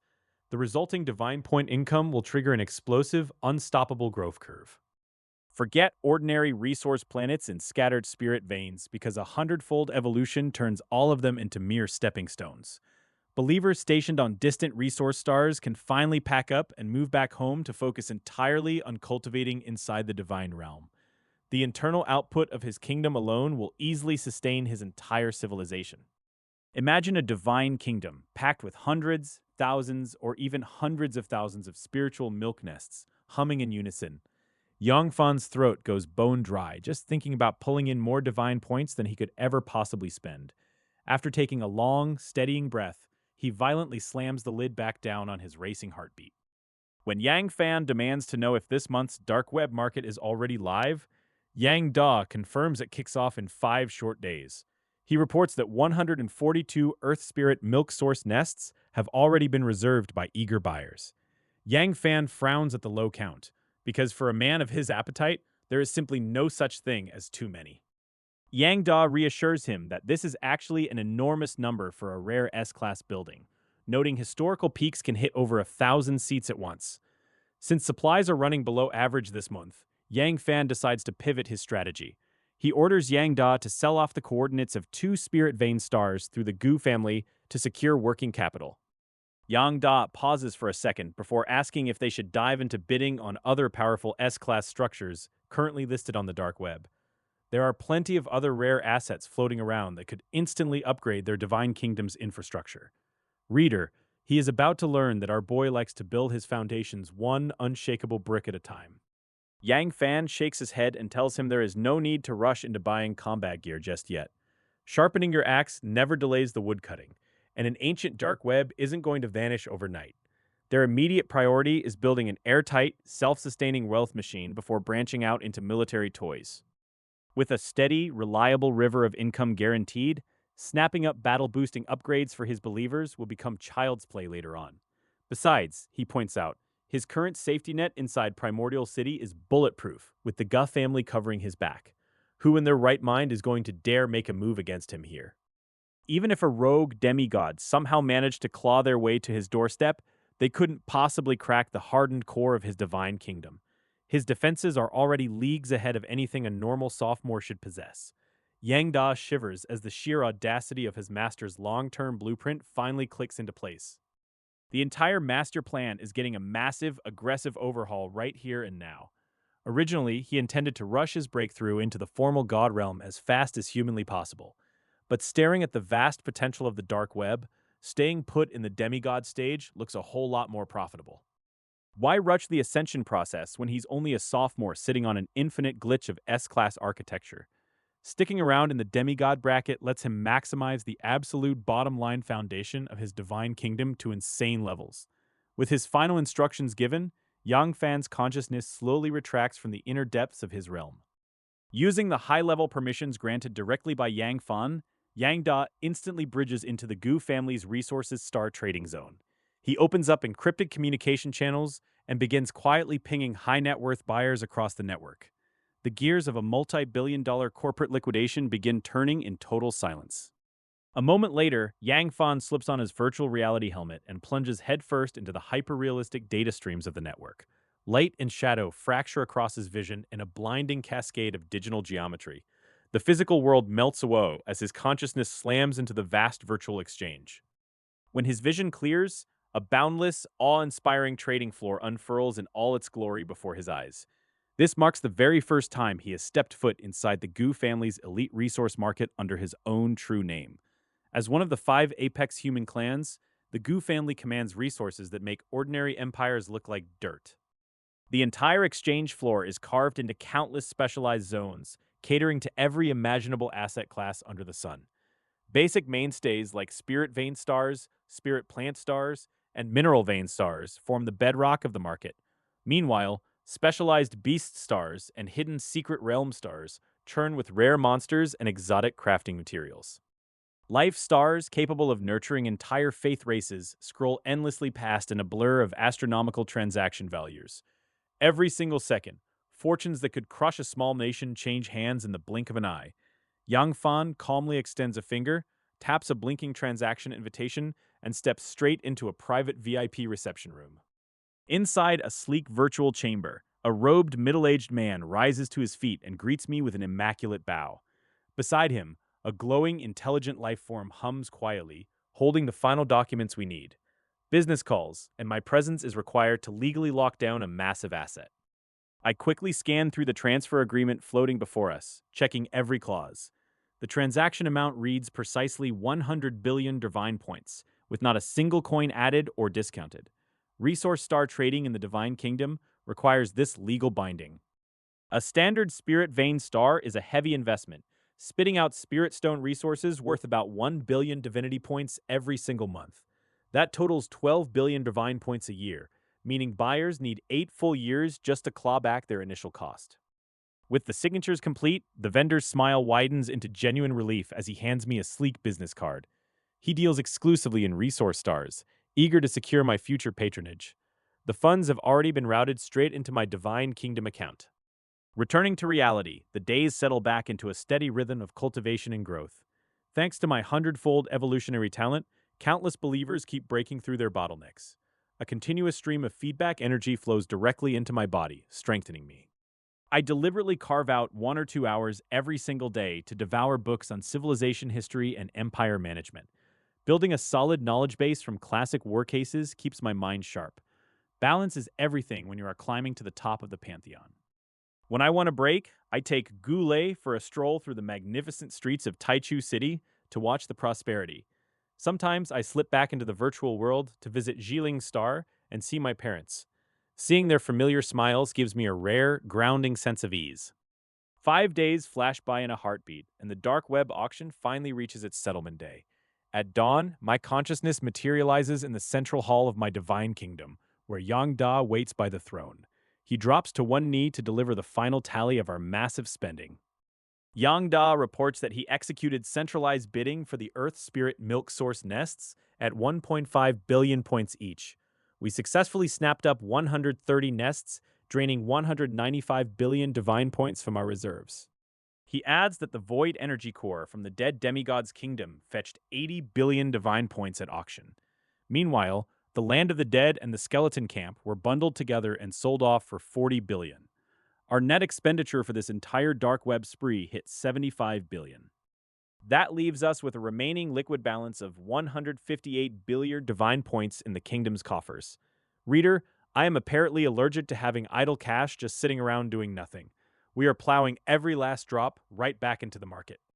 I instruct Yang Da to suspend all purchases of miscellaneous buildings outside of basic believer cultivation needs. Every remaining divine point gets funneled directly into acquiring more mindful milk nest land. If our cash runs dry, we will simply auction off more spirit vein star coordinates. With this new batch, the total number of Earth spiritual milk source nests in my divine kingdom hits 156. Selling just the milk yields a rock-solid 15.6 billion divine points every single month.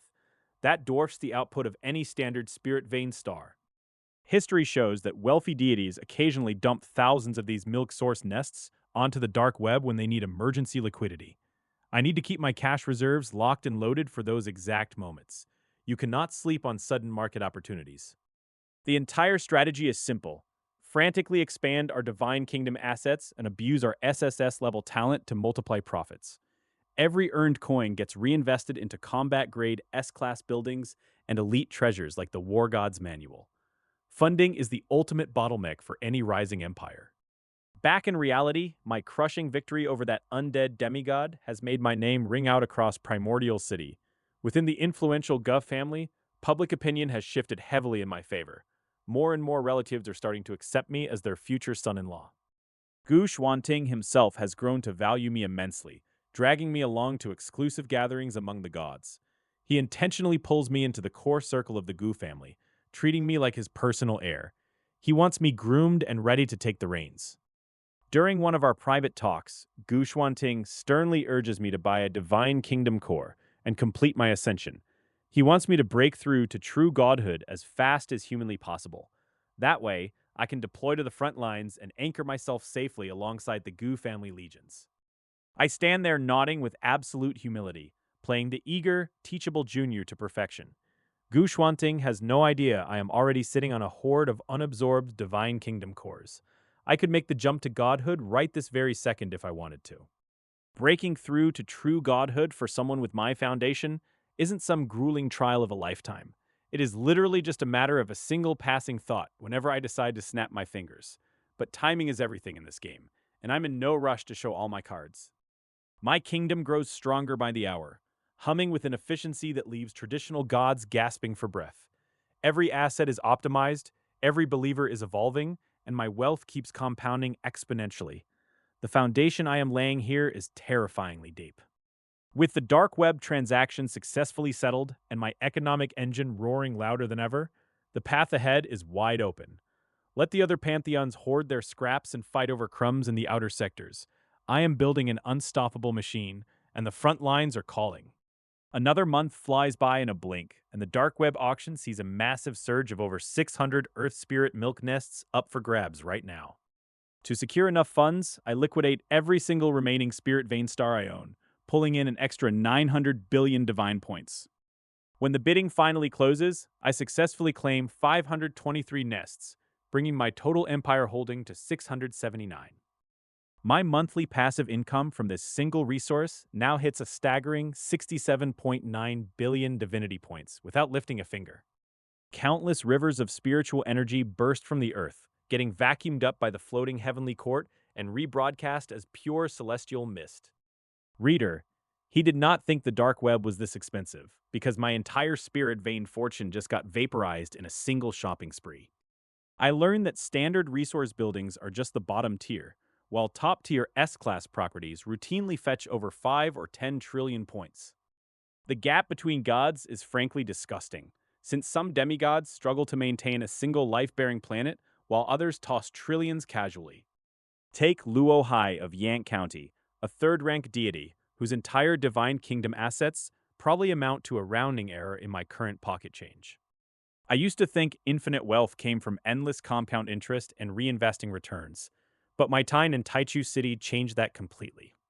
It turns out taxes are the ultimate money-making racket, because planet masters simply set the rules and harvest every single transaction. Wealth isn't about brute strength or raw combat power. It is about where you stand in the cosmic hierarchy and who collects the tolls. If I hadn't married into the Gu family and breached their inner circle, I would still be a frog at the bottom of a very small well.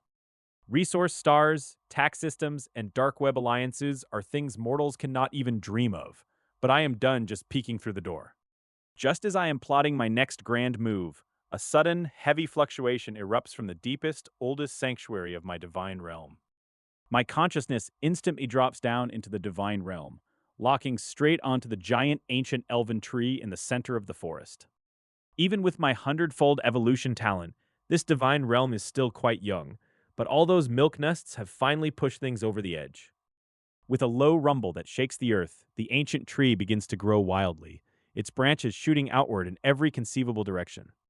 All across my divine kingdom, countless life forms transform into a roaring green torrent and surge straight into the heart of the ancient wood.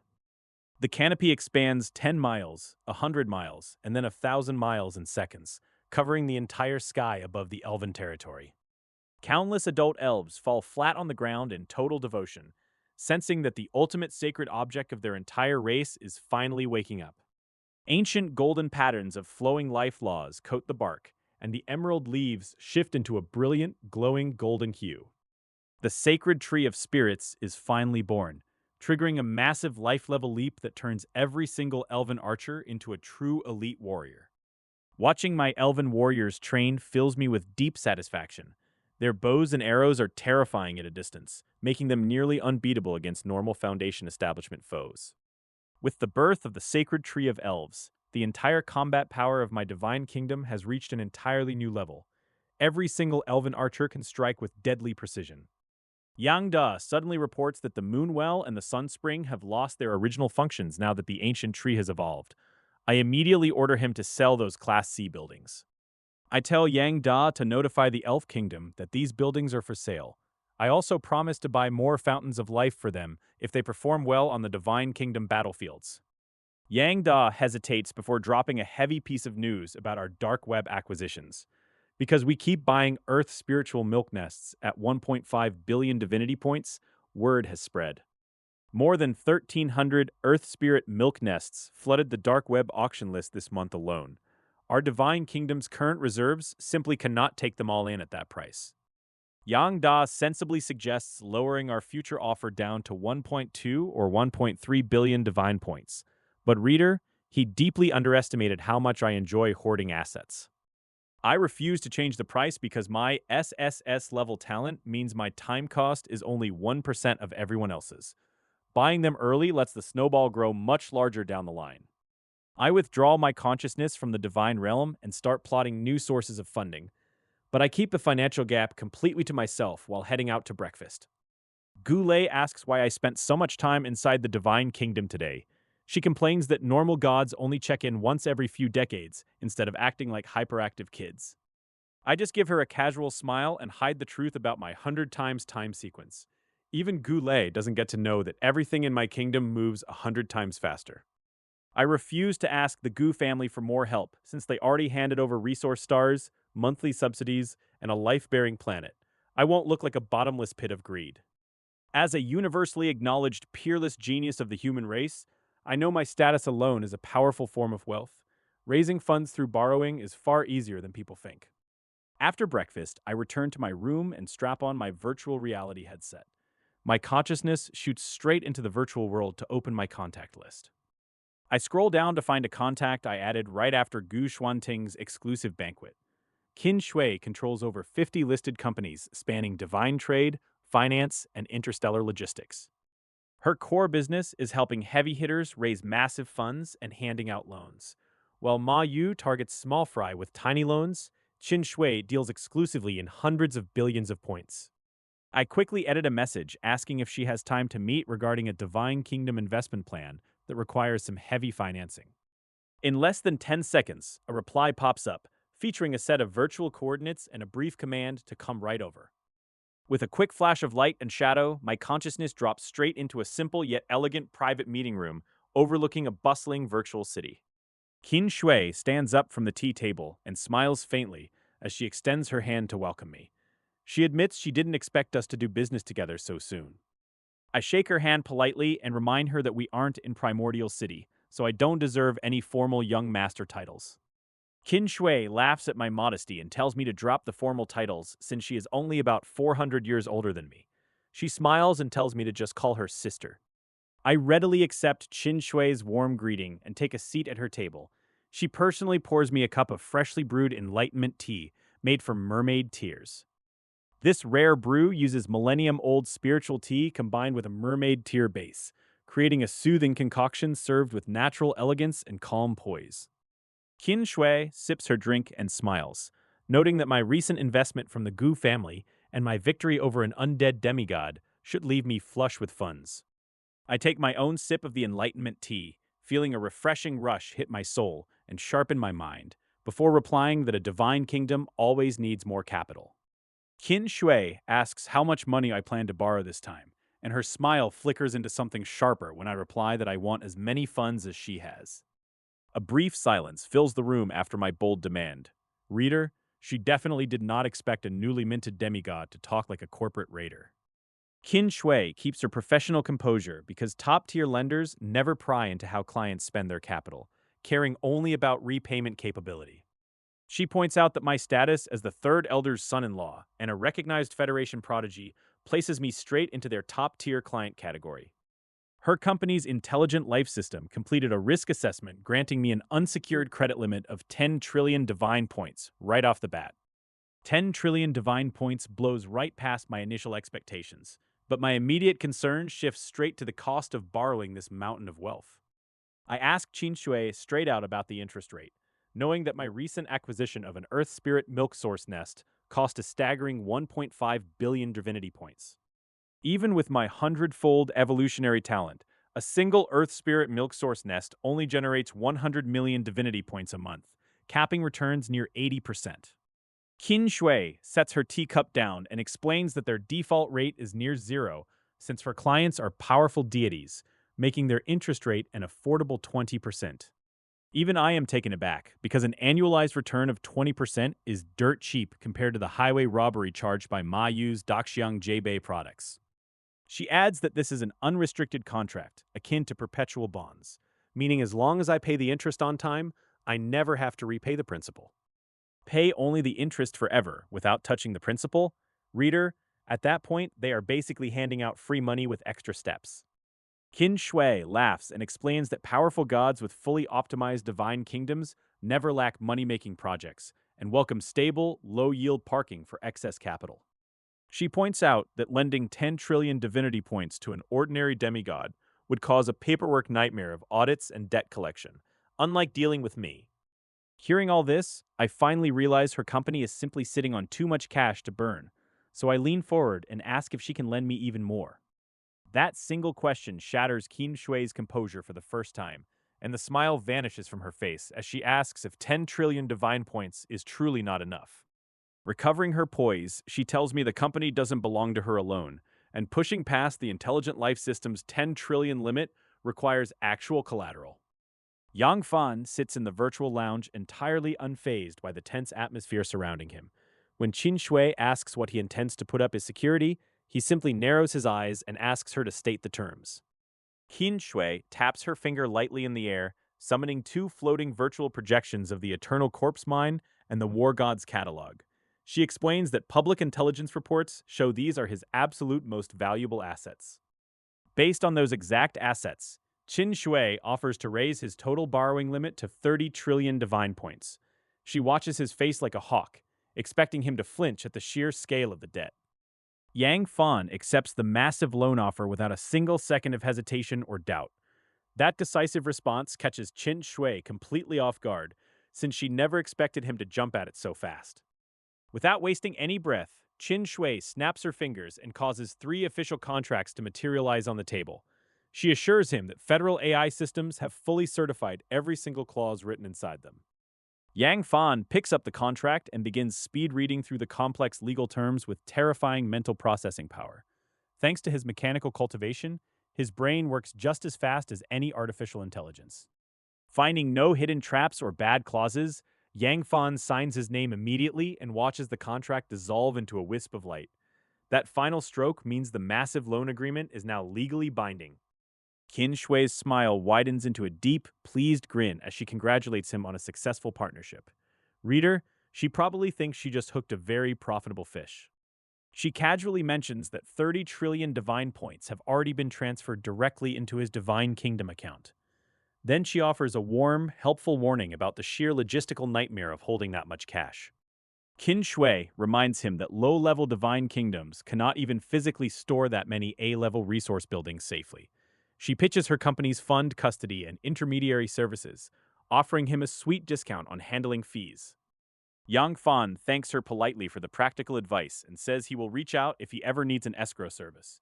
With the pleasantries finished, he disconnects from the virtual world and logs right out.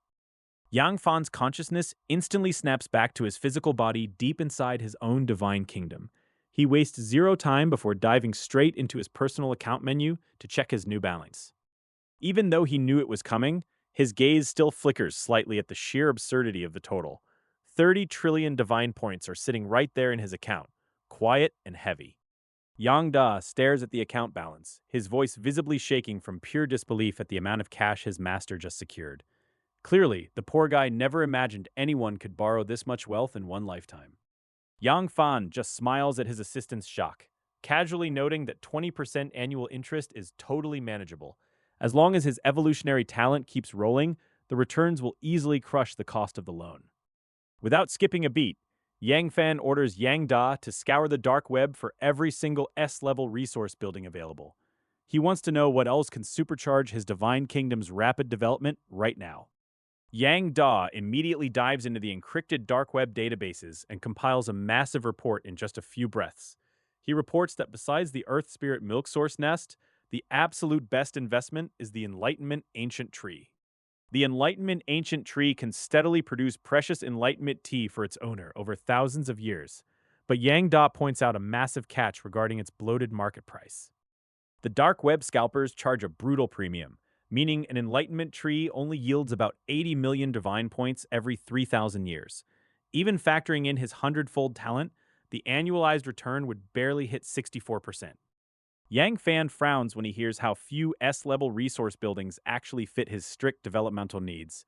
Yang Da explains that alien gods list countless buildings requiring hyper-specific environments or specialized believers that they simply lack. Despite the brutal markups, Yang Fan makes the wild decision to buy them in massive, sweeping quantities anyway. While normal gods would go bankrupt paying 10 times market value on the dark web, his hundredfold evolutionary talent turns every overpriced asset into an absolute goldmine. 30 trillion divinity points is a staggering fortune that would leave ordinary gods breathless, but it barely scratches the surface for Yang Fan. When you are buying elite S-class assets across the dark web, even an empire's treasury drains away with terrifying speed. Top-tier development projects like the Heavenly Court remain untouched for now, because his Divine Kingdom still holds plenty of older A-grade and B-grade resource zones.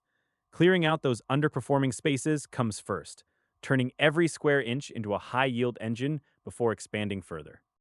As the dark web auction kicks off for the month, His subordinate, Yang Da, aggressively jacks up the opening bids for both the Earth Spirit Milk Source Nest and the Enlightenment Ancient Tree, straight to 1.5 billion divinity points. The latest haul floods into his domain, bringing 1,052 Earth Spirit Milk Source Nests and 480 Enlightenment Ancient Trees. The total bill smashes past 2 trillion divinity points, completely reshaping the spiritual density of his realm. Countless spiritual wells now pulse across the divine kingdom, while the newly planted Enlightenment Ancient Trees take root inside the heavenly court. Cultivating believers sit cross-legged in the drifting Tao aura, soaking in the profound laws of heaven and earth with startling clarity. Another month flies by, and the dark web suddenly experiences an explosive surge of listings for the Earth Spirit Milk Source Nest and the Enlightenment Ancient Tree. Greed makes the world go round, and a massive payday brings every hoarder out of the woodwork. More than 2,000 Earth Spirit Milk Source Nests and over 3,000 Enlightenment Ancient Trees flood the market all at once. That 1.5 billion divinity points price tag sits way above normal market rates, turning every opportunistic god into an eager seller. Speculators clean out their own divine kingdoms and scour their networks across distant star systems just to flip these assets for a fat profit. The invisible hand of the market pushes supply to unprecedented heights, driven entirely by the sweet smell of easy money. Yang Fan refuses to budge on his offer, keeping the purchase price locked firmly at 1.5 billion divinity points for every single item. This round nets him 2,200 Earth Spirit Milk Source Nests and 3,100 Enlightenment Ancient Trees.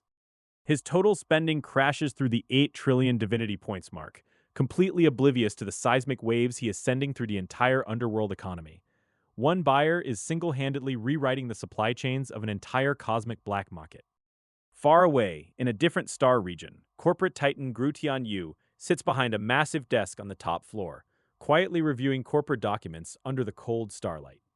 A sudden knock shatters the silence as his assistant strides into the room to deliver an urgent market report regarding the dark web's recent anomalies. The assistant informs Gu Tianyu that a mysterious buyer has launched a massive, coordinated buyout of resource-based buildings across the dark web. When told the buyer is shelling out 1.5 billion divinity points per item, Gu Tianyu freezes in sheer disbelief and asks if the buyer has completely lost his mind. The assistant shrugs with a wry smile, noting that market speculators whisper about the buyer possibly possessing an S-class resource growth divine kingdom talent. Gu Tianyu scoffs at the notion, pointing out that no matter how good your growth talent is, nobody can turn a profit buying at such an absurdly inflated price. Gu Tianyu orders the core members of his group to dump every single Earth Spirit Milk Source Nest and Enlightenment Ancient Tree they own onto the market. Remembering a certain sophomore from Taichu Academy named Yang Fan, Gu Tianyu decides to send a friendly heads-up to the kid. He tells his assistant to notify Yang Fan to cash out his stock immediately at these ridiculous peak prices and buy back later for an easy profit. Back in the real world, Yang Fan and Gu Lei are sitting together at the dining table, sharing a casual meal when a soft chime rings from his communicator. Yang Fan glances down at the screen to find Gu Tianyu kindly warning him about the weird market bubble and urging him to sell his stockpiles. As the next dark web auction arrives, the sheer volume of listings shatters all expectations with 10,000 Earth Spirit Milk Source Nests and 20,000 Enlightenment Trees. Lounging upon my divine throne, I lean back and pose a simple question to Yang Da. With all these resource buildings flooding the dark web, just who is left with enough capital to actually buy them? Every bidder is limited to a single submission under the dark web's rules. Most fools think the market is booming, failing to realize there are hardly any genuine buyers willing to take over. If not for the strict dark web mandate setting minimum bids at 1 billion divinity points, I would honestly dare to drop a cheeky offer of 100 million just for fun. Hearing my cunning insight, Yang Da looks at me with a gaze full of deep respect and declares that my wisdom knows no bounds before immediately diving into furious calculations. Cross-referencing historical transactions on the dark web, he crunches every conceivable number to squeeze maximum value out of our liquidity and successfully submits our quotation. In just a few brief breaths, the results drop and Yang Da lets out an ecstatic roar, announcing that our entire strategy just hit the absolute jackpot across the board. We secured 3,000 Earth Spiritual Milk Nests and 5,000 Enlightenment Ancient Trees for 1 billion divinity points. then immediately flipped 6,000 milk nests and 5,000 trees for 1.1 billion. Every single drop of our 20 trillion divinity points in liquidity has been traded away, leaving me grinning with genuine satisfaction at the sheer scale of the haul. Yang Da drops to one knee, praising my brilliance as a divine intervention by the god of capital that saved trillions and put the Federation's top financial AI to shame. I roll my eyes and tell him to cut the Ling Shuzi act, reminding him that the sellers aren't idiots who lost out since 1 billion divinity points was already a profitable price for them. A certain business tycoon is probably sitting in his distant office right now, feeling like all his hard work went down the drain for absolutely nothing. Reader, he is thinking of Gu Tianyu, whose timely warning message accidentally handed me the exact strategy I needed to save 3 to 4 trillion divinity points on this deal. My final inventory now sits at 12,931 S-grade Earth Spirit Milk Source nests and 13,580 S-grade Ancient Trees of Enlightenment. Bolstered by my hundredfold evolutionary talent, these milk nests and enlightenment trees will pump out a staggering monthly income of 2.3795 trillion divinity points. Far away in another star region, Gu Tianyu studies the latest dark web transaction report, puts down the document, and calmly shakes his head with a quiet sigh. His assistant murmurs that many buyers thought the market was surging, only for prices to inexplicably drop right as the final transactions closed. Gu Tianyu brushes it off without a care, noting that 1 billion divinity points is a fair baseline price and that sellers still turn a comfortable profit regardless. He orders future orders kept to small batches, then suddenly asks how Yang Fan is holding up lately in the Primordial Academy. The assistant looks at him like he has lost his mind, prompting Gu Tianyu to explain that as the third elder's son-in-law, it is only right to look out for him. Gu Tianyu taps the table and admits he has never seen such absolute confidence in any other peerless genius, convincing him that building this alliance early is a smart bet. Back in my domain, I open Gu Tianyu's friendly message offering to sell me milk nests for 900 million and sit there in total, awkward silence. After politely declining because I am entirely free of funding pressure, I can't help laughing, genuinely wishing there were more fools like President Gu in this world.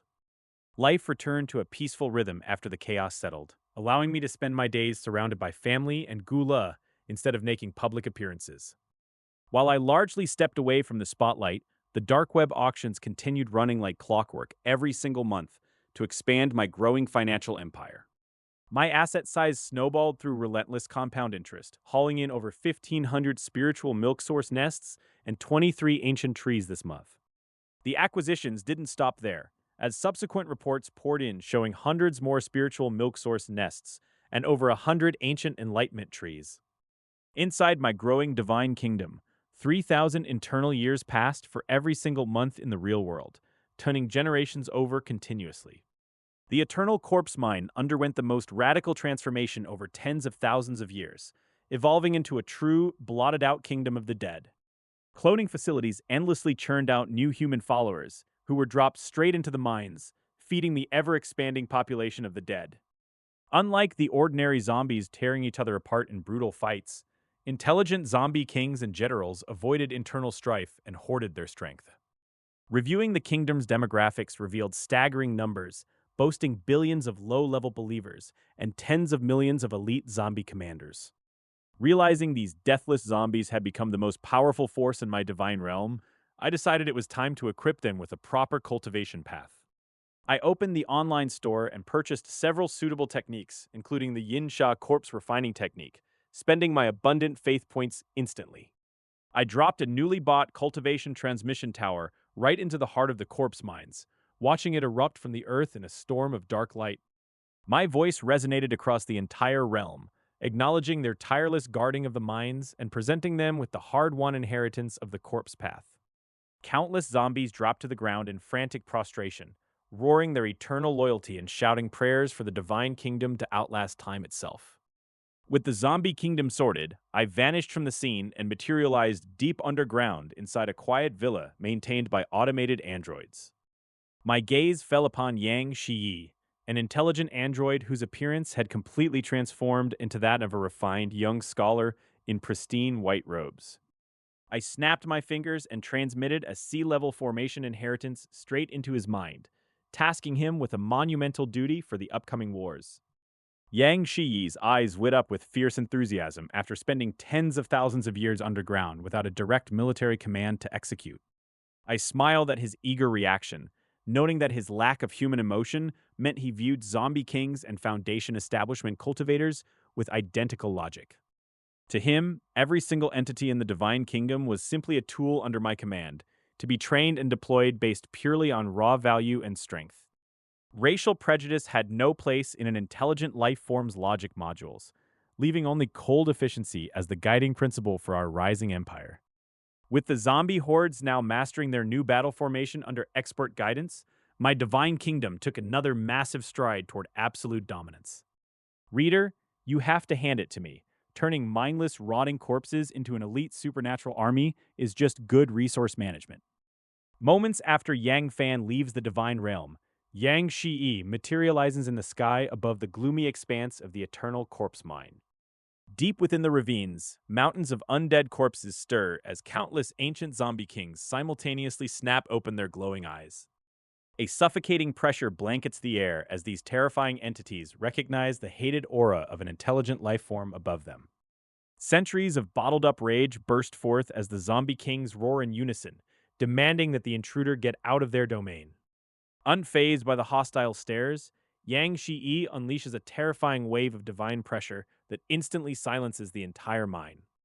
With a casual snap of his fingers, Yang Shiyi unfurls a massive screen of light high above the terrified ranks of the undead. The glowing screen projects the gruesome demise of Yang San, the ancient criminal whose 10,000-year sentence has finally concluded. Stunned into absolute silence by the public execution, every single zombie king drops heavily onto one knee in fearful submission. Assuming a sympathetic expression, Yang Shiyi laments the parasite within their ranks and urges them not to dwell on past hatreds. Reader, he did not think this through, but the confused zombie king finally asks what they are supposed to do now. Yang Shiyi points toward the transmission tower as ancient combat techniques and glowing inheritance lights flood the sky. Fired up by the speech, a brave zombie king leaps to its feet and roars out a fierce vow to fight for the gods. Reader, who knew mind games worked so well on corpses? Thousands of zombie kings roar together, shaking the heavens with war cries. Far away in another corner of the Divine Kingdom, Yang Dazeng watches the entire spectacle unfold with his jaw hanging wide open. Yang Dazeng marvels at the terrifying oratorical skills displayed, noting that shared belief is the ultimate key to kingdom cohesion. Back in his own realm, Yang Fan firmly declines all invitations from Sima Bang and other ambitious geniuses to join alien invasions. Every single month, Yang Da purchases massive batches of mindful milk nests and enlightenment ancient trees from the dark web. The snowballing profits roll right back into buying more resource buildings, driving a massive surge in his Divine Kingdom's wealth. As more sellers flood the dark web with surplus inventory, the purchase price for S-class resource buildings plummets to 1.1 billion divine points. Yang Fan spends his free time attending opulent birthday parties and high society networking events hosted by prominent families. Through endless social gatherings, Yang Fan masters the delicate art of real-world etiquette and smooth conversation among the elite. He learns that reputation and caution outweigh blind profit, choosing steady growth over risky bets as his grand empire expands. Time crawled forward at Taichu Academy as Gula's belly slowly expanded through the semesters. The sophomore term finally wrapped up, pushing Yang Fan smoothly into his junior year. Shortly after the new semester started, Gulei reached her due date and safely brought a healthy baby boy into the world with a loud, clear cry. That very same day, Gu Xuanting and Lu Qinglan contacted Yang Fan through the virtual network. They clearly placed immense value on this newborn eldest grandson of theirs. Gu Xuanting asked Yang Fan what name they wanted to give the child. Yang Fan immediately stood up, clasped his hands, and smoothly deflected the choice right back to the grandfather. Gu Xuanting chuckled at the slick evasion and laid out his terms. He noted that giving the child the Gu surname would completely bypass old clan members who clung to ancient rules. Yang Fan readily agreed, stating that if it made life easier for the child, what surname he carried meant nothing. Gu Xuanting nodded, pleased by his uncommon maturity. Leaving the virtual realm, Yang Fan returned to the real room where Gulei sat nursing their newborn. She blinked up at him, instantly curious about what her father wanted. Gula jokingly complained that the wealthy old man didn't gift them 100 or 2 inhabited planets right away. Yang Fan rolled his eyes and flicked her forehead for her audacity. Yang Fan reminded her that her father was the third elder of the Gu family, under constant public watch. He revealed his decision to name the baby Gu Chengye, matching son to father. Hearing the name meant to follow in his footsteps. Gu Lei fell silent as her eyes reddened with emotion. She quietly nestled into Yang Fan's arms, overwhelmed with deep happiness. Yang Fan knew that attitude mattered far more than raw demigod ability in a giant clan. By giving the child the Gu surname, he secured smoother support and investment for the future. Gifts poured in from all directions as people rushed to congratulate them on the birth. The room quickly filled with Divine Kingdom buildings, massive point transfers, and company shares. Gu Tianyu proved exceptionally generous by dispatching an S-grade Earth spiritual milk source nest directly to their doorstep. Reader, the networking game was strong with this family. Qin Shui skipped the trip, but still wired a super red envelope worth 2 billion divine points. Her attached note dryly called it a simple expense for maintaining customer relationships. 1 month later, Gu Xuanting hosted an unprecedented full moon banquet in the inner sanctum of Primordial City. Only prominent figures holding special temporary passes gained entry. Gu Xuanting specially brought Yang Fan's parents, Yang Tiaxin and Sun Ro, into the core human territory. The couple stood in the massive banquet hall feeling completely dazed and overwhelmed. Midway through the event, Gu Xuanting walked right up to the couple and raised his glass to thank them for raising Yang Fan. The entire grand hall fell instantly dead silent. Yang Taixin and Sun Ro scrambled to their feet, feeling an immense, suffocating pressure, despite the elder hiding his aura. They felt like ants standing beneath a roaring galaxy.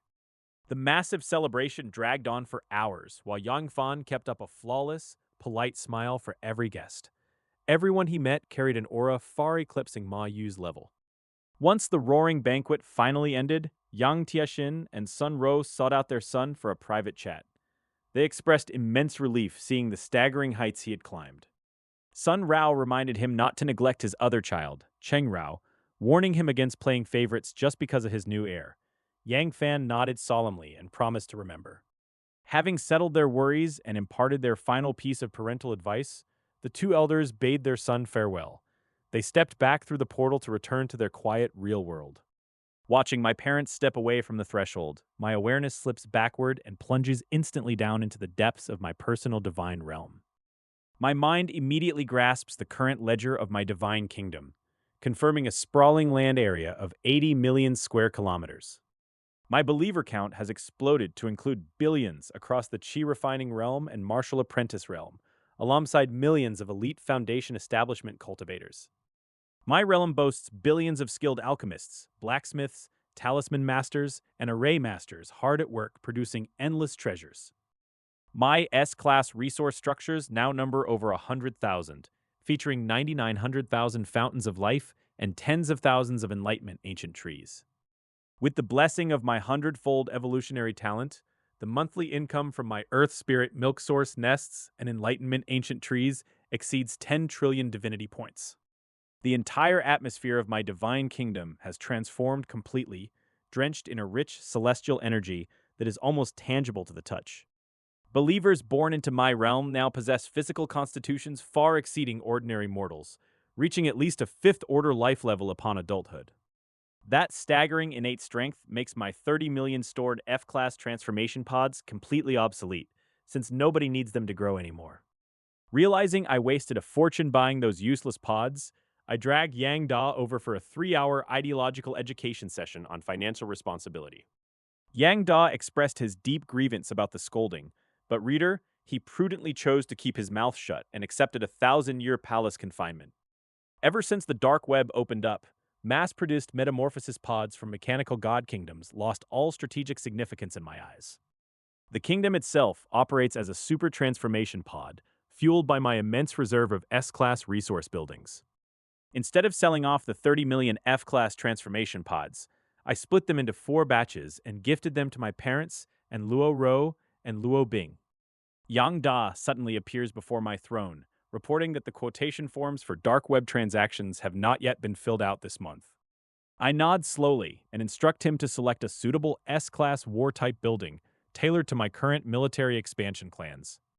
Before graduating from Primordial Academy and leaving my mark, I plan to take my immense wealth and purge the alien god kingdom regions in the third level sector. Yang Da raises his right hand, summoning a massive light screen filled with glowing suggestions for top-tier S-class military assets. The list features the Void War skyship and the Mechanical War puppet, both priced at tens of billions of divinity points. It also presents the Zhu Shan Tower, designed to drastically amplify the lethal killing power of my cultivator legions. Next comes the Monument to the Undying Military Soul, tailor-made to drive martial arts legions into unstoppable combat frenzy. Finally, the Blood and Flesh Catastrophe Mother Nest offers a terrifying expansion fit for my corpse cultivation civilization. With these war buildings deployed across my kingdom, my divine empire stands completely unshakable against any invasion by ordinary gods. Yang Da's voice crackled with sheer excitement as he briefed me on the game-changing value of S-class war buildings.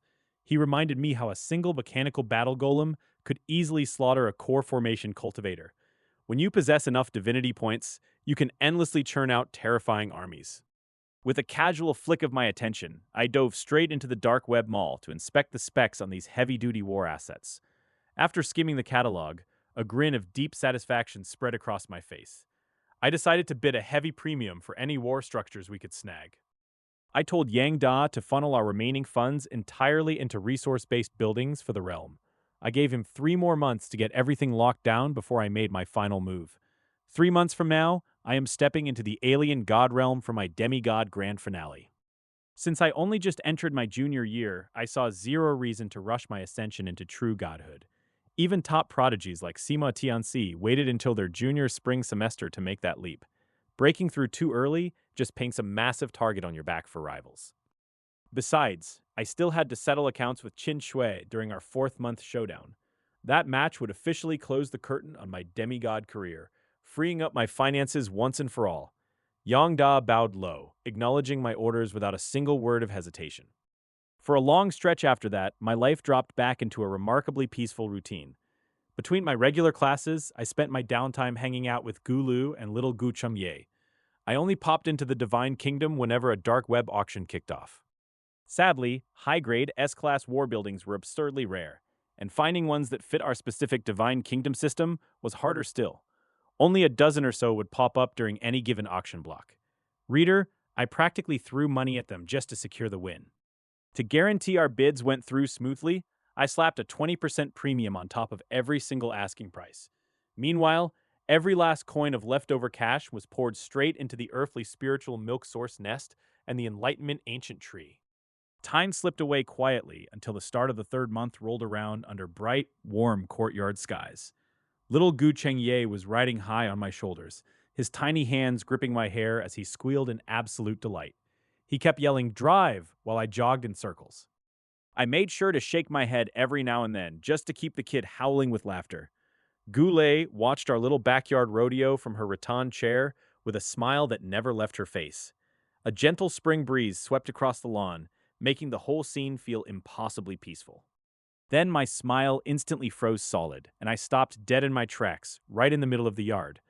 Goulet caught the shift in my posture instantly and swept in to scoop Guchangye off my head. She asked me in a calm voice if something was going wrong in my kingdom. I gave her a brisk nod and admitted there was a minor situation brewing inside my domain. Goulet just smiled warmly and told me to handle my business while she watched the boy. I bolted back to my room, slammed my consciousness inward, and dove straight into the divine realm. The massive Lingshao Palace was absolutely packed with tens of thousands of Foundation establishment cultivators sitting in absolute silence. Every single pair of eyes was glued to the elevated dais at the front of the hall. A powerful figure sat upright on the throne, radiating waves of intense spiritual light. That surging aura had completely shattered the limits of the Foundation establishment stage. Right before our eyes, a full-blown core formation cultivator had materialized within the hall. He was casually dropping profound insights on breaking through, every single word hitting the crowd like a lightning bolt. The moment I materialized in the realm, I felt a bizarre, heavy vibration rolling outward from the core of my domain. It felt like the fundamental laws holding my entire divine kingdom together were shifting gears. I immediately flagged down Yongda to figure out what madness was occurring. I demanded to know how on earth a core formation cultivator had spawned in a realm strictly capped at the demigod stage. This development completely trampled the original rules and restrictions of my divine kingdom. Yangda bowed respectfully and started explaining the mechanics behind the anomaly. He reported that the ambient divine aura inside my realm had simply become too obscenely dense over the centuries. For any cultivation civilization, this place was basically the ultimate cheat code holy land. After millions of years of evolution, my foundation establishment population had long crossed the 100 million mark. A massive wave of high talent individuals kept churning out prodigies who defied the odds. Even though a divine kingdom runs on strict laws, it is still a living world packed with chosen ones touched by fortune. Someone was bound to smash through the ceiling the world imposed on them eventually.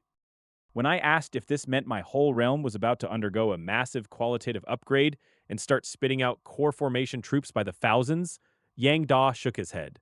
He reminded me that the rules governing a demigod's domain are absurdly rigid and unforgiving. He pointed out that this was the exact same reason why he still couldn't spawn a third-level intelligent life form, despite holding the Goddess of Wisdom's legacy.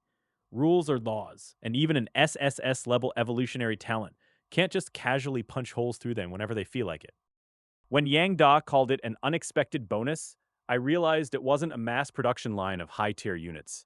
Still, the birth of that single outlier had triggered a distinct fluctuation across my entire domain's foundational rules. If it was just a one-off fluke, I had to admit it was a bit of a letdown. Yang Da quickly clarified that while mass production was out, this single high-tier believer solved a massive tactical bottleneck for us. Our believers were running the sea-level 10 Kings of Hell formation, which desperately lacked a high-level cultivator to anchor the core. This anomaly meant we could finally leap up to B-level formations. I didn't hesitate for a second, telling Yang Da to buy a grade B formation and handle the upgrade rollout himself. With my believer's current comprehension skills, mastering it should be a walk in the park. Yang Da agreed, but then hesitated with a very pointed question on his mind. Yang Da stared right at me and asked if I planned on dragging out my demigod status forever. With over 100,000 S-class resource buildings, rule-breaking believers, and a mutating world, our realm could already punch out ordinary true gods. I flashed a grin and promised to shatter through to godhood right after this month's dark web auction. Down in my divine kingdom, life has gotten distressingly luxurious. Believers lounge in sacred springs while toddlers treat precious spirit stones like common pebbles. High-tier cultivators won't even touch standard pills anymore because they find the taste too pedestrian. Yang Da rubs his temples in utter disbelief at this ridiculous opulence. My sss-level evolutionary talent is simply too extraordinary for its own good, turning the realm into a boundless treasure trove. Yet here I am, deliberately holding back my own breakthrough just to squeeze every last drop out of the Taichu Academy offers. With only 20 days left until the month wraps up, time in the real world barely crawls. But inside the Divine Kingdom, running at 100 times acceleration, over 2,000 years have quietly slipped past. Following my exact blueprints, Yang Da snaps up a B-grade 4-symbol Celestial Evolution Grand Formation from the store. It fuses offense, defense, and mobility into a terrifying war engine that easily eclipses the 10 Kings of Hell formation. The entire Divine Kingdom plunges into relentless military drills as a newly minted core formation believer takes the helm. Millions of cultivators pump spiritual energy, martial legions lock down the front, and mechanical units ready their heavy firepower. Meanwhile, I quietly sweep the dark web for more hardware, successfully bagging 5 immortal execution towers, 3 undying military soul monuments, and 2 flesh and blood calamity mother nests. My war assets swell to an insane degree, featuring 12 Zhuxian towers, 15 immortal military spirit monuments, and 6 blood and flesh catastrophe mother nests. The whole Divine Kingdom acts like an insatiable black hole, endlessly gobbling up S-class buildings. The count for Earth Spirit Milk Source nests and Enlightenment Ancient Trees smashes past 150,000. If I bought these publicly in the virtual marketplace, the 5 major families would instantly lose their minds and come knocking. Every secret transaction deepens my curiosity about the dark web's true scale. Even with my astronomical trade volume, I am still stuck as a level 1 member. Just how many resources has a level 3 heavyweight like Gu Tianyu actually moved through this system over the years? I quickly stamp out these wandering thoughts because pondering the unfathomable shadows of the dark web gets me nowhere. The absolute priority right now is punching straight through to Godhood.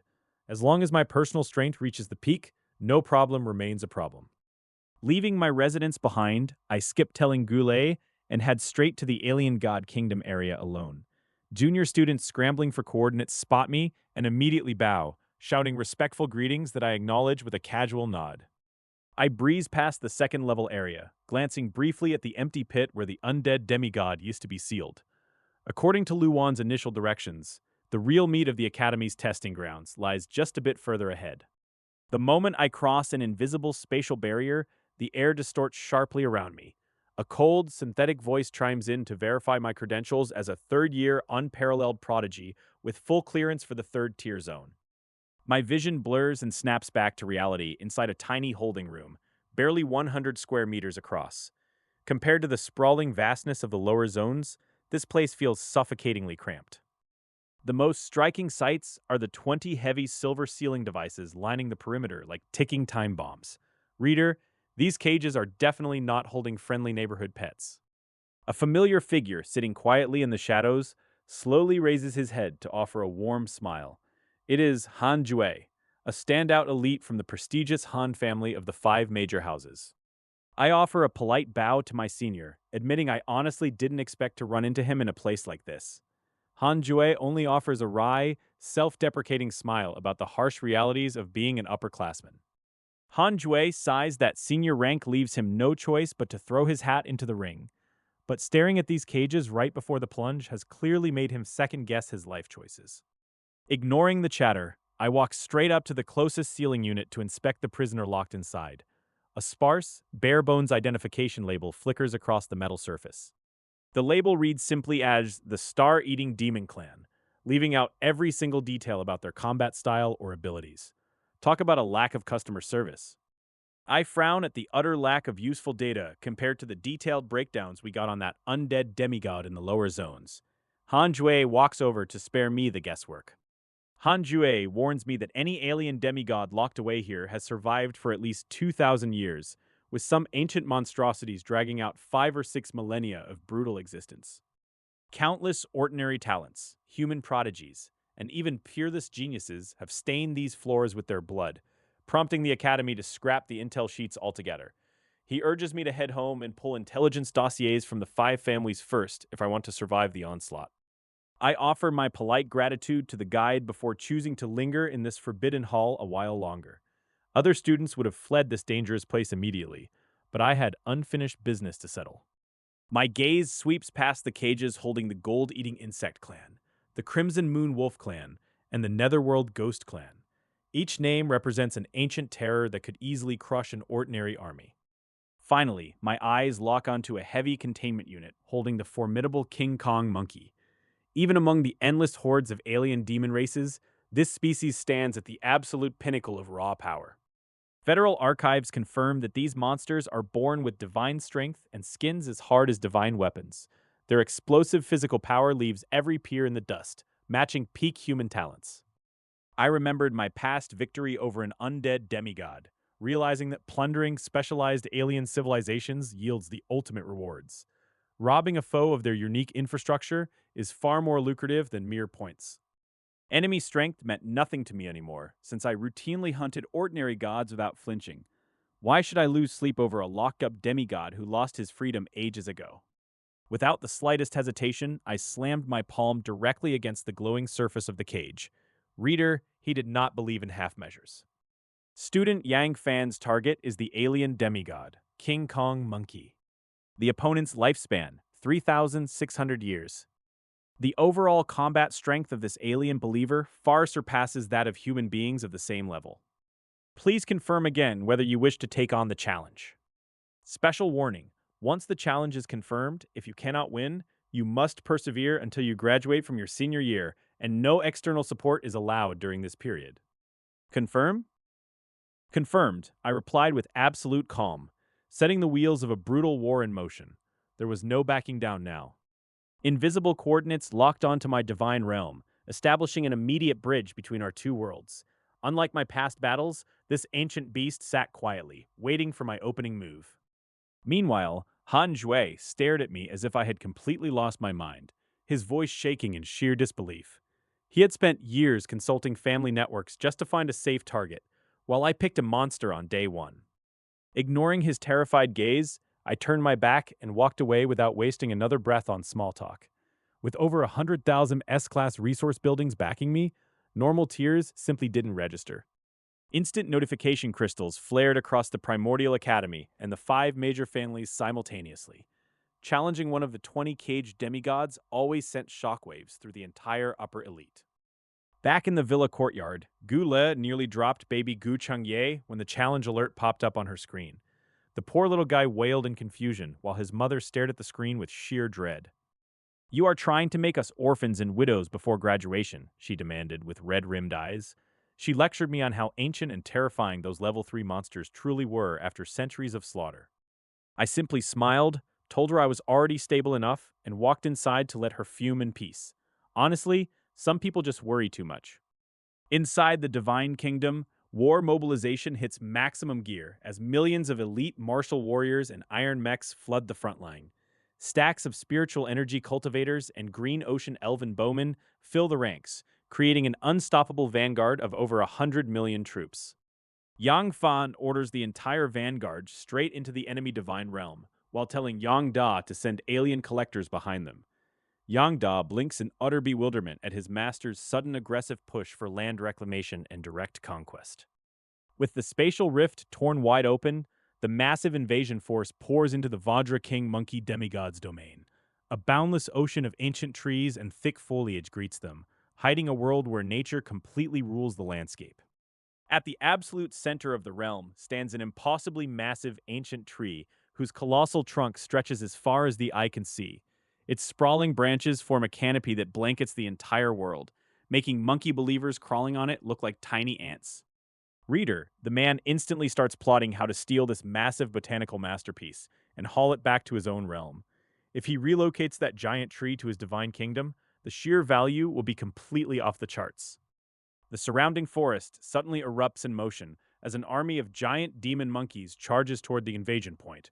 Standing 30 meters tall with metallic skin, these fifth-order beasts bound across the straining tree trunks with absolute disregard for their own lives. Yang Fan just frowns at how pathetically weak this vanguard of 10,000 monkeys is against his unstoppable million-man army. Sending these few low-tier troops to block an invasion of this scale makes zero tactical sense for a demigod. The sky suddenly plunges into darkness as a colossal shadow millions of feet tall manifests above the trembling realm. Radiating crushing divine light, the true master of this domain makes his grand entrance to address the uninvited guests. The Vajra King Monkey demigod bellows across the entire domain, shaking the sky and making every ancient tree sway wildly. It is the exact same terrifying entity that rules this entire kingdom, descending to confront the human genius face to face.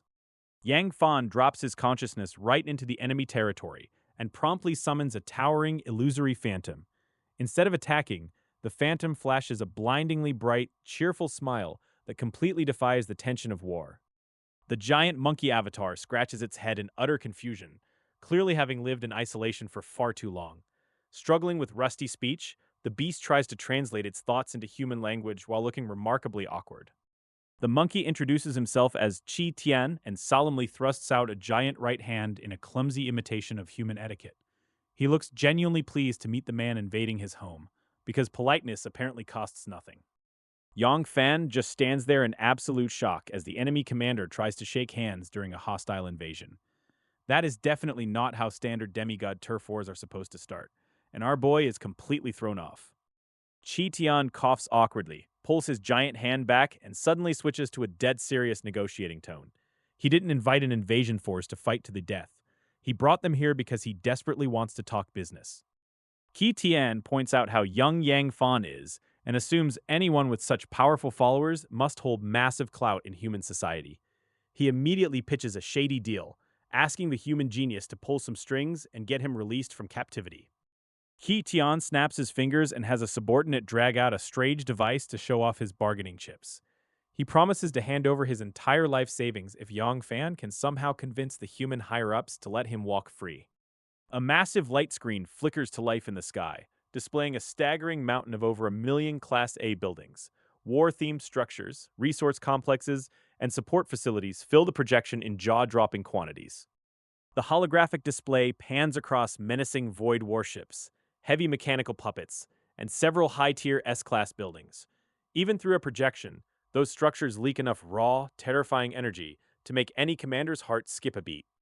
Qi Tian eagerly explains that these are just the uninstalled inventory items sitting in his massive storage vaults. He has plenty more fully loaded resource structures already anchored across his entire divine realm. Spiritual veins, divine springs, herb gardens, and rare mineral mines are all tossed onto the negotiating table as sweeteners. These are the spoils Qi Tian looted from human prodigies over thousands of years, and he is practically begging Yang Fan to take them. Qi Tian stares at Yang Fan with anxious, sweat-beaded eyes, terrified that the human kid is going to turn down his offer. For all his overwhelming demigod strength and martial talent, the poor monkey is trapped in a cage and losing his mind. Over 3,000 real-world years have dragged by in this isolated realm, leaving 1 million agonizing years to rot inside the stagnant divine kingdom. He has amassed staggering mountains of wealth and stripped the divine domains of countless human geniuses, yet he remains trapped and utterly starved of freedom. As the centuries bled into one another, with fewer and fewer human intruders arriving, the lonely captive was reduced to chatting with his guards and talking to trees. When Yang Fan finally peers through the dimensional rift, the alien warlord feels an overwhelming wave of kinship for the first living soul he has seen in ages.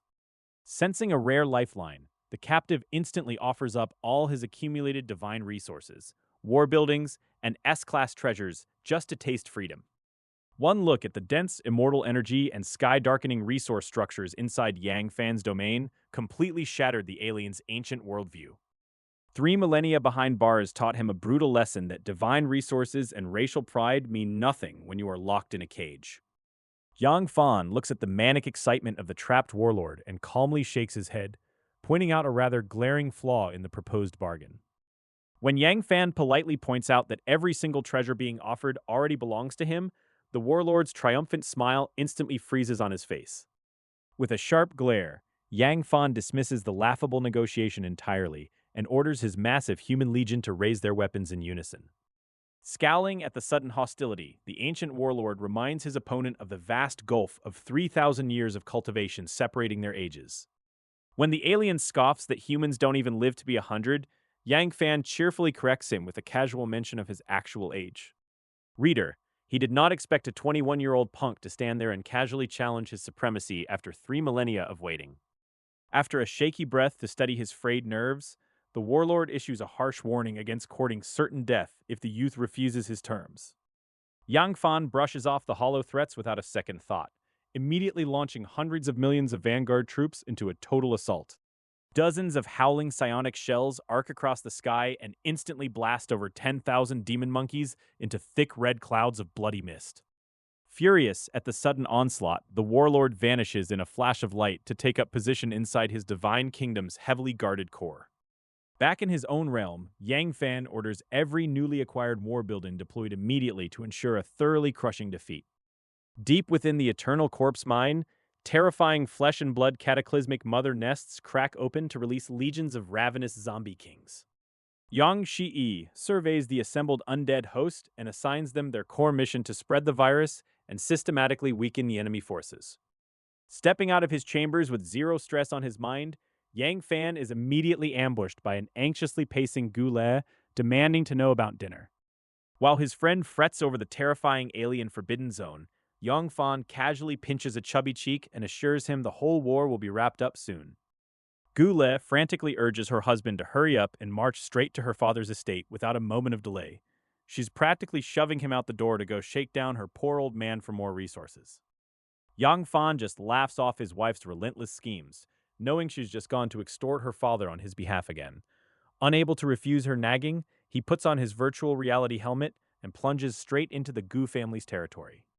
Gu Xuanting sits peacefully in his sunlit courtyard, sipping tea with an expression of absolute calm that contrasts sharply with his daughter's panic. When Yang Fan walks up, the older man calmly lowers his teacup and tells him to take a seat. Gu Xuanting asks Yang Fan just how confident he is about beating a demigod from a third-tier alien race in combat. Yang Fan looks him straight in the eye and casually replies that he has about 70% confidence in his chances. 70% is no small claim, and Gu Xuanting nods approvingly, realizing protecting the Divine Kingdom shouldn't be a problem. He notes that every time they meet, the boy's aura feels noticeably heavier and far beyond his years. Gu Xuanting suddenly rubs his temples with a helpless sigh, complaining that Gula has been completely terrified by Yang Fan's reckless war. She has been banging on his gates and driving him crazy ever since she heard about the upcoming invasion. Unable to say no to his spoiled daughter, Gu Xuanting chuckles and pulls out a sleek card to hand directly to his son-in-law. Reader, he casually sponsors the war effort out of his own pocket just to buy some peace and quiet from his daughter. Yang Fan looks down at the card and discovers it holds two full void warships gifted straight from his father-in-law's private stash. Gu Xuanting explains that his Divine Kingdom's intelligent life forms need these heavy hitters to secure a victory. A massive grin lights up Yang Fan's face as he gratefully thanks the older god for the unexpected heavy-duty military hardware.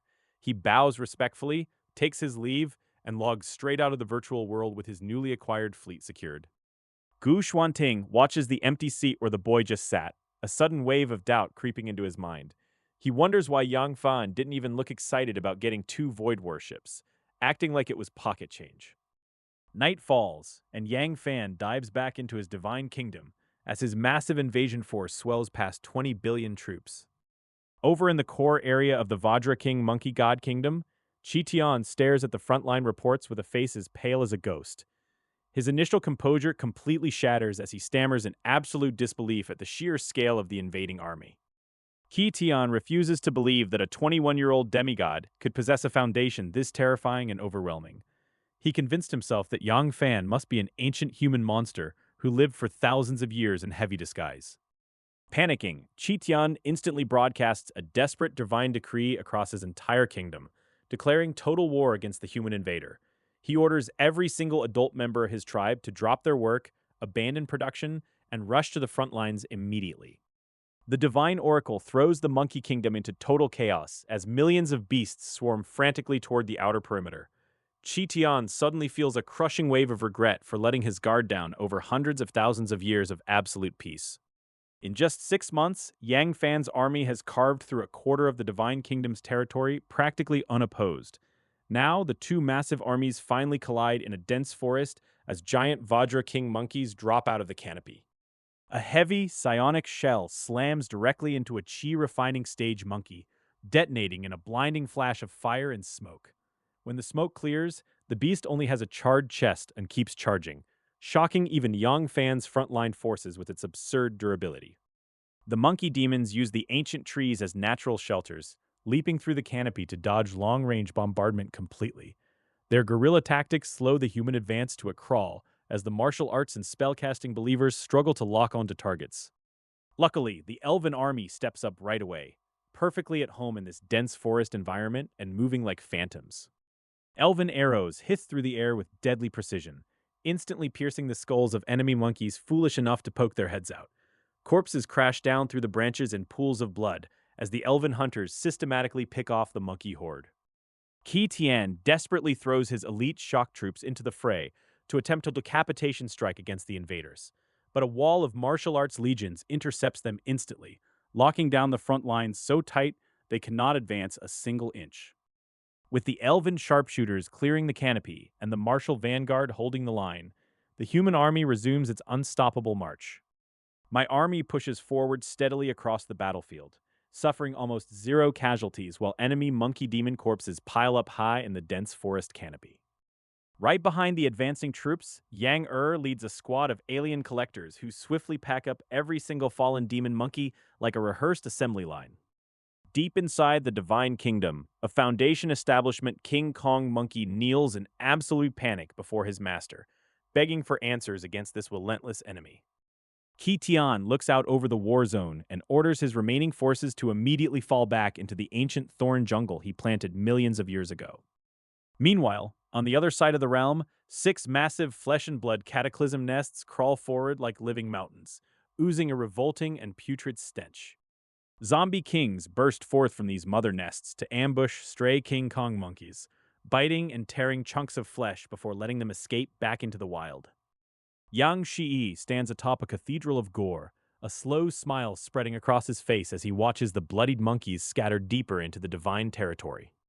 One of the zombie kings below questions the low efficiency of letting prey run off instead of fighting, but Yang Shiyi cuts him off with a chilling glare. The commander explains that direct combat is pointless when they can use the fleeing troops to spread a highly concentrated virus across every water source and path. These undead soldiers have trained under Yang Shiyi for thousands of years, and his dedicated guidance has earned their absolute fanatical devotion and respect. After a brief pause, Yang Shiyi agrees to speed things up and issues a sweeping new command to divide the 6 mother nests into 6 separate plague routes. The undead are ordered to contaminate every river by bathing in them, spit on main roads, and rough up monkeys just enough to infect them without ending their lives.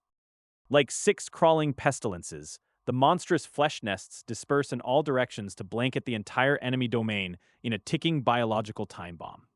Yang Shiyi watches the fleeing monkeys with growing excitement, hoping the enemy god remains oblivious long enough for him to claim the greatest credit. Back in his own sanctuary, Yang Fan sits back in supreme comfort, leisurely viewing the frontline conflict through a crystal-clear projection screen. Ling Shuzi kneels beside him on one knee, carefully pouring a fresh cup of tea and ensuring the temperature is precisely right for his master. Taking a calm sip, Yang Fan casually promises to bestow the core of the Divine Kingdom upon Ling Shuzi to help him ascend to godhood once the war concludes. Ling Shuzi trembles with profound shock and drops to the floor, stammering that he has barely contributed enough intelligence to earn such an immense reward. Yang Fan waves away his modesty, noting that he is grooming him for future divine wars, where an even stronger lieutenant will be desperately needed.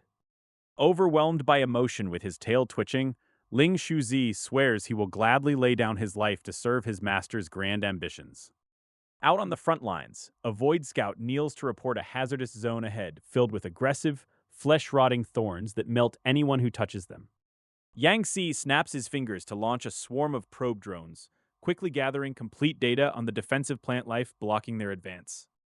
Deploying absolute overwhelming force, Yang Si orders 10,000-foot steel war puppets and 2 massive sky warships to smash a path straight through the thorns.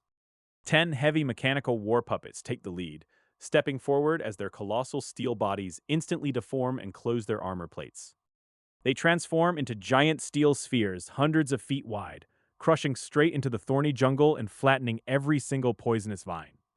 Above the sky, 2 void warships move slowly forward, opening their lower jet nozzles to unleash a raging inferno that burns the remaining brush. In just a few hours, over 90% of the thorn jungle, known as the strongest defense line of the Divine Kingdom, is completely destroyed. Those hidden King Kong monkeys finally attack, but their strikes only create a few sparks on the war puppet without slowing its advance at all. The god's most powerful line of defense has zero effect, and instead, Yang Fan's army advances at a speed that increases several times over. At the heart of the Divine Kingdom, Qi Tian watches through his believer's eyes and collapses onto his throne in pure shock at 12 war buildings. Trembling slightly, he demands to know how a demigod could possess such profound knowledge, screaming that the human invaders are outright cheating. Just then, a Vajra King monkey at the Foundation establishment stage stumbles into the main hall with an urgent report for his divine ruler. The monkey reports that his tribe members are experiencing severe health problems after drinking the water, with their skin suffering unbearable itching. Enraged by the interruption while the front lines fall, Qi Tian yells at him to pick up a weapon and leaves the hall in absolute disgust.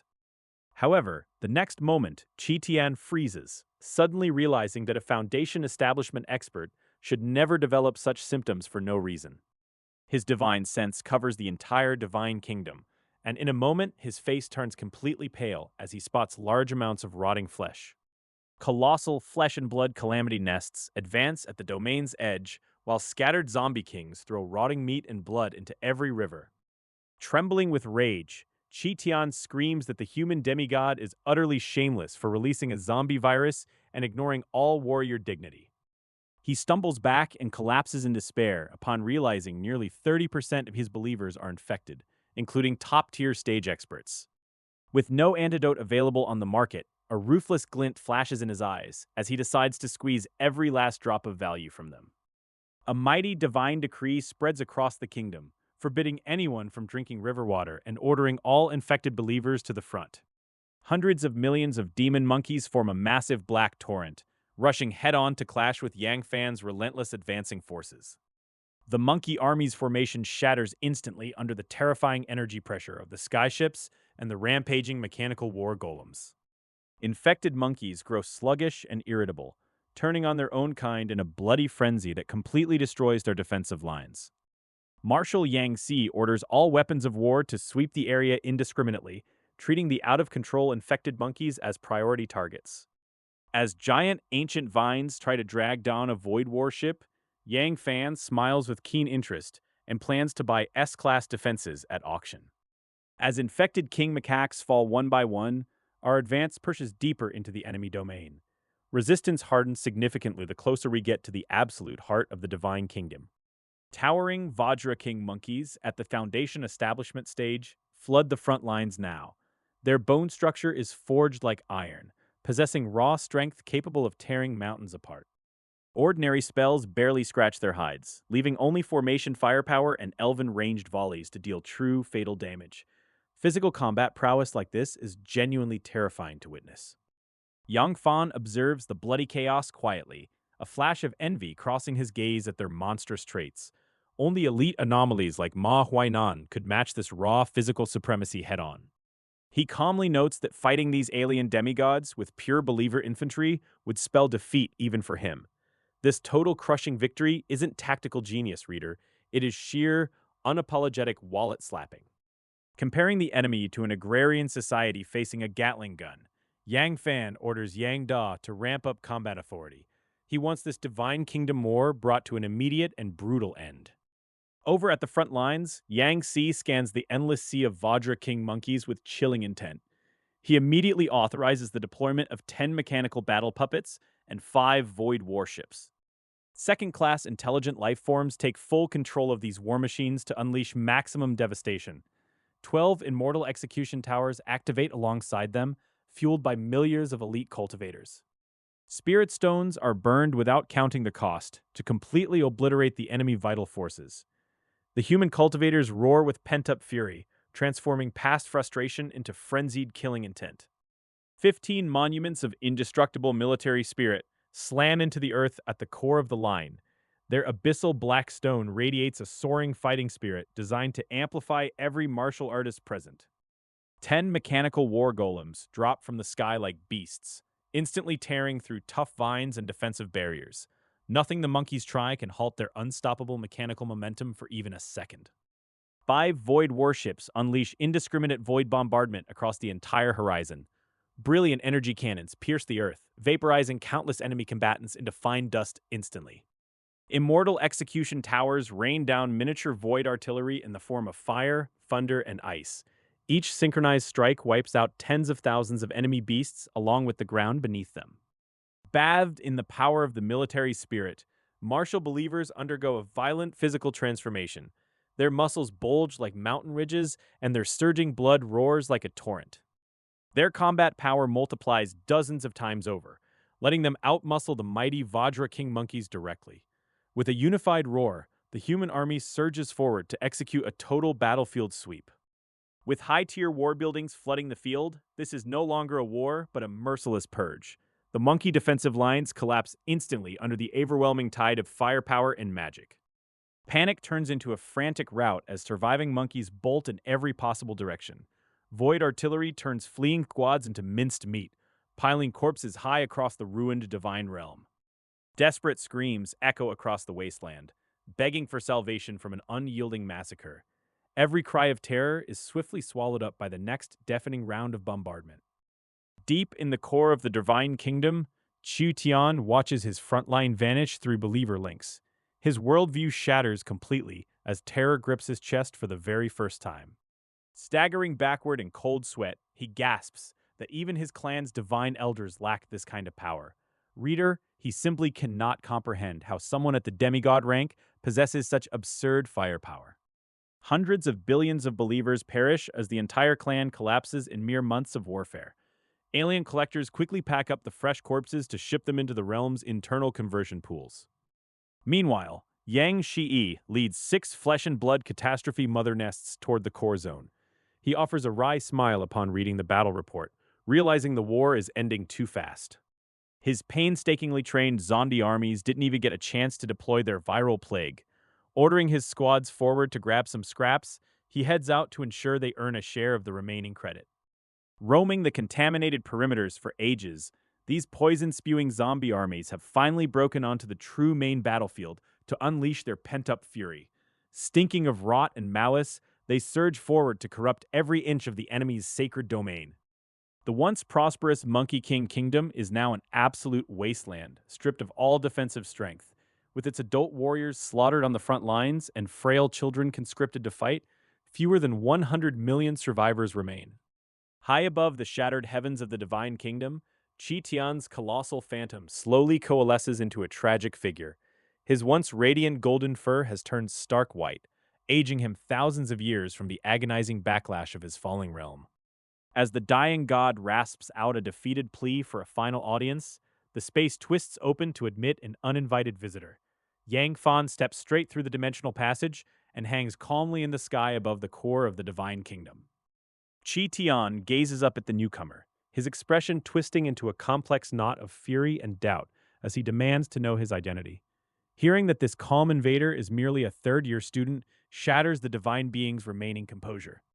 The notion of a mere undergraduate holding such apocalyptic power sends the ancient deity spiraling into complete disbelief.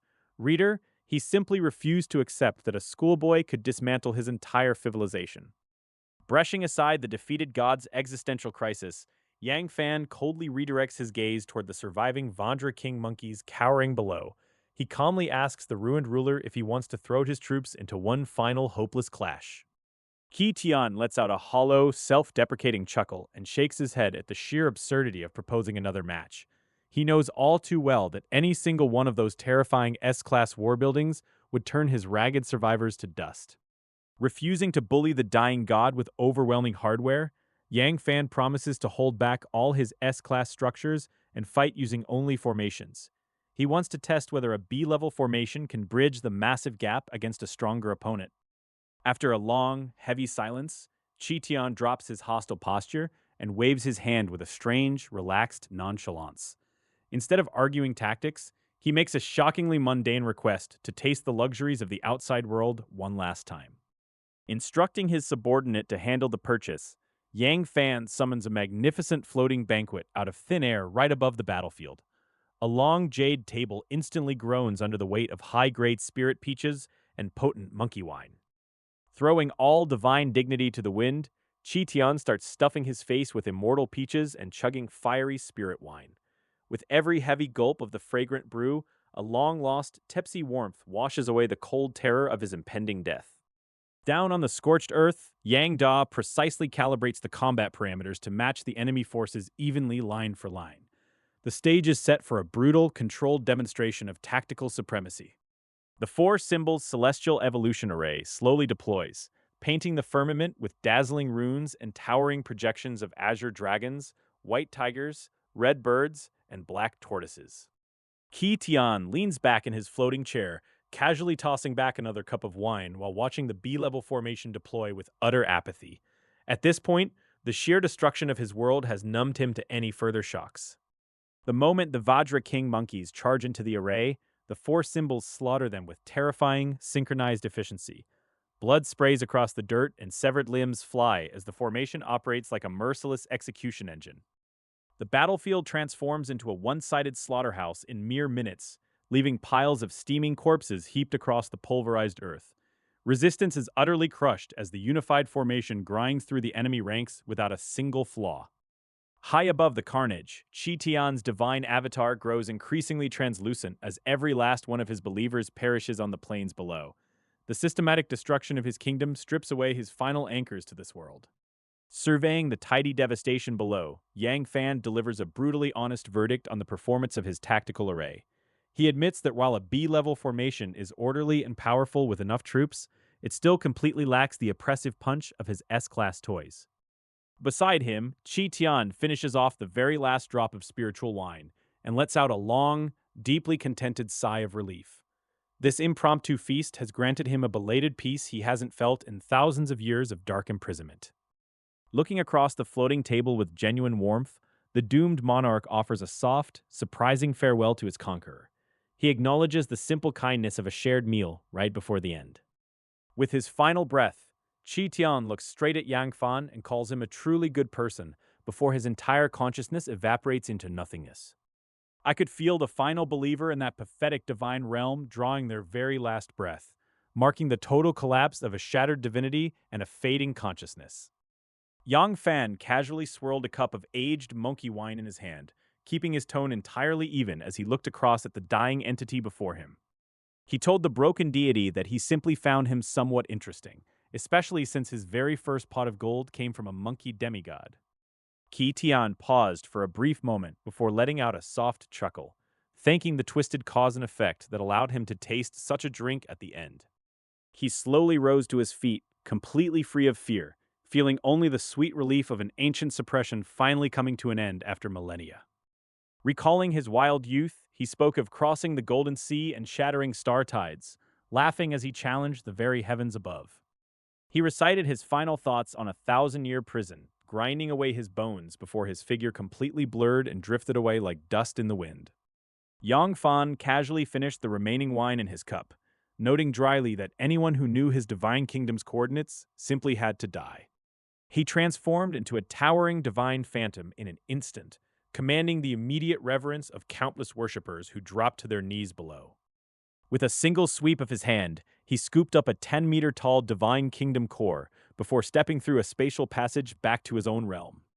Leaving the primordial academy behind, he sat cross-legged amidst a massive pile of unabsorbed divine kingdom cores, ready for the final step. He began refining the alien cores, drawing shattered alien continents across the plains and merging them directly into his own expanding divine territory. His divine territory expanded wildly from 83 million square kilometers past 92 million until it finally smashed through the 100 million mark. As it crossed that critical threshold, a hidden boundary was forcibly shattered, causing the borders to surge outward into billions of square kilometers. The newly expanded territory held no mountains or rivers yet, consisting entirely of a vast, empty wasteland where tiny weeds slowly began to sprout. The dense celestial energy of his original realm diluted across the vast expanse, carrying seeds on the wind to spark natural evolution across the frontier. A massive chain reaction swept through his believers, pushing Foundation establishment cultivators straight into the core formation realm without bottlenecks. Over 80% of second-class intelligent life forms in the mechanical civilization instantly leaped forward into third-class beings through natural progression. Yang Fan felt his flesh, spirit, and consciousness undergoing a profound sublimation from the inside out, raising his overall strength by leaps and bounds. Opening his eyes, he looked at his arm and realized he had finally detached from human concepts to step into a completely new form of divine existence. The breakthrough occurred with absolute calm, leaving Goulet and the rest of the Primordial Academy entirely unaware that a new god had just been born. With the definition of life and death completely rewritten, he sank his consciousness back into the divine realm to witness the return of his expeditionary force. The returning expeditionary force looked around in awe as the entire divine kingdom underwent a massive, simultaneous wave of unprecedented upgrades. Standing high above the divine realm, I looked down upon my vast new domain and prepared to issue my very first decree as a true god. I announced that my divine kingdom has expanded to 10 billion square kilometers, and order must now be established across this territory. I command my subjects to cultivate diligently and strengthen our foundation, promising to bestow spiritual veins to reshape our mountains.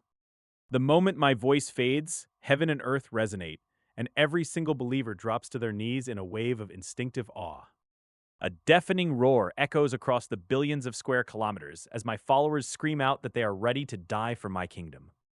Not long after, as my consciousness recovers from the oracle, I slowly open my eyes inside the main hall where only Yang Da remains.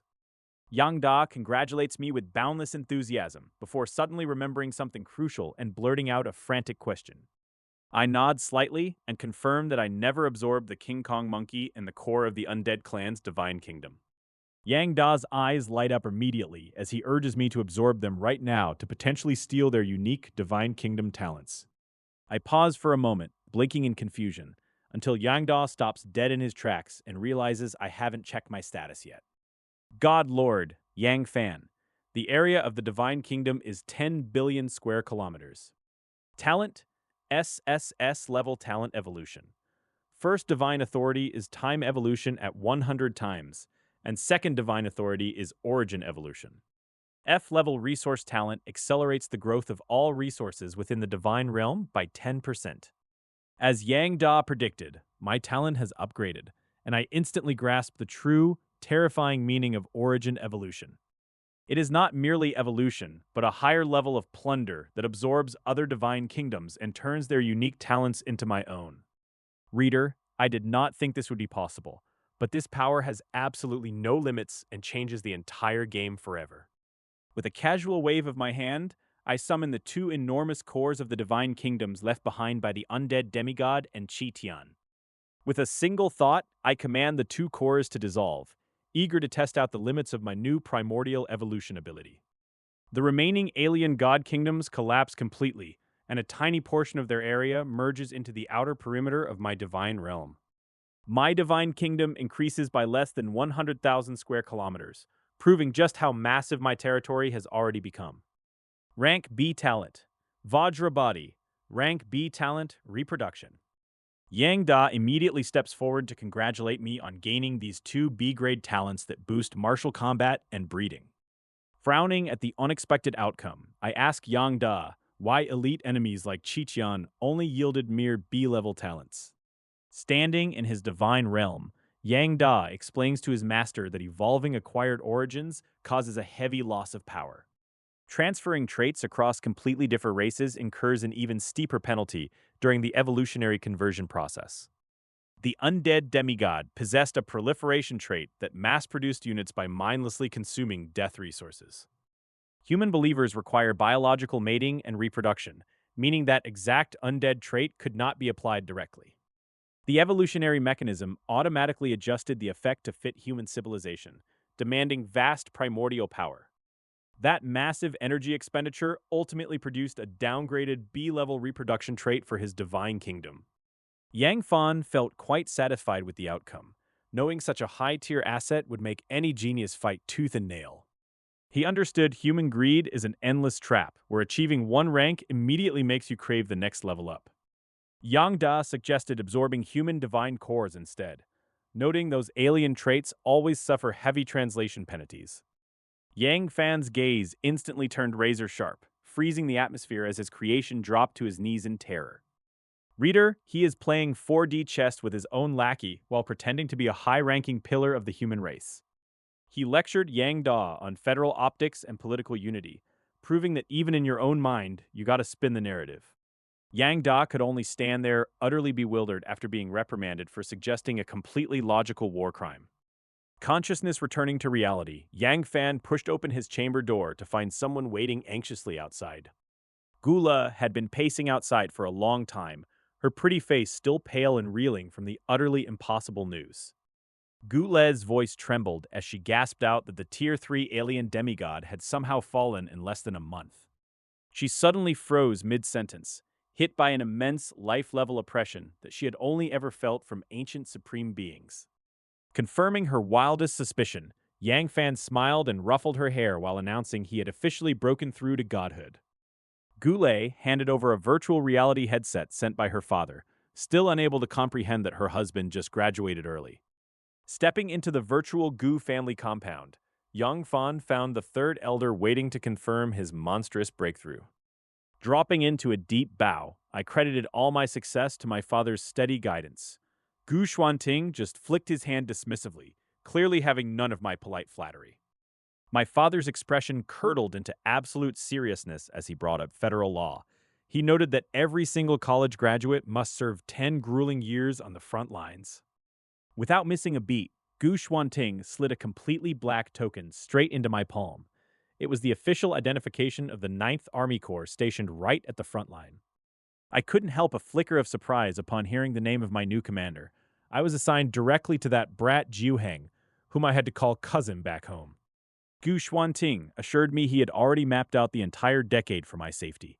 Once I reached the rear base, no mandatory combat tasks would ever be assigned to me.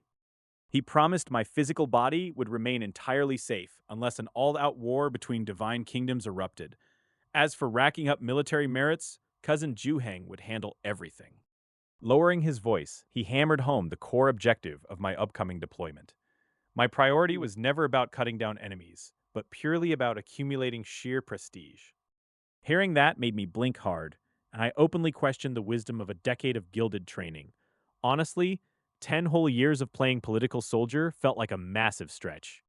Gu Xuanting shot me a look that practically screamed, "Are you kidding me right now?" He explained that federal intelligent life forms had plugged every single loophole in the system. The 10-year mandatory service was an immovable iron rule that absolutely no one could bypass.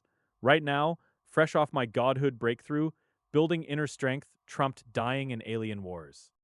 Independent cultivators without any powerful background were the ones forced to charge the deadly forefront. Starving for resources and war buildings, those poor bastards had no choice but to gamble with their lives. My father-in-law reminded me with a faint smile that my path was entirely different from ordinary people. The Gu family would completely bankroll the massive resource development of my divine kingdom. In 10 years, whether I wanted to conquer the military, politics, or business, he would pave the road. All I had to do was sit back and focus purely on expanding my divine realm. For most newly ascended deities, a decade was barely enough time to digest 100-fold territory expansion. Managing believers and civilization systems required centuries of quiet seclusion under normal circumstances. Reader, he severely underestimated my actual cheat codes. With 100 times evolution speed and dozens of S-class war buildings, spending 10 years hiding in the rear was an absolute joke. Naturally, I kept those treasonous thoughts to myself and offered another solemn bow of gratitude. I tucked the Legion token away, figuring I could always improvise once I hit the front lines. Gu Xuanting smiled knowingly, clearly reading every single rebellious calculation running through my skull. He smoothly pivoted to the fundamental truth separating common demigods from true deities. During the demigod era, imperfect rules strictly capped how much believers could grow, but breaking into godhood completely shattered those annoying shackles once and for all. He casually broke down the 9 ranks of godhood based entirely on total divine kingdom area. First-order gods spanned from 1 billion up to 200 billion square kilometers of territory. Second-order gods reached 300 billion, and third-order gods hit 400 billion square kilometers. The scale climbed steadily all the way up to 90 billion square kilometers for ninth-order gods. He warned me that divine wars weren't just about raw power, but were heavily bound by cosmic rules. Territorial size differences triggered massive spatial suppression, shielding weaker gods from bullies. Catching the murderous glint in my eye, Gu Xuanting burst out laughing at my transparent slaughter fantasies. He turned around, walked inside, and brought out an ancient chessboard to finish our chat. Gu Xuanting sits across a wooden chessboard, explaining that actual warfare is never about kings fighting kings directly. He points to the smallest pieces at the front, which represent gods and demigods sent out to conquer cities. Behind those frontline troops sit larger pieces supplying vital resources, weapons, and tactical guidance, or even whole legions if necessary. Gu Xuanting asks Yang Fan why this particular style of warfare evolved in the first place.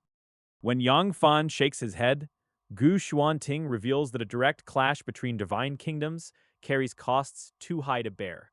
The resulting devastation across peripheral resource zones and believer cities would hurt both sides for millennia. To protect their life savings and avoid revealing divine coordinates, gods rely on proxy wars. Low-level deities send subordinate gods, mid-level ones send lower tiers, and high-ranking ones hide entirely behind the scenes.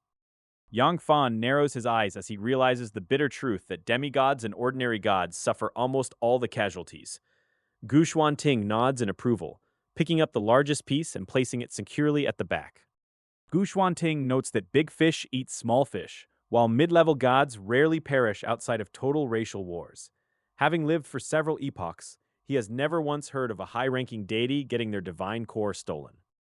Gu Xuanting sternly warns Yang Fan that power, wealth, and connections must be used for self-protection as one climbs higher. Charging personally into battle is a rookie mistake, and relying on luck will eventually end in total ruin.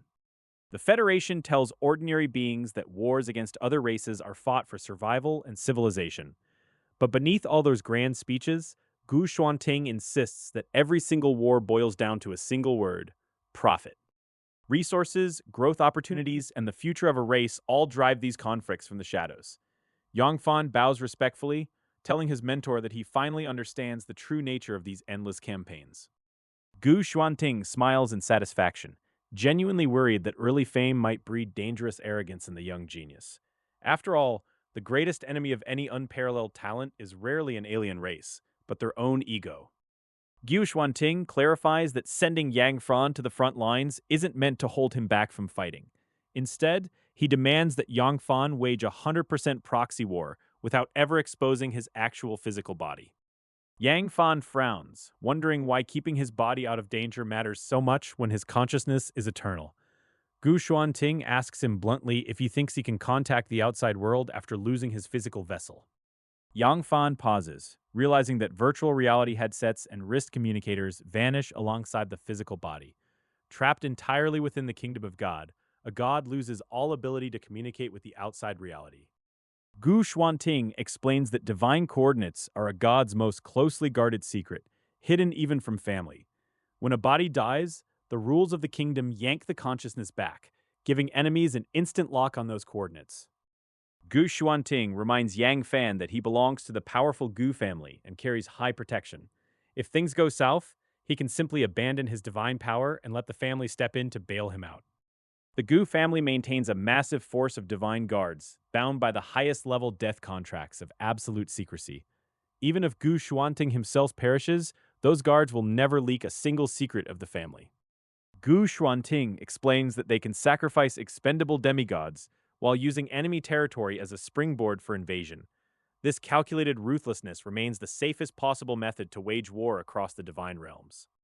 Yang Fan bows solemnly and agrees out loud with his mentor's flawless logic. But the moment his head dips, a strange, calculating light flashes across his eyes behind the shroud of obedience. Gu Xuanting waves a hand to dismiss him, mentioning that the Primordial Academy already knows about his breakthrough. His official frontline transfer order is expected to arrive within a month at the very latest. Gu Xuanting tells him to take advantage of the remaining time and enjoy a few rare moments of quiet leisure. With a sudden chuckle, Gu Xuanting predicts a massive wave of flattering guests showing up soon to offer their congratulations. He advises Yang Fan to drop all polite pretenses and accept every single gift that the incoming visitors bring. Reader, he did not need to be told twice.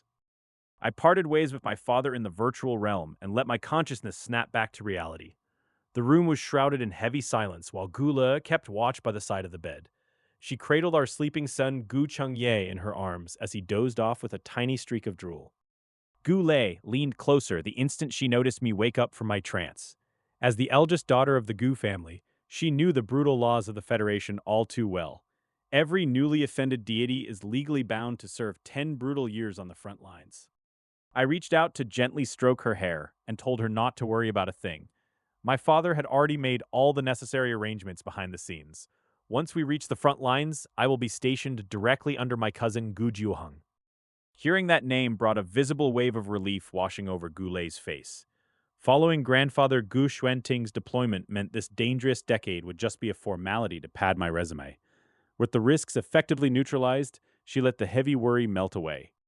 Gule snapped her fingers to summon a robot nanny and ordered it to carry our sleeping boy to the guest room. The bedchamber emptied out in seconds, leaving behind only the dim glow of flickering streetlights outside the window. We were finally alone to celebrate. Reader, we did not spend the evening discussing military strategy. The newly minted deity flashed his overwhelming aura and pushed our demigod wife right to her absolute limits.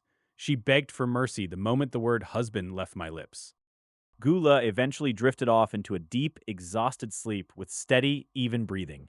I lingered for a moment to watch her rest before dropping down into a cross-legged meditative pose. My consciousness plunged straight past my physical shell and sank deep into the divine realm.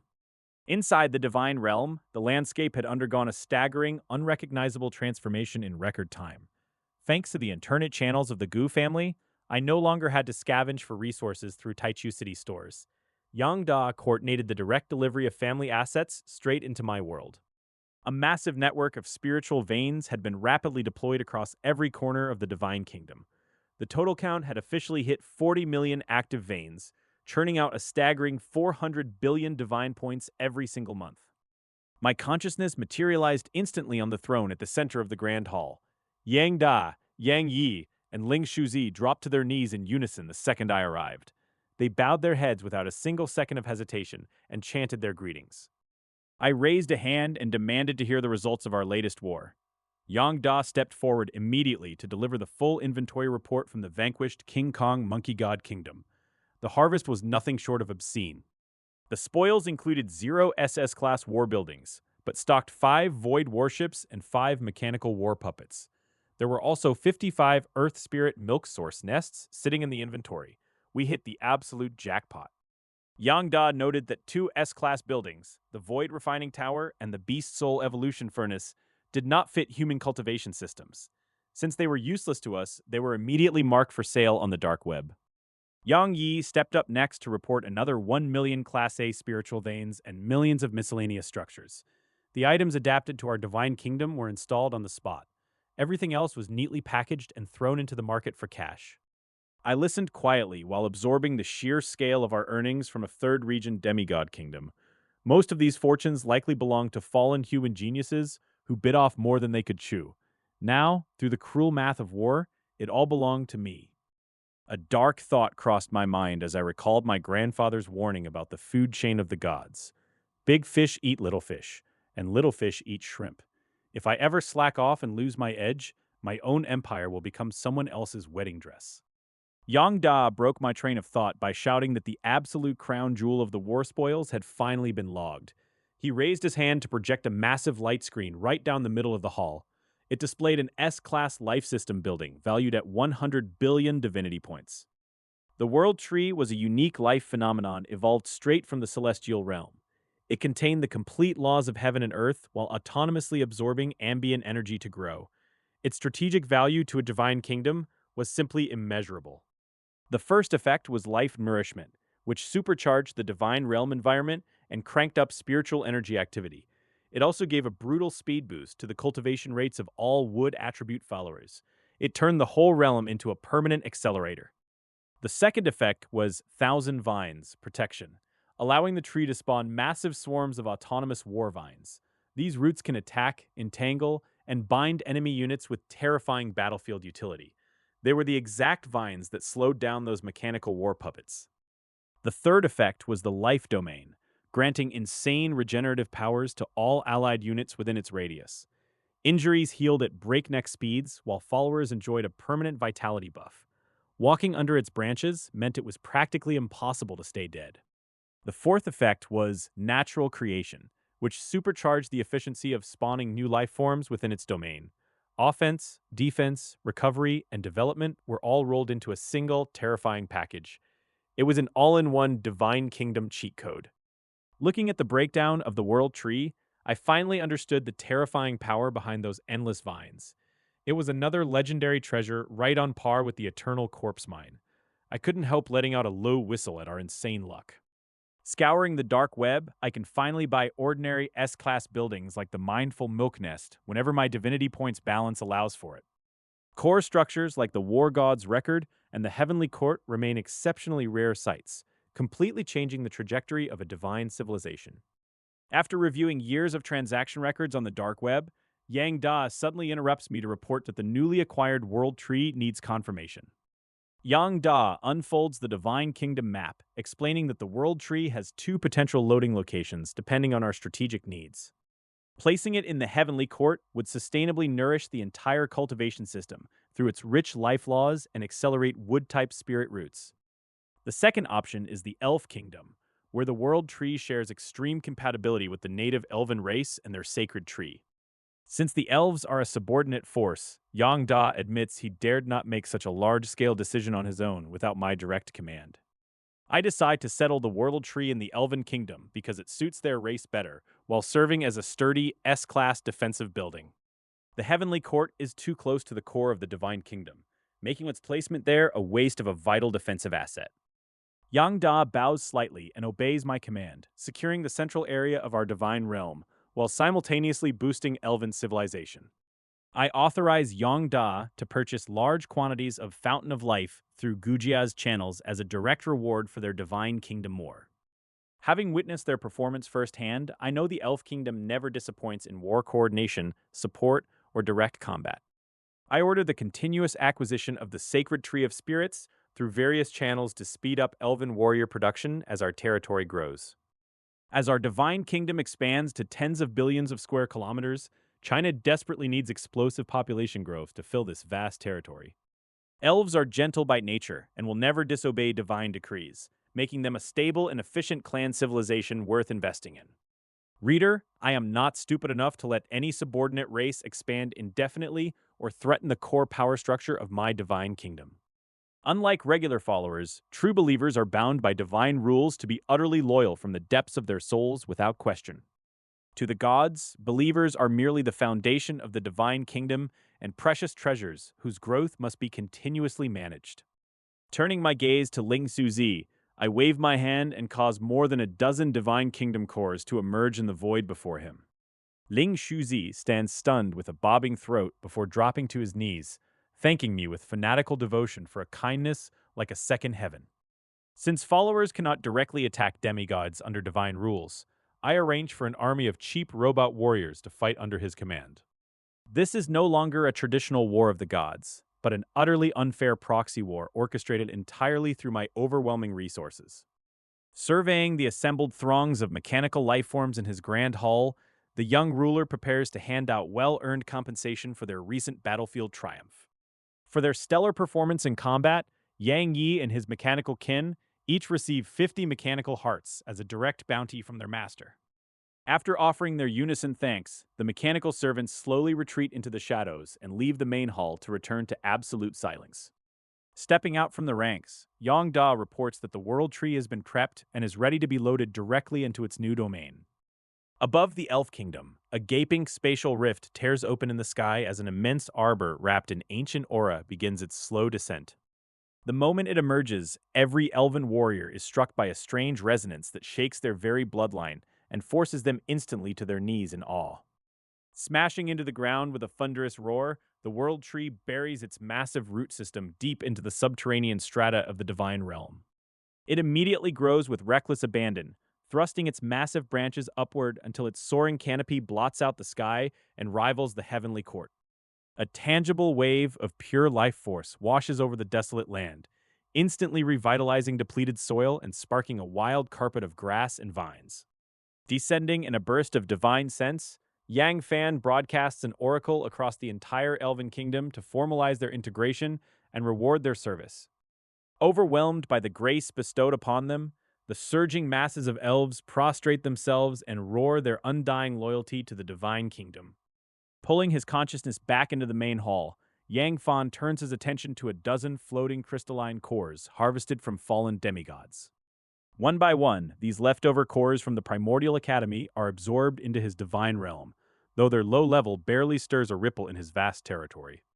Once the final core is completely digested, Yang Fan pulls up his Divine Kingdom information panel and stares in absolute shock at the massive shift. Summoning Yang Da to his side, the bewildered ruler asks what the strange new fusion prompts actually mean for his burgeoning power. With a mere thought from the Master of the Realm, the chaotic jumble of absorbed attributes begins to fuse and transform at a fundamental level. Frowning as he watches his combat traits merge into a single combat body, while all his other miscellaneous traits vanish, the young god suspects a failed fusion. Prompted by his master, Yang Da quickly connects to external databases to pull up the exact specifications and descriptions of these newly minted traits. S-rank talent, all things grow.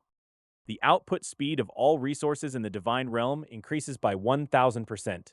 The concentration of life energy slowly increases, and the ecological environment of the Divine Realm is sustainably improved. Rank A talent, battle body. Some believers will awaken a special fighting physique, which will enhance their strength, speed, and defense in battle. The longer they fight, the greater the increase in combat power. Rank A talent, spirit body. Believers will be naturally close to the energy of heaven and earth. Their cultivation speed will increase by 300%. The bottleneck when breaking through realms will be reduced, and the efficiency of absorbing spiritual energy will be greatly improved. Staring at the glowing light screen before me, my breath catches in my throat as I take in the unbelievable description of the sss-level talent. I immediately turn to Yang Da, asking if the supreme growth of all things can be superimposed directly onto my hundredfold evolution buff.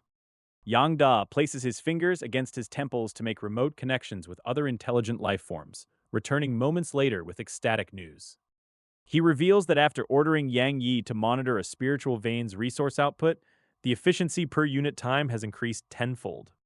This proves the two mechanics completely overlap, meaning my cumulative output for resources is equivalent to 30,000 years of hard work. My long suppressed emotions completely erupt into laughter that shakes the divine palace, making me envision a future where all gods bow before me. The emergence of this original evolution shatters all known limits, proving that my road ahead gets wider and smoother the stronger I become. After calming down, I order Yang Da to stop buying large quantities of Earth spiritual milk nests and enlightenment ancient trees. I strictly mandate that the total number of units purchased each month must not exceed 10,000 to avoid grabbing unwanted attention. Since we still do not know the true origin of the dark web, we need to maintain a healthy sense of awe and caution toward the unknown. With my priorities set on building high walls and storing grain rather than just making cash, I withdraw my consciousness back to reality. True to Gu Xuanting's words, news of my divine breakthrough spreads instantly across Taichu City, bringing a flood of congratulatory messages. Following wise advice, I accept all the free gifts of architecture, divine points, and rare resources sent by various groups and senior students. Lucrative collaboration offers from large companies are completely ignored, because maintaining my new boundaries with the Gu family matters most. Sima Bang and Ye Jianfeng send a joint message inviting me to a small gathering at Yuexiang Lo, keeping their tone remarkably polite. Wen Yu Shui also reaches out with a brief message expressing a clear desire to meet, but I simply glance at it and leave it unread. Lu Wan from the Lu family sends a message letting me know she has prepared a private room on the top floor of the Lu family restaurant. Sensing potential trouble in offending or getting too close to the Lu family, I promptly forward her message straight to Gulu. Gule responds with a confident understanding, gets up from her seat, walks into the adjoining room, and firmly closes the door. Advanced soundproofing materials from the mechanical god country completely isolate the space, blocking out even high-end divine perception. I sit outside with zero idea of what is actually transpiring behind those heavily reinforced soundproof barriers. Not long after, Goulet steps back out looking like she just survived a brutal physical confrontation, her expression deeply complicated. With the troublesome issue cleanly settled, I simply kicked back in Taichu City and stayed put, waiting patiently for my official transfer order from Taichu Academy. A full month slipped by in the outside world while my consciousness remained buried deep within the divine kingdom, where time moved at a hundredfold rate. 3 millennia of internal development completely transformed the realm, expanding the celestial court into a massive stronghold of concentrated spiritual energy. On the opposite side, the eternal corpse mine swelled into an independent zombie ecosystem, covered in corpse flowers that stabilized the grim environment. Cloning nutrient tanks expanded to an astonishing scale of hundreds of billions, constantly churning out fresh bodies to be fed into the life essence conversion pool. 9 sacred elf trees purchased through the Gu family channels drastically boosted the elven population, creating a thriving society beneath the world tree. While martial arts sectors received upgraded arenas and redistributed resources to encourage population growth, mechanical civilization lagged far behind. Intelligent life forms struggled against the strict constraints of time, slowly modifying their mechanical hearts and absorbing the goddess of wisdom's inheritance. The former wasteland of the divine realm vanished under expanding cities and untamed vegetation, awakening as a giant, orderly world overflowing with raw power. After just one single month of real-world time, my overall combat strength had at least doubled, and my believers were growing at an exponential rate. God Lord, Yang Fan, area of the Divine Kingdom, 10 billion square kilometers. Talent, sss-level talent evolution. First Divine Authority, time evolution at 100x speed. Second Divine Authority, origin evolution, S-rank talent, all things grow. A-rank talents include Battle Body, Spirit Body, and Divine Craftsman, alongside B-rank reproduction and massive tiers of believers. Believers total 55 million, core formation 660 million. Foundation establishment, 13 million martial kings, and 440 million martial masters. Occupations feature 3.8 billion alchemists, 15.6 billion blacksmiths, 440 million talisman masters, and 670 million array masters. Assets include 3 million fountains of life, S-rank buildings like the Heavenly Court and World Tree, and 100 billion cloning nutrient tanks. Backed by the growth of all things talent, my investment returns outpaced everyone by 1,000-fold, earning trillions of divine points monthly. I snapped out of my inventory review and called out to Yang Da, who materialized instantly inside the main hall of the Divine Kingdom. Starting today, I commanded him to keep acquiring Earth Spirit milk nests and Enlightenment ancient trees through the dark web. If a war-related S-class building hits auction, bump the purchase price by 10% above the estimated transaction value without hesitation. Any external sales exceeding 100 trillion divine points must be capped, keeping the rest inside the kingdom to reward our own people. Yang Da stared at me in absolute shock and asked if giving such high-end resources to mere core formation believers wasn't an incredible waste. I stood up from my throne inside the divine kingdom, staring out at the endless streams of wealth flowing beneath me. Even with 100 times the speed of time flow, my current output remains limited. It is a drop in the bucket for the entire human federation, barely causing a ripple. That balance is shifting rapidly as my divine kingdom expands its production of mind milk and enlightenment tea. Before long, these yields will multiply 100 or 1,000-fold. The sheer scale of it will soon push past the safety limits of federal intelligence protections. Yang Da listened in absolute silence, processing the heavy risks of letting such abnormal market fluctuations draw unwanted eyes. I already command more than enough wealth to drown in, but what I truly lack is raw, unshakable power. Divinity points are nothing more than numbers now. Yang Da bowed his head in agreement, fully grasping that security and believer strength must now take total priority over hoarding. All future resource allocation plans will funnel straight into reinforcing our divine kingdom's defenses. We are locking down our assets tightly. My consciousness snapped back to reality the moment I opened my eyes to find Goulet watching me closely. She had her chin propped on her hands, studying my face with a soft smile. She said she wanted to burn my features into her memory before I deployed to the front lines. I chuckled and reminded her that we could always hang out inside the virtual world whenever she missed me. Goulet just rolled her eyes at that suggestion, noting that it was completely different from reality. She pointed out that her own graduation was just over a year away. She reminded me that once she joined me in serving on the front lines, I would have to protect her from any danger. I patted my chest with total confidence, telling her I might be completely invincible by then. She immediately called me out for bragging shamelessly. Goulet turned serious again, reminding me that the transfer order from Taichu Academy had already been officially issued. Someone was coming to escort me directly to the front lines very soon. She warned me not to pull any more reckless stunts out there. She joked that she really did not want to drag me into another marriage of convenience if I got myself killed. My lips twitched slightly as I assured her that her husband was actually the most timid man alive. She looked me up and down, unimpressed. A series of sharp knocks interrupted our banter, right as two familiar figures appeared at our front door. Tang Yue and Ye Wen stood side by side in neat uniforms, ready to execute their escort mission. Both of them held third-order godhood, yet bowed deeply in respect. Tang Yue had served as my protector ever since I first left Yang County years ago. Reader, she definitely did not expect the boy she was babysitting to rocket past every academic record in Taichu Academy. Watching me break through to godhood in just my third year had completely blown her mind. After exchanging a few brief pleasantries with my escorts, I turned to Goulet and told her it was time to leave. She waved goodbye without a trace of heavy sadness on her face. Long-lived gods view a year or two apart much like ordinary people view a weekend. We left our quarters behind and arrived at the sprawling spaceship docking area, where massive silver warships sat in cold silence. Tang Yue led the way aboard the vessel, stepping past heavy metal bulkheads into the main cabin. The journey ahead was going to be a long one. Tang Yue informed me that reaching our final destination required traversing multiple spatial wormholes over 2 months. She added that we still had plenty of time to spare if I wanted to take a detour. Specifically, we could route our trip directly through Shiling's star.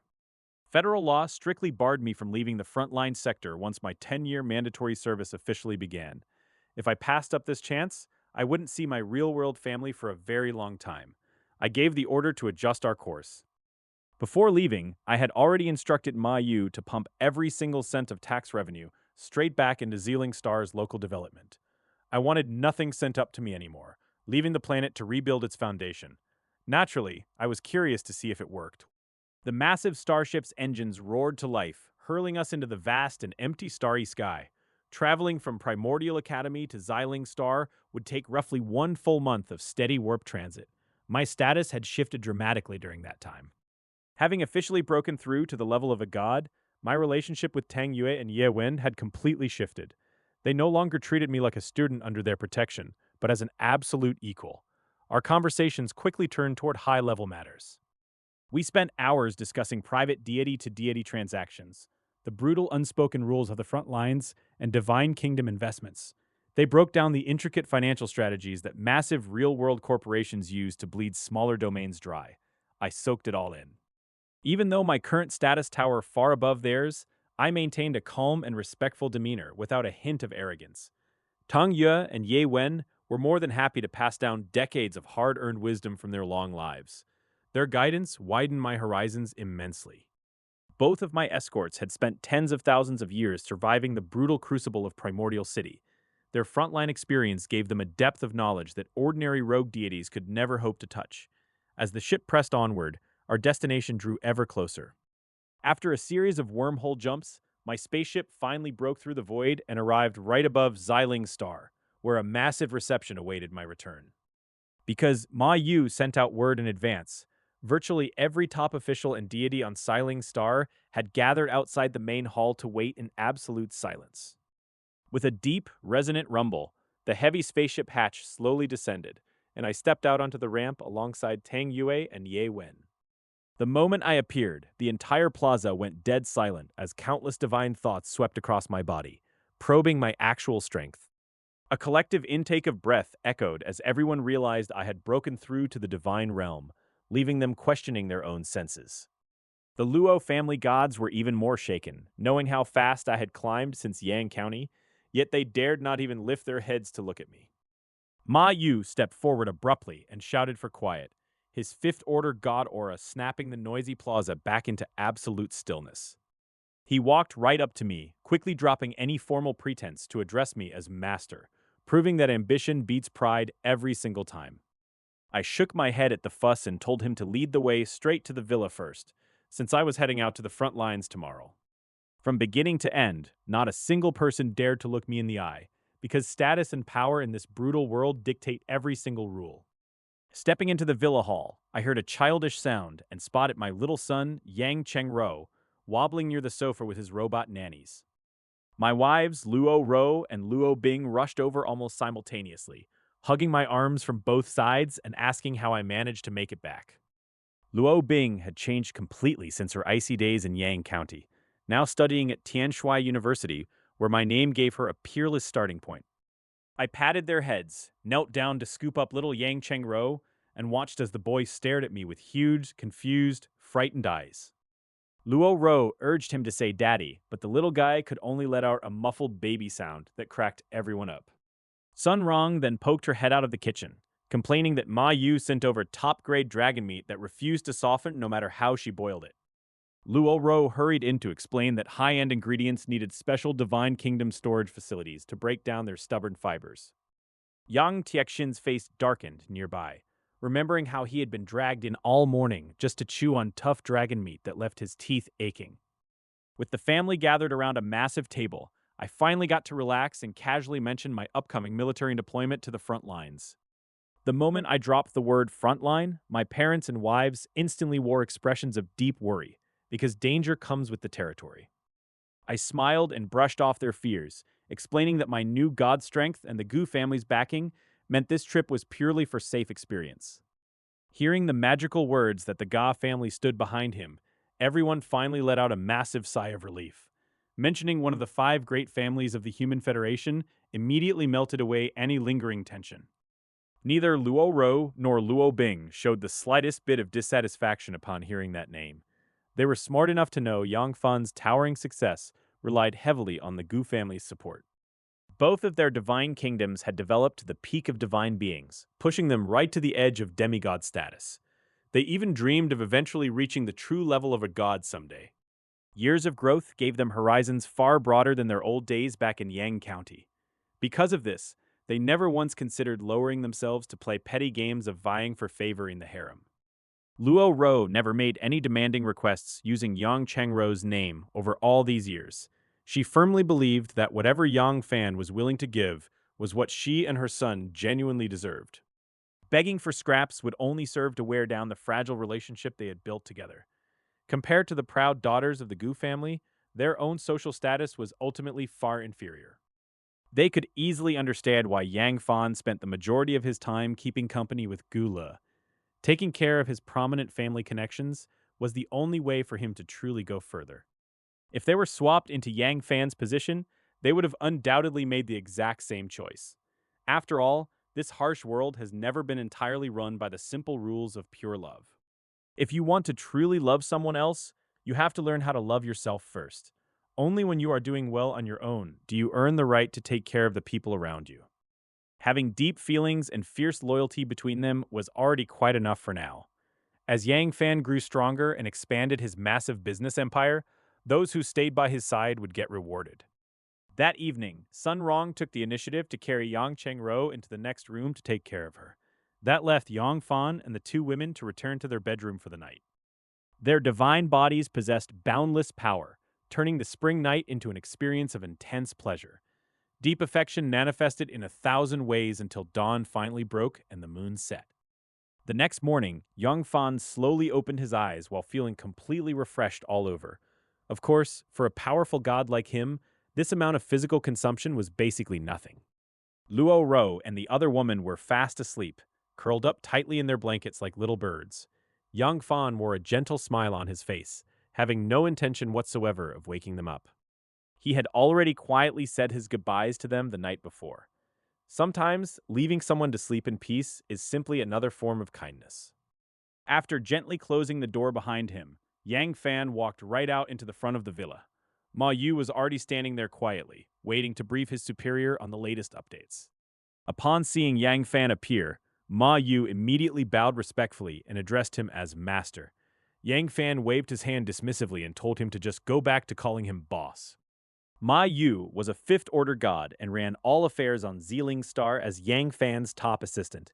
He promised to manage the business as well, noting how the planet's transport hub advantages were blooming.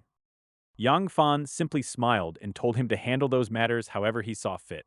He instructed that a portion of tax revenue fund Ziling Star, while his family and Yang County folks got their cut.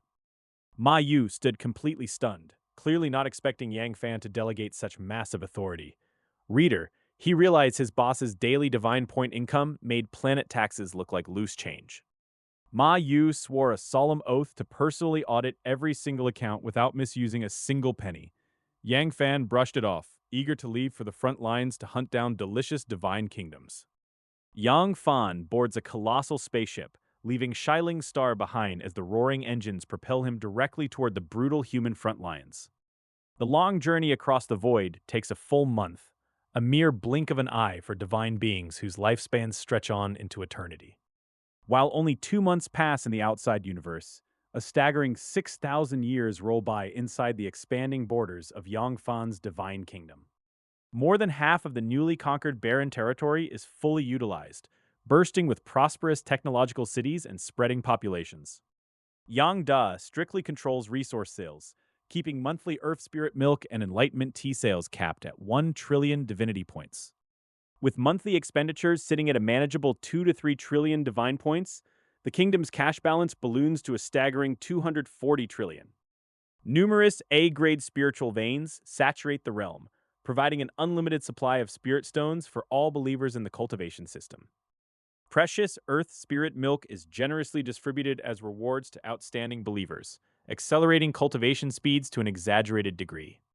The greatest breakthrough of the past 6,000 years unfolds in the Eternal Corpse Mine with the birth of the first true zombie believers. White Zombie, 14 million. Yang Da adapted the original corpse path by purchasing specialized cultivation techniques from the mall to transform the entire undead lineage. Zombie believers require minimal environmental support and achieve astonishing population density, outnumbering all other systems combined. These 14 million white zombies reach core formation stage strength and can effortlessly infuse corpse poison and viruses into the air. A single white-haired zombie can pollute an entire battlefield, multiplying infection rates by hundreds and thousands of times over. The zombie path is notoriously difficult and usually rejected by the Human Federation due to massive risks of losing control and endless cultivation cycles. Thanks to Yang Fan's ability to manipulate time, what takes others endless ages becomes a terrifying engine of conquest. Standing by the spaceship porthole, Yang Fan gazes at the approaching frontline star field with burning anticipation for real war. Reader, he is definitely no longer the weakling who just broke through to godhood, and his kingdom's combat strength has totally exploded. With 14 million white zombies ready to flood enemy divine realms, the mere cost of antidotes alone would bankrupt opposing factions. Just as Yang Fan imagines frontline glory, Yang Yi breaks into his thoughts to deliver an unexpected message from Qin Shui. Remembering that he still owes a massive 30 trillion divine points in loans, Yang Fan straps on his virtual headset to settle his debts. Qin Shui waits patiently in the virtual parlor, greeting Yang Fan with a polite smile as he arrives to hand over the massive funds. Yang Fan initiates the transfer straight to Yang Da, moving all 36 trillion divine points over in one swift stroke without missing a beat. Qin Shui puts on her best corporate smile, praising his newly elevated god-level credit rating and hinting at the lucrative rewards of their partnership. She dangles a newly approved maximum loan limit of 100 trillion divine points, confident that a growing deity will desperately need the capital. She explains how gods at his stage burn through funds expanding their territories, growing their believer counts, and funding massive military legions. Many of their major clients borrow all the way from their demigod days, eventually locking themselves into long-term agreements lasting millennia. She notes that once loan scales reach astronomical heights, they settle for a modest 20% annual return, rather than chasing exorbitant profits. Yang Fan politely turns down the generous offer, explaining that his father-in-law has already provided him with plenty of heavy-duty resources. He casually drops the bomb that he has already paid off every single coin, leaving her stunned and scrambling to process his sudden full repayment. Realizing she has lost her premier long-term debtor, she forces a bitter sigh and mutters enviously about how lucky he is with the third elder. Yang Fan just offers a smooth smile and keeps his mouth shut, knowing his real income now tops 1 trillion divine points every single month. He rises to his feet, telling her he will definitely ring her first if he ever needs financing again, before smoothly logging out of the virtual world. Qin Shui sits alone in the quiet room for a long time, staring at the massive pile of returned capital and wondering where all her good customers went. Several hours later, his transport vessel finally reaches the outer perimeter of the human war zone, shaking slightly as space begins to warp. Tang Yue steps in to calm his nerves, explaining that the slight turbulence is just the normal fallout of deities brawling in the real world. She details how constant, large-scale warfare and high-level divine intervention have inflicted permanent, irreversible damage on the local fabric of space. When Yang Fan instinctively checks his smartwatch for supplies, he finds the universal online store completely grayed out and offline.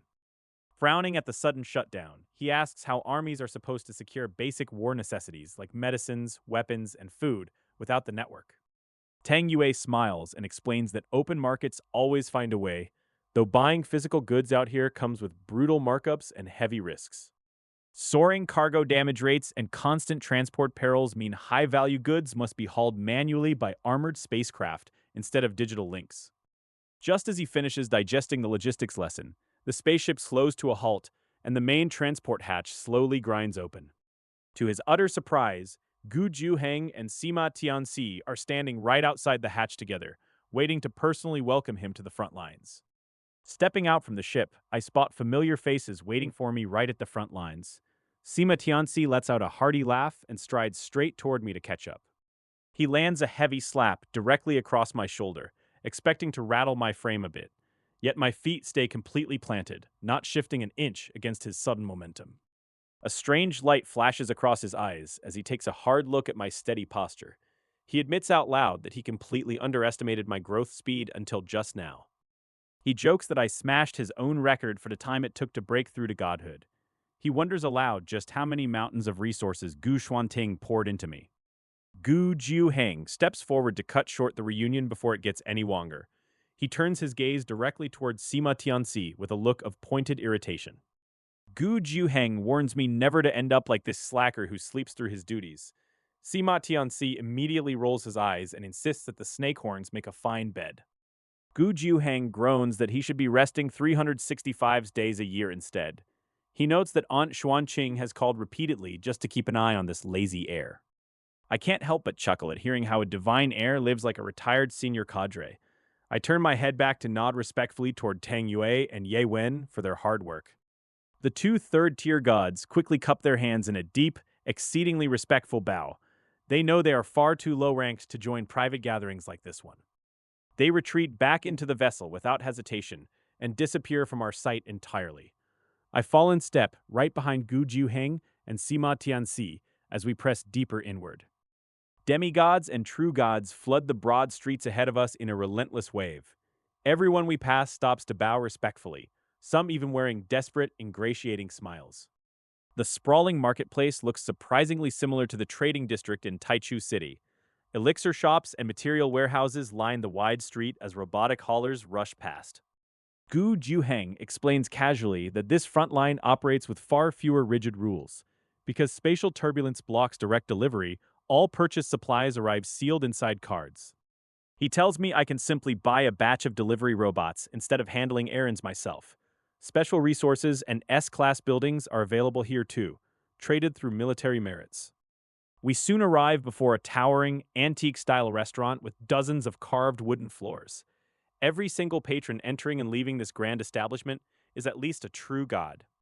An old man rushes out to greet us with his back bent nearly 90 degrees in reverence. His aura feels immensely powerful, easily surpassing even Gu Jiuheng's level of strength. Gu Jiuheng introduces me casually as his brother-in-law, who is new to the front lines. Li Fangzhu's pupils constrict sharply at the word, before his grin beams with renewed fervor. He introduces himself as Li Fengzhu and vows to look after me after running this place for millennia. I nod back calmly, keeping my astonishment hidden beneath a steady expression. He guides us personally all the way up to a private room on the top floor. Plates of rare spiritual delicacies and fine wine flagons are laid out across the polished table. Once the servers clear out, Sima Tianxi picks up a piece of spiritual meat with a laugh. He asks if I found it strange that a mid-level fifth-tier god was acting like a doorman. I don't deny it, since a fifth-tier deity would rule entire planetary systems outside. Sima Tianxi shakes his head and points out that the front line operates on a brutal hierarchy. He remarks that the gap between different gods is wider than that between a man and a dog. Li Fengzhu likely burdened his divine kingdom so heavily he must bleed for points here. He contrasts that with our position as 20-something heirs destined for high-ranking godhood. Even a mid-level god must bow and scrape because power dictates every single rule here. He notes that status is earned through strength so that others will willingly serve you. I raise my cup in agreement, finally absorbing the cold, unyielding reality of frontline order. Sitting inside the luxury vehicle, Yang Fan realizes his mindset was stuck in the past compared to his new status. He pours a glass of wine and nods respectfully to his senior companions. Gu Jiuheng explains that the third elder briefed him about Yang Fan's main purpose on the front lines to gain prestige. He advises Yang Fan to focus entirely on cultivating his divine kingdom. Sima Tianxi wails in theatrical jealousy over the incredible special treatment Yang Fan receives. Gu Jiuheng rolls his eyes and points out that Yang Fan possesses a 100 times time series talent. Gu Jiuheng explains that Yang Fan's believers grow at an astronomical rate, whereas Sima Tianxi has a Taoist child talent and only ever wants to sleep. Sima Tianxi unashamedly declares that cultivation is nowhere near as comfortable as sleeping. Gu Jiuheng just rubs his temples in silence, clearly too exhausted to argue with him. Looking out the car window, Yang Fan spots a dense, endless cluster of high-rise buildings stretching across the landscape. His gaze sharpens instantly as his mental strength probes the area. Countless mechanical robots move back and forth in an orderly fashion, carrying and delivering items. Yang Fan's mental perception instantly reveals that those towers are packed with millions of divine beings. Frowning at the strange sight, Yang Fan asks Gu Jiuheng what that massive zone actually is. Gu Jiuheng casually glances out the window and explains it is a basic resource production base. Gu Jiuheng explains that frontline turbulence makes marketplace purchasing unreliable and spaceships too costly to run, forcing them to produce all basic supplies locally. Sima Tianxi lazily tosses another piece of spiritual meat into his mouth and interjects that outsiders call the whole arrangement the logistics kingdom. Gu Juhang confirms that people from small towns with limited resources and average talents are moved here to run divine kingdoms that produce supplies, minimizing Federation expenses. Hearing this, Yang Fan remembers his days at Yongshan First Middle School, where most students pursued this exact logistics route. But in Primordial City, the term was never uttered. Gu Juheng tells Yang Fan to ignore those people because robotic soldiers manage them completely. Their activity range is strictly limited and they never leave the production zone. Frowning deeply, Yang Fan asks if all those divine beings were forcibly dragged here. He senses a population stratified and partitioned like a cold, indifferent industrial machine. Gu Jiuheng smiles and replies that it is not forced, because enforcement at that scale is impossible. Only those with connections, backgrounds, or special talents are even permitted to come. Gu Jiuheng notes that the vast majority of ordinary gods remain stuck in their original homelands. Those who reach the front line pass through rigorous screening as high-quality personnel. Yang Fan asks why anyone would willingly subject themselves to such a harsh environment. Gu Jiuheng replies with brutal candor that the profits and resource yields are simply much higher here. Gu Jiuheng explains that only by earning massive resources here can they hope to break through to demigod status later. It is a calculated exchange of short-term freedom for future growth. Gu Juheng warns that the front line is no safe zone, and alien god outbursts mean these logistics areas are always the first to be brutally affected. Yang Fan sits in silence with darkened eyes, realizing that without his evolutionary talent, he and his father would be trapped living out this exact bleak existence in Yang County. Sima Tianchi changes to a serious tone, advising Yang Fan to find reliable demigods and subordinate gods for long-term proxy warfare, since direct Divine Kingdom combat is too risky. Gu Jiuheng nods in agreement, explaining that proxy wars are safer games between believer factions, while main God Kingdom coordinates remain shielded from direct exposure. Over glowing spiritual food and wine, Yang Fan finally grasps the true political landscape where the five major families control everything from logistics to war merit channels. Beyond the basic production sites, a massive digital network links battlefield advanced zones, demigod encampments, and a sophisticated military merit exchange system. To fast-track the expansion of their divine kingdoms, ambitious demigods willingly bind themselves to higher powers through short-term contracts. After a hearty meal and deep drinks together, Gu Juheng leads Yang Fan away from the bustling restaurant toward their quarters. They arrive at a modest yet astonishingly luxurious detached villa nestled within a green zone protected by heavy barriers.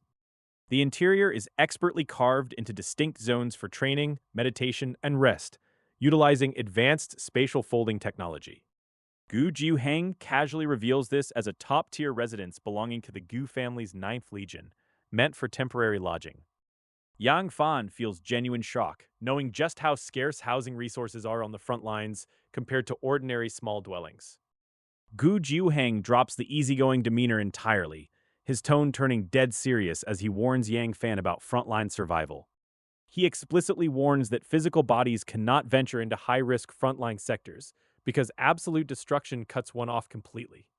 After Gu Jiuheng departs, Yang Fan immediately seals himself inside a quiet room and sinks his consciousness deep into his divine realm. His massive divine kingdom spans 10 billion square kilometers, featuring sss-level time evolution and an overwhelming population of specialized believers. Yang Fan summons his chief entity Yang Da, commanding him to deploy 100 alloy robots into the real world for supply procurement. He instructs Yang Da to acquire an entire batch of spirit plant stars and mineral vein stars through the Gu family channels. Finally, Yang Fan hands over a completely black token bearing his 9th Legion identity to access the Central Military Merit Database. Checking identity information. Gu family member, Yang Fan. Human Federation rating, Peerless Prodigy. Basic information loading complete. Name, Yang Fan. Current military merit, 0. Open redemption list. As data streaks through Yang Da's eyes, an immense trade list unfurls in the void, displaying S-class buildings and high-end Divine Kingdom resources.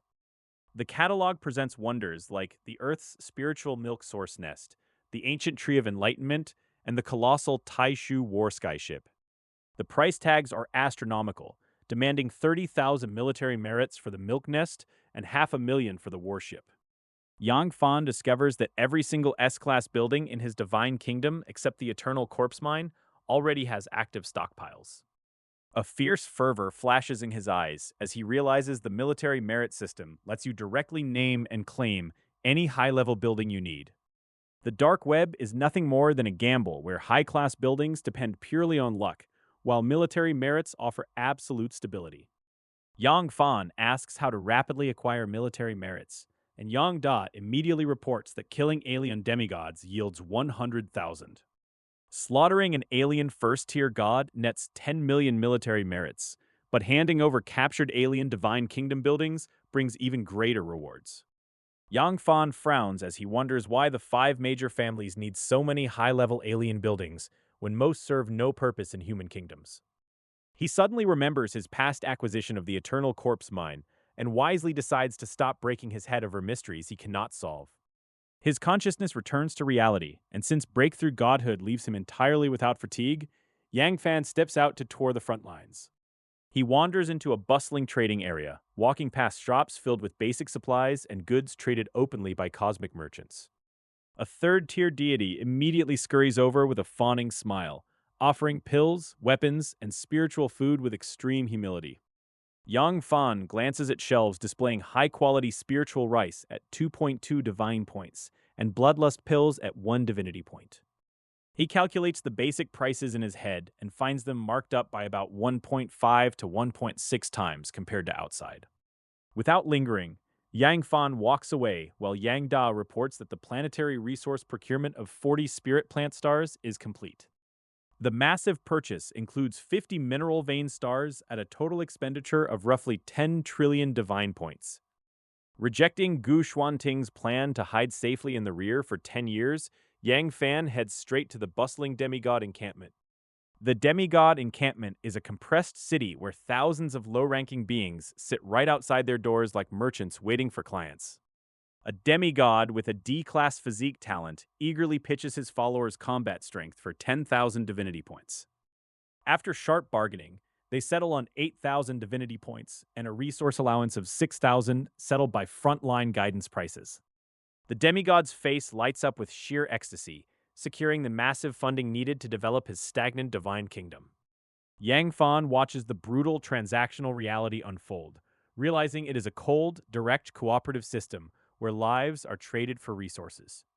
A hopeful demigod rushes right up to me, desperate to sell his services for a mere 2,000 divinity points. He babbles about his breeding talent and fast-multiplying followers, claiming it makes him ideal for long wars. I take one glance at his pathetic pitch and just keep walking without breaking my stride. Through what I learned talking with Tang Yue on the transport ship, proxy wars are all about proxy conflict and rear-line supply.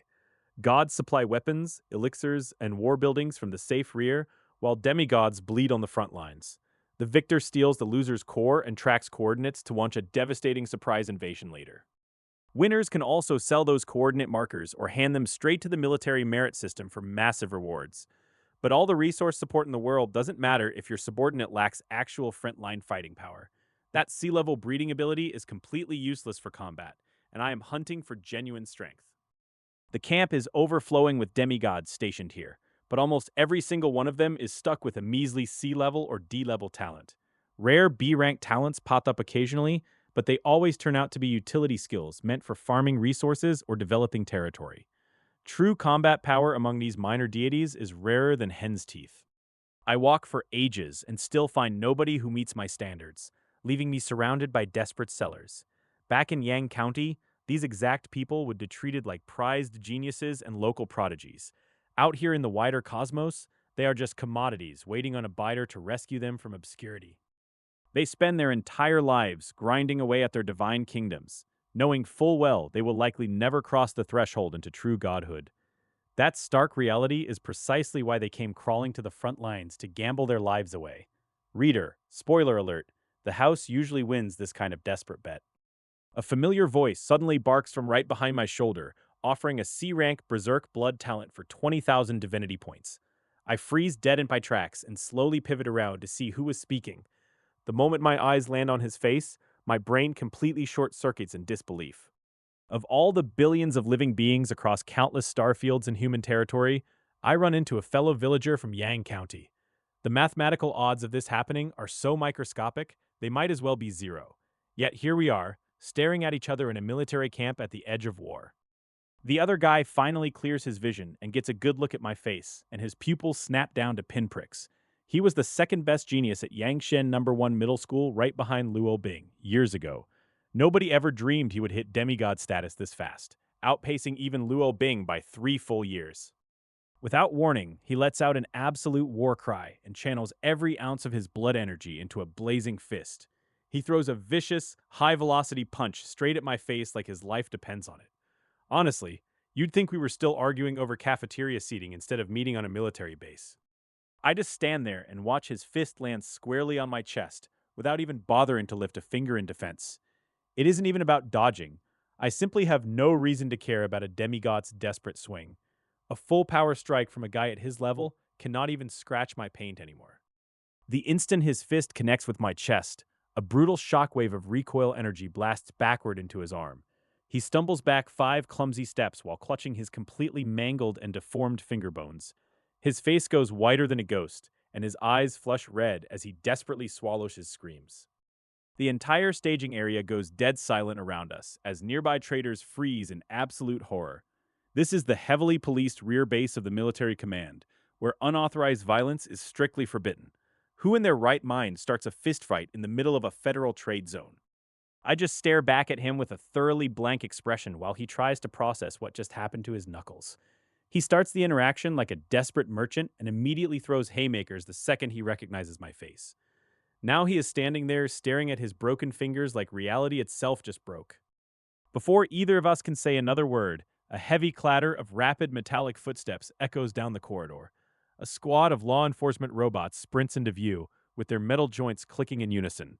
The lead unit locks its glowing crimson optical scanner directly onto our exact coordinates.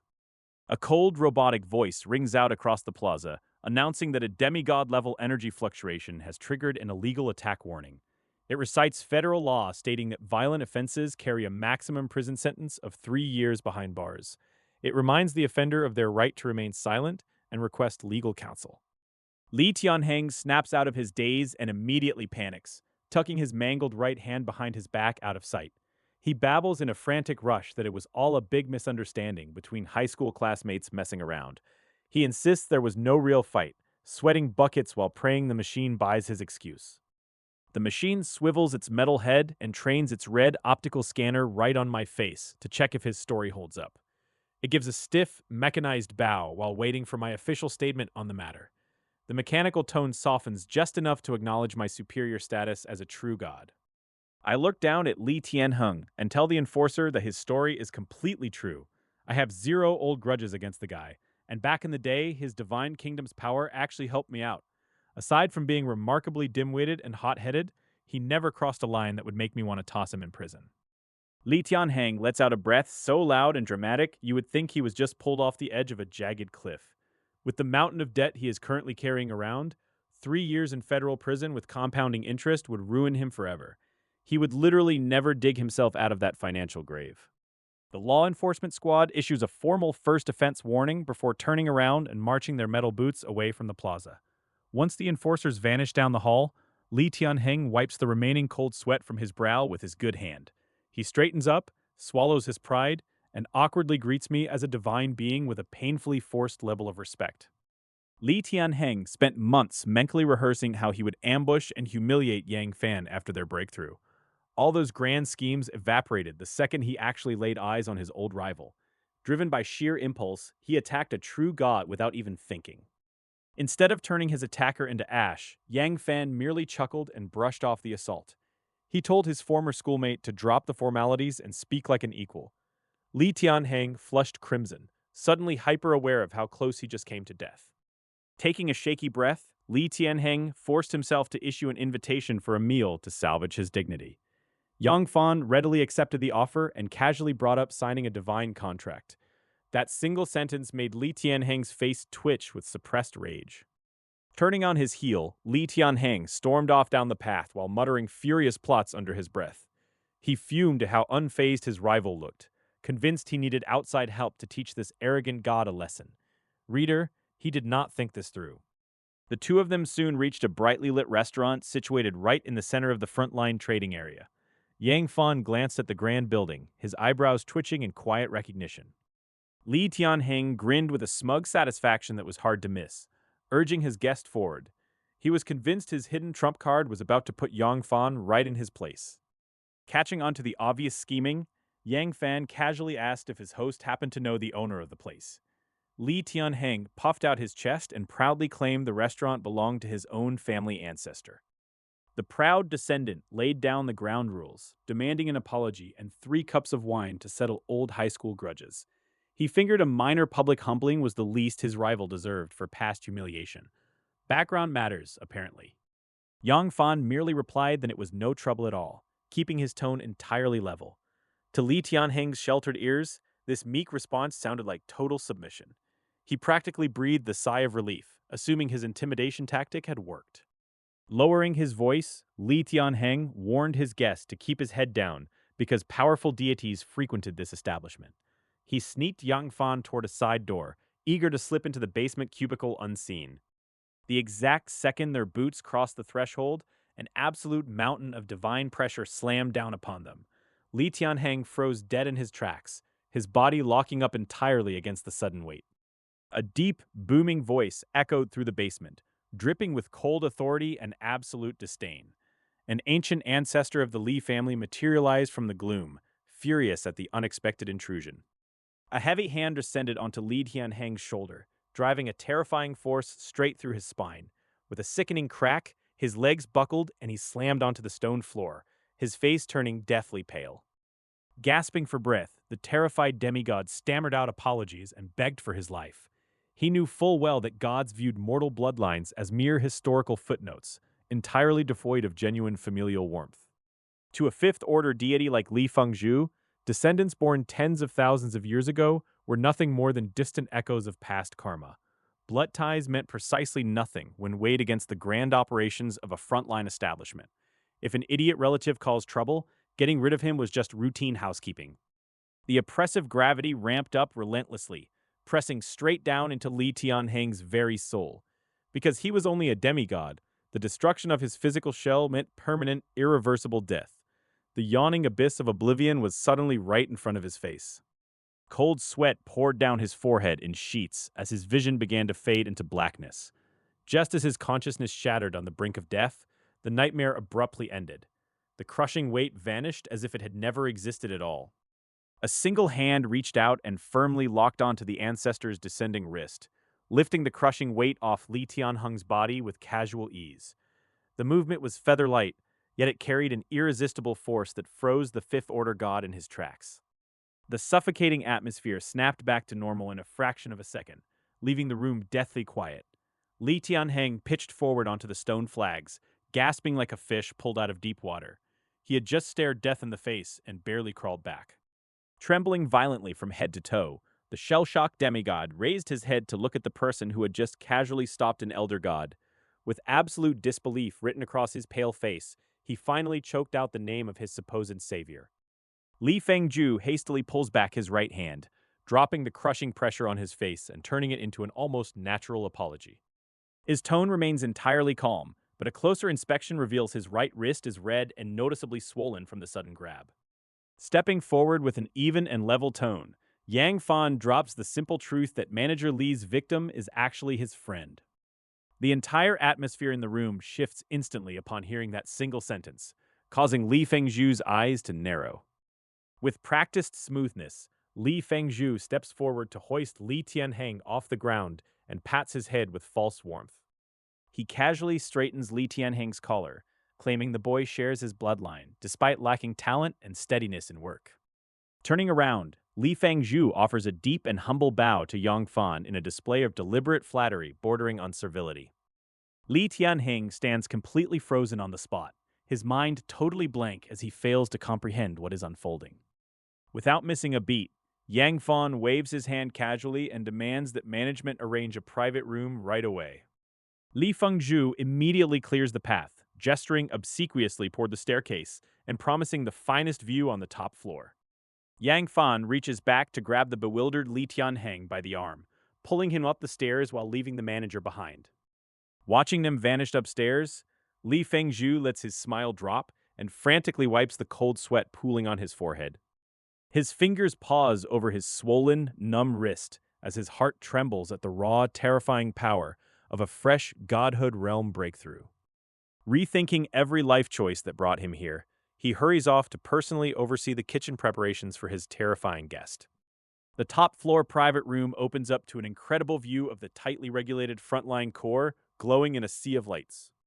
The table is already packed with spiritual delicacies whose pure, subtle aromas gently stir the blood and qi of anyone nearby. Sitting rigidly by the window, Li Tianheng looks out over the colossal frontline installation with a profound sense of lostness. Li Fengzhu walks in carrying a pot of clear divine wine, pouring 3 glasses with swift and entirely decisive motions. He downs 3 full cups in a row without a single second of hesitation to atone for his earlier oversight. Yang Fan casts a brief glance at the table and tells him to forget it since he has matters to discuss with his companion. Li Fengzhu nods obediently, pauses at the door to offer Li Tianheng some warm advice about cherishing this rare connection. Left alone in the quiet room, Li Tianheng stares across the table and asks in a trembling voice just who his old classmate is now. Li Tianheng lets out a heavy sigh as the private room falls into a brief, oppressive silence. He knows firsthand that the destruction of a deity's physical body means total defeat on the brutal front lines. It is a harsh reality where even true gods can perish at any given moment. Li Tianheng recounts how he was assigned to the production base after teacher Cao passed away. Later, the patriarch of the Li family restaurant discovered his latent bloodline aura and brought him inside. Back then, he was merely a divine being who lacked even the basic qualifications to work as a waiter. With the support of the ancestors' resources, he managed to break through to the demigod level, though embarrassment still colors his face. But the old patriarch eventually grew to dislike his clumsiness and poor speaking skills, kicking him out to fend entirely for himself. Left with an empty divine kingdom, lacking resources or buildings, his believers had to scramble to earn money on their own. He shrugs casually, having lived through the miserable consequences of that desperate period. Human grudges and conflicts are simple enough when strengths are matched and people want to prove themselves. But once the gap widens to an unreachable abyss, petty anger and resentment completely lose their meaning. A realistic judgment takes over when you realize you can never catch up to the person across from you. If the other party is willing to spare a single glance, all lingering pride vanishes into thin air. Reader, he is currently entertaining a thought that even he is too proud to easily admit out loud. He hopes to leverage Yang Fan's towering influence to carve out an easier path in this ruthless world. Yang Fan looks straight at Li Tianheng and casually asks if he would like to sign a divine covenant with him. Li Tianheng is taken aback by the sudden offer, a familiar flash of embarrassment returning to his face. Scratching his head, Li Tianheng admits he owes a crushing debt of 100,000 divinity points and wonders about the rewards for a divine kingdom war. Before he can even finish his sentence, Yang Fan calmly reaches out and touches his forehead. A wisp of divine thought descends instantly, transferring a full 100,000 divinity points straight into Li Tianheng's divine kingdom. His pupils contract sharply as he stares at Yang Fan in pure disbelief. The man actually transfers the money before a single contract has even been signed. All lingering resentment and bitterness in Li Tianheng's heart are swept away in a single, glorious financial heartbeat. Those 100,000 divinity points convert into a staggering 10 trillion faith points. That sum matches the total liquid assets of the entire Li family in a small place like Yang County. Old grudges over tricked believers and lost monkey demon skirmishes suddenly feel completely insignificant. Li Tianheng abruptly stands up with a solemn expression, swearing his life away on the spot. After breaking through to the demigod realm, he had foolishly taken out a massive loan at a brutal 10% monthly interest rate to expand his kingdom. The predatory financial companies had been crushing the life out of him ever since. With the 100,000 divinity points safely in his account, his immediate thought is paying off every last get to those ruthless predators. From this day onward, he swears he will never touch leverage or loans to invest in his divine kingdom again. Yang Fan looks slightly uncomfortable with Li Tianheng's abrupt conversion into an ultra-loyal follower. He calmly clarifies that this money is merely compensation for past events, rather than a contract fee. He casually adds that if Li Tianheng agrees to become his agent, he will grant an extra 100,000 divinity points as a subsidy for every future Divine Kingdom war. To Yang Fan, such amounts are nothing more than a drop in the ocean. Li Tianheng rubs his hands together, looking cautiously at the man who just secured his financial future. The former Yangxian #1 high school genius has truly been beaten down by the relentless weight of reality. Yang Fan rises from his seat and tells Li Tianheng to follow him out of the room. Li Tianheng hastily scoops his unfinished food into his divine kingdom before scrambling to catch up. In the restaurant lobby, Li Fengzhu steps forward to offer obsequious apologies and promises the meal is entirely on the house. Yang Fan simply dismisses the gesture with a gentle wave of his hand. Yang Fan settles the bill instantly and declares that Li Tianheng is now his subordinate god. He orders Li Fengzhu to always provide the top-floor private room and charge it to his account whenever Tianheng visits. After a brief acknowledgement, Yang Fan turns on his heel and leads Li Tianheng away from the upscale dining establishment. They walk down the paved street together, heading straight toward the guarded villa area as their figures gradually recede in the distance. Left behind at the restaurant entrance, Li Fengzhu straightens up slowly with deep furrows on his brow. A complex swirl of doubt and regret flashes in his eyes as he wonders how a boy raised in an obscure county town managed to ally with the Gu family. He mutters to himself on the empty pavement, cursing the cold demeanor he previously showed toward the young man. Realizing the massive mistake he made, he laments that it is far too late to make amends and salvage their fractured kinship. He lets out a heavy sigh, accepting that he can only try to mend the broken relationship slowly over time. Despite holding the lofty rank of a fifth-order god, he painfully knows that his status is fragile when measured against true power. Although he stands as a respectable figure among mid-level gods, he built this sizable restaurant through thousands of years of careful accumulation. Beneath his glamorous surface, he lacks any real connections or backing to protect his hard-earned empire. He knows all too well that in the face of truly powerful families, his accumulated strength and resources are utterly insignificant. A single sentence from someone important could cause his centuries of hard work to crumble into dust instantly. As they walk away from the commercial district, Yang Fan casually tosses out a stern warning to his companion. He flatly notes that keeping ties with the Li family patriarch is hazardous, adding that Li Tianheng would be dead if he had not stepped in. Upon hearing this stark assessment, Li Tianheng falls silent for a long moment before offering a quiet nod. He pauses briefly in his stride, then lets out a wry, self-deprecating smile as he processes the brutal reality of his ancestors' actions. He confesses that despite everything, he does not harbor any hatred toward his ancestor for the cold treatment. Without that same patriarch, he would still be trapped in some remote production base, entirely cut off from the wider universe. He points out that breaking through to demigod status was entirely thanks to the ancestor who brought him out of Tianan Star. Taking full blame for the recent debacle, he admits he foolishly tried to flex Yang Fan's influence to show off. Yang Fan glances over at him, nods slightly in understanding, and chooses to let the matter drop without further comment. Having grown up with ordinary relatives who sheltered him, he understands family ties, but detests hypocritical posturing. Not long after, Yang Fan brings Li Tianheng straight to his sprawling Gu family villa, situated right on the front lines. The estate spans a massive area filled with vibrant greenery and orderly service robots tending to the immaculate grounds. Standing at the grand entrance, Li Tianheng stops dead in his tracks and stares with absolute astonishment. Even in the most prosperous sectors of Yang County, he had never witnessed such an absurdly extravagant living environment in a war zone. He stares at the peaceful sanctuary and wonders if the front lines are supposed to be about conserving resources for war. Reader, he genuinely questions whether the demigods are bleeding on the front while the elite gods live in supreme luxury. His throat moves nervously as he addresses Yang Fan in a strained, cracking voice, asking if his sister-in-law hails directly from the Gu family. Having spent time on the front lines, he knows all too well what powerful family backgrounds represent. Yang Fan confirms the suspicion with a flat tone, mentioning that she is not only a direct descendant but also a prodigy. He drops the casual bombshell that they already share a child named Gu Chengye who might visit next year. To Li Tianheng, those casual words hit like a heavy hammer blow that nearly shatters his hard-earned Dao heart on the spot. While he has been running for his life and nearly forced to sell hooks, his peer has already settled down with a family. Overwhelmed by the crushing disparity, his emotional breakdown peaks as he lunges forward to clutch Yang Fan's leg. Sobbing openly, he declares he is done trying and begs for any distant connection to join the ranks of kept men.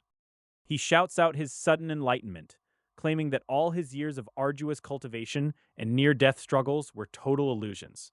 With dramatic flair, he declares that being a kept man is the only true path to success in this life. Looking thoroughly disgusted by the display, Yang Fan casually hoists the weeping man off his leg and drops him to the ground. He tells him to stop losing his mind just because he mistook another person's extraordinary shortcut for an easy path.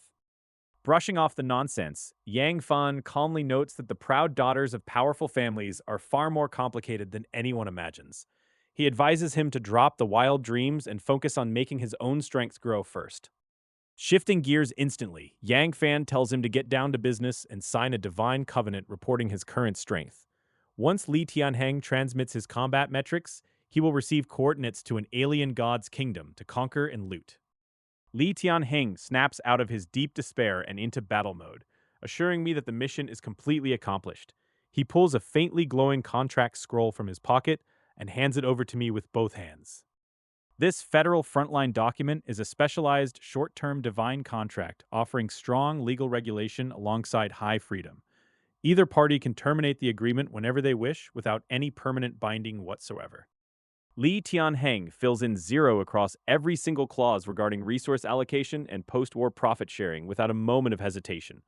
My initial investment of 100,000 divine points was already a generous enough gesture for him. We simultaneously place our hands upon the contract, and it instantly ignites with a pale golden radiance.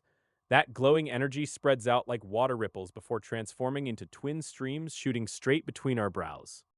My gaze narrows as I clearly sense a faint passage forming between my divine kingdom and Li Tianheng's domain.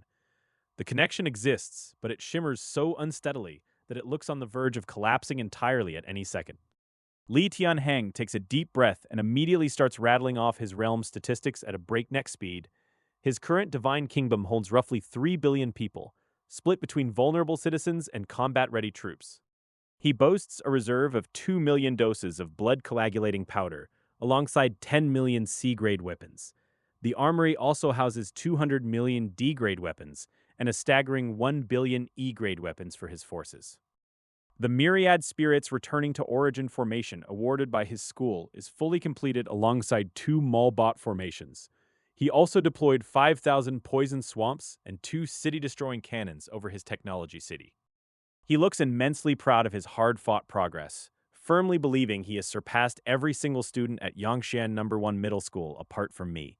Reader, he is awfully pleased with a setup that makes my eye twitch. I pause for a moment, listening to his grand speech before I simply cannot hold back my confusion any longer. Why on earth does a business built on massive loans leave his divine kingdom looking so utterly pathetic? The moment that single devastating word leaves my mouth, Li Tianheng freezes completely in his tracks. His eyes widen in sheer shock as he gasps out whether I really think his combat strength is weak.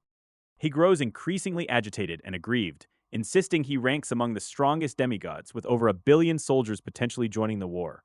He whines that feeding his massive population costs a fortune and prevents him from restricting births. I cut through his financial complaints and bluntly ask him for the specific strength tiers of these participating believers. Li Tianheng instantly puffs his chest back out with total confidence at the question. Thanks to loans spent on the Fountain of Life following his berserk blood talent flare-ups, his realm environment improved drastically. Around 500 million of his participating fighters have reached the 5th Order, while the rest sit at the 4th Order. He casually mentions that 20 of his believers once reached the Qi refining level before most of them died of old age. Now only 14 of those high-tier veterans remain, hanging on by a thread. He shrugs and explains away their deaths as mere bad luck when trying to cross the major hurdle from 5th Order to Qi refining. He speaks about mortal lifespans expiring like it is common industry knowledge, leaving me utterly speechless. I stare at him in total silence, wondering if every single demigod outside the Primordial Academy is this painfully weak. When I sense his energy fluctuations, they barely amount to 1,000th of Ye Jianfeng's formidable power.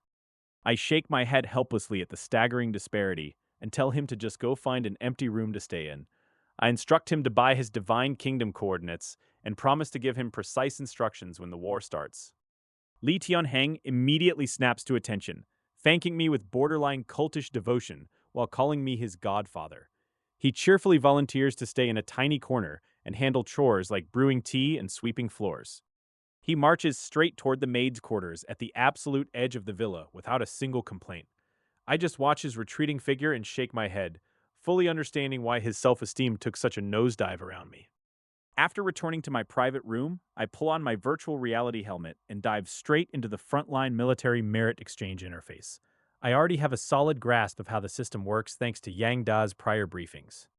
The Divine Kingdom coordinate exchange interface unfurls before me like an aloof, glittering star map. Countless points of light float in the void, each marking a purchasable foreign domain priced at a steep cost. One listed demigod realm belongs to the bone-based Greybone race, holding 25.6 billion living beings under a medium risk rating.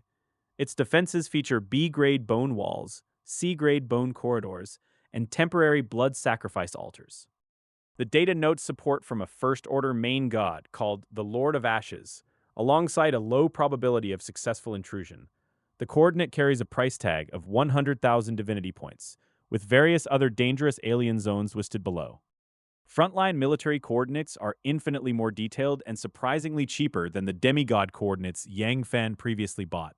He scrolls further down the glowing store page, realizing he can purchase divine coordinates directly.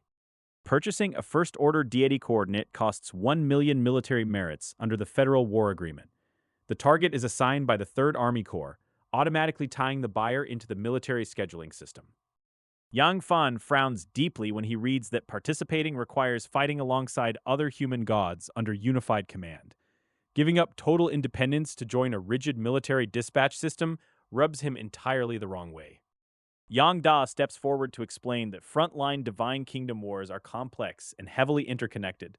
First-order gods hand over coordinates for mutual protection, while the military seeks to prevent individual defeats. Unlike demigod skirmishes, First-order Divine Kingdoms span tens of billions of square kilometers, with complex internal rules. Without unified coordination, marching deep into enemy territory is a fast track to disaster. Yang Fan realizes that refusing all military coordination means stumbling blindly into dangerous one-to-many situations. He listens closely as his loyal subordinate outlines a safer alternative for expanding his influence. Yang Da suggests recruiting subordinate gods to fight proxy wars and acquire alien demigod cores. By using a Divine Kingdom deduction card, Yang Fan can reverse anchor the target alien god's coordinates safely. Yang Da adds that direct divine intervention usually involves war resources or temporary buildings rather than full-scale troop deployment. Convinced the risk is controllable, Yang Fan confirms the transaction right on the interface. 100,000 divinity points vanish from his balance as the coordinates of the Orc Demigod Kingdom download into his mind. He chose this specific target for its strategic compatibility and strong divine backing. Because of heavy divine support, the success rate for deducing the alien deity's coordinates is only slightly above average.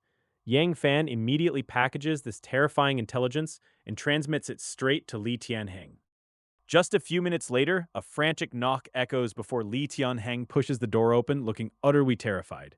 Reader, the man looked like he was walking straight to his own execution. Li Tianheng stares at Yang Fan with a complex sense of tragic heroism, trembling as he voices his utter shock.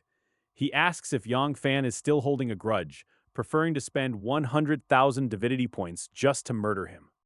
When proxy coordinates are transferred, detailed enemy intelligence flows directly into the subordinate's mind.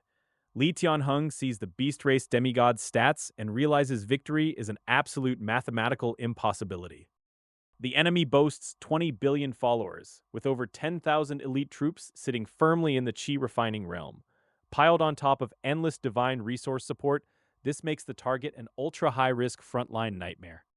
Li Tianheng cannot fathom why anyone in their right mind would willingly buy such a suicide mission coordinate. If Yang Fan wanted him dead, he could have just watched Li Fengju crush him without burning a fortune. Yang Fan offers a calm reassurance, telling him there is nothing to fear while he is around. He casually mentions building a simple defense system right inside Li Tianheng's divine realm, like it is a walk in the park. Li Tianheng feels a bitter wave of despair wash over him, utterly convinced he has boarded a sinking ship with zero chance of survival. With no other options left, he grits his teeth and prepares to dive into the divine realm. Under a divine contract, a spatial passage cannot carry mortal believers across realms, but a god's consciousness bypasses all physical obstacles. Li Tianheng plunges his awareness straight down into his battered divine kingdom. In the blink of an eye, Yang Fan's consciousness materializes high above Li Tianheng's divine realm. The core area retains a faint trace of life, but the outer perimeter is an absolute wasteland of absolute ruin. The ground is cracked wide open from countless cataclysmic impacts, with vast forests reduced to charred black skeletons. Puddles of noxious venom pool in the lowlands, reeking of raw destruction left behind by brutal past wars. A single glance tells Yang Fan everything he needs to know about the fierce conflicts Li Tianheng survived before they met. The outer defenses were battered to pieces long ago, leaving a defenseless shell. Li Tianheng walks up looking utterly drained, gesturing toward his ruined domain as his final remaining troops stand at attention. He tells Yang Fan that this is his entire army and he accepts his grim fate. Yang Fan does not bother arguing, simply raising his right hand and snapping his fingers with absolute casualness. Space rips open above them, and countless streams of defensive war structures rain down like meteors. 1,000 heavy fortified cannons plummet into the central zone of the Divine Kingdom with a thunderous roar. They land spaced 10 meters apart along the technology city, pointing their cold muzzles directly outward. 10,000 swarms of toxic creatures rapidly multiply, crawling across the outer lands to transform the desolate wasteland into a lethal no-go zone. Every corner of the perimeter instantly becomes a fully operational warfront. High above, 1,000 F-3500 fighter jets scream across the clouds, their roaring engines tearing through the firmament like a patrolling steel storm. They dominate the skies of this newly fortified world. On the ground below, 1,000,000 mechanical soldiers stand in precise formation, while 1,000 super alloy robot warriors advance as one. Their cold, synchronized movements sweep forward like a tidal wave toward the core defense line. Li Tianheng freezes completely on the spot, his eyes glazed over as he stares at the sudden transformation. A dilapidated, broken world has been forcibly rewritten into a fully equipped war fortress in just a few breaths. Coming to his senses with a jolt, Li Tianheng asks in a trembling voice if he can borrow these miraculous defensive structures. With this kind of firepower, he finally feels absolute confidence in playing a solid defensive game. Yang Fan calmly corrects him, explaining that these aren't being loaned out at all because they are entirely for him. These ordinary defensive systems are completely obsolete for Yang Fan, now that his own realm is packed with S-class buildings. Hearing that such an astronomical amount of military hardware is being handed over for free, Li Tianheng drops his jaw in sheer disbelief. He realizes this single wave of support is worth more than his entire divine kingdom combined. Lunging forward with dramatic tears, Li Tianheng begs his godfather not to kill him for past ignorance, laying on the exaggerated absurdity. Reader, he found his people and decided dignity was a luxury he could no longer afford. Rolling his eyes at the theatrics, Yang Fan tells him to stop fooling around, since he plans to stay stationed on the front lines for 10 years. Since they are in this for the long haul, equipping his ally is just common sense. Li Tianheng replies without a single second of hesitation that even a permanent divine contract wouldn't be a problem. Yang Fan's outrageous generosity has completely shattered every cynical boundary he formed during his brutal years on the front lines. His expression soon turns hesitant as he remembers the grim reality of the broader war. While these robots lock down the defense, the overall combat strength gap means he still has zero confidence in cracking the enemy's core divine realm. Without a word of doubt, Yang Fan simply raises his right hand to summon a mysterious metal box floating in midair. He tells Li Tianheng that this specific container holds the ultimate key to crushing their enemy. Instructing him to command the super alloy robot warriors to march deep into enemy territory before opening it, Yang Fan drops his instructions. Li Tianheng stares at the isolated box, feeling an intense surge of curiosity. Before Li Tianheng can pry any further answers out of him, Yang Fan's consciousness simply withdraws from the divine kingdom. Left alone with his thoughts, Li Tianheng feels his throat bobbing against the weight of the unknown. Acting swiftly on the orders, a super alloy robot warrior grabs the iron box and pairs up with a fifth-tier behemoth believer. Together, they step straight through the coordinate passage and infiltrate the hostile orcish divine kingdom. The moment they cross over, the alien god detects the dimensional fluctuations and turns an angry gaze toward them. Under Li Tianheng's remote control, the robot pushes forward directly toward the heart of the enemy stronghold. Monitoring every movement through the shared perspective of his believers, Li Tianheng holds his breath as thousands of feral orcs swarm the intruder. He wonders if his godfather just handed him a nuclear weapon straight from the mechanical gods. Even though the super alloy warrior matches the combat power of a chi refining cultivator, it is ultimately a machine. Faced with tens of thousands of screaming orcs, its advance is violently ground to a halt under the crushing weight.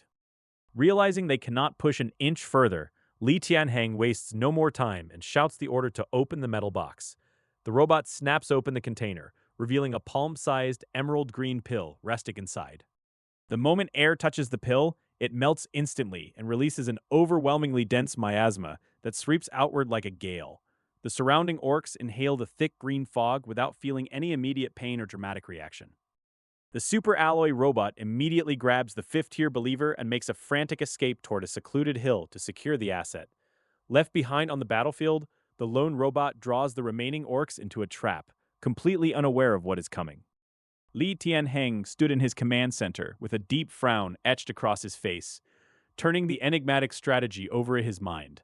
Since Yang Fan was the mastermind behind this deployment, it could never be written off as a mere parlor trick. If this weapon was designed to turn the tide of a demigod-level clash, its toxicity had to be terrifying. Yet, despite lingering in the zone for an extended period, the front line showed no dramatic shifts until an odd phenomenon struck from within the divine kingdom. The bond of faith tying a loyal fifth-level believer to Li Tianheng began to fray and vanish at an alarming rate, as if an invisible predator was stripping the devotion away piece by piece. Alarmed by the sudden decay of his divine connection, Li Tianheng barked an urgent decree demanding a follower's scale and elevation to survey the outside terrain. The obedient fifth-level believer scrambled up a jagged hill, thrusting himself into position to peer over the expanse below and report back whatever nightmare was unfolding. The vista beneath the scout dissolved into absolute madness as tens of thousands of orc followers suddenly succumbed to horrific convulsions. Their flesh cracked wide open, fangs sprouted aggressively from bleeding jaws, and thick saliva slavered from mouths whose minds had completely unraveled into pure, unbridled savagery. Stripping away all reason, the infected horde lunged at one another in a blind frenzy, indiscriminately slaughtering their own kin with terrifying brutality. The entire battlefield imploded into a chaotic slaughterhouse in the blink of an eye, leaving the ranks tearing themselves apart from the inside out.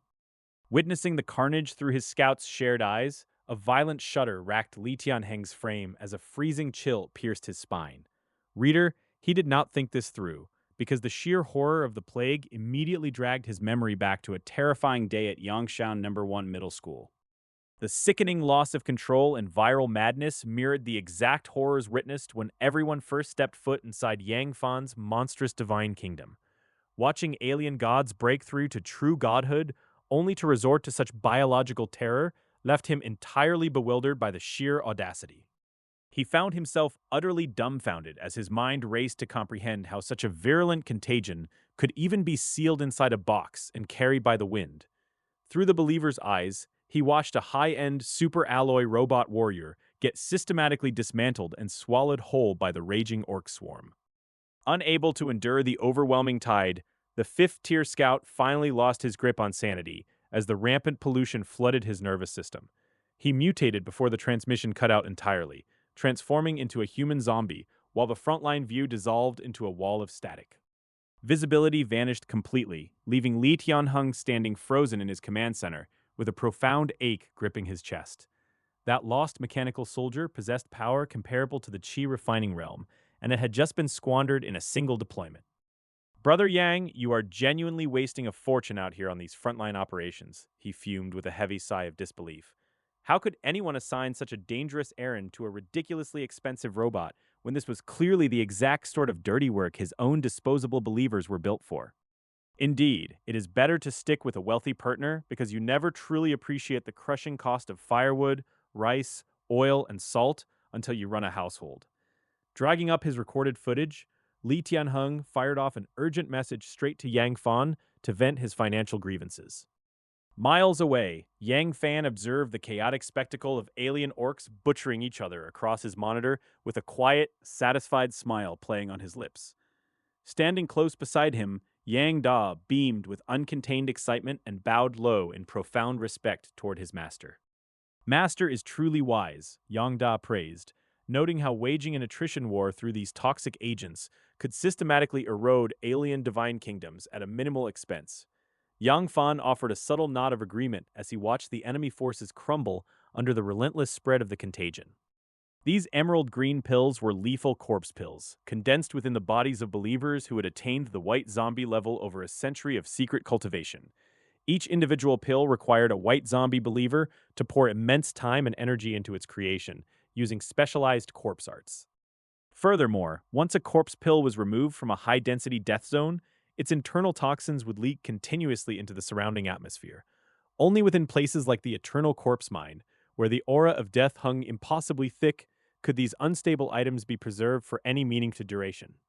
This extreme volatility was precisely why mass storage of corpse pills remained a logistical nightmare that could not simply be bought off online storefronts. For ordinary corpse cultivator kingdoms, the staggering production cost paired with the enemy's ability to easily purchase antidotes in advance made the investment entirely unprofitable. None of these conventional hurdles applied to Yang Fan, whose divine realm boasted over 100 million believers who had broken through to the white zombie tier. While rival corpse kingdoms required 3 months or more to harvest a single batch, Yang Fan's colossal workforce churned them out in just one day. The true financial bottleneck lay in the containers required to safely transport them, specifically the celestial pivot spirit sealing box, engineered by the mechanical god kingdom. Originally built to preserve top-tier spiritual herbs and divine elixirs by preventing energy loss, each box carried a staggering price tag of 1 million faith points. Now, however, Yang Fan was burning through those luxury containers solely to ship toxic corpse pills across the battlefield without a second thought. When resources were scarce, every single point of faith demanded agonizing calculation, but true dominion meant former luxuries became disposable ammunition. Since the strategy is proving effective, keep funneling the corpse pills to Li Tianheng so he can thoroughly poison the atmosphere of the enemy's divine kingdom, Yang Fan commanded smoothly. Yes, master, Yang Da responded respectfully, immediately pivoting to coordinate the logistics network. Deep within the Eternal Corpse Mine, 100-fold evolutionary talent pushed production into overdrive as automated robot soldiers hauled the finished pills into sealing boxes. Moving along a flawless assembly line, the units rapidly packed, inspected, and shoved the precious containers through spatial passages straight into Li Tianheng's territory. Back on the front lines, Li Tianheng personally directed the defense while fighter jets rained explosive payloads upon the invading orc hordes pouring through portals. As the enemy assault stalled, he addressed his assembled believers with a fiery call to sacrifice, driving the fanatical troops to roar in unison for the glory of the divine kingdom.